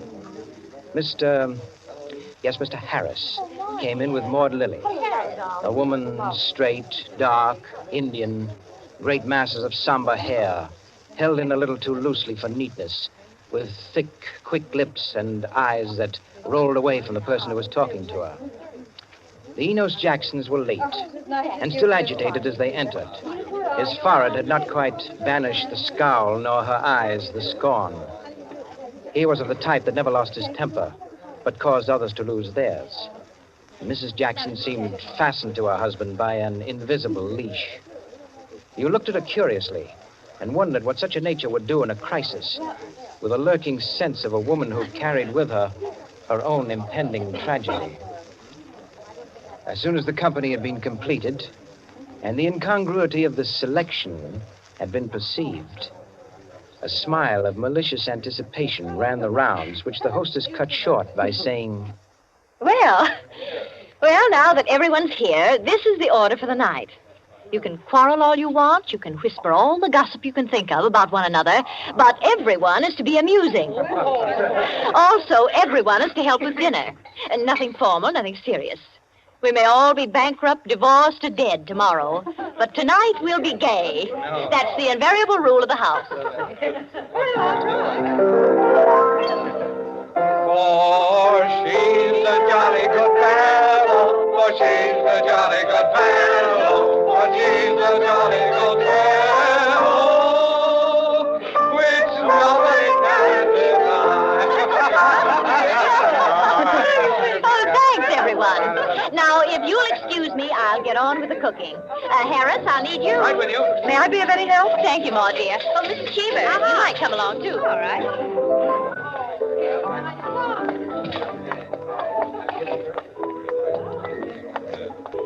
This is an adorable bedroom. Oh, thank you, dear. Now for my apron. Oh, there it is. Tie me up in the back, will you please, Maud? Of course. There you are. Fine, thanks. Now just let me get my rings off, and I'll be all ready to go to work. Oh, this is such a lovely apartment, Mrs. Kildare. Thanks.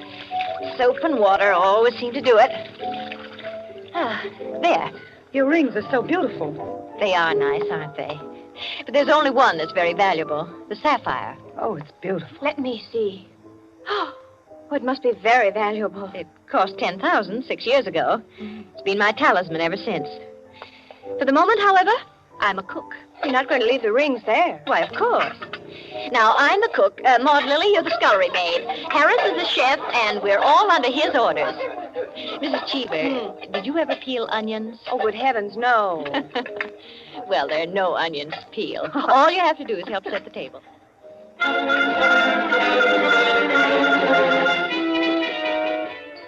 Under their hostess's gay guidance, the 7 guests began to circulate busily through the rooms, laying the table, grouping the chairs, opening bottles, and preparing the material for the chafing dishes. Mrs. Kildare, in the kitchen, ransacked the icebox, and with her own hands shredded the chicken and measured the cream. Flanders, carry this in carefully. Cheever, stop watching your wife and put the salad bowl on the table. Everything ready, Harris? All set. All right, everyone sit down. I'll be right in. She went into her bedroom, took off her apron, and hung it in the closet. Then, going to her dressing table, she drew the hat pin around which were her rings from the pincushion and carelessly slipped them on her fingers. But all at once, she frowned and looked quickly at her hand. Only 2 rings were there. The 3rd ring The sapphire was missing. Stupid. She said to herself, and returned to her dressing table. Immediately, she stopped. She remembered quite clearly putting the hatpin through the 3 rings. She made no attempt to search further, but remained without moving, her fingers slowly drumming on the table. Who had taken the ring? Each of our guests had had a dozen opportunities in the course of the time she'd been busy in the kitchen. She ran over their characters and their situations as she knew them. Strangely enough, at each, her mind stopped upon some reason that might explain a sudden temptation. Find out nothing this way. That's not the important thing to me just now. The important thing is to get the ring back. And slowly, deliberately, she began to walk back and forth, her clenched hand beating the deliberate, rhythmic measure of her journey. 5 minutes later, as Harris, installed as chef over the chafing dish, was giving directions, spoon in the air, Mrs. Kildare came into the room like a lengthening shadow. Her entrance had been made with scarcely a perceptible sound, and yet each guest was aware of it at the same moment, with a little nervous start. Heavens, heavens, dear lady. You've come in on us like a Greek tragedy. What is it you have for us? A surprise? I have something to say to you. Mr. Enos Jackson, Yes, Miss Kildare? kindly do as I ask you. Certainly. Go to the door, Go to the door. please. Yes? Lock it and bring me the key.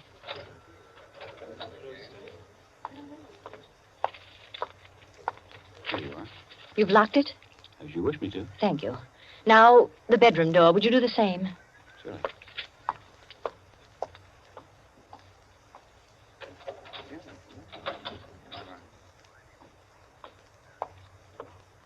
Thank you, Mr. Jackson. Mr. Cheever, Yeah? would you blow out all the Yeah? Would you blow out all the candles except the candelabra on the table? Blow out all the candles. Except the candelabra. All right. For goodness sake, Mrs. Kildare. What is it? I am getting terribly worked up. My nerves are all sorry, ahead. Mrs. Jackson. That's the last candle. All right. Now listen. My sapphire ring has just been stolen. Oh, you don't mean it. The ring's been taken within the last 20 minutes. I'm not going to mince words. The ring has been taken, and the thief is among you. Well, but Mrs. Kildare, is it possible? Yes, Mrs. Cheever. There's not the slightest doubt.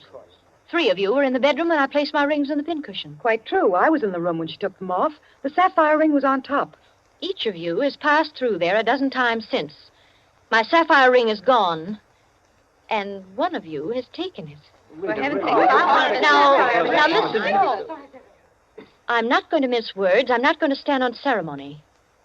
But I'm going to have my ring back. Listen to me carefully. I'm going to have that ring back. And until I do, not a soul shall leave this room.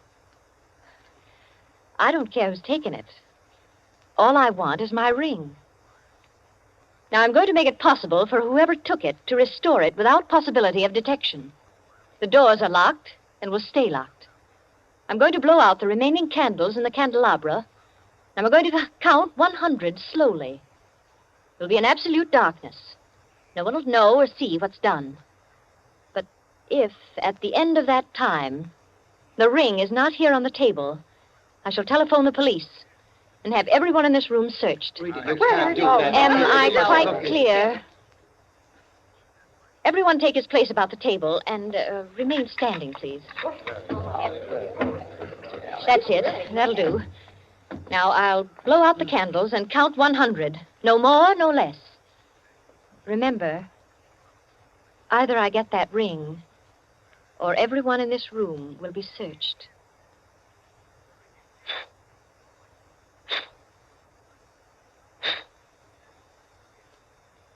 One, 2, 3, 4, 5, 6, 7, 8, 9, 10, 11, 12, 13, 14, 15, 16, 17, 18, 19, 20, 21, 22, 23, 24, 25, 26, 27, 28, 29, 30, 31, 32, 33, 34, 35, 36, 37, 38, 39, 40, 41, 42, 43, 44, 45, Foot slipped off the chair. I'm 46, sorry.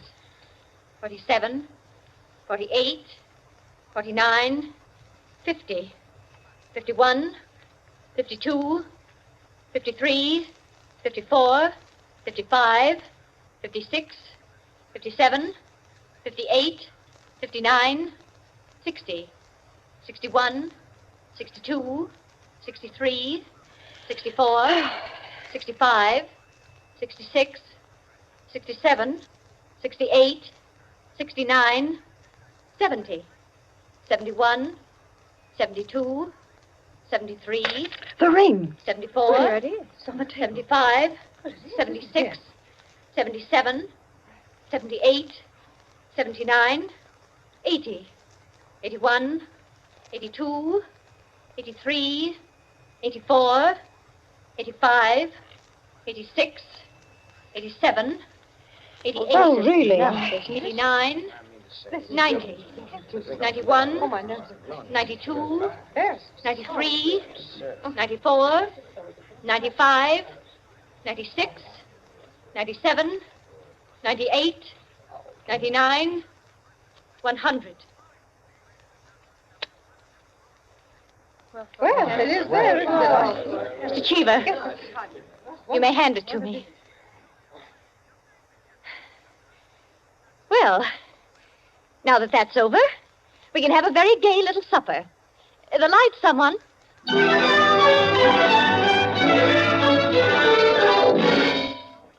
And there you are, gentlemen. Oh, I say, Peters, that's not all. Absolutely. The story ends there? Story ends there. But who took the ring? What? You mean it's never found out? Never. No clue? None. I'm not sure I like the story. It's no story at all. Permit me, it is a story, and it is complete. In fact, I consider it unique because it has none of the banalities of a solution and leaves the problem even more confused than at the start. Well, I don't see... Of course you don't see, my dear Enkin. You do not see that any solution would be commonplace, whereas no solution leaves an extraordinary intellectual problem. Well, how so? Well, in the first place, whether the situation actually happened or not, which is in itself a mere triviality, Peters has constructed it in a masterly way, the proof of which is that he has made me listen. Any of those present might have taken the ring. There are therefore 7 solutions, all possible and all logical. But beyond this is left a great intellectual problem. Well, how so? Was it a woman who lacked the necessary courage to continue? Or was it a man who repented his first impulse? Is a man or is a woman the greater natural criminal? Oh, that's simple, Quinny. A woman took it, of course. On the contrary, it was a man, for the second action was more difficult than the first. The man, certainly. The restoration of the ring was a logical decision. You see? Personally, I incline to a woman, for the reason that a weaker feminine nature is strangely susceptible to the domination of her own sex. There you are. We could meet and debate the subject year in and year out and never agree. I recognize most of the characters, Peters. Mrs. Kildare, of course, is all you say of her. An extraordinary woman. The story is quite characteristic of her. Flanders, I'm not sure of, but I think I know him. I'm positive I do. Did it really happen? Exactly as I told it. The only one I don't recognize is Harris, your humble servant. What? You, Peters? You were there? I was there. I was Harris. I beg your pardon, gentlemen. Oh, yes, what is it, John? Mr. Peters, sir, your train. You told me to remind you. Oh, thank you. Yes, I didn't know it was so late. Will you gentlemen pardon me? Huh? Of course. Yes. Nice to meet you all. Night.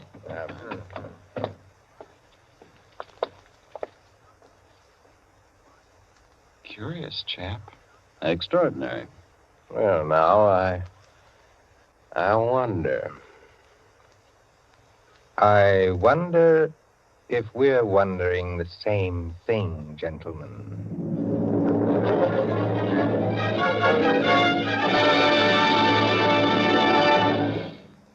And so, with the enigmatic smile of Mr. Peters, or Harris, ends 100 in the Dark, Owen Johnson's smooth story which gave us tonight's Suspense. Suspense is produced by William Spear. Tonight's radio drama was written by Jack Anson Fink, directed by John Dietz, and scored by Bernard Herrmann.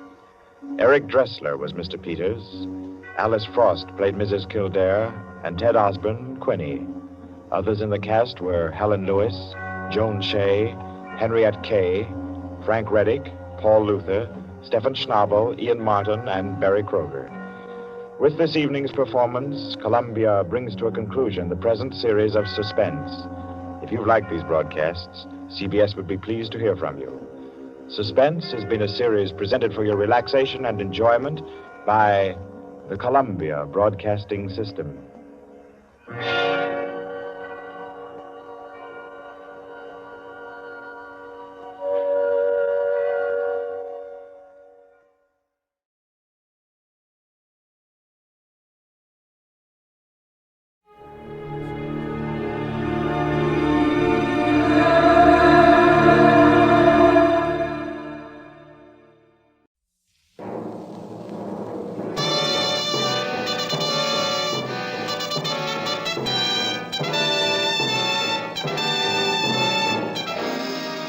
This is Hollywood and CBS presenting Forecast Number 4. Herbert Marshall, directed by Alfred Hitchcock in the first program of a proposed new series entitled Suspense.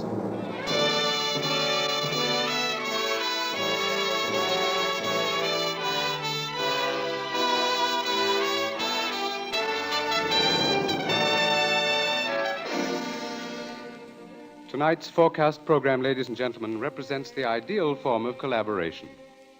Mr. Alfred Hitchcock, brilliant English director of such outstanding motion pictures as The 39 Steps, Rebecca, and Foreign Correspondent, was eager to create a very special type of radio drama, the suspense story. As narrator and star for his production, he thought at once of the distinguished actor with whom he had been associated in countless British film successes, Herbert Marshall. Mr. Marshall suggested that they dramatize a certain favorite story of his. And that story happened to be the very one Mr. Hitchcock had had in mind. Mrs. Belloc Lowndes' classic in Chills, The Lodger.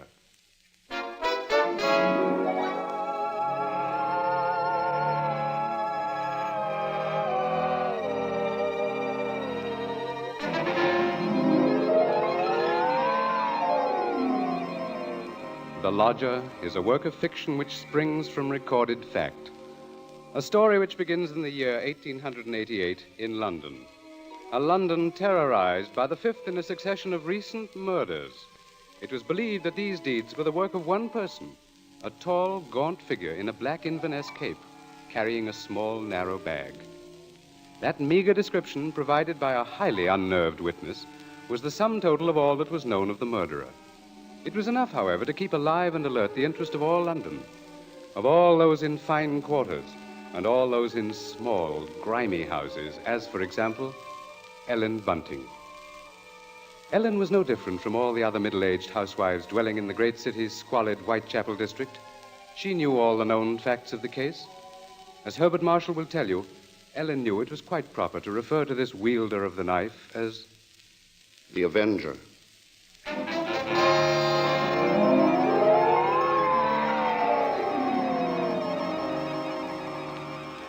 Of course, Ellen Bunting was far more concerned with her personal problems than with thoughts of the Avenger. Yet the case of that strange, elusive killer quite often forced all other matters from her mind. There was that mad, meaningless scheme he seemed to follow. All his victims, for example, had been women. All had been young, attractive, and, oddly enough, blonde. But Ellen could no more understand the motive for his brutal slashings than could the police. This night, she and her husband, Robert Bunting, sat before their fireplace reading the newspaper account of the latest murder. The Avenger had struck again.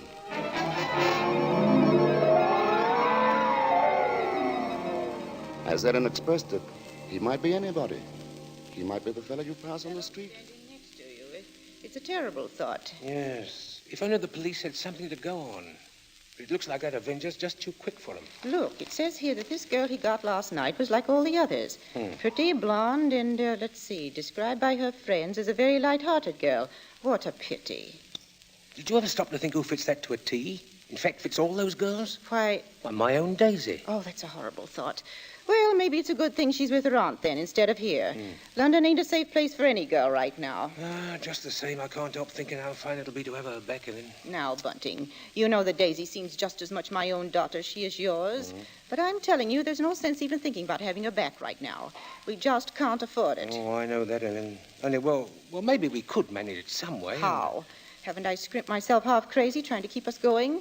But you don't care about that, do you? No, your Daisy's more important to you than I am. No, Ellen, that don't sound Oh, like you. I can't help if it don't. What are we going to do? Tell me that. We'll get along, dear. Something will turn up. Oh, we haven't had a lodger for months. Nobody even comes to look at the room anymore. Yes, but things will work out, Ellen. Oh, they ain't never going to work out. Soon we won't even have a roof over our heads and... What? Oh, I'm sorry, Robbie. I didn't mean to take on so... Oh, I know, dear, I know. It's all right. Oh, I didn't think it. It's just that I've been so worried. Well, don't you go worrying another second, old girl. Why, first thing you know, you won't be pretty anymore. You'll have your face all wrinkled and... Now, see here, Now, come on, now, Bunting. let's see a smile. Come on, just have one smile. leave me just alone, one I smile won't. like you used to, I'll eh? be done with you. Well, who do you suppose that could be? Awful late for visitors. Bunting, do you think it could be somebody looking for rooms? Well, it might be. Want me to go to the door? No, I'll go. Oh. You just stay here. Yes, all right. Now, be sure you get a good look at who he is before you let him in, dear. Oh, I'm coming. Oh, I do hope it's... Yes, sir? Is it not true that you let lodgings? Yes, sir. Won't you come in, sir? Thank you. Could I take your cape, sir? There's no need. Now, I'm looking for a quiet room. It must be quiet. Oh, we have that, sir. Above all, our house is quiet. Your bag, sir, may I take it? No, I'll hold it. You'll be so good as to show me the room, please. Oh, yes, sir. It's right up these stairs, sir. This way. Thank you. You see, sir, there's just my husband and me here, and we're ever so quiet, and I'm sure you'll find this room to your liking, sir. Here we are. Now, I'll just light the gas. There. Very good. It is pleasant, isn't it, sir? And there's not many rooms with such pretty pictures, are there now? We've had them in the family for years, sir, and... Pictures interest me very little. You see, what really impresses me about the room is the very simplicity of it, the bareness. Yes, sir. It's not at all crowded, is it? It will be quite suitable, Mrs. Bunting's. Mrs. Bunting. You see, I do a great deal of studying in my book here, the Holy Bible. Yes, sir. Please, sir, let me help with your luggage. No, don't touch it. Oh, but I only wish to... Oh, you only wish to help, of course. You must forgive me, Mrs. Bunting. It's just that I'm so very weary. Of course, sir. He bringeth them to their desired haven. Beautiful words, Mrs. Bunting. Indeed they are, sir. And now at last I have found my haven of rest. Yes, sir.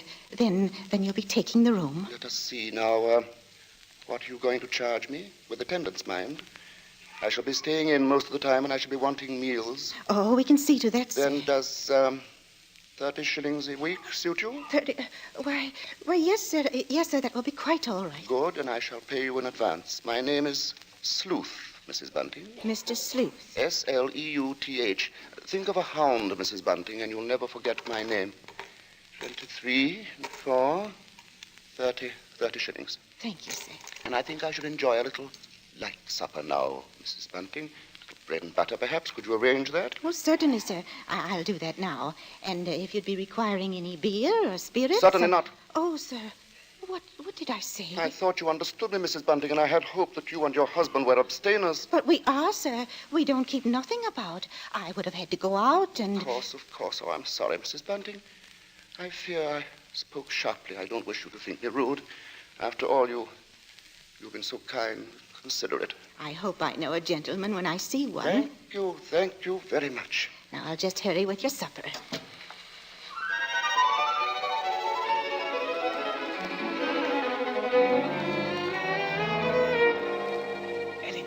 Ellen, did he take the room? No, don't bother me now. I have to get him some supper. What did you mean? Come to the kitchen where he won't hear us. He took it, Ellen? Yes, He took the room? Yes, we're all right now. Look, 30 shillings. A week in advance. Oh, it's wonderful. Wonderful. And Ellen, do you see what this means? Yes, you can have Daisy now. Yes. Here, Bunting, warm that teapot and put some tea leaves in it. Righto. Yeah, do you know something, old girl? We're not going to worry too much about Daisy being in danger of that Avenger fella. Whatever do you mean, Robbie? Well, she's not a girl who takes a drink, you know. What's that to do with it, please? Oh, something I read in the paper while he was upstairs with the gentleman. They just found out that every one of the Avenger's victims had been drinking. They figured he must be some kind of a rabid abstainer. What a peculiar chap. Now hurry, Bunting, please. Yeah. Two thoughts only governed Ellen's mind. The lodger's light supper and her own good fortune at having such a lodger. Mr. Sleuth was an eccentric sort, but then he was such a gentleman, so quiet, so very religiously inclined. She started up a staircase to Mr. Sleuth's room, her husband at her side. It won't do no harm to be safe, though, once Daisy's back in London, eh? We'll see she stays closer in the house, Well, I'll be downstairs. Hurry up with his supper, old girl. She has cast down many wounded from her. Yea, many strong men have been slain by her. Come in. And to know the wickedness of folly. Why, Mr. Yes? What is it? Those pictures. Those pretty girls. You've turned all their faces to the wall.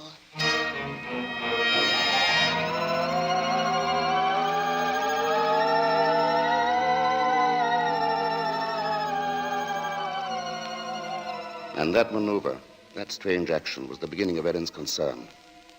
Soon there came to her a recollection of the black Inverness cape, the small, narrow bag, the urgent matter of alcoholic drink. And these details began to shape themselves into a pattern which grew more disturbing with each passing hour. The day following, the lodger did not leave the upstairs room once, nor did he leave the next day. And the oddness of this took its place in the pattern. Then, too, the approaching arrival of Daisy, her stepdaughter, added to her concern. On the second night, her sleep was restless with vague, horrifying images.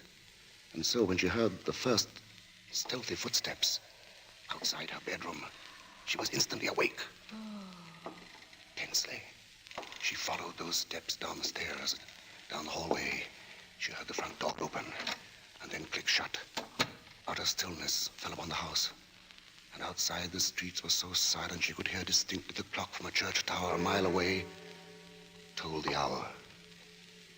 In her troubled frenzy, she pictured a lone figure plodding through the deep fog, moving quietly, stealthily, stalking, searching, finding.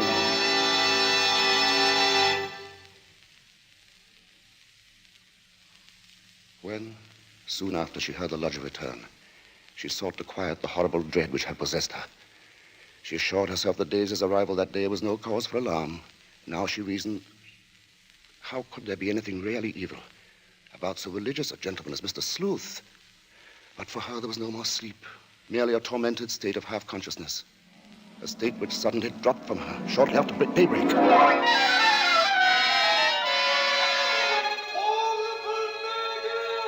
Horrible murder. That was the piercing scream of a newsboy far down the street. The Avenger strikes during night! Ellen Bunting heard the boy cry out the Avenger's latest stroke, made during the night.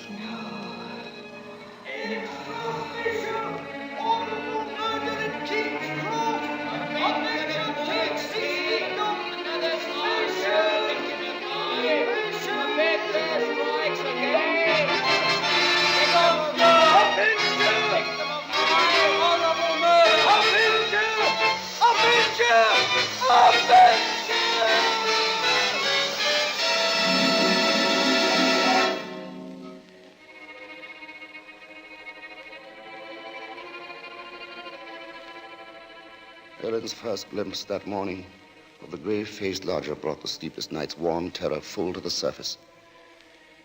But on the next instant, she saw the pitiable, helpless weariness in his eyes, and curiously, the terror began to pass. She found that she was hoping desperately that her fears were unfounded. Earlier, she had determined to tell Bunting of the awful convictions in her mind. Now, however, she felt she must be certain before she spoke to a soul. She knew there was one thing she must examine. That was the lodger's single piece of luggage. She'd thought of it often. What could it hold? Not much in the way of clothing, surely. It was too small, too narrow. It was more like a case. A case for a knife. It was along toward noon that Ellen found her opportunity to search the lodger's room. Soon after Bunting left to meet Daisy, Mr. Sleuth himself walked from the house. Ellen watched the tall, thin figure in the black Inverness cape disappear down the street, and then she rushed upstairs, into the room. Quickly, she moved to the closet. It was no different from what it had always been, utterly empty. She found nothing under the bed. She went then to the chest of drawers against the wall. She opened the top drawer and found inside nothing but a frayed shirt, 2 handkerchiefs. The next drawer, underclothes, socks. The next empty. There remained then only one possible place for the small, narrow bag, the bottom drawer, and it was locked. Tugging at the drawer, she heard suddenly the opening of the front door downstairs. Panic-stricken, she rushed out of the room and down the hall to the head of the stairs. Upstairs, Ellen? Ellen, Daisy's here. Oh, Mother Ellen, it's so good to see you. And whatever's the matter? Yes, you've gone quite white. Oh, well, I'm all right. I wasn't expecting you so soon. Oh, you don't know how fine it is to be back, Mother Ellen. Oh, the country's all right in its way, but there's nothing like London now, is there? No, there isn't. But as long as that Avenger's about, I can see we're going to have to do something about these blonde locks, eh, Ellen? Oh, don't worry about that. I'll dye 'em maybe, or just pin 'em under my hat. Daisy, I might as well get you settled. Oh, now, Father, isn't that just like her? She's straight to the point, and no fuss. Well, I'll bet a sixpence you'll have a dust cloth in your hand before you've got your coat off. Mr. Sleuth. Mrs. Bunting, I see my door is open. Oh, we were just leaving, so we... Does this mean that all of you have been in my room? Oh, not at all, sir. What must I do? Keep it locked? But you see, sir, I was just tidying up a bit, and Mr. Bunting, he brought his daughter up, sir. She just arrived. This is Daisy, sir. Pleased to meet you, sir. She's been away for quite a long while, you see, Mr. Sleuth, and that's why we're a bit excited, you might Yes, think. you must have been surprised when you came in, hearing us laughing and carrying on that way. Yes, I must say I was. However, Miss Daisy, there are all types of joy, are there not?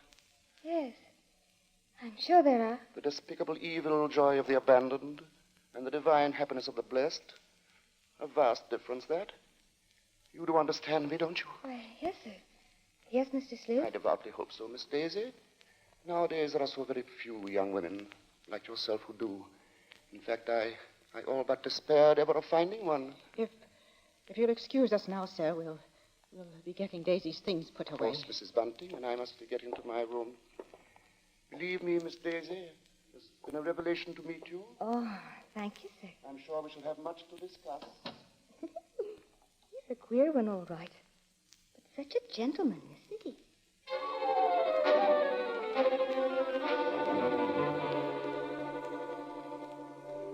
At that moment, Ellen had been determined to pour out her terrible knowledge, and then the moment passed by. She told herself that perhaps the past few days had been nothing more than a grim illusion, a tormenting play of imagination.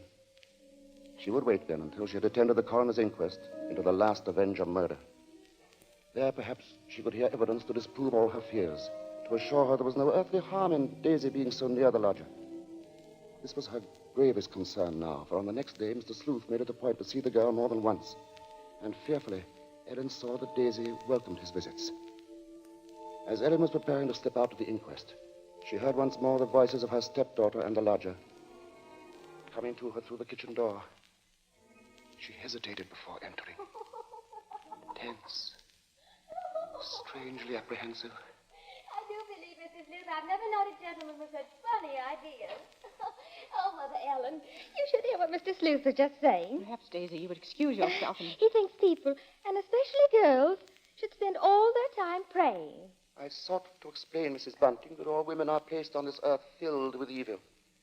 They therefore must struggle constantly to find the paths of righteousness. Why, Mr. Sleuth, you mean a girl's not to enjoy life at all? Not to have fun? Frivolity, my child, is the devil's breeding ground, and all his implements are there. Temptation, pleasure, wine. Oh, that's crazy. Well, there's nothing I like better than a glass of wine, and I'm not... You drink. She didn't know what she was saying, Mr. Sleuth. Just a child, and Daisy, you'd better go now. But I didn't say nothing wrong. What's the harm in a glass of wine? She lieth in wait as for a prey, and increaseth the transgressors among men. Well, I don't know what you mean. I never heard such nonsense. You call Holy Scripture nonsense? So what I prayed against is true. You are beyond salvation. That's not so. I'm a good girl, I am, and I won't have you saying that. Daisy, go into the front room. It's quite all right, Mrs. Bunting. I must be going upstairs anyway. I'm used to being misunderstood, you know. People never realize that my efforts are simply for the greater good of humanity. Of course, sir. And that the power on high will direct my hand toward the expulsion of all evil. Daisy, listen to me. Yes? I've got to tell you about... About what, Mother Ellen? Nothing. I've got to go out for a while now. I'll be back.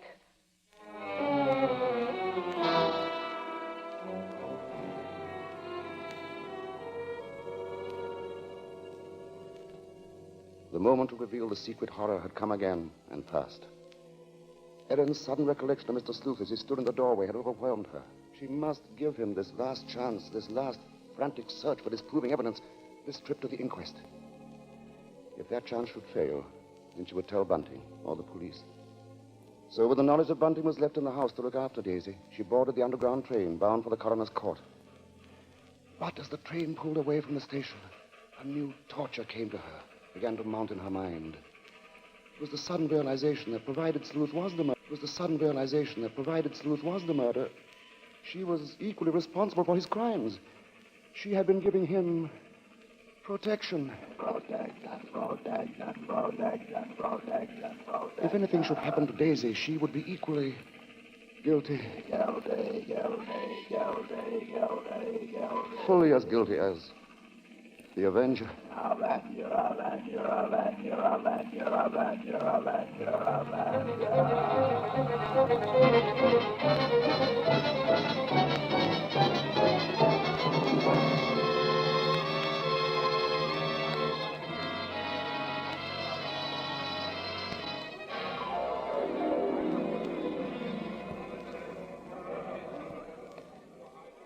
Ellen, seated at the rear of the small but crowded inquest room, listened to each of the witnesses as they were called. And from one of them she found the first hope she had known for many days. This witness lived next to the alley in which the Avenger had committed his crime that night. She had seen him from her window, and the man she described in no way resembled Ellen's lodger. But in another moment, Ellen's hope was swept away. It was pointed out that the fog had been so heavy that night that the witness could not possibly have seen the murderer from her window. She left the stand, replaced by a Mr. Cannot. This elderly gentleman was certain that he had not only seen, but talked with the Avenger. It was in Regent's Park, he testified, only a few moments before... the murder, Mr. Coroner. When I saw him, he was quite a tall man, very gaunt-looking, and carrying a handbag. A handbag, you say? Yes, a small, narrow one. Just such a bag, I might add, as might contain a knife. As Ellen heard these words, the tension which had been mounting up within her became almost unbearable. Rigid with horror, she gripped the arms of her chair. She heard the coroner... I shall have to ask for more order in the court. And now, Mr. Kennett, I understand you heard this man speak. Oh, yes. He had a rather high, hesitating voice. An educated man, I would judge, but quite mad. What do you mean by that? Well, as he emerged from the fog, he was talking aloud to himself. Believe me, sir, he was reciting scriptures from the Bible.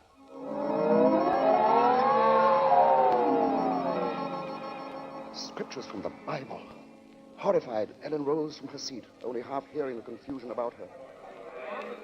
Are you asking us to believe, I would say, Mr. Kennett, that the man we're looking for would be least of all a religious man? And that's where you're in error, Mr. Coroner. The religious note is the very key to the case. Very interesting. That'll be all, Mr. Kennett. Just a moment, sir. Don't you understand? The man you're after must be a religious maniac. That's the only explanation possible. You will please stand down. The court was dismissing the very truth. Ellen knew that now. She could no longer keep silent. Her hands shot forth, and she screamed. I want to say... Ellen Bunting, on the verge of speaking, had fainted. And then, when she was revived a few moments later, she said nothing. Her brain was in too great a turmoil, her nerves too shocked. Like one in a dream, she allowed herself to be led from the courtroom. The voices of spectators were only vague sounds to her. I thought she was going to say something. Yes, it was hysterics, eh? Yeah, that bit about the knife. Yeah, the knife. The knife. The knife. As Ellen Bunting proceeded homeward, the remarks from the spectators remained in her mind. She heard them over and over. Yeah, that bit about the knife. And just such a bag as might contain a knife. We'll see she stays close in the house, eh? No harm in being safe. Direct my hand toward the expulsion of all evil. Expulsion of all evil. What's the harm in a glass of wine? I didn't say nothing wrong. As Ellen neared her neighborhood, her dread increased. With each moving footstep, the grip of terror grew tighter about her. She moved faster. If only she were in time. She was 2 streets away from the house. Then one. Then she saw Bunting. Sharply, like the thrust of a knife, she realized what this meant. Daisy was left alone with the lodger.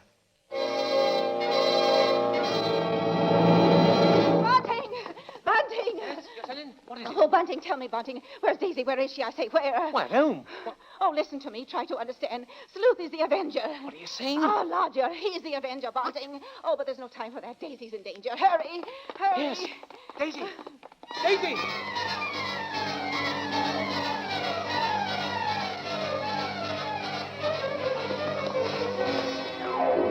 Here we are, Bunting. Here we are. Daisy! Oh, Daisy! Daisy, where are you? I'll look in the kitchen, Bunting. You try the sitting room. Daisy! Daisy! Where are you, Daisy? Answer me, Daisy! Oh. Let's try the bedroom. She's not here.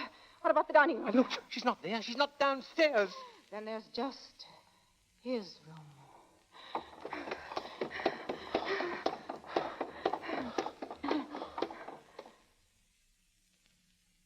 Go on. Open the door.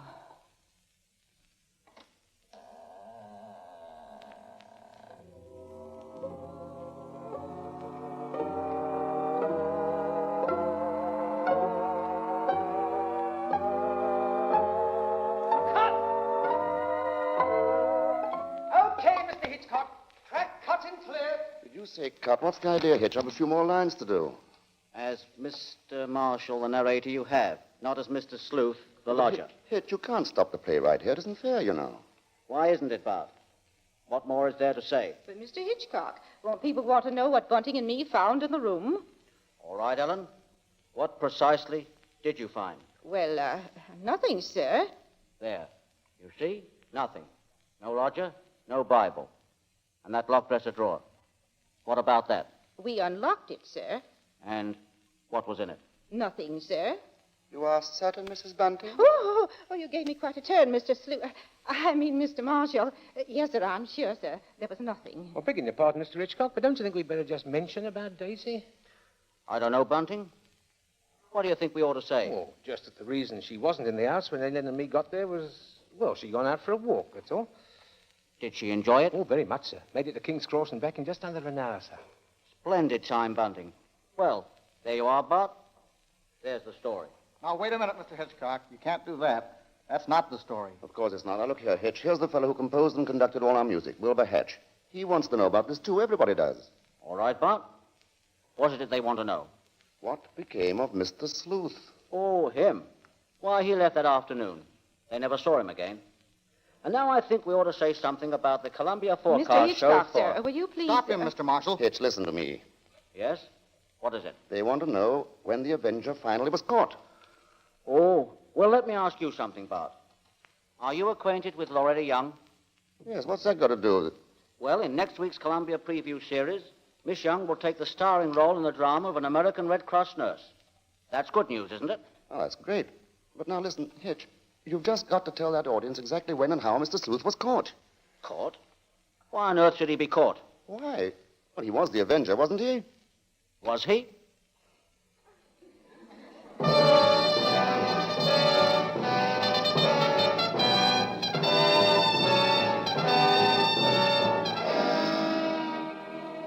Your guess, gentle listener, is as good as ours.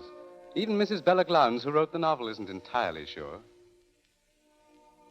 For his masterful direction, our thanks to Alfred Hitchcock, whose latest pictures are David O. Selznick's Rebecca and Walter Wanger's Foreign Correspondent. For his superb characterization of Mr. Sleuth, our thanks to Herbert Marshall. And our thanks to the outstanding British character actor who tonight portrayed the role of Bunting, Edmund Gwen. If you liked tonight's program and want to hear more in the same highly original Hitchcock vein, radio versions of The Lady Vanishes and The 39 Steps, for example, write to CBS and tell us so. Your interest will help bring Suspense to the air as a weekly feature.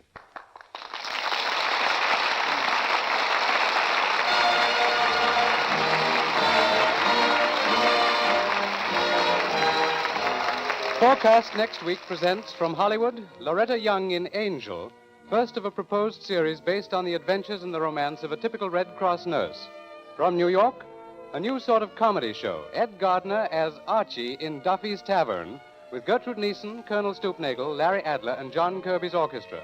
Don't miss Forecast at this hour next week.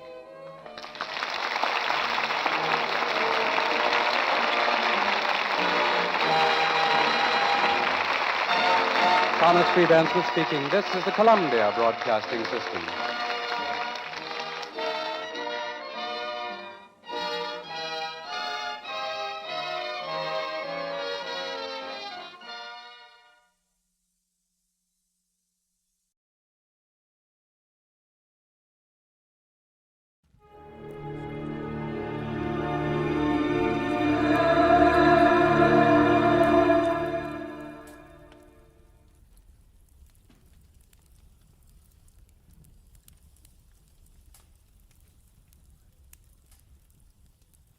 They were born at the same hour on the same day of the same parents, and they were identical in beauty and talent. Only one was deadly, but the other was not. And I couldn't tell which was which until I found a green purse, a fresh corpse, and a pair of dancing hands. From the pen of Raymond Chandler, outstanding author of crime fiction, comes his most famous character as CBS presents The Adventures of Philip Marlowe.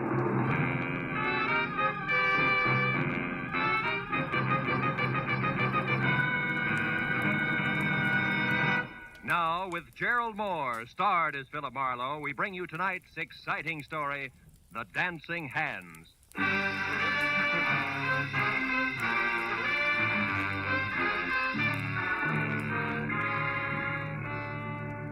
The telegram I found stuck in the mail slot when I got back to my office after a long and roundabout day read.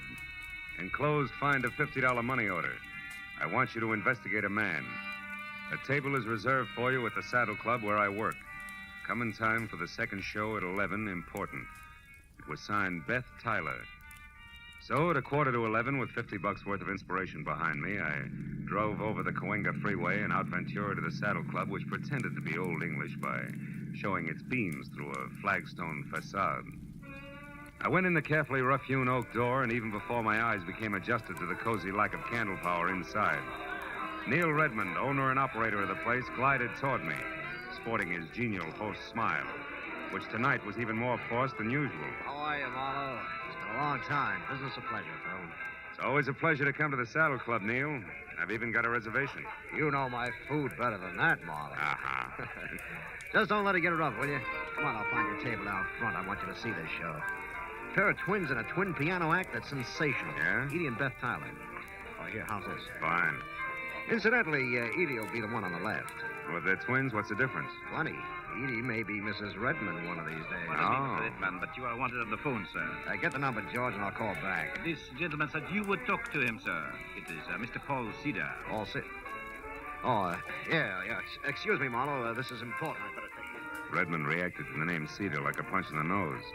But I figured that was none of my business, which was more than I could say for a flabby, dull-faced character at the next table, who followed the nightclub owner all the way out of the room with a pair of watery red eyes, which he deliberately avoided turning in my direction. But at that point, an MC stepped out on the stage, and so I stopped worrying about Flabby in favor of the first look at my client. The Saddle Club is proud to present its second show of the evening, featuring the incomparable piano stylist Edie and Beth in Dancing Hands. Here they are, ladies and gentlemen. Bring them out. The curtains parted on a stage set with an oversized full-length mirror which reflected a grand piano, a black vase of yellow flowers, and a tall brunette with a wry, crisp waistline, who touched up a piled-high hairdo, put on a pair of long black gloves, checked her hemline, and sat down at the piano. And she ran through an involved arpeggio while her reflection in the mirror looked on in admiration. It was an old but cute routine, and the illusion was perfect because the Tyler twins were practically identical. I took another look at Flabby, whose face was pushed up in a nasty leer. He stood up, dropped his cigarette into his drink, and tossed a crumpled bill down on the table, just as the lights went out for the trick part of the act. On the dark stage, two pairs of purple hands danced over two glowing silver keyboards, which would have been good except that the pair of hands on the right, which belonged to Beth, suddenly stopped in midair and hit blue notes like a 9-year-old at her first recital. When the lights came up again, my client's face was as white as Middle C, and the flabby character, oozing a victorious smile, was on his way to the door. Well, they wrapped it up fast after that, and Beth ran into the wings, leaving Edie to take the bow alone. The band took over in a hurry and brought things down to normal. So as couples moved down to the dance floor and George the waiter headed for my table, I sat back and waited for that message from my client. Here you are, sir. Compliments of the house. Oh, thanks. Any message with this? No, sir. Just that Mr. Redman had to leave. Oh, thanks, George. I sipped the double scotch and wondered if I should take the initiative and contact my client. When the message I'd been waiting for came, good and loud, I jumped up, shoved my way through the gaping dancers to the dressing room hallway behind the stage. A gang of club personnel was bunched in front of a door, obviously locked, labeled Edie and Beth Tyler. Hey, it was one of the twins. Hey, what's the matter? It's one of the twins. She screamed. We got to get in. That door's locked. Break it down. But Get out of the way.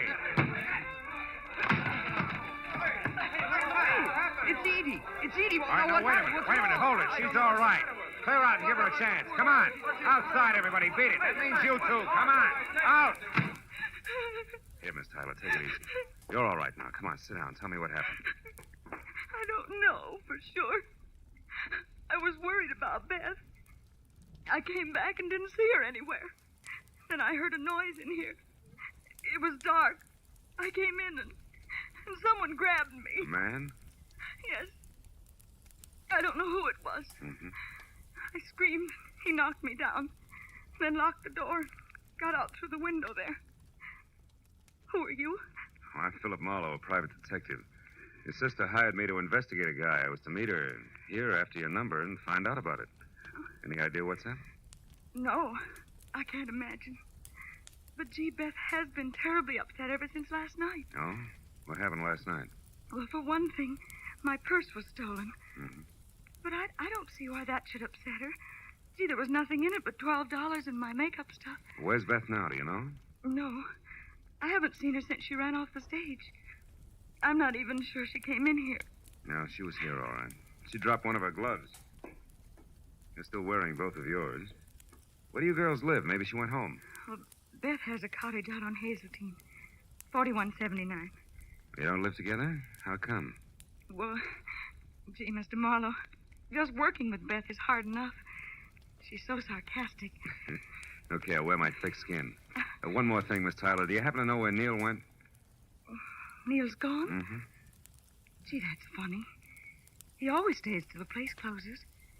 Oh, he must be coming right back. I'll take a look. And then I'm going out to see your sister. Sarcasm and all.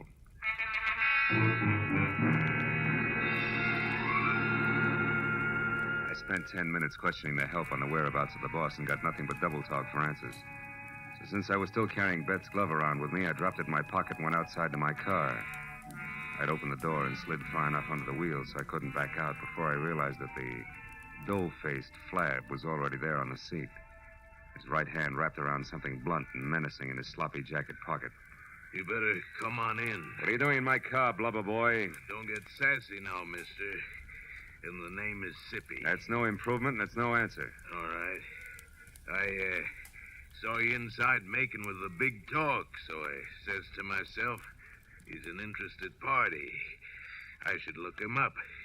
Maybe we can do business together. All right, stay over there. What kind of business? I'm particular about the gutters I crawl in. It has to do with the twins inside there. You can get in touch with me later for further details. I got an angle, mister. You'll see when I leave. Yeah? When you tried to work that angle, you got to the wrong twin in the dressing room. Do you know that? I don't know what you're talking about. Mm-hmm. Okay, Sippy, where can I reach you? You'll find out if you really know what's up. Don't try to follow me, though. I'll be seeing you. When Sippy slid out of the car and beat it, I made one move after him and then stopped cold. Because lying on the seat where he'd been sitting was a green leather handbag with the name Edie etched on it. I snapped it open. It had been stripped of everything but the scent of Amia and a smudged slip of paper that read, Number 9 Arrow Motel, Lancashire Boulevard. So that was Sippy's address, and he had the stolen purse. But the why of all the commotion over 12 missing bucks was still the number one question mark. And I figured the best place for an answer to it was at Beth Tyler's. So I drove out to Hazeltine. But even before I stopped at number 4179, I heard the piano. I walked to the door and stood there a moment listening. I eased it open, slipped inside. Soft, indirect lighting accented the figure of the girl at the piano. The little waves of iridescent crimson chased themselves over the smooth satin gown as she played. Glossy blue-black hair fell to her shoulders. Beside her, a burning cigarette sent a single plume of smoke into the still air. Just for a moment, I found it difficult to remember that she was my client. Oh? You're looking better, Beth. You're Philip Marlowe, I suppose. Yeah. I dropped by to return your glove, among other things. Just put it there on the table. With the other one. Where did you get it, Marlowe? In your dressing room at the club. Your sister tangled with an unidentified man who was hiding there after you left. While we're on that, why'd you shove off so fast? I was scared. How'd you know I'd find you? You're a detective. Remember? Mm-hmm. Look, if you want to burn up your retainer playing hide and seek, it's your business. Now, who's the guy you want me to check on? The flabby one who made you blow up tonight? Yeah, that's right. Why? Because I think my sweet twin sister is mixed up in something a little more serious than her usual scatterbrain escapades. And the flabby guy is in on it because he has a green purse, right? How did you know that? He left it with me. Name is Sippy. He lives at the Arrow Motel, number 9. Knows something worthwhile about this business, and he's anxious to sell it. All of which puts him a hop, skip, and a jump ahead of your detective. Now tell me, why is everybody, including Neil Redmond, all wound up over one stolen purse? What's it all about, baby? I don't know, baby. Suppose you find out and tell me. Wouldn't have anything to do with the fact that Neil loves your sister and you love Neil, would it? Marlowe, I hired you to investigate a man, not to pry into my personal affairs. You'll get more for your money if you stop holding out on me. It's my money. Besides, I'm not holding out. Believe me. I'll try. Real hard. Well, as soon as I've got something, I'll call you. Where are you going now? My retainer entitles me to know, doesn't it? Yeah, it does. First to the club to find Redmond and get his side of it, and then I'll probably drop in on our chum, Sippy, at the Arrow Motel on Lancashire. Good. I'll, keep a light in the window for you. Oh, sweet. Also keep your door locked. From the inside, baby. As I drove down the dark, winding street toward Ventura Boulevard, I caught a flash in the rearview mirror of a station wagon behind me. It looked like a tail, so I opened up. But it stayed with me. When it swung out into the left lane to pass, it suddenly cut in front of me. I jammed on the brakes as the spotlight slashed at my eyes, and when my front wheel banged against the curb, I was already half out of the car. Stop right where you are, fella. Don't come 1 inch closer, I'll drop you. I switched off the spotlight, and I saw a face the texture of a doormat over an embroidered purple shirt and orange tie. He had hand-tooled, high-heeled boots on and was topped off by a 10-quart cream-colored Stetson.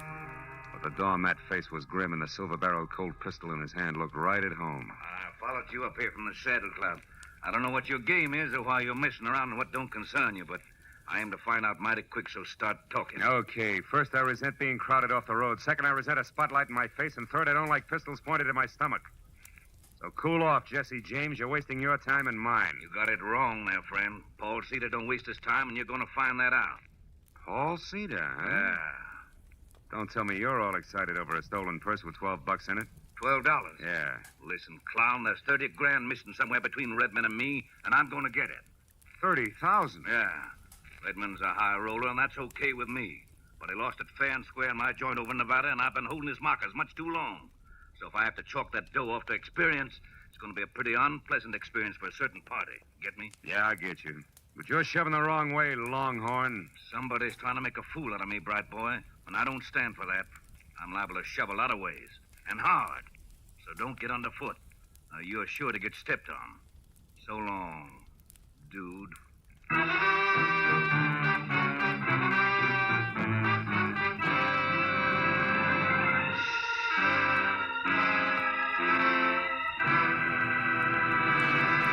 In just a moment, we'll return to the second act of The Adventures of Philip Marlowe. But first, tomorrow marks the anniversary of an important event in American history, the signing of the first peace treaty between the Indians and the Plymouth colonists. In commemoration of these events, CBS's Sunday night stars, Amos and Andy, will be found with a kingfish burying the hatchet deeper than ever in their hopes and dreams. And CBS's own Jack Benny will be back again tomorrow with his special guest, Van Johnson. Invite some friends over. Sit back and enjoy the Jack Benny program.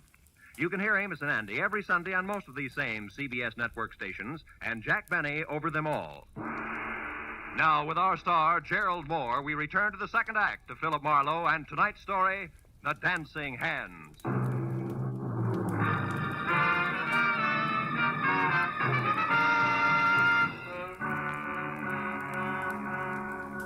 When the Texan from Nevada galloped off in his trusty station wagon, I forgot all about Neil Redmond and headed instead for Sippy and his further details at the Arrow Motel on Lancashire, where Bungalow 9 turned out to be an all-alone green and white collection of clapboard that showed light, a half-open door, and nobody home to my knock. When I tried knuckles on wood again and still got only a faint echo for reply, I stepped inside. There in the center of an ivory-white throw rug and clamoring for attention like an only child at a family reunion was a wide and wet circle of red. From there, the ugly splotches that narrowed as they got farther away trailed off until, finally, in the next room, the path ended where I expected it to. The quiet form of Skippy, sprawled over an upset chair and holding his hands tight against the red on his left side. When I got to him, he was going fast. 30 grand. A lot of dough. Didn't know I was shooting that high. And the twins. One what, Sippy? One of them. Did one of them do this? One. He's dead, isn't he, Marlowe? Yeah. Yeah, Redmond, he's very dead. Oh, no, Marlowe. I only found him a few seconds before you did. Yeah, and the rest of that run, you heard someone coming, you didn't want to be seen, so you ducked back out of sight, huh? I don't buy it, Redmond, because for one thing, it's too pat. For another, how do you explain being here in the first place? Come on, fast. Okay, I'm here because I'm in a nasty jam. Like what? Like $30,000 I've got to pay in the next hour to a guy named Paul Cedar who's running out of patience in a hurry, believe me. About that I do. I've already met the gentleman. But right now, Redmond, we're talking about Sippy. Okay. Last night I had things to do, so I gave Edie Tyler the money for the payoff to Cedar. A couple of minutes after she stepped out of the club, somebody roughed her up and got away with her purse and the 30 grand. You're a liar, Redmond. Edie herself told me that purse only had $12 in it. How come? Simple like, Marlowe. In my business, you never yell copper too soon or too loud. It doesn't pay. Mm-hmm. Now, look, for the third time, Redmond, you and Sippy, how do you figure? I don't know. He was at the club tonight, acting funny. When he left, I got a glimpse of Edie's green purse sticking out of his topcoat pocket. Later on, I saw him run away from a car near the club, so I followed. I ended up here a couple of minutes behind him, and that, Marlowe, is the truth, I swear. Which you do at the drop of a... Hey, wait a minute. Look, if you're telling the truth, I begin to get a different picture. And by that, I specifically mean a very talented but very sly dame named Beth Tyler. Oh, no, Marlowe. Why not? Because you love Beth's sister? Face it, Redmond, it doesn't add up any other way. Sippy here couldn't have stolen that purse from Edie. If he did, he'd have taken his dough and blow and not spent his time putting out feelers. But on the other hand, if Sippy happened to see Beth take it from Edie, empty it and toss it away, we've got another story, right? Ah. Because he wouldn't make a move until he knew how much she had gotten away with. Exactly. But there he ran into trouble because he was trying to get close to Beth. And in doing that, he got mixed up and went for Edie instead, like tonight at the club. Sure. And the dying man's words just now about one twin. To which you can add the unpleasant fact that I personally ran off at the mouth when I was up at Beth's an hour ago. So she knew where to come for Sippy. Look, Redmond, it's got to run that way. I'm sure of it. Well, maybe you're right, Phil, but right or wrong, I'm still in the jam. So if you don't have any objections, I'm going back to my club now for a last try at raising that money again before Cedar shows. You mean you're going to face him, Neil, with or without her? I've got him, Marlowe. You see, I own a fast club, all right, and I gamble a lot, too. But I don't welch on my markers, no more than I knock over flabby little guys. You know what I mean, Phil? I think so. But don't fold now, Neil, because I might still be lucky enough to catch up to Beth Tyler and your money both before your time runs out. And right now, that means fast to a phone and a call to Edie, who might know which way a runaway twin would head. I'll see you, Neil.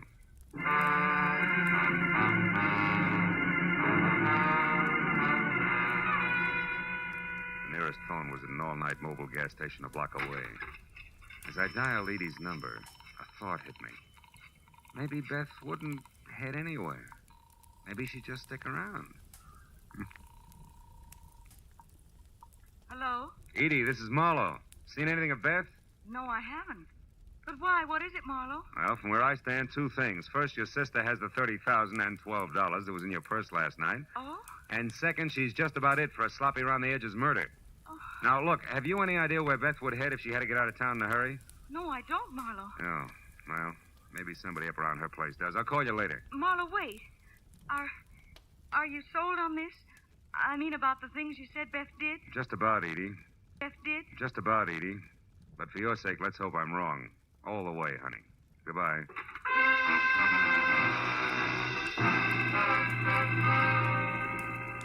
Driving fast back toward Beth's place on Hazeltine still left me enough time to think about a not-too-small detail that I'd completely overlooked. Thanks to me, the entire Los Angeles Police Department knew nothing about what was going on in and around the Saddle Club. 5 minutes later, when I'd parked away from the dock and obviously deserted number 4179, I'd walked back and around to a pair of uncurtained French doors at the side. I knew that oversight is what is generally called a blunder. But the next second, I knew it was nothing compared to the one I was making currently. If you so much as turn your head again, Marlowe, I'll kill you. Not like you did Sippy, please, Beth. I'd hate to go that way. Sippy was a mistake, Marlowe, believe me. I was rushed. So you shot and ran, huh? Yes. But I didn't run too far, because from where I stood, I could hear and see both you and Redmond and talking the whole thing over. And when you knew that we'd caught on to your act, you decided to follow me and see where I was going before you made your next move. Is that it? Exactly. Now get inside. Go on, the door's unlocked. All right. Now get over there, near that closet, and don't turn around. Why not? Afraid of the look on my face when you shoot? Shut up, Marlowe. And stop being brave. Because unless I have to, I'm not going to kill you. After all, you've already served your purpose. Which I presume was getting mixed up in this mess just long enough to find out about Sippy for you. You presume correctly. Also, you talk too much. Now open that closet and get inside. All right. Go on. As you say. But first, baby, one question. Did you do all this for the 30 grand alone? Or does it tie in with Neil Redmond and the way he feels about your sister Edie? It's a little bit of each, Marlowe. But as I said, you talk too much. So get in there and shut up.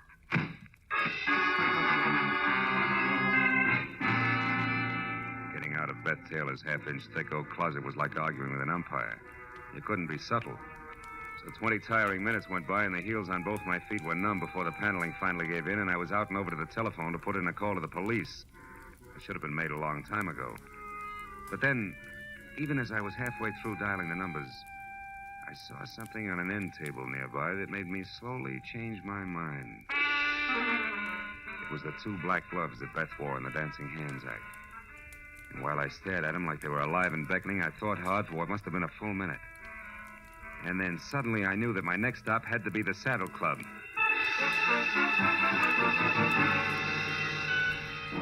As I parked at the Saddle Club, I saw light drifting out of Neil's office, which was something I had expected. Inside, I moved along a dark hall toward what I knew would be the trio of Neil Redmond, the Nevada Texan, and Eddie Tyler. All right, Redmond. The raucous voice of Paul Cedar was anything but happy. How stupid you think I am? Oh, that's Cedar, I'm telling the truth. Edie had the 30 grand, but somebody got it from her when she was on her way to you. That's a stinking lie, and you know it, Redmond. You never had the money. This whole thing's been a frame to stall me. And one way or another, I'm going to get you to admit that. No, you're not, Cedar. And if you don't drop that gun now, you're never going to do anything ever. Come on, let it go. All right. Now sit down and shut up and listen hard because Redmond's telling you the truth. What? Marlowe, you know where the money is? That's right. And I also know who took it. Less than an hour ago, a little after I called you, Edie, Beth caught up to me and confessed the whole shebang, exactly as we figured it, Neil. You mean she admitted getting the money from Edie and using you to locate Sippy? That's right. But there's only one drawback to everything she admitted. None of it's true. What do you mean, Marlowe? I mean, Cedar, that Beth Tyler didn't steal your money from Edie here any more than she killed Sippy. I also mean that as far as I can tell, Beth Tyler was nothing more than a girl who played the piano and got upset when a stranger named Sippy started to bother her. And I never saw the real Beth Tyler after she ran away from a piano in the club tonight. That she's dead and that you, Edie, have been posing as Beth all night because, one, you yourself stole Neil's money, and two, you murdered your sister as well. No! Yes, Edie, come on, admit it. It's true. No, it isn't. I guess it is at that, Marlowe. And Beth's body? In our dressing room. In the closet. I didn't want to kill her. But she found out that I had only pretended to be robbed when there was no one around.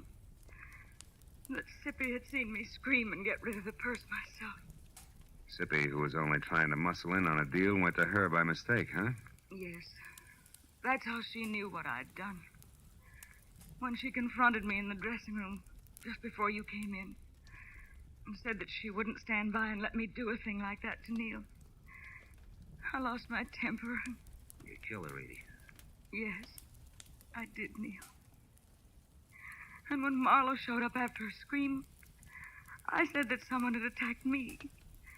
And then I pretended to be both Beth and myself from there on to get out of the whole thing. And I almost did. But now I'm so sorry. Oh, no.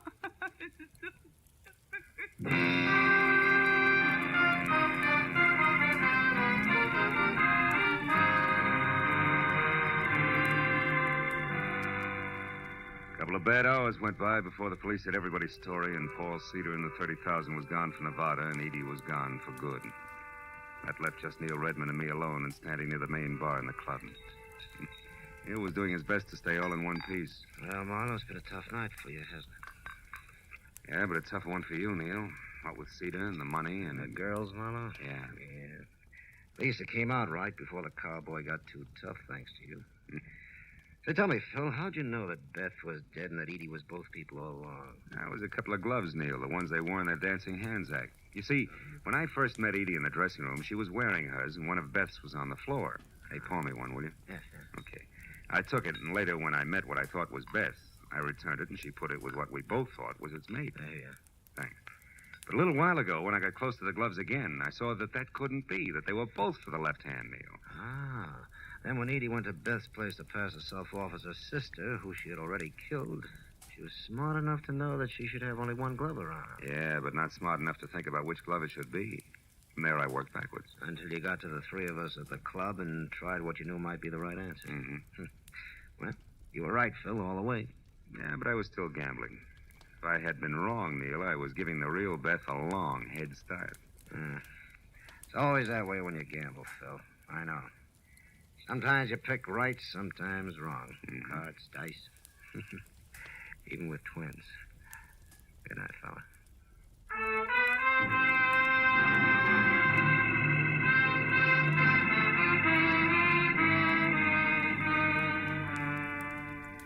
When I finally got to my car, started out of the valley and back toward Hollywood, it was better than 8 o'clock in the morning.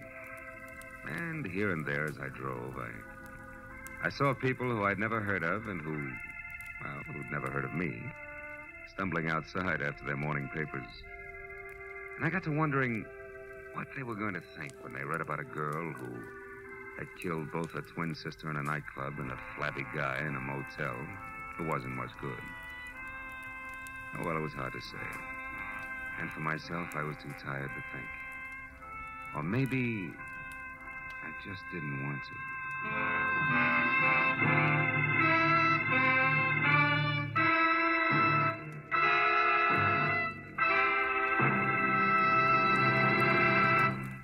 Adventures of Philip Marlowe, created by Raymond Chandler, star Gerald Moore, and are produced and directed by Norman MacDonald. Script is by Mel Donnelly, Robert Mitchell, and Gene Levitt. Featured in the cast were Vivi Janis, Lou Krugman, Ed Begley, Paul Frees, and Bert Holland. The special music is by Richard O'Runt. Be sure and be with us again next week when Philip Marlowe says... When it started, it was simple. Just a lawsuit for damages. But before it was over, it was far from simple, and the damages were murder.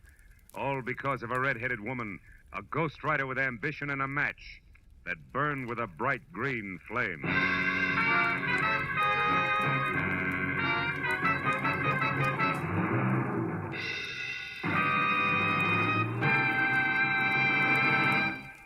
With part of its star-studded Sunday nights devoted to shows named after great personalities such as Jack Benny, Lum and Abner, and Amos and Andy, CBS also goes to famous fiction for one of the brightest, most dramatic of its Sunday galaxy, The Adventures of Sam Spade. Created by the master hand of Dashiell Hammett, Sam Spade cuts a new and deadly caper with mystery, murder, and adventure on most of these same CBS network stations every Sunday. Join him tomorrow night. This is Roy Rowan speaking. Now, stay tuned for Gangbusters, which follows immediately over most of these same CBS stations. This is CBS, the Columbia Broadcasting System.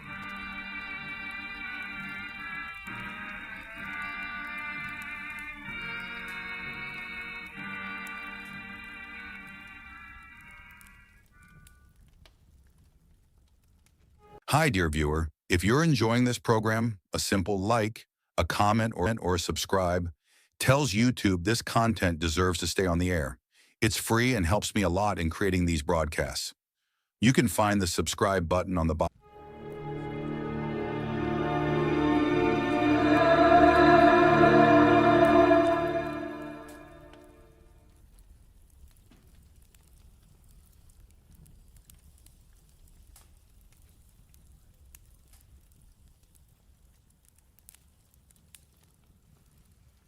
Get this and get it straight. Crime is a sucker's road, and those who travel it wind up in the gut of the prison of the grave. There's no other end, but they never learn. This time it started as a routine search for a rich girl's fiancé, and the trail led to a silent house haunted by a face at the window and blood in an open cedar chest. But before it was over, it became a search for a corpse that wouldn't sit still. From the pen of Raymond Chandler, outstanding author of mystery, comes his most famous character and crime's most deadly enemy, as we present The Adventures of Philip Marlowe.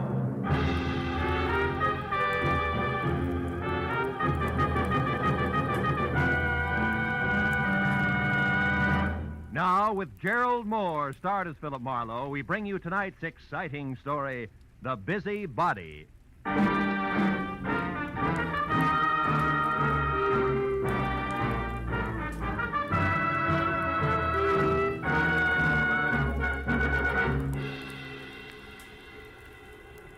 Phone jerked me up off my back and out of the sports page at 9:30 in the evening of an already too long day. On the other end was a warm, feminine voice, edged with the kind of self-assurance that means money, and lots of it. But the words were both hurried and panicky, so after I hung up, I reluctantly waded through the sports section with my feet instead of my eyes and headed for the coffee shop at Franklin and Bronson, where my new client, who had identified herself as Liz Stewart, said she'd be waiting. A pair of blue eyes at a table in the corner measured me from haircut to shoelaces, so I took the cue and walked over. After we introduced ourselves, I was waved into the chair opposite her. She leaned toward me and started with a rush. Mr. Marlowe, I've got to find a man named Dean Howard as soon as possible. Not exactly a new switch. He's my fiancé. We plan to notify my Uncle Hanley of our engagement tonight. Who is Uncle Hanley? Uncle Hanley Stewart of Stewart Aluminum. Okay, go ahead. Dean Howard was to meet me at 7, but he didn't show up. Mm-hmm. And then about 7:45 he called. He started to tell me something that he referred to as a horrible mistake, but before he could get it out, we were cut off. Well, I tried to Want call some him back. coffee? Hmm? Coffee. No. Okay. I tried to call him back, but there was no answer. So I went to his house, but it was locked and dark. And yet his car was still parked outside. Uh-huh. Well, look, Miss Stewart, why don't you save yourself $50, go home and wait for an apologetic phone call, huh? What do you mean? Well, this stacks up as being a case of cold feet or a little celebration that got out of hand. Either way, there's nothing to worry about. I've come to you for help, Marlowe, not a pat on the head. Okay. I'll assume it's my error for the moment.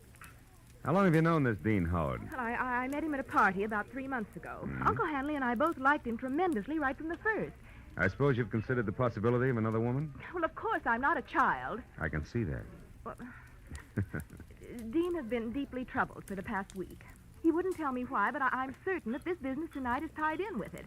Something's wrong, and I want you to find out what it is. All right, but I'm no leg man for Cupid, so if it turns out to be nothing more than a guy's heart beating in double time, I drop it. Fair enough? Fair enough.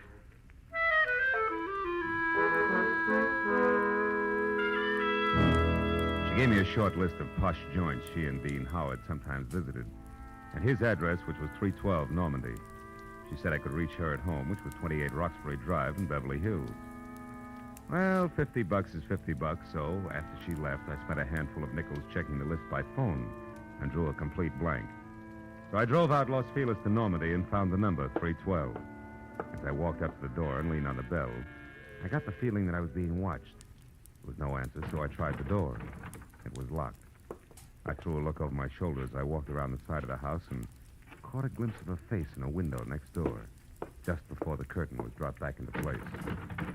The back door of 312 was locked, too, I found out, as did the face next door, which was watching me again from one of the rear windows.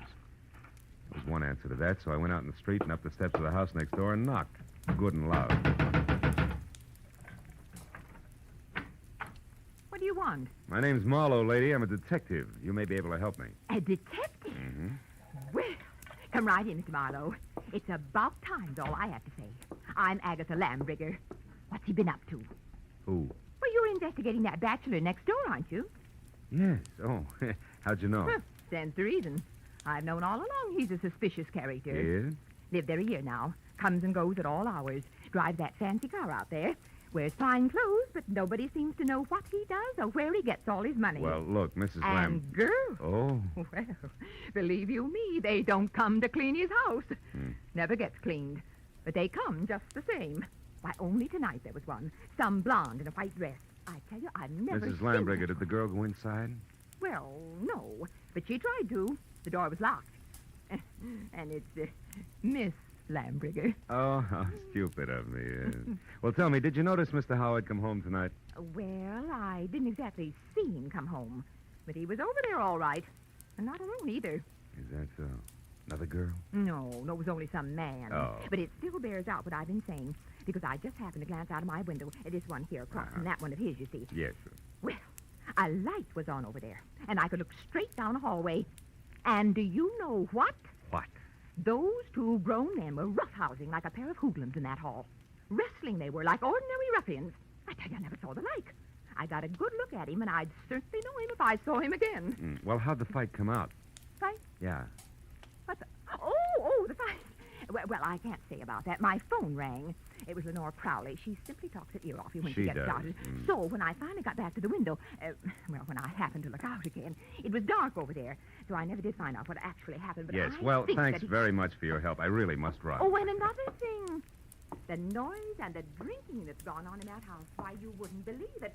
Oh, you're leaving? As soon as possible, yeah. But you still haven't told me what he's up to. Well, I'm not at liberty to do that. Oh, well, that's a shame. Yeah. Well, I'll be here all the time, you know, and I'll certainly keep an eye on that house. Oh, I can't tell you how much I appreciate your going to all this trouble just for me. Bonsoir, Miss Lambrigger.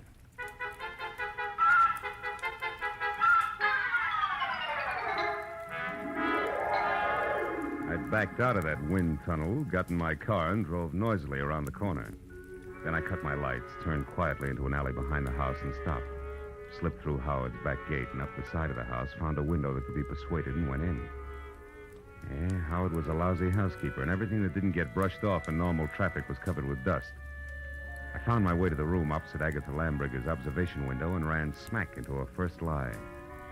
Where she said there was a hallway, there was a solid wall, papered with purple roses and hung with 4 dingy pictures in bronze frames, 2 on each side of a big, ugly mirror. There were 2 hallways, but no angle at which either could be seen from her window. Furthermore, there was no sign of a struggle. One hall led to the study, the other to the bedroom, and I checked both. But still, there was no indication of a fight. On my way out, I barked my shin on the nose of a lion carved on the corner of an oversized cedar chest, just as the abrupt sound of someone at the door brought me to a rigid halt. Whoever it was had the patience of an 8-year-old on circus day, so I set myself up as the type who might live in a joint like this and answered. What's the matter with the lights, Howard? Blow a fuse? Or could this be some new economy measure? I like it this way. I don't think I know you. You should, Howard, you should. I called you yesterday about a certain money matter. The name is Leo. Don't go for your gun, Howard. Well, since yours is pointed at my third rib, why should I? Well, like I told you on the phone, my boss is anxious. You're way overdue, Howard. I want that $50,000 the boss loaned you 3 months ago. Have it for me the day after tomorrow. All of it. Without fail. He knows I'm good for my debts. Why all the pressure? Well, maybe he figures your investments aren't so smart. Like maybe you've been blowing too much on that second-rate canary, Carol. Oh, yeah, Carol. I remember. She's your girl. Well, that's none of my business. See you day after tomorrow about the same time. And if you get a headache from worrying about paying off, just think of the one you'll have if you don't pay. It'll be like 10 times this. Oh! Good night.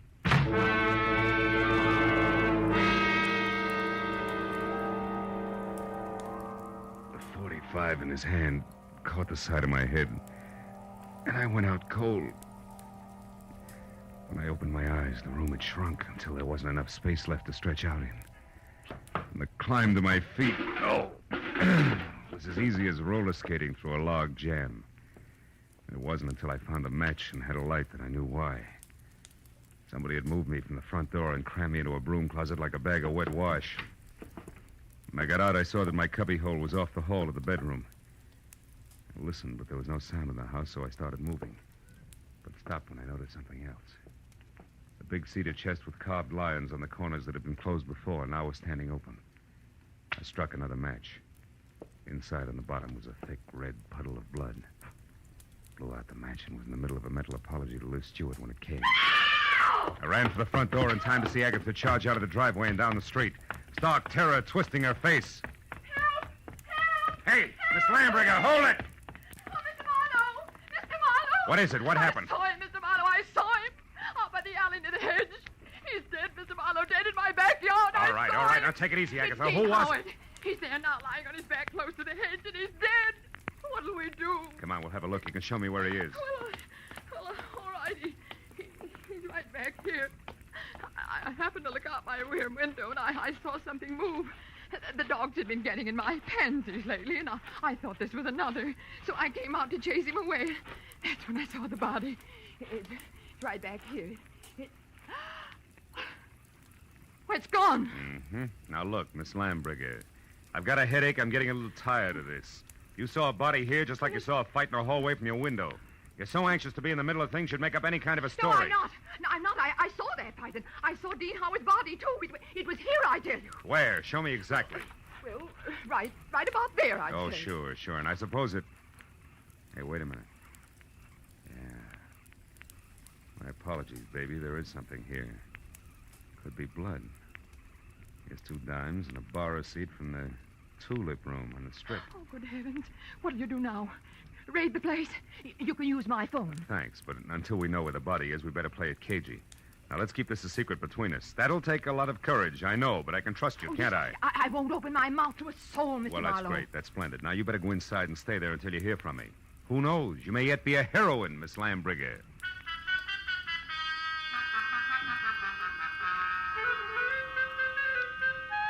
The bar receipt was a long shot. When I was still 2 blocks away from the tulip room, I knew it had paid off because a fluorescent banner, 4 by 12, draped over the front of the squat square building, extolled the vocal virtues of one Carol Cody. I parked across the street, went in, and found a dressing room door and knocked. She distinctly said, "Come in," but when I did, I thought the room was empty, until a small handful of spangled satin costume hopped up from behind a screen in the corner. I made a sight-unseen introduction. It was only a moment later that a tall brunette, filling a white silk blouse and snug, dark slacks, stepped out, tossed a few pounds of glossy black hair away from her face, and gestured me into a chair. Which paper did you say you were from, Marlowe? I didn't, honey. I'm a private detective. I can't use it. Don't give odds on it, baby. Not yet, anyway, huh? Let's talk first. For instance, what's with you and Dean Howard?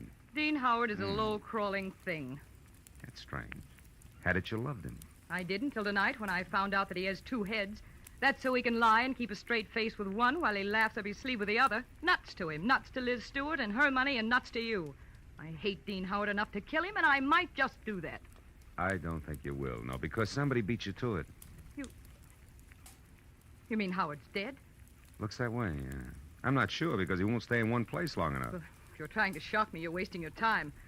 I'm not sorry. I think we've got company. Keep talking, I'll get him.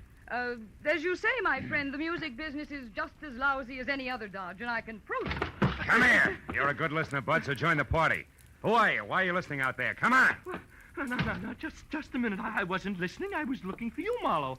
I'm Ward Odom, Mr. Hanley Stewart's assistant. You're doing fine. Don't stop now. Well, ever since I learned that Miss Stewart hired you, Marlowe, I've been trying to talk to you. I followed you here from that place on Normandy because I must know what you found out so far. Why? What business is it of yours? Because, Mr. Marlowe, I doubt very much that you even know of the robbery. Robbery? What robbery? More than $40,000 worth of negotiable securities was stolen from Mr. Stewart's safe this evening. You get all your information at keyholes? And I have reason to believe that the man you're looking for took them. Of course, I don't dare accuse him without proof of his relationship with Liz, Mr. Stewart's niece. If I were wrong, it would cost me my job. Odom, did Liz know about the robbery when she hired me? Why, of course. Oh, brother. Look, see this? Her name is Carol. She's involved right up to her mascara in the whole mess. Don't let her out of your sight till I get back. Me? Why, you cheap shot. Shut up. And as for being cheap, I'll take care of you when I get back.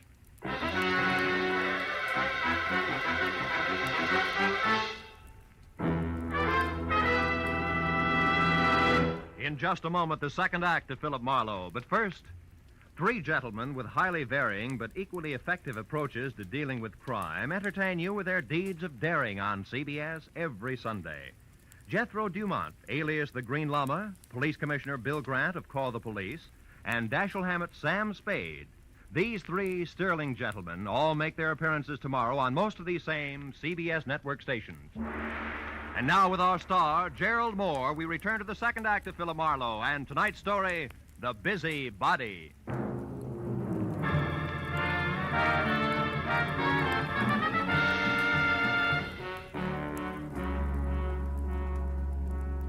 After convincing Ward Odom that his greatest contribution to the cause would be staying close, but not too close to the violent lady in slacks, I piled into my car and started for Beverly Hills in a beautiful liar named Liz. I didn't stop until I was at number 28 Roxbury Drive, out of my car and walking fast up the semicircle of gravel driveway that led to the carefully antique front door. But then, for two good reasons, I stopped again. The first, a squad car parked ahead of me that said everybody except Marlowe knew all about the bonds Mr. Hanley Stewart could no longer call his own. The second reason, and more important, was my client, Liz Stewart, sneaking out of a side door and hurrying toward a gray coupe. I stepped back into the shadow of a squat palm and waited for her to come abreast of me. Late date, Miss Stewart? What? Marlowe, why, you startled me. Considering everything, it's the least I can do. What do you mean? I don't like clients who lie to me. So if you don't mind, I'll just stroll along with you while you assure me you can explain everything. But I can, Marlowe. Just give me a chance, please. All right. Why didn't you tell me that 40 grand worth of negotiable bonds disappeared from your uncle's safe at the same time as Howard? Oh, because I didn't want you to be prejudiced, to be looking for a thief from the start. If Dean did take those bonds, he had a reason. Like being fond of money? No, like being forced to do what he did. All right, let's say he was forced. What then? Well, then I wanted to help him, to get to him before the police. They'd arrest him in a minute. And you, on the other hand, would get the bonds back to your uncle, convince him it was all a mistake, and talk him out of telling the law, huh? And with your own dough, you would help Howard out of the spot he was in. Is that it? Yes. But you haven't proved that Dean took the bonds. No, I haven't. Could have been anyone who knew the combination of the library safe. Which includes how many? Aside from Uncle Han and myself, just the family lawyer and Mr. Odom. Yeah, what about Odom? Could he have done it, Liz? No, I don't think so, as much as I dislike him. You see, Marlowe, for years, Odom's been very close to Uncle Han. He's had 1,000 opportunities to steal if he wanted to. Well, like this afternoon, for instance. He had $10,000 worth of the bonds with him today. What was he doing with all that dough? Paying gas bills? He was going to sell them for my uncle. But the transaction fell through, so he brought them back to the house and put them back in the safe. Anyway, Marlowe, I don't think he'd have the courage to steal. I know what you mean. I've already met Mr. Odom. When? Oh, about a half hour ago. In a nightclub called the Tulip Room. Odom thinks Dean is guilty, Liz, but he's afraid to mention it publicly till he knows a little more. What's a nightclub got to do with Dean? Carol Cody. Who? She's Dean's girlfriend. Marlowe, you're crazy. I talked to her, honey. She's a singer there. Told me that she and Howard were more than chummy, but that she gave him the air tonight when she found out about you. And you believe that? Mm-hmm. Now that I've had a little time, I believe even more. Details that she never bothered to mention. Details like Dean Howard and Carol Cody playing you for a sucker. He gains your confidence, then the combination of the safe, and then goodbye. But you see, the end was a switch, Liz. Dean didn't... Dean didn't what? Hmm? What is it, Marlowe? What are you staring at?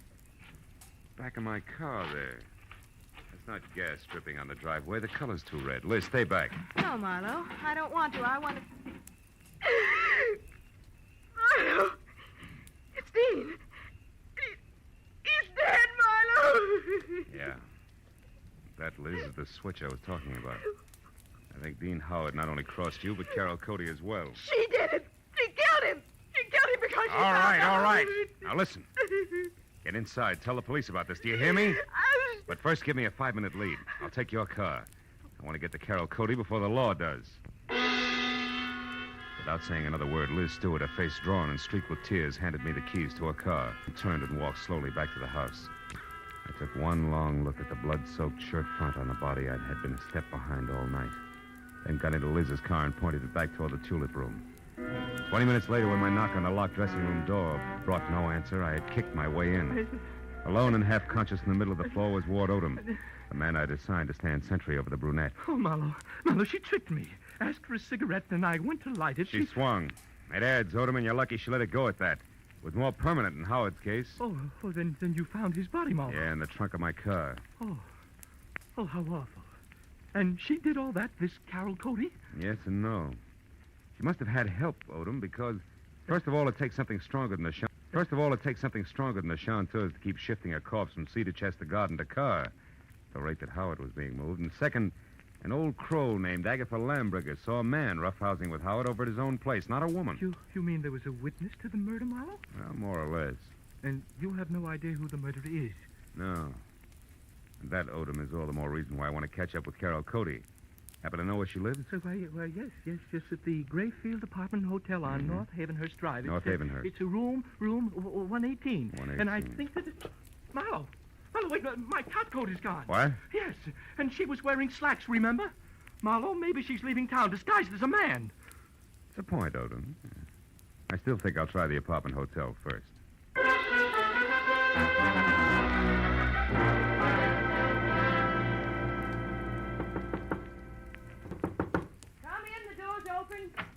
The bag's over there, boy. Did you get the Marlowe, what are you doing here? Not doubling for a bellhop, so get over there, sit down, and keep your hands in your lap, because if I have to, I'll shoot. What? I don't understand. I'll make it real plain.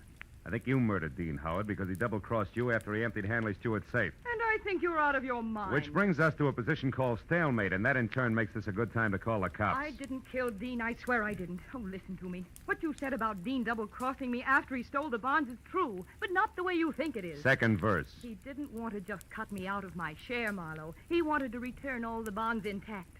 He really fell in love with Liz Stewart and decided to play all-American boy. You mean he decided to call it all off after he'd stolen the bonds? Yes, Marlowe. That was the reason we argued tonight. Well, it's a stronger reason than one I already had for your committing murder. Baby, you wanted that money bad. No, you're wrong. Come back here. Why did you belt Odom and run? And don't bother denying that you did, because I just left him. And he's minus good health and that top coat over there. So if you think I that you... can explain that. I was scared that a confession out of Dean would get me into hot water. And when you showed and then Odom, Just a minute, But Carol. Marlowe, Just a minute, will you? I think I've got the answer. What answer? It's dust, Carol. Dust and what an old gossip swears she saw from a window. Right now, I've got to get over to her place before she ends up looking like the late Mr. Howard. Well, then you believe me, Marlowe, about not killing Dean. I don't know. But since you've been in this cheap swindle from the start, we'll just tuck you into an old-fashioned wardrobe. Just for safekeeping, baby.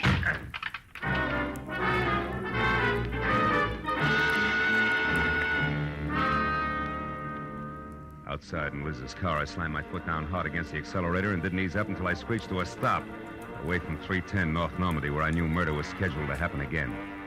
I was next to a pair of half-open French doors through which I could see Agatha Lambriger sitting erect in a straight-back chair. I was happy that I hadn't taken any longer in getting there. I was also happy that the man standing opposite her, gun in hand, the man who had murdered Dean Howard, had his back to me. I got a firm grip on the 38 in my You've been hand. so nosy, Miss Lambriger. And it's too bad that Marlowe had to let me know you've been a witness when I killed Dean Howard. A roughhouse, I think you called it. A roughhouse is what I thought at the time. But when I saw Dean Howard's body out in the alleyway, I knew... You knew I killed him. Everything would have been simple if you hadn't had your nose out a mile. I was going to run over him, and it would have looked like an accident. But I had to move the body after you saw it. Marlowe's car looked good until I could dispose of it. But there's no point telling you all this. You won't be able to gossip about it, Miss Lambriger. I'm sorry. Sorry, but that's the way it has to be. You or me. I vote for you, Odom. Drop your gun before I close the polls for good, real noisy like. Come on, drop it. No, don't shoot. I dropped it. Okay. I'll move to the middle of the room, hands high. Marlowe, I didn't want to do it, but I had to kill him. Because Dean Howard was going to return the bonds he took. Marlowe, and that please would have left listen you in to a me. spot, wouldn't it? Because Howard only stole 30 grand out of that safe. You were taking 10 grand to legitimately sell for your boss. I know what And when you went to I know what return them, you happened. saw there'd been a theft. And you decided to make the most of it and let somebody else take the rap for the whole 40 grand. Keep your eye on Mr. Marlowe. He's Don't worry, a man who shoots another man in the back has no guts. He won't try anything while I'm looking at him. No, Marlowe. I don't have any more guts than it takes to jump behind a woman's skirt. A lady I choked to death. If you take one more step, now lower your gun and listen. All right, let it go, Odom. Sure, let it go. Just as long as you cooperate, Marlowe. Marlowe, don't be a Shut fool. up! Shut up! Don't shoot. He'll kill me anyway. Shoot. No! Shoot. No, don't shoot! Marlowe, don't shoot! Don't shoot!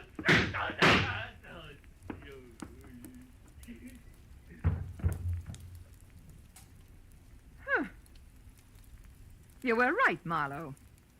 No guts.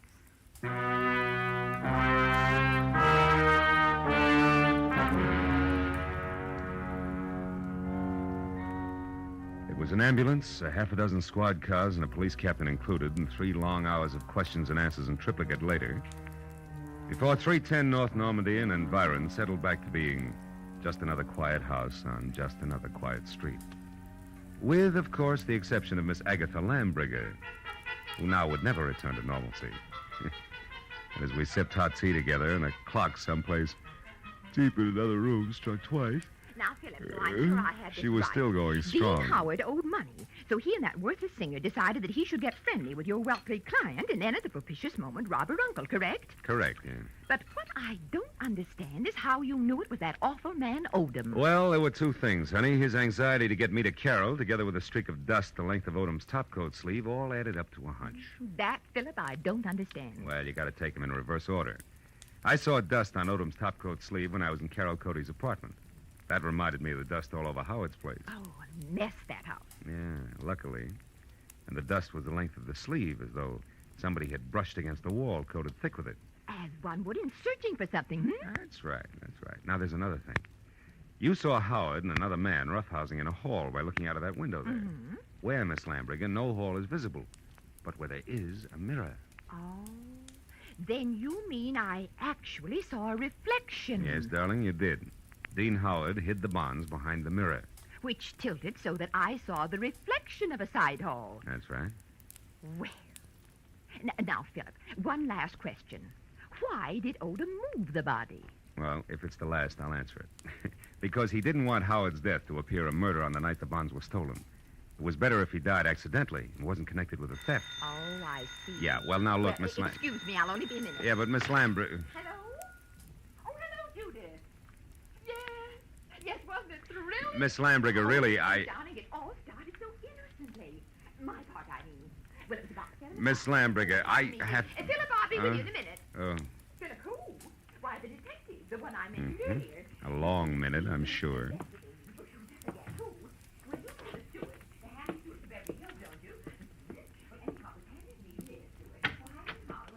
Goodbye, girl.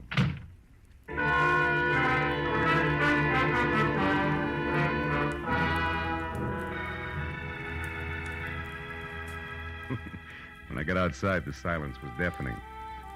And then I remembered that I still had a client up on Roxbury Drive who I had to see. And that there were automobiles to be exchanged, and maybe, if I could find them, some right words to say to a girl who had a very rough night. So I started driving that way, slowly. But 10 minutes later, when I was halfway there, I stopped, turned around and headed back for 310 North Normandy, and my .38 that I'd forgotten after a handful of policemen had finished examining it. It wasn't until I was at Agatha Lambriger's front door again that I realized something more important. Well, then this Odom, this killer, grabbed me as a shield, Judith, and told Marlowe he had guts enough. Guts was his word, my dear. Yes, well, I could get my gun another day.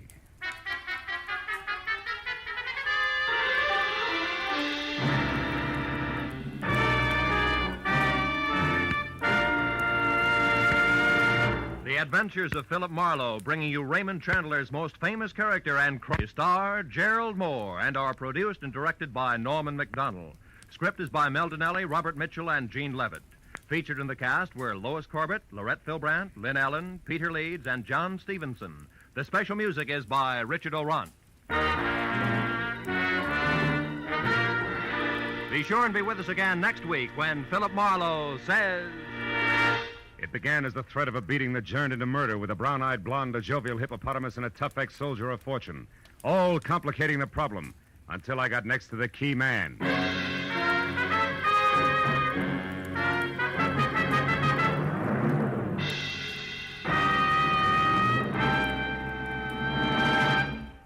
Will you be listening when $51,000 go on the block during Sing It Again tonight?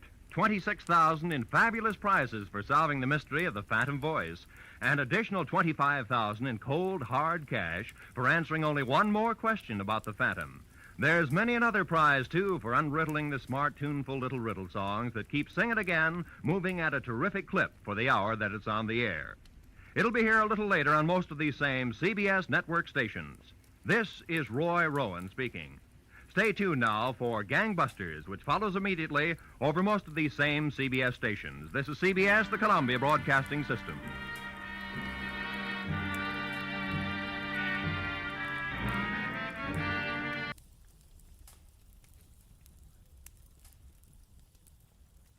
Get this and get it straight. Crime is a sucker's road, and those who travel it wind up in the gut of the prison of the grave. This time each carried a torch and each was burned by it. The heel, the hero worshiper, and the hard-bitten blonde. And all because of a woman already 2 days dead. From the pen of Raymond Chandler, outstanding author of crime fiction, comes his most famous character in The Adventures of Philip Marlowe.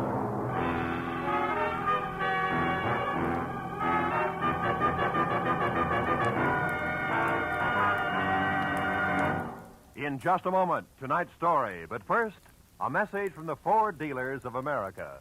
Tonight, more than 110,000 enthusiastic motorists own new 1950 Fords. Here's what Donald L. Gibson, a pilot from Kansas City, says about his 50 Ford. As a pilot, I'm naturally interested in engines, and that's why I bought a 50 Ford. That V8 really ticks along. And ticks is just the right word, because it's as smooth and quiet as the Swiss movement in a good watch. And it's not just the Ford engine that's fine. The ride is just like flying in smooth air, and the car handles like a dream. Anyone who's thinking of buying a new car should certainly take a check ride in the 50 Ford. We Ford dealers are swamped with comments like that. But don't take anyone's word for this new 50 Ford. Prove it for yourself. Look up your nearest Ford dealer in the classified phone directory. Or perhaps you know him personally. He'll arrange a test drive in the 50 Ford. Test drive it for comfort, for power, for safety, and for the quietness, which is its mark of quality.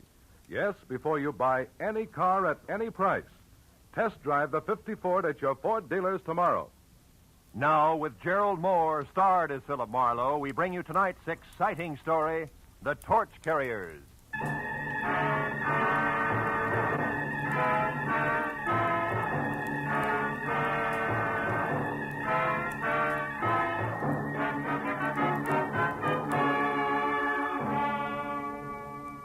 The 8 hours that had just slipped away had been a noisy assortment of big people with little troubles I hadn't wanted to help, and little people with big troubles I hadn't been able to help. So by the time it was all over and I was heading for home, a cozy, quiet cocktail lounge at the Wilshire Gardens Hotel seemed like a good idea. When I was there, up at the bar with one down and one to go, the strain that had been with me all day began to ease up. But even as I relaxed, the tension between the couple sitting at my left became more and more apparent. I looked down the bar. The girl was young, pretty, and obviously afraid of the little man with her, who had only asthma where a voice should have been. Now, have I made myself clear? I don't know what you're talking about. Now, look, sister, Larry Sola doesn't go for people snooping after him, none. And neither do I. It gives me work to do that's sometimes rough on a party. Brave boy. All right, little man, you've had your busy day. Hey, take your hands off me. As soon as you relax. Okay, get your mitts on. Now, gentlemen, please, no fighting. I can lose my license for it. Now, you leave at once. Wait a minute, Baldy. You heard him, Buster. Okay. I said what I come to say anyhow. Walter, stop playing. You all right, miss? Yes, thank you. Are you sure? Would you like another drink? No, thanks. I think I'll go back to my villa. Oh, you're staying here at the Wilshire Garden? Yes, Villa 12. It's just around the corner. Maybe I better see you as far as the door. Little pal of yours might still be around. Well, thank you. It's all right. Come on. This is really very nice of you, Mr. Marlowe, Philip Marlowe. What about you? What? Oh, Claire Osborne. Well, now, look, Claire, I'm not trying to pry into your business, but in a way, people like Larry Salter are my business. Larry Salter? How did you know about him? Your little pal in the bar wasn't whispering. Oh. I'm a private detective, Claire, and I see a lot of people get in over their heads. Hate to see it happen to you. You know, these people play rough, usually for keeps. Maybe you better tell me about it, huh? Well, this is my place. Oh. Mr. Marlowe, I'll be frank with you. A month ago, I got into a jam. It was an investment I'd made, some stock, a sure thing, I was told. And they usually are. Anyhow, the certificates weren't quite gilt-edged, and they took a dive, a deep one. And to protect myself, I needed more money, so I took a bracelet. I had a diamond one and got a loan on it. From Larry Salter? Yes, from Salter. A friend, a person I thought was a friend, recommended him to me. So you cashed your bracelet, covered your investment, got your money back, and now you want the bracelet again, correct? Yes, but Salter isn't around. He's hiding. How do you know? Well, I went to the club he runs up on the strip. I overheard it there. Oh. Two men spoke of him as being on an extended vacation for his health. But, of course, I didn't believe that, so I went around the back, found the door open, and got into Salter's private office. Baby, that in itself is a wonderful way to get into trouble deep. Yes, I know, but I just had to find out where Salter could be located so I could pay him and get my bracelet back. Huh. Here, look, this paper. Mm-hmm. It was folded under Salter's memo pad. On one side it says, Madge, Gladstone 274. The last number's missing, torn off. And on the back, meet at 1010. Can this help us any? Well, it might. But first, Claire, a couple of questions that might help even more. Who was that ersatz little Caesar who slapped you in there? One of the men I overheard talking at Salter's club. He must have seen me and then followed me here. That figures. Now, look, honey. You're scrambling awful hard for a $1,000 bracelet. What's the rest of it? The rest of it? Well, you're out of your... Honey. Oh, what's use? That's better. I might just as well tell you. The bracelet isn't mine, Mr. Marlowe. It belongs to my aunt. I live with her in San Diego. Oh, you borrowed it while she was away, maybe, huh? Yes. Oh, please, I've learned my lesson. I only want to get that bracelet back now, Mr. Marlowe. Please, will you help me? I'll pay you anything. Never mind that now. Oh, please, I must know where Larry Salter is. Okay, Claire, we'll try to find out, but on one condition, huh? Which is what? That you go inside, lock all doors and windows, sit next to the phone, and until you hear from me again, do absolutely nothing on your own. Agreed? Oh, yes, agreed, Mr. Marlowe. Thank you very much.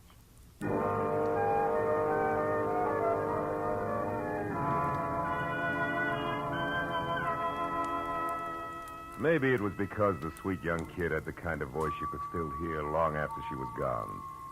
You know, one of those lingering sounds, like the echo of a train whistle hanging on crisp early morning air. But when I was at a payphone, I stopped wondering and started dialing numbers prefixed Gladstone and followed by 274 and then in order 1, 2, 3 and so on until after no answer once, wisecrackers twice, and a babysitter who thought I was a masher from a high school, I finally scored at number 5.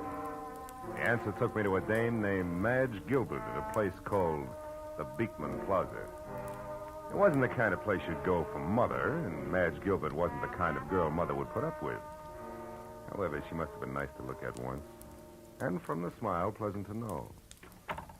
Okay, Mr. Busy Guy, now that we're together, what is it? Well, for one thing, the name's Kirby, and you can drop the fancy handle. Uh-huh.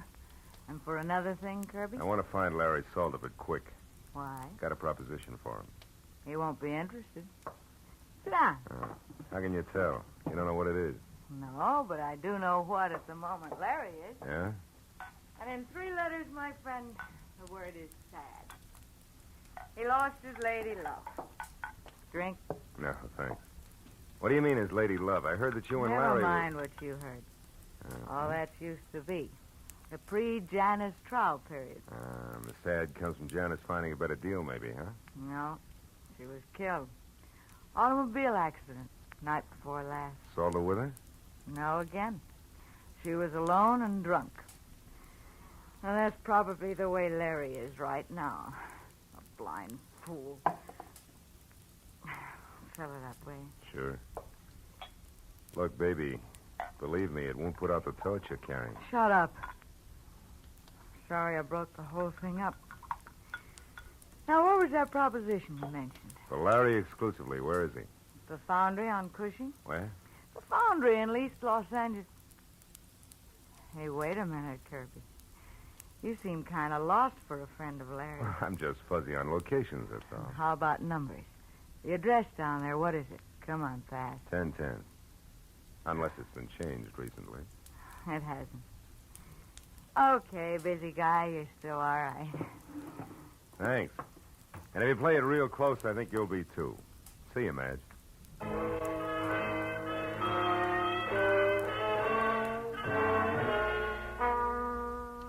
Cushing Avenue in East Los Angeles is industrial, literally wrong side of the tracks and about as non-Hollywood as an honest day's work. And all the way there, I kept blessing the dumb luck that had made me answer 1010 for the address before I'd even had time to think. When I pulled up and parked away from the place, I hoped that luck would continue. Because ahead was the foundry, or what remained of it, and in no sense did it look like friendly territory. I found a metal staircase climbing from what had once been a loading ramp up to the yard foreman's office, where a single staring, unshielded light inside said that somebody was home. And when I'd quietly gone up those stairs, I saw through a glass door who that somebody was. Larry Salter, alone next to a telephone and pitching darts at a smiling face on a calendar across the wall that read, January 1928. And I knocked with the barrel of my .38 on the dirty glass door. Told me to come in without looking up. Make yourself at home, neighbor. Be with you in a minute. Aha! I did it.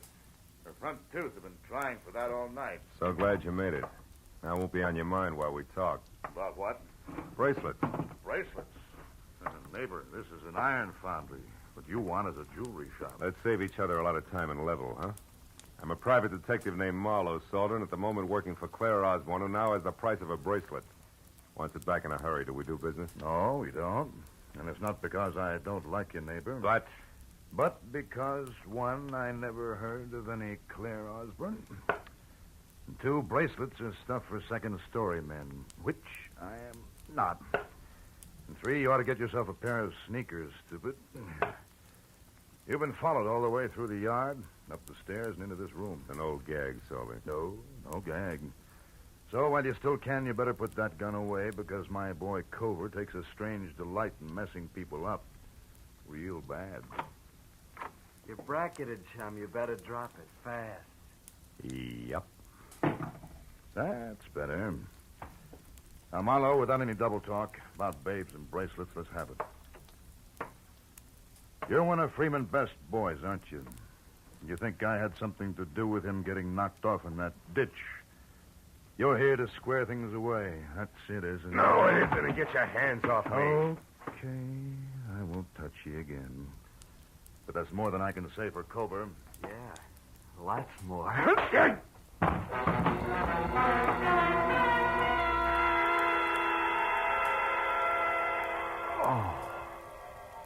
It was a toss-up whether Cover's gun on the side of my head or the side of my head on the floor had done the damage. But either way, it didn't seem to matter. Because I couldn't make it back any further than Larry Salter's voice. It sounded like it was coming from the bottom of the well. Even though I could see him talking into the telephone. Okay, my place later. It's 8100 North Lucerne in Hollywood. But then, I couldn't even see that. anymore.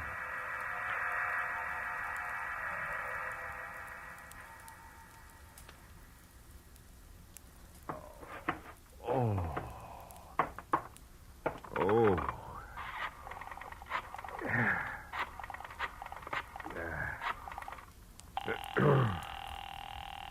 Oh.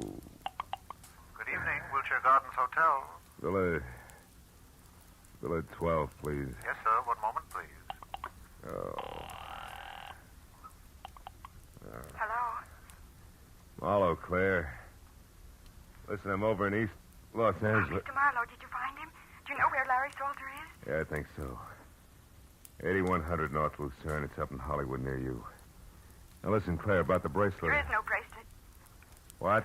There was no trouble on the stock market and no loan made. Why do you want to know where Salter is? What do you want from him? His life. Goodbye, Mr. Marlowe. Wait a minute, Claire. Claire, listen to me. Oh, my head. Oh. I wouldn't try it, What? chum. Hey, Cova, listen, Shut up. You don't have to go no place until Larry Salter comes back and says so. Now relax, chum.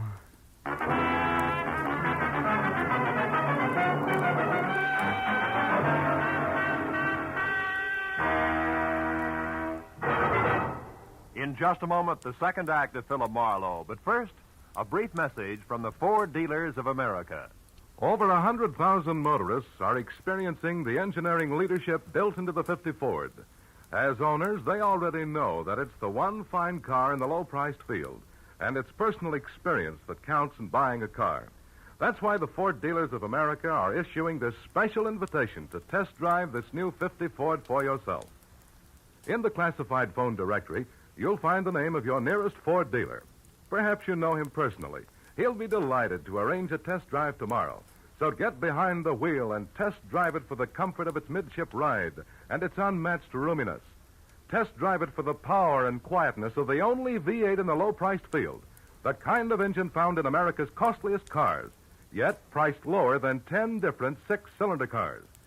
Test drive it for the safety of its own king-size brakes, largest in the low-priced field. Before you buy any car at any price, you'll find it to your advantage to test drive the 50 Ford at your Ford dealers tomorrow.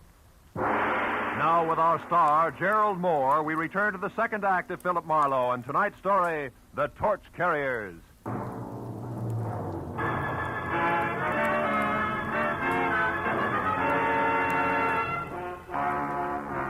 I turned to the poker-faced Cobra and the 45, both staring at me from across 6 dusty feet of concrete floor that made the ancient East L.A. foundry seem colder and even more lonely.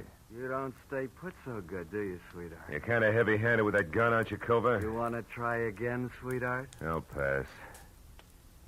Standing here staring at each other is apt to get dull, don't you think? That's entirely up to you, sweetheart. You bleed pretty. You'd like that, wouldn't you, kid?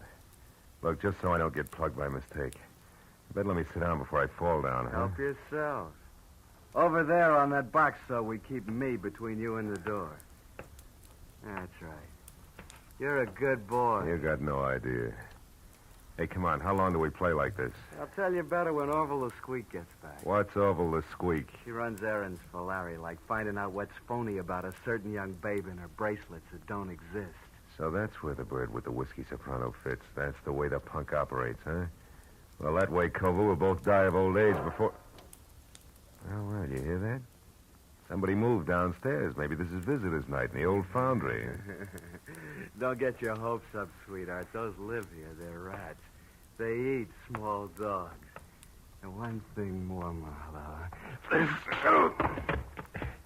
What's that for, punk? Dropping your hands out of your lap where I couldn't see them. Don't try it again. I'll put it on your bill. You know, Cova, you're holding me here on Larry Salter's orders, and yet I'm the only one who knows what schedule I happen to him tonight.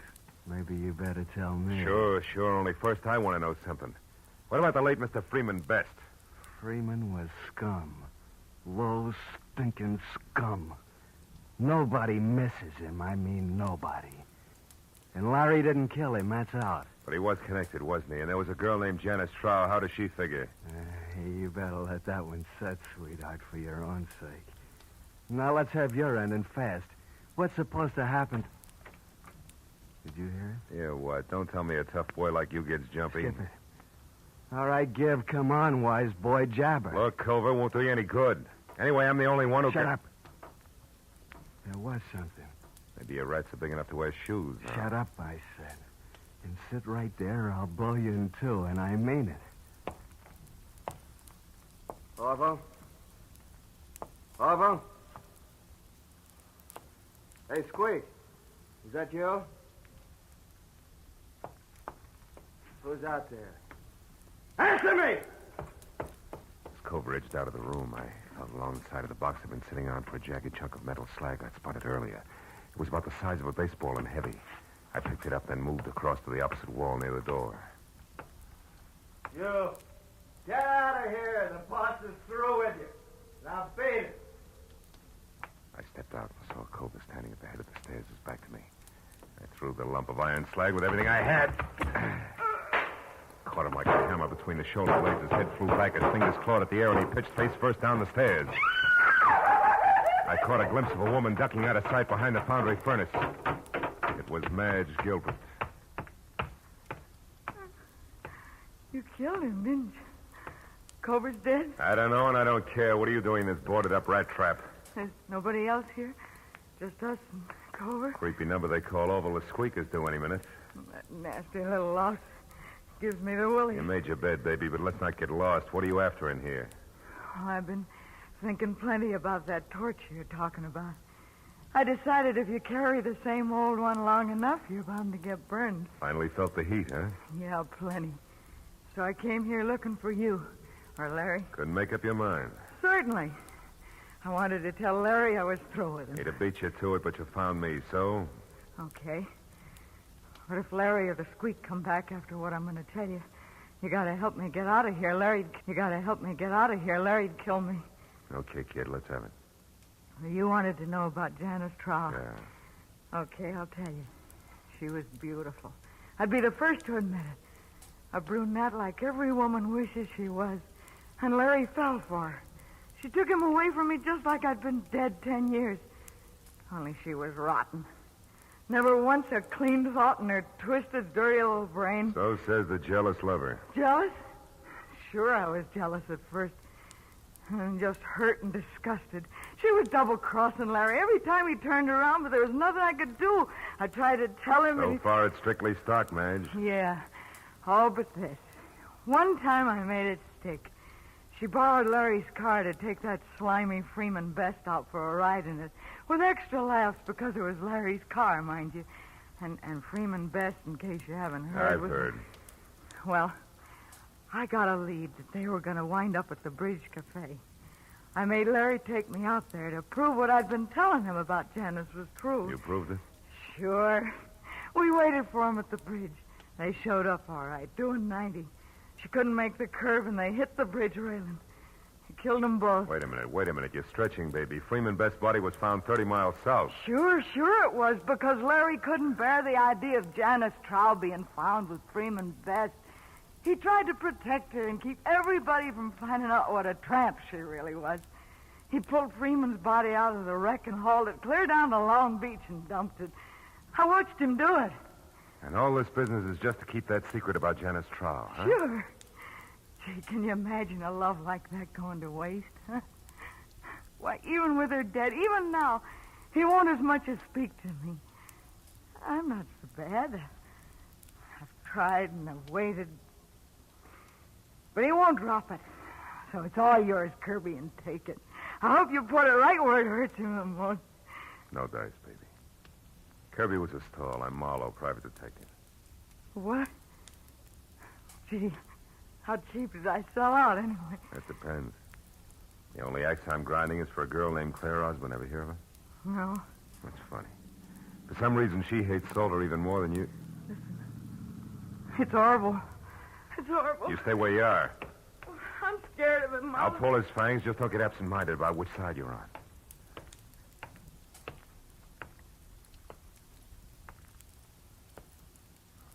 Hello, Orville. Where's Larry? I don't know. I've been waiting for him. Where's Cover, then? I got something important. Cover? Oh, why, he went out for a few minutes. Yeah? I don't like this, sister. You in here all by yourself. Something's wrong. What is it? Come on, what's the matter? Marlowe! Hold it, Orville. What? You. Why the gun? Guess. What do you know about Claire Osborne? I don't think I know the party. Sure you do. A cute little brunette named Claire Osborne. I want the straight dope on her, and I want it now, not later. Go over! Hey, go Answer over! my questions, you creep. You won't get anything out of me. Larry will take care of both. You jerk. Well, maybe there's something on it'll give me an answer without talking back. Look, he always wrote things down in a little notebook. It's inside his jacket. Yeah, you're right. Here it is. Let's see. Oh, sure, this is it. Claire Osborne arrived from San Diego last night by plane. Registered at Wilshire Gardens as Claire Osborne, but according to driver's license, her real name is... For Pete's sake, no wonder. I'll see you, kid.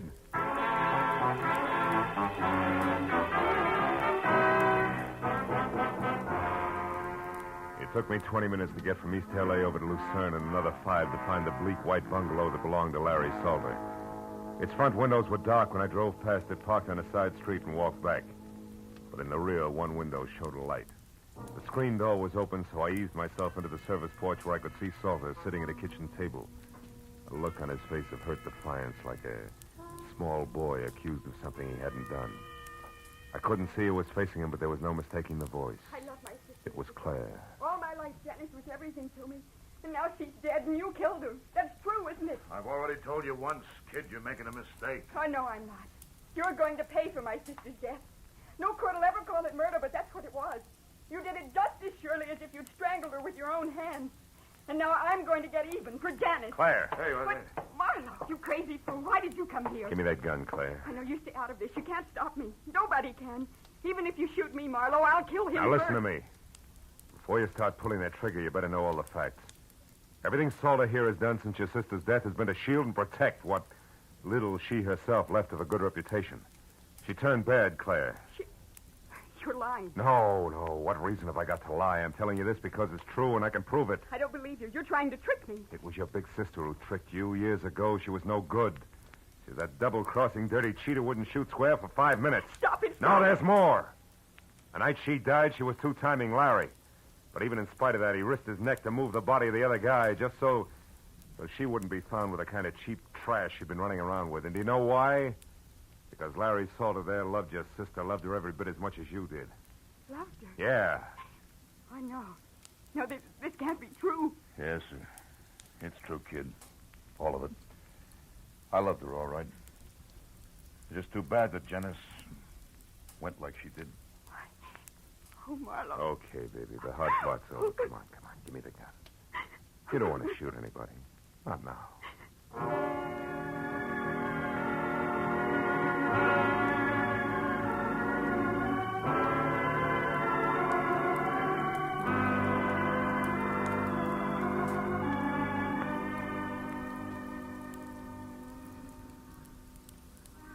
Feel better now, Claire? Yes, I'll be all right when I get used to a few new ideas. Yeah. What's going to happen to me now? Well, that's pretty much up to you. How do you mean? The world spins like mad, honey. You have to keep up or get lost. Like I was tonight. Mm-hmm. I was lost, Marlowe, terribly. Everything I had any faith in was gone. Yeah, I know. That's because you had blind faith, Claire. You know, that's okay for kids, but you're a big girl now. Oh, yes, I get it. From now on, it's me. On my own 2 feet. And my eyes wide open. Well, take it easy, baby. It's fun to close them once in a while.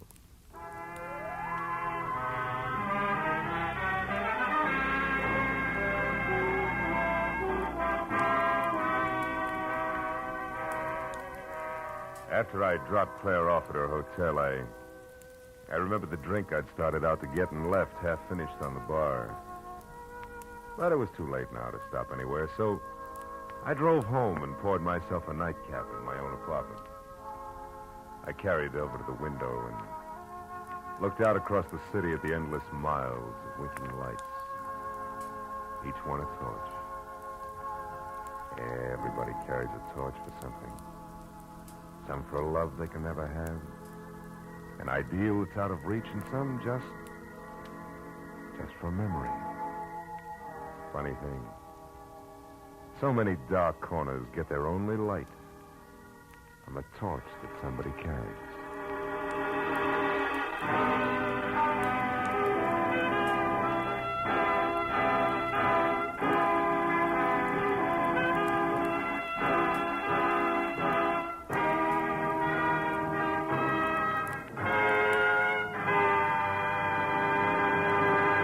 Philip Marlowe will be back in just a moment. But first, here's a message from the Ford dealers of America.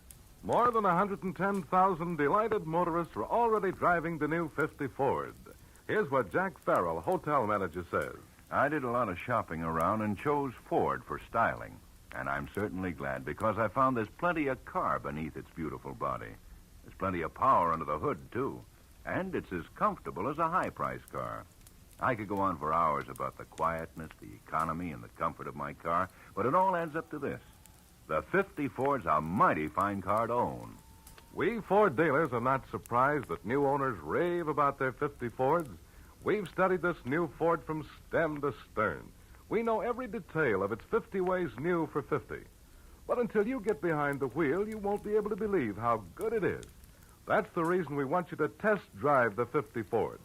The classified phone directory will give you the name of the nearest Ford dealer. Or perhaps you know him personally. Why don't you phone him tomorrow? Before you buy any car at any price, you owe it to yourself to test drive the 50 Ford. Be sure and be with us again next week when Philip Marlowe says... This time, everything that happened from the orange-haired man with a map past the oaf with a pitchfork to the body at the covered bridge was wrong. Dead wrong.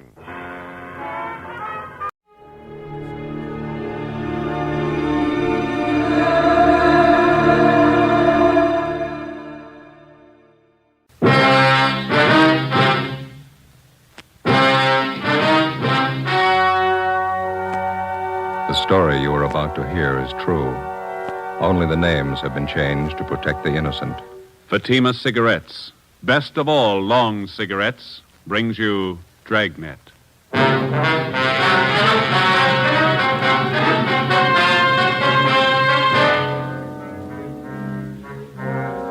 You're a detective sergeant.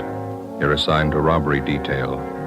A store clerk has been murdered, shot to death in a robbery. The holdup man is described as tall, well-dressed. He escapes in a taxicab. Your job, get him.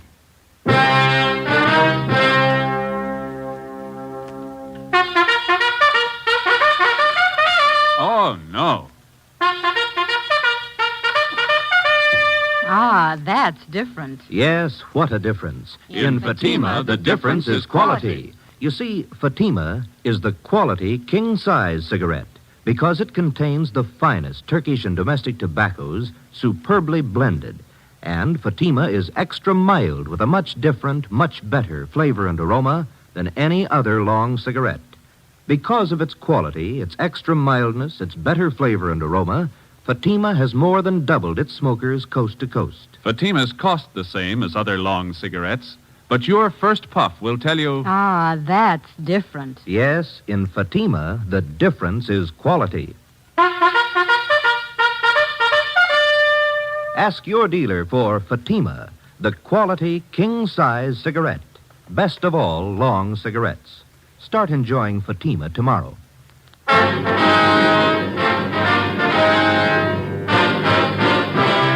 Dragnet, the documented drama of an actual crime. For the next 30 minutes, in cooperation with the Los Angeles Police Department, you will travel step by step on the side of the law through an actual case from official police files. From beginning to end, from crime to punishment, Dragnet is the story of your police force in action. It was Friday, August 17th. It was hot in Los Angeles. We were working the night watch out of robbery detail. My partner's Ben Romero. The boss is Captain Walker. My name's Friday.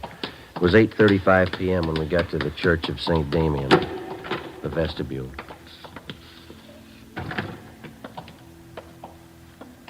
That must be her playing the organ. Yeah, I don't see any stairs. I wonder how you get up there to the loft. Looks like that might be the sexton over there. Well, let's ask him. Mm-hmm. Excuse me, sir. Yeah? We're looking for an Ernestine Matthews. Understand she's the organist here at the church. Well, that's her playing up there now, running over a few pieces for Sunday.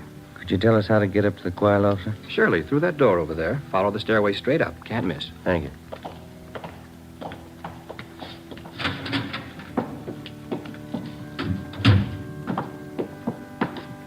Sure has been a long time.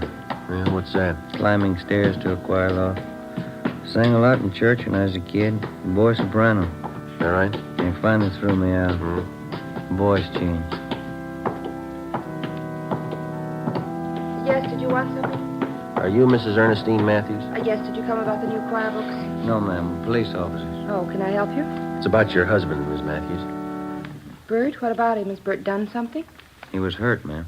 Well, I don't understand. Bert's working at the store. What do you mean he was hurt? There was a holdup. Dear God, my husband. Was he hurt bad? Yes, ma'am. Where is he? I've got to go to him. Is he in pain? No, ma'am. What are you trying to say? Dear God, tell me the truth. Which hospital is he in? They took him to Georgia Street. They helped him all they could. You're not trying to tell me Bert's dead? You're not trying to tell me that, are you? I'm sorry, ma'am. In the past 16 days, 7 armed robberies had been committed, apparently by the same man. The suspect was described by victims as tall, heavily built, and very nervous. He was armed. It's cold logic that every suspect who's armed in the commission of a robbery is a potential killer. It's a fact that's been proved 100 times over. The man we were after had proven it again. We'd used every means at our disposal to identify him, through the stats office, the record bureau, latent fingerprints, through informants and witnesses. We'd gotten out an APB on him containing his description and his method of operation. We'd maintained stakeouts. We hadn't reached him in time. Early that evening, a downtown grocery store had been held up. One of the clerks, 31-year-old Bert Matthews, failed to empty the cash register quickly enough, and the bandit shot him 3 times through the chest. He died almost instantly, and the hold-up man escaped. There was only one witness, another clerk who had been on duty in the store with Matthews at the time of the hold-up. His name was Jess Tallman. He was brought to the city hall, where we questioned him further. Did you see Bert's wife? Does she know? Yeah, we dropped off at the church on the way in. Drove her to her sister's place. Still can't get it through my head. One minute I was talking to Bert, the next minute he was dead. It's kind of hard to take, you know. I'd like to go over that description of the holdup, man. You were pretty upset out there at the store. Do you feel up to it now? Yeah, I'm okay. All right, now you just take it easy. Tell us everything you remember and take all the time you need. Well, I know he was a big guy. Over 6 foot anyway, I'm sure of that. He had a good build, too. Wasn't skinny. How about his face, Jess? Did you get a good look at it? Yeah, I did. It was thin, and he kept working it around, you know, twitching like a guy who was plenty nervous. Mm-hmm. Can you tell us anything else about him? He was young, about 21, I'd say. Had dark color eyes. That's about all I'd swear to, Sergeant. He had a hat on, I know that. Mm-hmm. How about the rest of his clothing? I wouldn't be sure about it. Could have been a gray coat, blue coat, I don't know. I wouldn't want to give you a bum stare. Did you get a look at the gun? I couldn't miss that. It was a big one. It wasn't shiny. It was kind of dark blue color. I can see the guy now walking in the store and pointing it at Bert. What time was that again, Jess, when the bandits showed up? Just about 7:30. Bert was behind the counter. I was in the back stacking the shelves. The guy just walked in, pointed the gun, said, "Give me the dough." I heard him say that. Mm-hmm. Bert was kind of surprised. He just stood there for a minute. The guy said, "Hurry up, give me the dough." And Bert said, "Okay, you can have everything." And he reached to get the dough from the cash register. And that's when the guy did it. He hit Bert right in the chest. What happened then? Bert moaned a little and fell down on the floor. I got so mad I started running for the guy, but he swung around at me with a gun and said, "Stay where you are." Yeah. Well, I didn't want to get killed. I stopped. You can't blame me for that, can you? Did you follow the man when he left? Well, you see, he backed out of the store, and when he got to the sidewalk, he jammed the gun in his pocket and ran down the street. I ran out after him, saw him jump in a taxi cab and take off. Did you get the cab's number? Well, he was too far away for that, at least halfway down the block. I know somebody else must have been driving it, though. How do you know that? The cab was already moving when the hold-up guy jumped in. He got in the front seat. How do you know it was the front seat and not the back? The way those cab doors open, you know. Front doors swing out to the left, back ones swing out to the right. That ties in, Joe. Used the same MO on those hold-ups last week. Yeah. You got anything else to add, Jess? Anything you think we ought to know? It's about the size of it, Sergeant. You don't think I'm yellow, do you? Well, how do you mean? I mean, because I stopped when he pointed the gun at me. Guess I should have grabbed him, but that gun looked as big as a cannon. Let's face it, I'm not that much of a hero. Oh, I'll put in with you, Jess. Huh? Neither am I. Along with a team of men from Homicide Detail, we continued our investigation of the holdup and killing. Ballistics reported that the slugs taken from the body of Burt Matthews had possibly been fired from a .38 caliber Colt revolver. The slugs were in good condition for identification. All the possible suspects picked from the mug books by the victims had been checked out. All of them had been cleared. Fingerprints left by the bandit at the scene of his latest crime were checked out. No make. We tried to check the taxicab used in the escape. We got nowhere. The morning after the Matthews killing, we got a call from Sheriff's Homicide. We went across the street and checked with Inspector Bowers. Either one of you remember that case about 6 months ago, the Harry Solomon killing? Oh, yeah, Inspector. It's pretty vague right now. Your men handled it, a county case? Yeah. Let me lay it out for you. It's just possible it might tie in with that killing you fellas had last night. And what's the angle? Harry Solomon was a taxicab driver. The night of February 26th, somebody saw him pick up a fare at Sunset and Highland about 10:30 p.m. That's the last time he was seen alive. Yeah, I think I remember. The next morning, we found Solomon's body in a ditch out in the valley. 2 .38 slugs in his head. Found his cab a few yards up the road, abandoned. Killer used a .38, same kind of gun used on last night's job. Here's something else that ties in. Yeah? A description of the passenger Solomon picked up at Sunset and Highland the night he was murdered. The last fare he ever handled. Mm-hmm. White male American. Over 6 feet tall, heavy build. Age, 20, 21, dark eyes. Had a dark suit on and a hat. Matches up all the way down the line. You had a robbery motive figured on the Solomon killing, didn't you? That's right. Except for a $5 bill hidden in his wallet, Solomon didn't have a penny of his receipts for the night. Might have been another reason behind the killing besides that. Yeah? It's just barely possible Solomon might have known the hold-up man, the guy who killed him. How do you figure? Solomon had been a cabbie for 14 years before he was murdered. From this hold-up man's M.O., using cabs for a getaway car, it's possible he might have been a cab driver at some time or other. You mean if the killer got in the cab and thought Solomon recognized him, was suspicious of him? That's right. Could have been reason enough for him to kill Solomon. I know there's a lot of coulds and ifs and maybes in it, but I thought you might be interested. Well, we'll check it out first thing. How are your men coming on the Solomon case? Progress is pretty slow. Well, we'll keep you posted on anything new. Fine. If we can help, let me know. Right. Bye.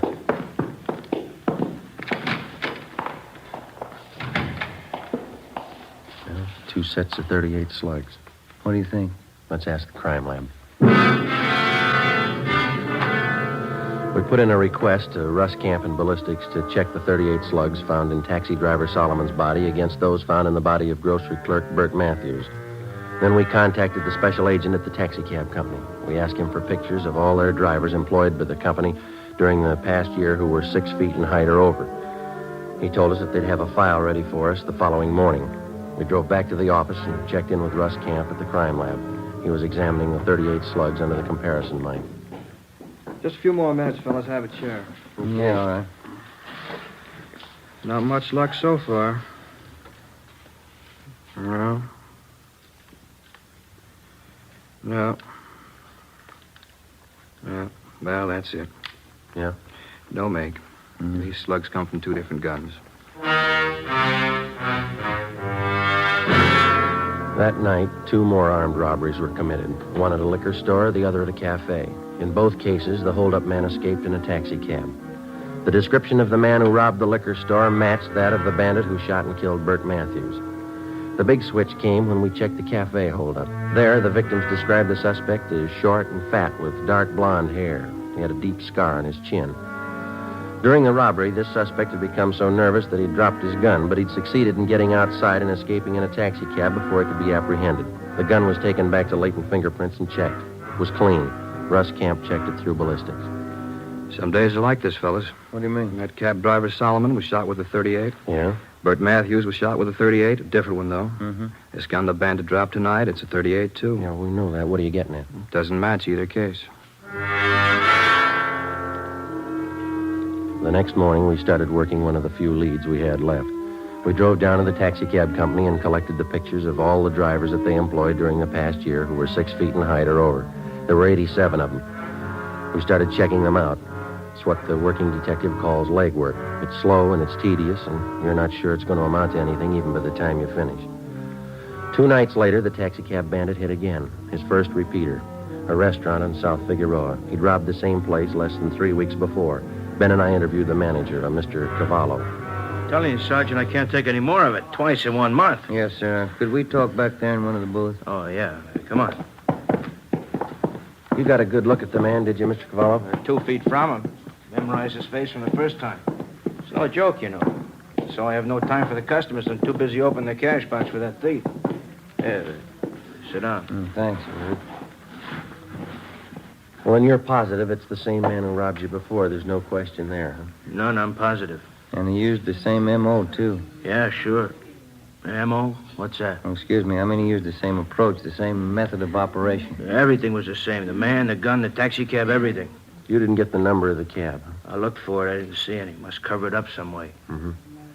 Well, we've got some pictures here, Mr. Cavallo. I'd like to have you look at them. Just tell us if you recognize any of them. Oh, I won't do any good. I already did that. They showed me pictures the last time. This is a different lot, sir. Oh, all right. Quite a few of them, huh?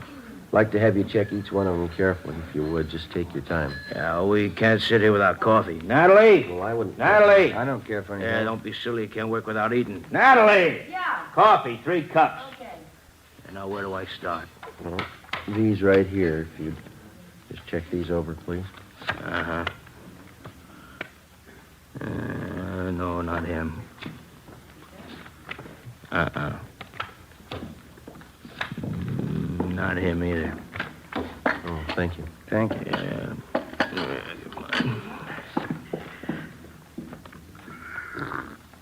Oh, it's hot. No, not that one. No. Is that all? No, I have some more here. Oh. Hey, that's an ugly-looking guy, huh? Look at that scar. They look familiar? No. Better check with the skipper when we're finished here. Yeah, it's been a couple hours, hasn't it? That lousy, no-good thief. Sir? Right here, this one. That's the guy. You sure? I opened my cash box twice for him. I'd know his face in a million. Morris Copley, age 21. Description matches. Let's go, Ben. Thanks, Mr. Cavallo. It's only 40 minutes since the robbery. He's probably not even home yet. What can you do? We'll wait up. 10:30 p.m. We parked down the street from 527 Dayton Avenue, a 2-story white stucco apartment house. We checked the names on the mailboxes. Morris Copley's wasn't on any of them. We rang for the manager. Copley? Morris Copley? No, he doesn't live here. Never heard of him. I wonder if you'd take a look at this, ma'am. This picture, ma'am. You ever seen this man before? Well, let me get over here in the light. Let me see now. No, he doesn't live here. And you've never seen him before? No, I didn't say that. I just said he doesn't live here. And you have seen him before? I believe I might have, yes. Matter of fact, I'm sure of it. He's a friend of Mr. Tobin's, apartment 5. Comes to visit Mr. Tobin every now and then. Is this Mr. Tobin in now, ma'am? We'd like to talk to him. No, I'm afraid not. He works nights, never comes home before 2 a.m. Oh. Yeah, he's a cab driver.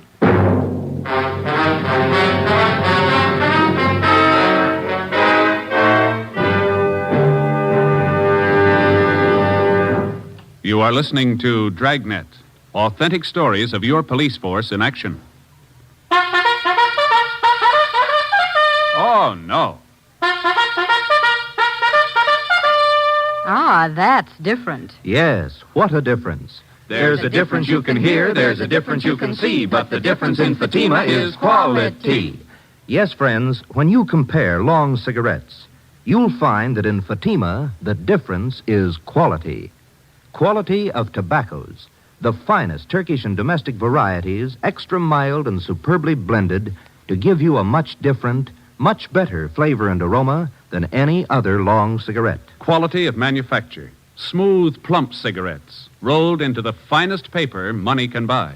Quality even to the appearance of the bright, clean yellow package, carefully wrapped and sealed to bring you Fatima's rich, fresh, extra mild flavor. Fatimas cost the same as other long cigarettes, But your first puff will tell you... Ah, that's different. Yes, in Fatima, the difference is quality.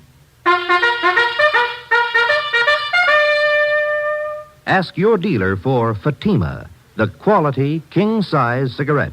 Best of all, long cigarettes. Start enjoying Fatima tomorrow.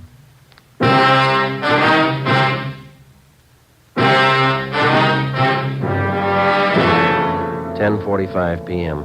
In the presence of the manager, we made a search of the apartment registered in the name of Ralph Tobin, the man who was supposed to be a friend of the suspect, Morris Copley.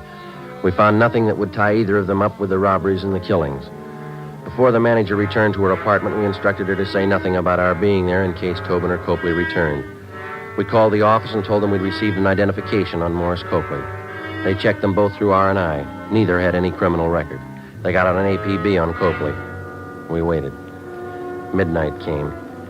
Nothing happened. 1 a.m. 1:30. Still no sign of either man. 1:45. Somebody's coming around back, Joe. Yeah. Kitchen door.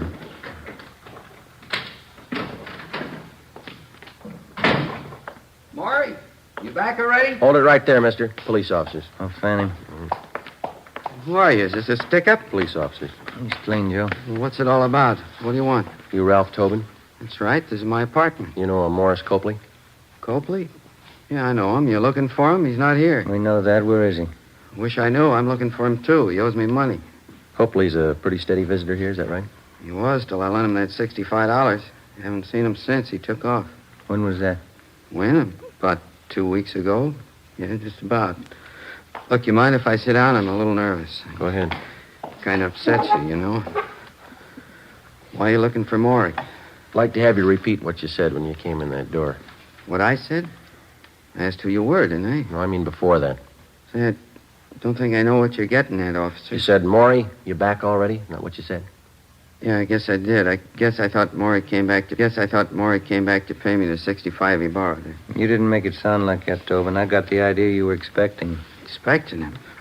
No, I haven't seen Maury in 2 weeks, maybe 3. He took me for $65. All right, that's enough small talk, mister. Now, Copley's in deep. You're going to match him if we don't get a straight story. There's some cans of beer in the refrigerator. Let's have one around, Skip the beer. Where's Copley? I'll swear on the Bible if you want me to. I don't know. Look, if Maury pulled anything heavy, I'm not in on it. Ben, you want to check with the manager? Ask her when's the last time she saw Copley here. Yeah, right. Now, wait a minute, officers. I want to cooperate. If Maury's in deep, that's his fault, not mine. That's right, isn't it? That's right. Now, where is he? I don't know. That's the truth. I'll tell you something else. I wasn't squaring. I saw Maury early tonight, 6 o'clock. Came here and borrowed another $5 from me. But you don't know where he is now? No. Said, sure like a can of beer if you don't mind. All right, sit still. I'll get it for you. You sure you won't have one? No, not me. No, thanks. I don't want him. There you go. Good cold beer. I like it when I get nervous. It always calms me down. Say, Tobin. Yeah, officer? You haven't taken your hat off. Oh, I was nervous. I guess I forgot. There. Your hair always been dark blonde? Since I was a kid, yeah. Why? How about that scar on your chin? It's a pretty deep one. Beer's sure good. I asked you about the scar. It's kind of embarrassing. I got a little high one night. Fell off a merry-go-round. Big night. Now I've heard everything. We had a robbery report a couple of nights ago, Tobin. Hold-up man was just about your height and weight. Yeah? Dark blonde hair. Had a scar on his chin, too. I'm afraid you got a wrong slant, officer. I worked my cab every night of the week. Wasn't me. Mind if we have a look at your car outside? How'd you know I had a car? We didn't. Let's give it a look, shall we? Why do you want to look at it? You haven't anything to hide, have you? Of course not. I'm not like Maury. He's always in trouble, always on the lam. You'll probably think it's funny when you check the glove compartment in my car. Will we? Yeah, you will. Why's that? Keep a gun in there. You know how many cab drivers get shot. A guy can't be too careful. What kind of gun do you have, Tobin? Revolver. Regular revolver. What caliber? 38. Why? 2:30 a.m. We searched his car, picked up his 38 caliber revolver, and then we drove Ralph Tobin back to the office where he was detained for questioning. We had a stakeout placed on his apartment.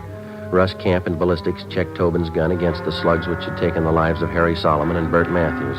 It was found beyond the question of a doubt that his gun had been used in the Solomon killing. We confronted Tobin with the evidence. He started talking. He told us that Copley was responsible for the murder of both Solomon and Matthews, that Copley had borrowed his gun for the Solomon job. In all the robberies except one, he described himself only as the accomplice. He drove the getaway taxi cab. The only occasion he tried to handle the actual holdup was at the cafe, where he became so nervous that he had dropped his gun. Before he was booked on suspicion of murder, Tobin told us that Morris Copley still had 2 .38 revolvers in his possession. He insisted he had no idea where Copley was. Ben handled the questioning while a stenographer took Tobin's statement. I contacted Inspector Bowers and informed him of our progress.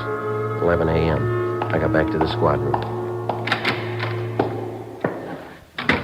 All right, did you check back through that personnel record we got from the cab company? Yeah, I got half an idea, I think. Yeah? See here on Copley's application for the job? No, sure, we checked out all those references. They don't go anywhere. No, I mean this right here.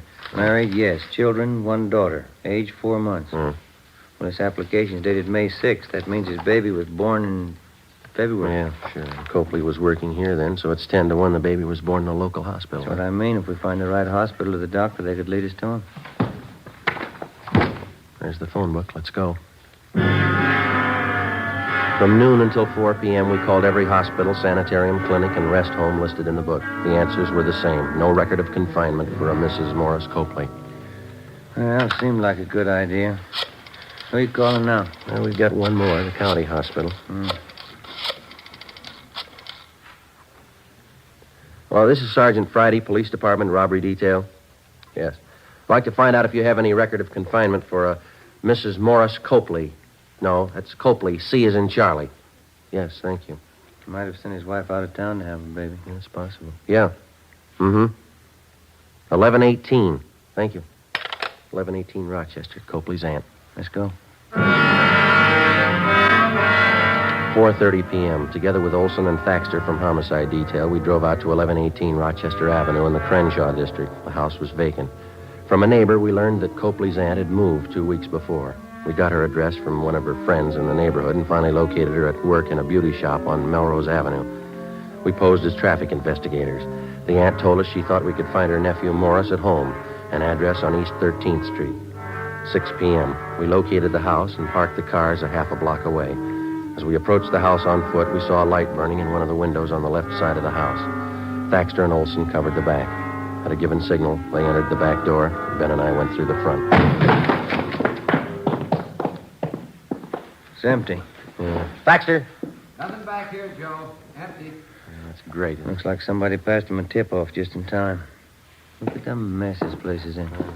We got out in a hurry, all right. Hey, what's going on here? What do you men think you're doing? Police officers, your name? Silvera, one of the neighbors. You looking for the Copleys? When they leave? 20 minutes ago, I guess, in an awful hurry. What's the trouble? You know where they were going? Well, no, but you might try Mr. Copley's aunt. She lives over in Rochester. They're not there. Well, have you tried his sister's house? 6:45 p.m. The neighbor, Silvera, directed us to the home of Morris Copley's sister, a small frame cottage on the edge of Beverly Hills. The lights were on in the living room, but the shades were drawn. Thaxter and Olson made their way quietly around to the back. Ben and I went up the front steps and rang the bell.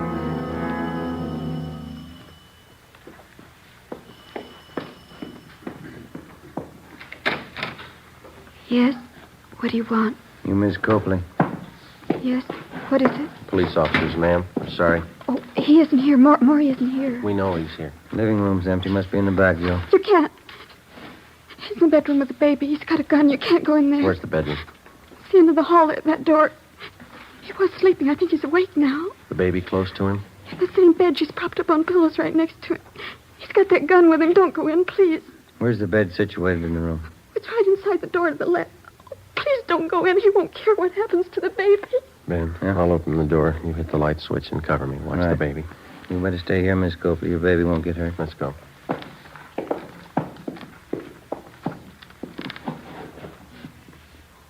All right, let's go in. All right, drop it, you. Grab the gun, Ben. All right, come on. I got it, Joe. All right, Copley, get him up. Come on up. Joe? Yeah, I got him. Just a little frightened, ma'am. She's all right. I'll kill you, Mary. You tell him where to find us, didn't you? I'll kill you for that. Maury, I swear I didn't. I swear. Lousy dame. Nobody else knows she's the one who told you, isn't she? No.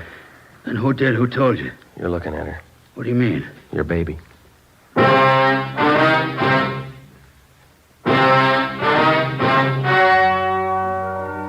story you have just heard was true. Only the names were changed to protect the innocent. On December 16th, trial was held in Superior Court, City and County of Los Angeles, State of California. In a moment, the results of that trial. And now, here is our star, Jack Webb. Thank you. The working detective knows that there is one mark of identification that never changes, a man's fingerprints. The suspect may change his appearance in many ways, but his fingerprints always remain the same, a mark of identity that cannot be changed. When you compare Fatima with other long cigarettes, the difference is quality, a mark of identity which never changes. And Fatima is extra mild. If you're a long cigarette smoker like I am, smoke Fatima. They cost the same, but in Fatima, the difference is quality. Smoke Fatima.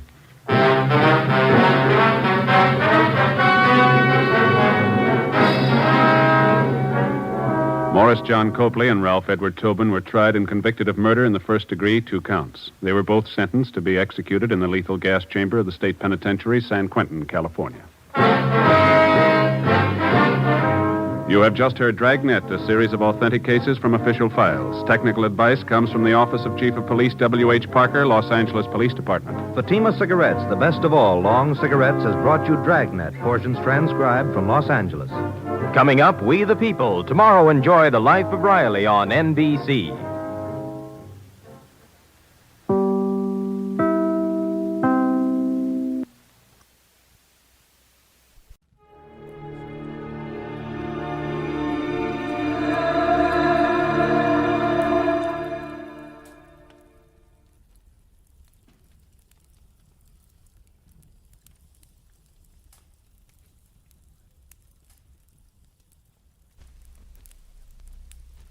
Get this and get it straight. Crime is a sucker's road, and those who travel it wind up in the gutter, the prison, or the grave. This time, a platinum wristwatch, a body on a lonely strip of beach, and a case of heart failure in a Beverly Hills garage, all added up to blackmail, 25 years old. And a killer who would never be caught. It happened like this. From the pen of Raymond Chandler, outstanding author of crime fiction, comes his most famous character in The Adventures of Philip Marlowe.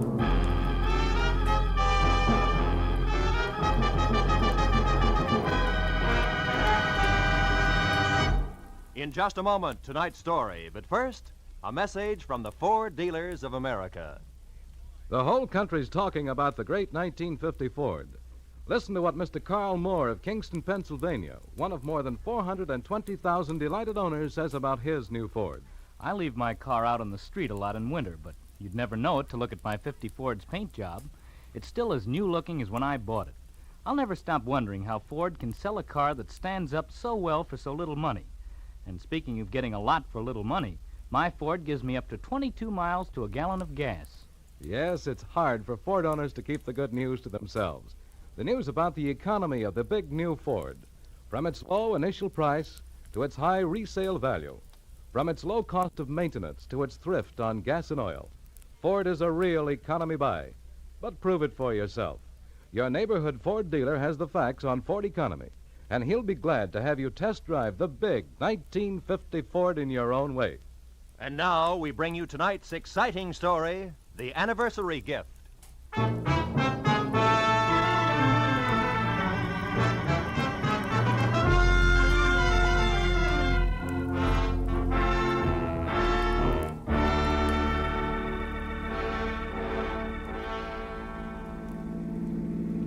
Turn left at the next corner, cabby. Okay. Boy, this Beverly Hills in a sunny afternoon is really something, ain't it?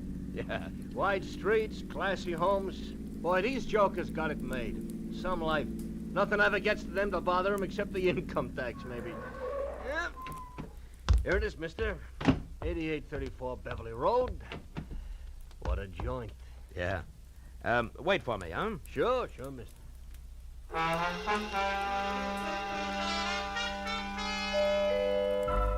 The door was answered by a girl of about 16, a tall, slender girl with dark eyes, too deep for her years. Oh, come in, won't you? I believe Dad's expecting you. She led me across a living room as dignified as the lobby of a bank to a door that she opened. If you'll wait here in the library, I'll tell Dad you've come. The library of Stanley Towner, my new client, was as somber as his living room, except for one thing. Over a fireplace that half filled one wall was a life-size portrait of a woman. A most beautiful woman. Could have been a painting of what the girl who had just left would look like in another 25 years. I was still staring at the picture when Stanley Tarner came in. That's a portrait of Margaret, my wife. We lost her 1 week ago today. I'm sorry, Mr. Tarner. Well, we'd been expecting it for over a year. The doctors had warned us, but even when you're braced for a blow like that, Yes, I know what you mean. It was her heart, Marlowe. She was coming home from a shopping trip in Westwood last Tuesday evening when it happened. She had her own car and was just pulling into the garage here when the attack seized her. Catherine, my daughter, and I both heard her car hit the garage wall. We ran out and found her. The doctor did everything possible, but Wednesday morning she was dead. I'm sorry. It's all right, Mr. Tarner. I must tell you all this because the reason I called you here has to do with Margaret's death. I don't understand. I've got to get Margaret's watch back. A what? A watch? Yes, a wristwatch. It's, well, I'll try to explain. I loved my wife very deeply, Marlowe. Now that I've lost her, the most important thing in the world to me is the preservation of her memory. Can you understand that? Well, it's natural that you'd cling to things that remind you of her, Mr. Towner. Now, what about the watch? It's lost. Somewhere in Camino Beach. You know where that is? Yes, a few miles below Redondo. Yes, that's right. Well, the day Margaret died, I had taken her watch with me to have it repaired. I went down the coast on some business, and on the way back, I stopped at Camino Beach for lunch. A place called the Trade Winds. You had the watch with you when you went in? Yes, in my overcoat pocket. I came out and got in my car and was halfway back to my office before I realized it was gone. I've got to get it back, Marlowe. How much is it worth? In cash, about $500, but to me, now, it's worth 20 times that. What's the watch like? It's a Benris, platinum, and set with emeralds. Mm-hmm. I gave it to Margaret on our 20th wedding anniversary. There's an inscription on the back to Margaret from Stanley with eternal love. I know that watch is somewhere in Camino Beach. Can you find it and bring it back here to me? There's nothing more you can tell me? Unfortunately, that's all there is. Well, I'll do my best. But I can't guarantee a thing.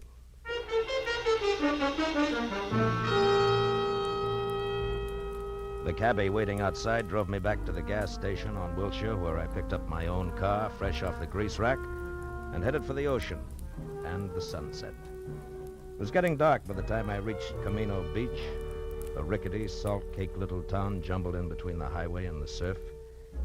Yeah, my first stop was the Trade Winds Cafe, a waterfront shack on spindly legs standing knee-deep in a smelly backwash. It only took 10 minutes to find that there was nothing there for me. After that, I drew a blank at each of the 3 hock shops in town. Wound up an hour and a half later, no farther than the sidewalk curb, where I watched a traffic cop brand my tire with his parking marker, plant a heavy foot on my bumper to steady his bike, and light a cigarette. Hiya. Is your car? Yeah. What is it? Am I overparked? Nope, not yet. Just borrowing your bumper a minute. Mine? Of course not. Got a lot of scratches already. Say, that's a fancy chalk label you put on the side of that tire there. Z, the mark of Zorro, huh? No, the mark of Ziegler. That's me. Just a little thing I worked out to add a personal touch to my business. You're a stranger around here, aren't you? Yeah, from L.A. Uh-huh. Saw you coming out of the pawn shop there. You don't look like the type. Well, I'm not, as long as my luck holds.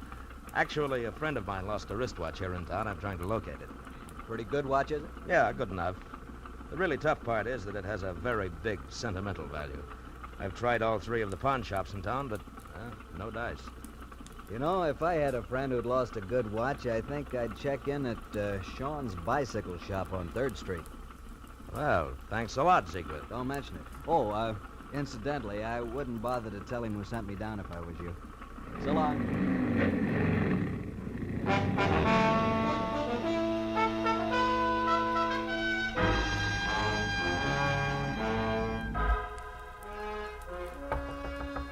Hello. Hello, anybody there? Hello, Sean? What do you want? I'm closed for the night. I'm, interested in a lady's wristwatch, Mr. Sean. How do you know? And just how does that bring you to a bicycle shop? Look, we both know your offense, so let's not waste time on that. The Well- watch I'm after is platinum set with emeralds and has an inscription on the back. To Margaret from Stanley with eternal love. A bright sentiment, I'm sure. Have you seen the watch? No. Look, Sean, either I beat your tongue as limber as the St. Bernard's ears, or you accept this $20 in exchange for some straight information. Peacefully. Now take your choice and take it fast. $20. Kind of a choice is that? But I don't have the watch buckle. But you have seen it. Oh, yes. 5-6 days ago, a fella brought that watch in here, wanted to know what it was worth. I said 500. He laughed in my face. Who was this guy? You mentioned something about $20. Oh, yes. Here. All right, now give. Yeah, that's better. His name is Chip Menashe. In summers, he works in the concessions in the pier. In winters, he's nothing more than a beachcomber. Lives in a little room out on the pier behind the shooting gallery, and that bucko is your $20 worth. It had better be, Shane, or I'll be back for my change.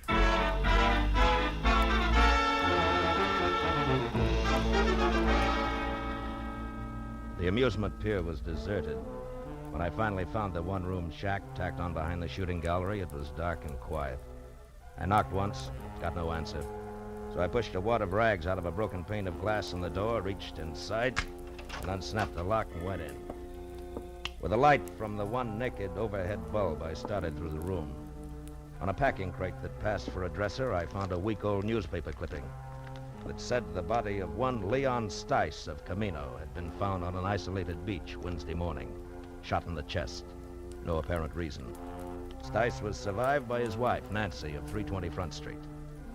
I got real busy wondering why a bum like Chip Menashe saved old newspaper clippings of murder stories when a noise outside turned me toward the open door. What are you doing in my place? You weren't home, so I came in to wait. You a cop or something? No, I'm no cop, Menashe. The name's Marlowe. Maybe we can do business. Sit down. I don't get you. I collect old watches. A mutual friend sent me, Menashe. Yeah? I'm interested in ladies' watches, particularly. Maybe something in platinum with emeralds. Okay, Pelly, what's the proposition? Nothing until I see the merchandise. Now, how about putting it on display, huh? I can't hear you, Pelly. Ah, come on now. Where's the watch? Don't rush me, mister. Don't rush me. You'll get you nowheres. All right. Make me a proposition. 10 grand? 10,000? Uh-huh. You must be out of your mind. Yeah, we'll see who's out of their minds. That's a very valuable watch. Maybe you better get out of here and add it all up again. Yeah, maybe I'd better at that. But, Menashe, don't go away, because I'll be back. I won't go away. I know when I'm sitting on top of the pile.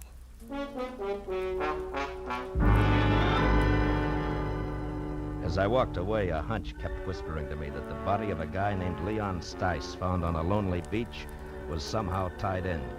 So I decided to pay a call on his widow.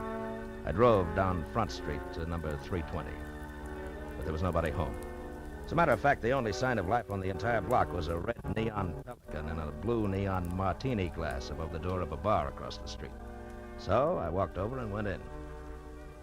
A couple of questions later, I found Nancy Stice sitting alone in the back. The offer to buy a drink was the only introduction I needed. Sure. You can buy me a drink. Hey, Charlie. Okay, Nancy. I'm an old friend of your husband's, Nancy. I just heard. That louse didn't have no friends. Here you are, Nancy. Something for you, mister? No. Here, keep Thanks. Mud in your eye. Nah. I got nothing against Leon Stice. Except 25 years of living with him in a Camino Beach rat hole on nothing. That's all. Any idea why he was killed? For the role he was carrying. After what you just said, that makes no sense. That's the way it was. And I didn't get one red cent of it. It was all gone when I found him. Did you tell the cops he had money on him? Nah. I hate cops. Yeah, sure. Where did Leon get this dough? He told me he ran into an old acquaintance who was staking him. Some guy named Martin Vogel who used to live here in Camino Beach years ago. Martin Vogel was staking him? To what? Leon said him and Vogel was going in business together. The cash was in advance. Oh, sure, he was going to be such a big shot. What kind of business, Nancy? Just between you and me, the only business that crummy mind of his would work on was blackmail. Take it from me. Now, how about another drink for his grief-stricken widow, huh? I'll leave $1 on the bar on my way out.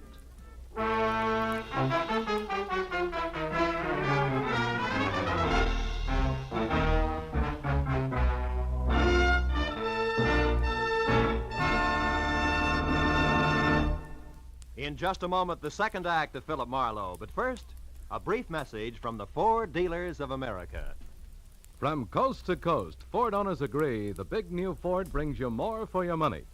More in comfort, more in performance, and more in economy. But only through personal experience can you appreciate the restful ease of Ford's famous midship ride and the luxurious comfort of Ford's non-sag foam rubber cushion front seat. Only by driving this great car can you enjoy its smooth power and solid roadability. And only by getting the facts about Ford's economy can you understand that so powerful, so smooth riding, and so beautiful a car can cost so little to buy. To run and to maintain. But see what the new Ford gives you. Find out how much it saves you. Yes, before you buy any car at any price, it will pay you to stop by your local Ford dealers. Take the wheel of the 100-horsepower V8 or its companion in quality, the 95-horsepower 6. Once you've driven it, you'll agree the new Ford is the one truly fine car in the low-price field. Now we return to the second act of Philip Marlowe and tonight's story, The Anniversary Gift.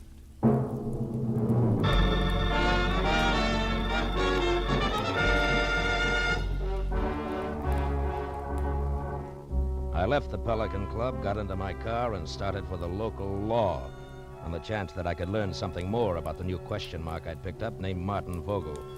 10 minutes later, I parked my car under the cracked globe that oozed sick purple light over a weather-beaten sign, Camino Beach Police.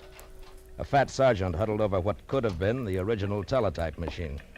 When I presented my credentials, he jabbed a fat finger at a dirty glass door marked Captain Elvin Bush, Chief of Detectives. Inside, a small old man, neat in a clean white shirt, groomed silver hair, and a gentle smile, was strapping on a shoulder holster when I put my license on his desk. When I stopped talking, he got up and extended an almost delicate hand. I certainly hope we can help you, Mr. Marlowe.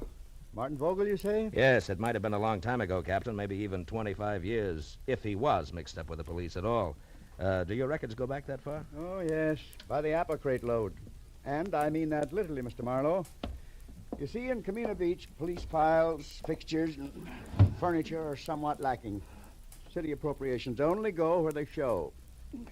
Public bird baths, statues of the mayor. Oh, here. This bottom crate here. Marked, let's see. 1921 to 1930. Figure he was arrested along in there, this Vogel? Yeah, if he was arrested. Yeah, it's dusty, isn't it? Well, the cards are alphabetical. Yeah. And let's see. Riker, Rooney, Stemple. By the way, Mr. Marlowe, what's your angle? I'm not sure, Captain. Svensson, Underley, Utterman, Vogel. Martin. Got it, eh? Yeah, picture and all. Bring it over here in the light. Yeah. Martin Vogel arrested Camino Beach Hotel, May 28, 1923, on warrant from Chicago, Illinois police. Returned to Chicago, sentenced to 5 years in state penitentiary for embezzlement. Arresting officer, Patrolman Elvin Bush. Picked him up myself, did I? Well, I've locked up a lot of people in the last 35 years. Yeah, I guess you have it. Holy smokes. Huh? What? That can't be. What is it, Mr. Marlowe? You look kind of pale. There was no mistaking it. The time-yellowed picture of Martin Vogel made it plain. Vogel and my client, the distinguished Mr. Stanley Towner, were one and the same. That meant that Towner had lied to me, and more important, had no doubt killed Leon Stice, who was blackmailing him because he knew he was Vogel.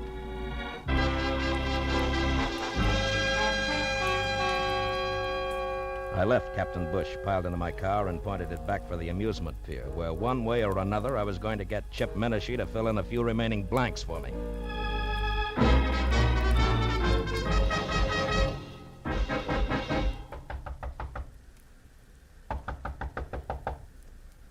Yeah, who is it? Marlowe, Menashe. I want to talk business. Okay, Marlowe. Looks like I doped it right. I thought you'd come back.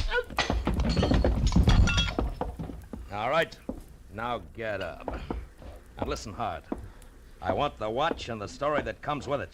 I told you my price. It's still 10 grand. You're bluffing, Menashe. You know the watch means money, but you don't know why. Yeah, Mr. Wisen. All right, now come on, talk.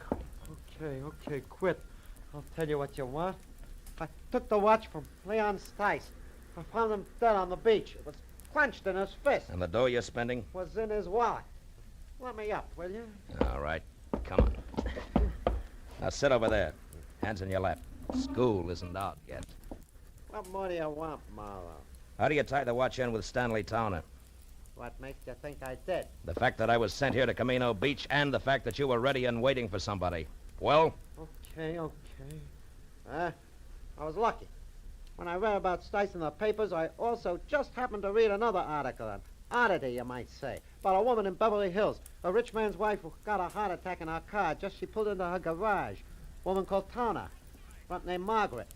Wife of a big shot broker, also called Towner, front name Stanley. I went from there.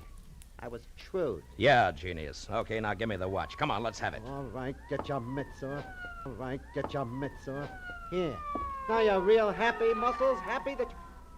Hey, cops. Come this way. Hey, Menashe, wait a minute! By the time I got to the door, he was halfway across the boardwalk to his car. But Captain Bush and his sergeant were ready and waiting. When Menashe was next to the gun he kept in his glove compartment, the spotlight on the squad car slashed through the dark, found him, and froze him in a position. We've got you, Menashe. You'd better quit. Menashe, do you hear me? Yeah. No, you listen, Papa. Let him have it, Becker.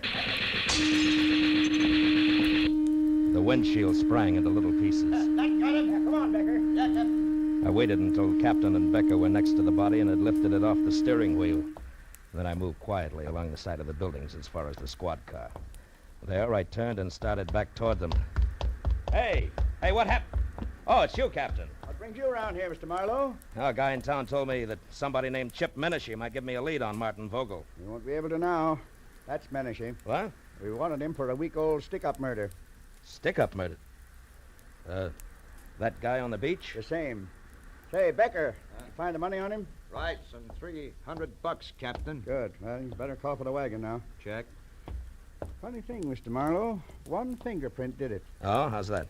That guy on the beach, Leon Stice. We found his empty wallet in the sand next to him.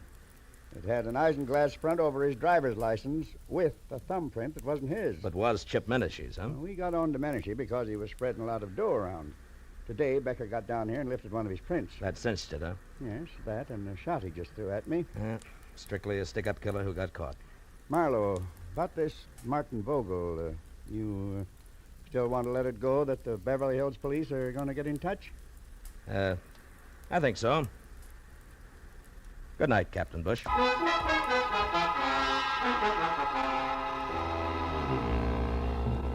The ride back to Beverly Hills was an uncomfortable hour and a half, cold and empty. I was glad that I had things to do like stop and start and shift gears. It kept me from thinking too much about a lot of things and a lot of people I wish I'd never heard of. People like Stanley Towner, who I had every reason to be against, but who I was starting to pull for. Stanley Towner, a man who had started all over again after a single mistake made 25 years ago. A man who had fought to build good things, like a comfortable home, a marriage to a woman in a painting, a 16-year-old likeness named Catherine. But Stanley Towner, who was also a killer on a lonely stretch of beach far from home, destroying something rotten who would destroy him. A killer that nobody knew about, except me. Well, I pulled into the driveway and parked behind the car that had been Margaret's. As I got out, the light of the garage went on and the side door of the house opened. I felt almost wrong dropping my hand around the .38 in my side pocket. Good evening, Mr. Marlowe. You have the watch? Yeah. I had quite a tussle getting hold of it. I imagined you would. Menashe's dead, Mr. Tanner. Menashe? Who is Menashe, Mr. Marlowe? The reason you hired me? The man who called you and dangled this bait? Yeah, you were right. It's a beautiful watch, Mr. Vogel. Vogel? You know about it? Yeah, they keep police files a long time. I know about everything. Except why you didn't go after the watch yourself. Well, I was afraid. Afraid to show yourself in a town where somebody might remember you, huh? The town in which you had committed a murder, is that it? Yes, that's it exactly. Dad, is that you down there? Yes, dear. Me, Mr. Marlowe. Well, why don't you come into the house? It's so late and it's chilly. You'll catch your death of cold out there. Yes, in a while, dear. Now go back to bed. All right. Good night, Dad. Good night, dear. Well, good night, Mr. Marlowe, and please make him do as I say, will you? Yes, I will, Catherine. Good night. Do you mind if we go along to the police at once, Mr. Marlowe? I'd rather she didn't know right now. Tomorrow's soon enough. And can we take your car? Yeah. The lights go off out here? Yes. The switch is on the garage wall over there. Okay, get in. All right. You know, Mr. Tanner, I'm sorry about Catherine and the way she's going to be hit, but... hit by this thing? The switch is there on your right. On your right, Mr. Marlowe. Yeah.